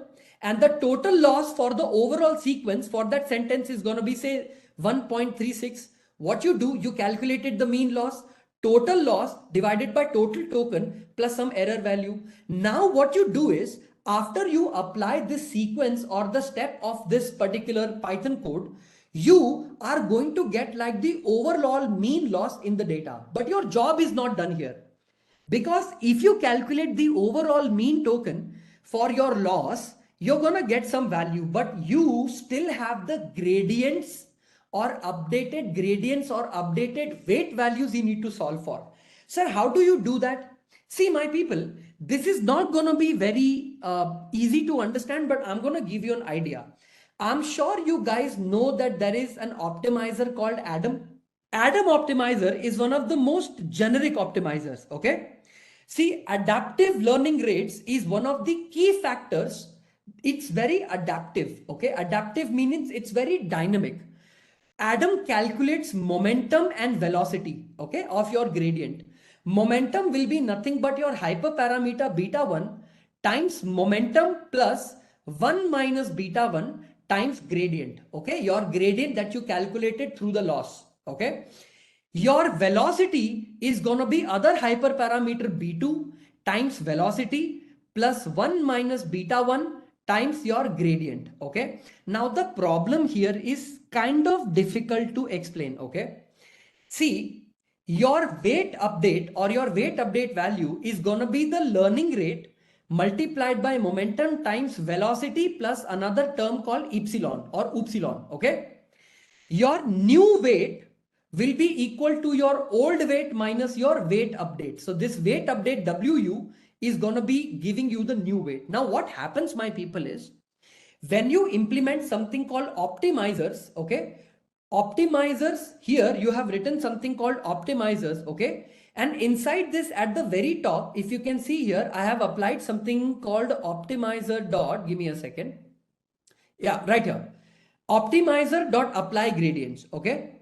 In the optimizer dot apply gradients, what you're doing is you're taking all your mean loss, comparing it with the actual trainable weights. So basically, whatever weight values was assigned by the neural network, you're gonna take your weight values, you're gonna compare it with your loss value, and I'm sure I don't need to teach you that you have to apply chain rule to go completely backward, all the way from your decoder all the way to your encoder, right? You go backward in each time step, and your each time step value is calculated per token, right? You get like this average losses or losses overall in each time step. So what you're basically doing is you're telling the program that, hey, look, for each individual gradient that I applied as per the Adam, I want you to take as per the loss function, sorry, I have taken all my mean loss value. I have the model parameter, model trainable values. These are nothing but your weights in the model. Okay. I want you to take all those weights and apply the optimizer where your gradients and your weights will become now zipped. Zipped meaning in Python, if you take an array like this, array is equal to 1, 2, 3. Okay. And if I have another array called array2 is equal to say 4, 5, 6, right? What you're doing here is 4, 5, 6. When you convert it into list of zip of array, array2, you are going to be creating a tuple where every single value ar underscore 2 is equal to, is going to give you a tuple of 1, 4, 2, 5 and 3, 6. Basically gradient with the weight, gradient with the weight, gradient with the weight, which you can then later on apply. So what you do is in the TF function that is automatically happening, like it happens automatically. What you do is in the optimizer.apply, if you just convert it into a tuple format, zip it, don't even have to do conversion into list, pass it and just return the overall mean loss. Optimizer is going to give you the optimized convergence or whichever optimization is good for. It will tell you that, look, you know what? I am going to calculate the optimizer and the gradients, the best gradient possible for my data. Okay. So now if you do that, right? After you do that, you need to train your model. You need to make sure that your model works, right? So I did not write the training part because I wanted you guys to understand the train step. Okay. All the sequences well. Now, if you want to actually train your model, you got to move forward. Okay. See, so far what you have done here is for the value of width, right? If you see in the indentation of width, you have taken your gradients, you have taken your optimizer, right? This is how the entire code works. I have taken the train weights. Inside the train weights, I have taken one more function called train step. Okay. Can you see here? There is an indentation in the def, right? In the define statement, I have taken one more internal function called def, right? Now, what do I want to do is if I want to train my model, okay, I will have to go out with the train part, which is the indentation of define here. And here I'm going to write down a sequence of my model. Like for example, print. I'm going to say print starting the training. Okay. Print starting the training of my model. Now, how do you start the training of the model? You're going to write something like ... I'm going to start my training. For epoch, epoch, epoch. In epochs, or for epoch, actually, let me not take epochs because I've not defined it. In range of epochs, okay, epoch, let me get the indexes also. what I'm going to do is, for number of epochs you want me to run the model, I'm going to calculate the loss, and that will be calculated by something called train step. Inside the train step, I'm going to take the source data because I need it. I'm going to take the target data because I need it, right? Once this is done, if for every 10 epoch, okay, if epoch 10 equal to 0, what I want you to do is, I want you to print and give me the analysis or understanding how am I doing. So print f of, if I take epoch here, I will take loss. What is the overall loss in my model? So I'm also going to be printing something called loss. So loss is going to be loss dot LOSS, okay, loss dot NP, or just going to write down something called as a numpy, and I'm going to keep it empty. For every value that I receive here, I'm going to take it only up to the 2 nearest digit, okay. For my loss, I'm going to calculate it, the percentage, let's take it to 4F, let's be more granular. But this is what I'm going to do. And I'm going to come out to the for indentation, and I'm going to say training completed, okay.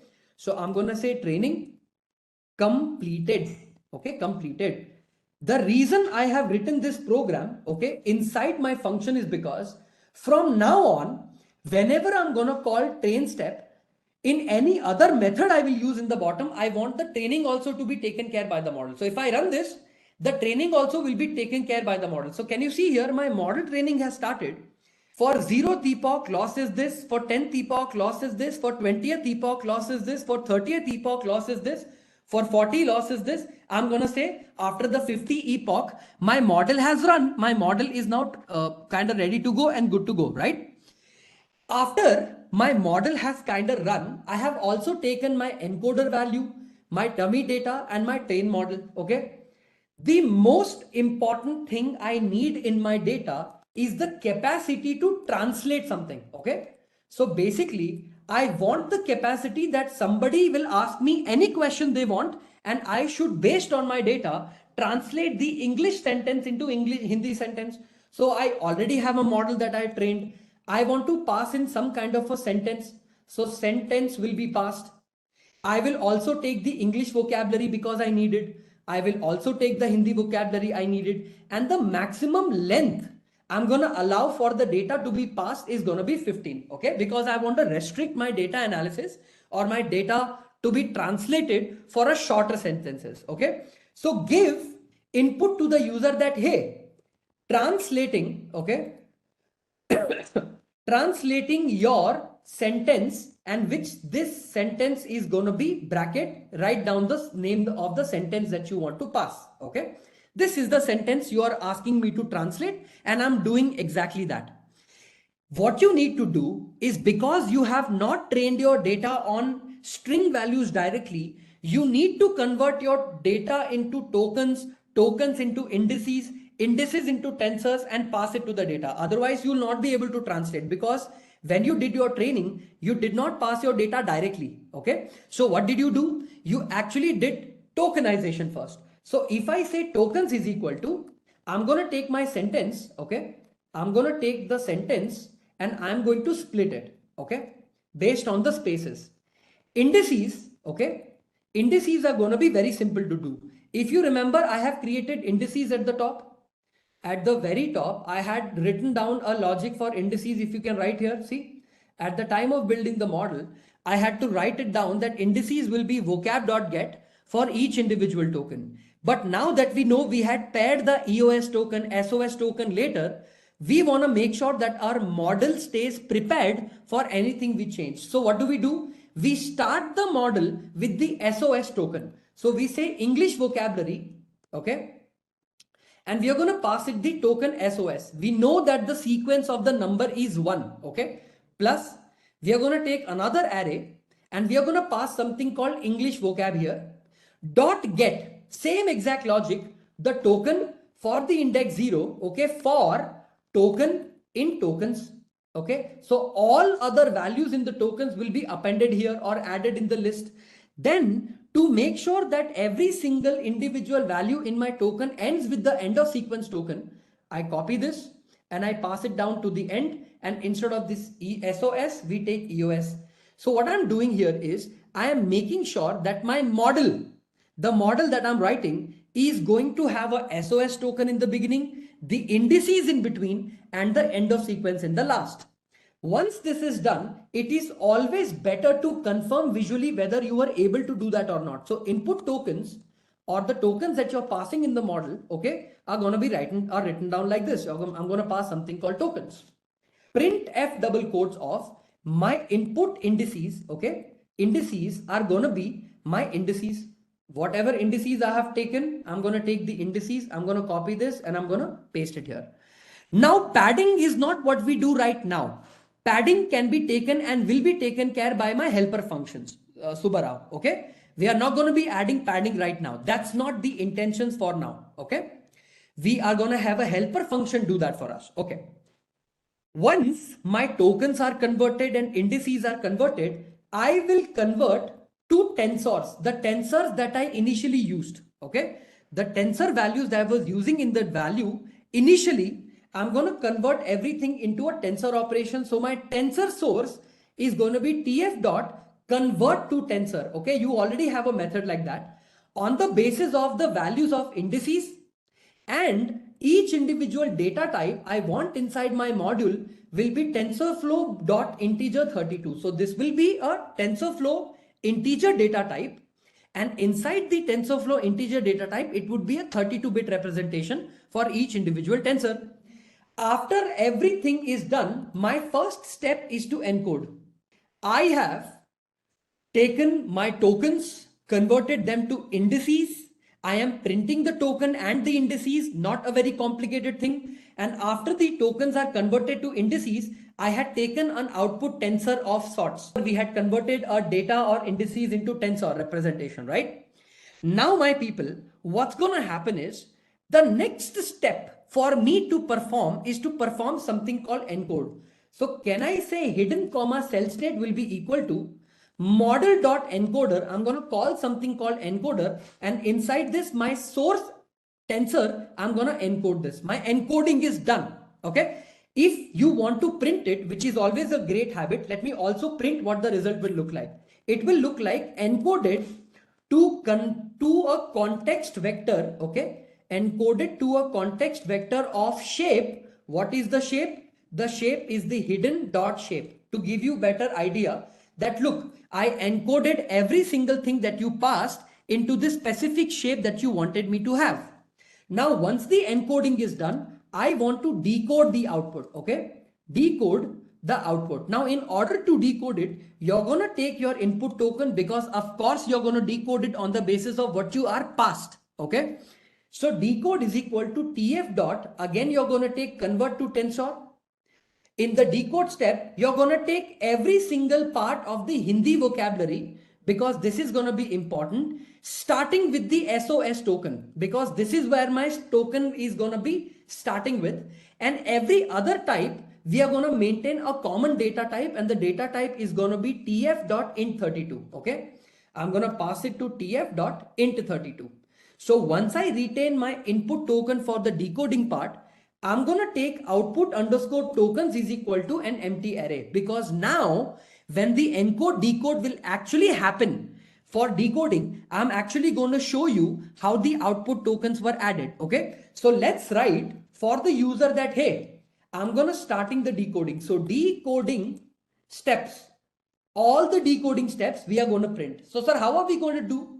For step in the range of maximum length for the data that you have passed here, for whatever max length you have, I'm going to take the same exact thing. I'm going to take max underscore length. Okay, underscore length. Okay, for whatever range you want to pass your data for, I'm going to take it all. Okay, for this I'm going to generate your output comma, okay, output comma hidden comma cell state for the given value. So model.decode, I'm going to take a decoder.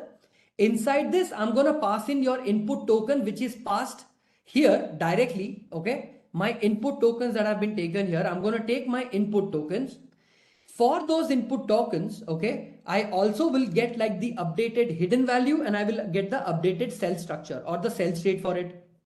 The predicted underscore token, I already know that I get output predicted top probabilities, and from that I want to get like the maximum argmax of the probability. So whatever is your output, I want that. Axis is going to be -1 dot numpy. I'm going to convert this into a numpy representation. And here, my people, I'm going to write something called 0,0. Sir, why do we have to do that? The reason why we have to do that is because in my entire code of prediction, right, at the time of predicting the answer, there is a small problem, okay, not a problem, but at the time of translation, the data that you have, okay, the data that you are dealing with is gonna be in a different data structure altogether, right? In order to make sure you retain the data structure completely, you have to kind of make some changes in the data, okay? To do that, you have to actually understand how the flow works, how the data transfer or how the data flow happened. So first of all, what did we do? We took a translate method, we converted them into tokens, we converted them into indices. We also had something called source tensor. If you guys remember, a source tensor was created at the end. Once my word index mapping, my source to my source is converted into a tensor operation, right?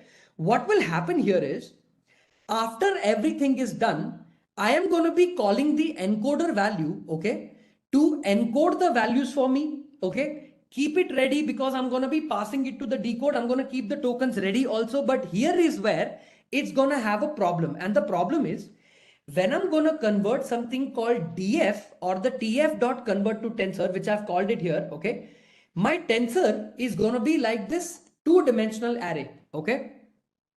So my input token is done, my output token is done. Now, the complicated part here is, when I take this variable here in the decoder call, what's going to happen is, you are going to have an input token, okay? Your input token that you want to pass to the decoder, the hidden state and the cell state, okay? These are going to be like the 50-dimensional vector embeddings, okay?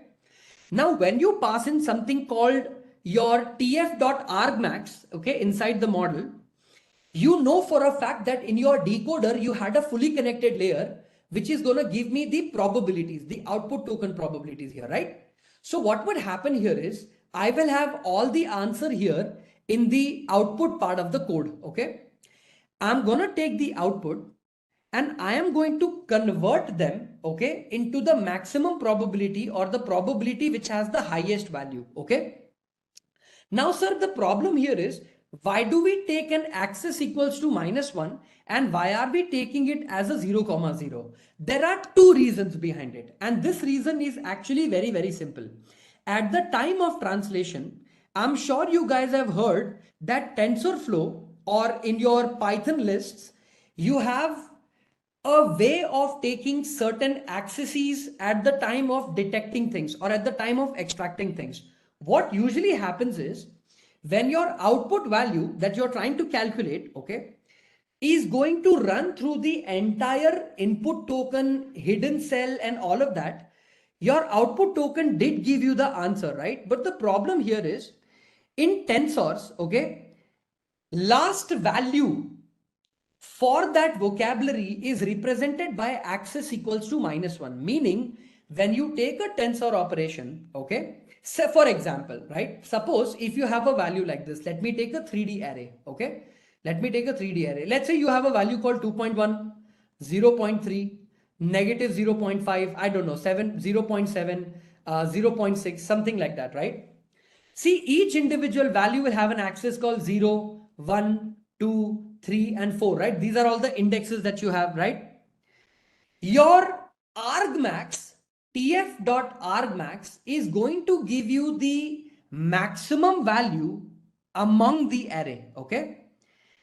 If you say along the axis of -1, you are actually finding out the value of some number. Say for example, if you had a number called 0.4, you are going to find out the maximum number 0.4 at the index called 3, okay? And for the index number 3, I want to extract them out from this multi-dimensional tensor or this value that I have, okay?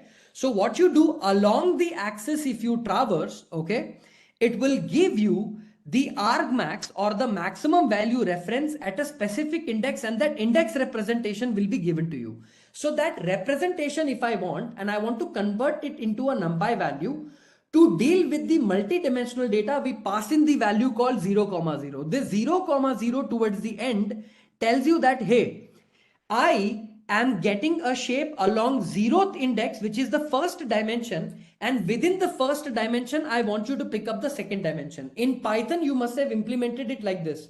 For the 0th dimension, I want the first value. So within that particular shape, I want the 0th, 0, meaning I want the first of the batch dimension, and inside that batch dimension, I want the first. So whatever is the batch, in that batch, I want the first sequence to be that particular value. That's why we write this as a 0, 0, right? Now the problem here is, once you have a predicted token or the word value or the probability for that predicted token or the token itself, right? You want to be able to convert that back. To convert that back, I need to inverse my Hindi vocabulary. Okay. The vocabulary that I have created for Hindi had tokens and then the value, but I will reverse them right now. So I will take value comma key. For key comma value, see, here is where I reversed in Hindi vocabulary, okay, dot items. What I did, I just reversed my entire dictionary where the value becomes key and the key becomes value, because I want to map it back, okay. So for value colon key, for key comma value in Hindi vocabulary dot items. Now what is going to happen here? Oh, sorry, this is not colon, this is equal to, right? So what's going to happen here is, the predicted word, okay, not the token. I don't want the token. I want the word to be printed to the user or to my model. So I will take that inverse Hindi vocabulary thing that I have converted, dot get, and now I can directly reference my predicted token and it will directly give me the word, okay.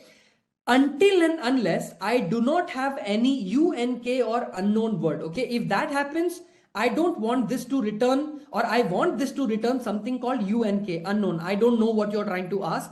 Nothing of that sort exists in my dictionary. So print to the user, I'm going to say that, hey, in a tab value, the step was the index step plus 1, because I want to start it with 1. For that particular step, your predicted word that I was able to extract is this, and the token that I was able to extract looked like this, predicted token. So I'm going to be telling the user that, hey, I did run the step, I did run the model, and when I ran the model, I got this answer.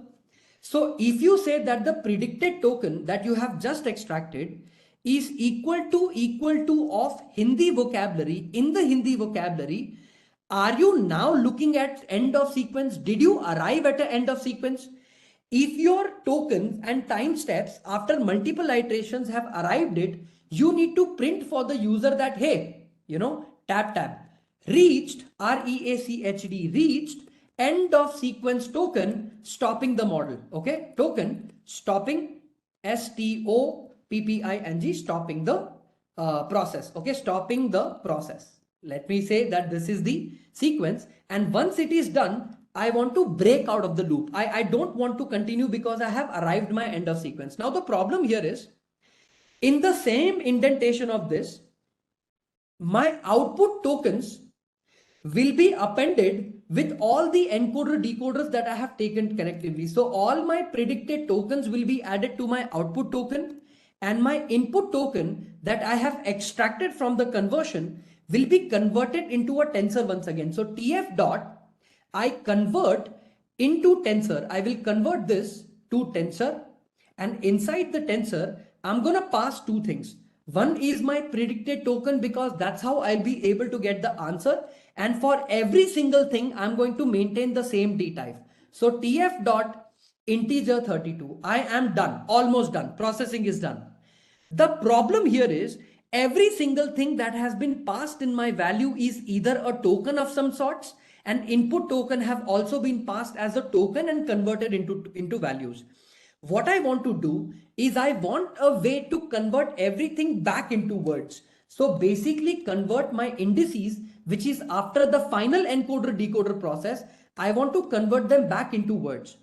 So if I created the inverse Hindi vocabulary that I created here, I'm going to take the exact same copy. I'm going to paste it here. Okay. Value comma key for key comma value in Hindi vocabs dot items. Now the translated words, okay, translated words underscore words will be equal to, I know for a fact that I already have the help of something called inverse underscore Hindi underscore vocabulary. So I'm going to take Hindi vocabulary. For this, I'm going to do get. What am I going to get? For that specific index, if that index is not given, pass it something called unknown. I'm going to loop through the entire sequence for IDX or index and output tokens. For all output tokens generated by my module, I'm just going to take all output tokens, loop through it, get all the indexes and get my translated word back. Once the translated words are back, I need to combine everything together because these are going to be not your sentences but word, right? So translation is going to be joining the word. So can I say dot join on the basis of the space, join every word, and I will pass something called translated words. So every single translated words that I have generated, I'm going to pass it inside this. And finally, I'm going to get the translation back of my original model. Once you get the translation, I'm going to print F double quotes of my final translation of the model is going to be translation. I'm going to call something called translation here as it is. Okay. Translation as it is. And I am also going to return translation because I will use it in the function later. So I'm going to say return. I'm going to pass in something called translation. What this function does is if you want to translate 100 other sequences in the past, say for example, if you have 500 such words and I want to test it, say for example, you guys want to test something, right? So for example, let's say, cancel this. Let's say I want to start test underscore sentences is equal to, I don't know, I am happy. Okay. Happy, HAPPY. This is what I want to translate. I want to translate you are sad because that's what I had taken in the last, right? I am happy, you are sad. And what did we take? We are ready. Suppose I will also write something called we are ready, right? Let me take one more sequence and let's say we are ready. So what you've done here essentially is every single test sentence, I will loop through it. I will apply the translation model and I will get an answer, but I will get a detailed answer for sentence in test underscore sentences. Okay. For test underscore sentences inside this, expected graph or expected is going to be equal to none. Okay. I'm going to take a false or a flag, sorry, and I'm going to be passing it something called expected is equal to none, meaning in the result, my people, I want to show you actual and expected as an answer. Okay. So I'm going to take a flag by default none. For English, okay, for for English, comma, ENG, comma, Hindi in data, okay, I'm going to be referencing my actual data that I have. If English or ENG is equal to the sentence, okay, the sentence that I'm passing here, if that same sentence matches in the data, if the exact same data matches, then I'm going to say expected, okay, expected is going to be equal to Hindi, and we come out of the whole thing. We break out of the sentence because this is going to be matched, right? I'm going to take that indentation and I'm going to be passing it. No, this is not for, this is for, okay. Yeah. For English, comma, Hindi in data, I'm going to be taking if English indentation, again a problem, expectation, again an indentation, break in the indentation. Okay. For English, comma, Hindi in data, if English is equal to the actual sentence, expected will be Hindi. I'm going to come out of it. This is going to give me the expected that you were expecting in the Hindi, right? Translation is going to be equal to the model that is going to be translate. I'm going to copy that. I'm going to paste it here in the bottom. Okay, translate. Inside the translate part, I have taken multiple different things. Model, sentence, English vocabulary, Hindi vocabulary. By default, max length is 15. So I am not going to change that. I'm going to take the model as it is. I'm going to take the sentence as it is. I'm going to take my Hindi vocabulary and English vocabulary as it is. So English vocabulary is English vocabulary and Hindi vocabulary is going to be Hindi vocabulary. I'm going to take it as it is. To print the answer as expected, so I will say expected, okay? Expected answer was nothing but the same answer that you got, okay? So expected answer, I'm going to take it in the bracket and I'm going to put something called expected here, okay? For the same answer print, I got, what did I get? What is the prediction that I got? I got, let's take space and let's also map it properly. Let's take indentation here. Actually, let me go one step back and say translation, okay? Translation that I have in the data. And to make sure that the translation is done nice, I'm just gonna rerun it once again, right? So, if I say test run it on the data, so referencing would not be, I think, okay, so do I map it for you? Okay, I don't think mapping would be needed now. So let me just take it as it is that I have taken and maybe we will run this. So just to get a better representation, let's just go ahead and say print, okay? Inside this double string, double here or an equal to sign, or let's take this multiplied by 40, okay? Let's see, one second, let me run this translate method and wait, where did I make a mistake? It is showing that we made a mistake somewhere at the type of SOS and EOS, right? Wait, where is the SOS part? English vocab indices is equal to SOS. Give me a second. Let's check where did we go wrong here. Indices is equal to SOS. So wait, indices are going to be English vocabulary for SOS, which is fine. Can I not get it directly? Give me one second. If I take English vocabulary and inside this, I am taking something called SOS. If I run this, why do I have a, oh, yes, I made a mistake. The token was not just SOS, it was EOS, right? Also here, my people, because it was not a string, it was not just an empty string, right? It was like this. It was SOS here and an SOS here. Now we will get the index value 1, correct? Makes sense. Run this, run this, run this. Do I need to start it from the beginning? Let me see if I can start it from here. And let me see if I have the sequence ready. So I am happy, you are sad, we are ready. A predicted word is inverse of this. So, okay, I'm going to get the error here also because there is no EOS token here, right? You have not taken SOS here also. This is also a problem. Did we make a mistake somewhere else? We did EOS, UNK. Let me also add it properly, right? Did we make the changes somewhere else? No, right? So let me rerun this once again from the beginning. Let's create the token variable and everything from the beginning. Let's see if we get any error. In case if there is any function that I may have made any mistakes, because there might be chances that I may have missed out the data structure or maybe it returning in some other dimension. So I might have to check the shape later, but let's see if I get the answer. Okay, all right. See, I'm going to make you understand the output one by one, okay? See, I am happy is my input token, okay? Input indices was 10452. This was encoded into a context vector of size 1,100, okay? This is going to be the context vector size. When I did decoding, I ignored the SOF token, okay? I don't need the SOS token. See, at the time of training of the model, okay?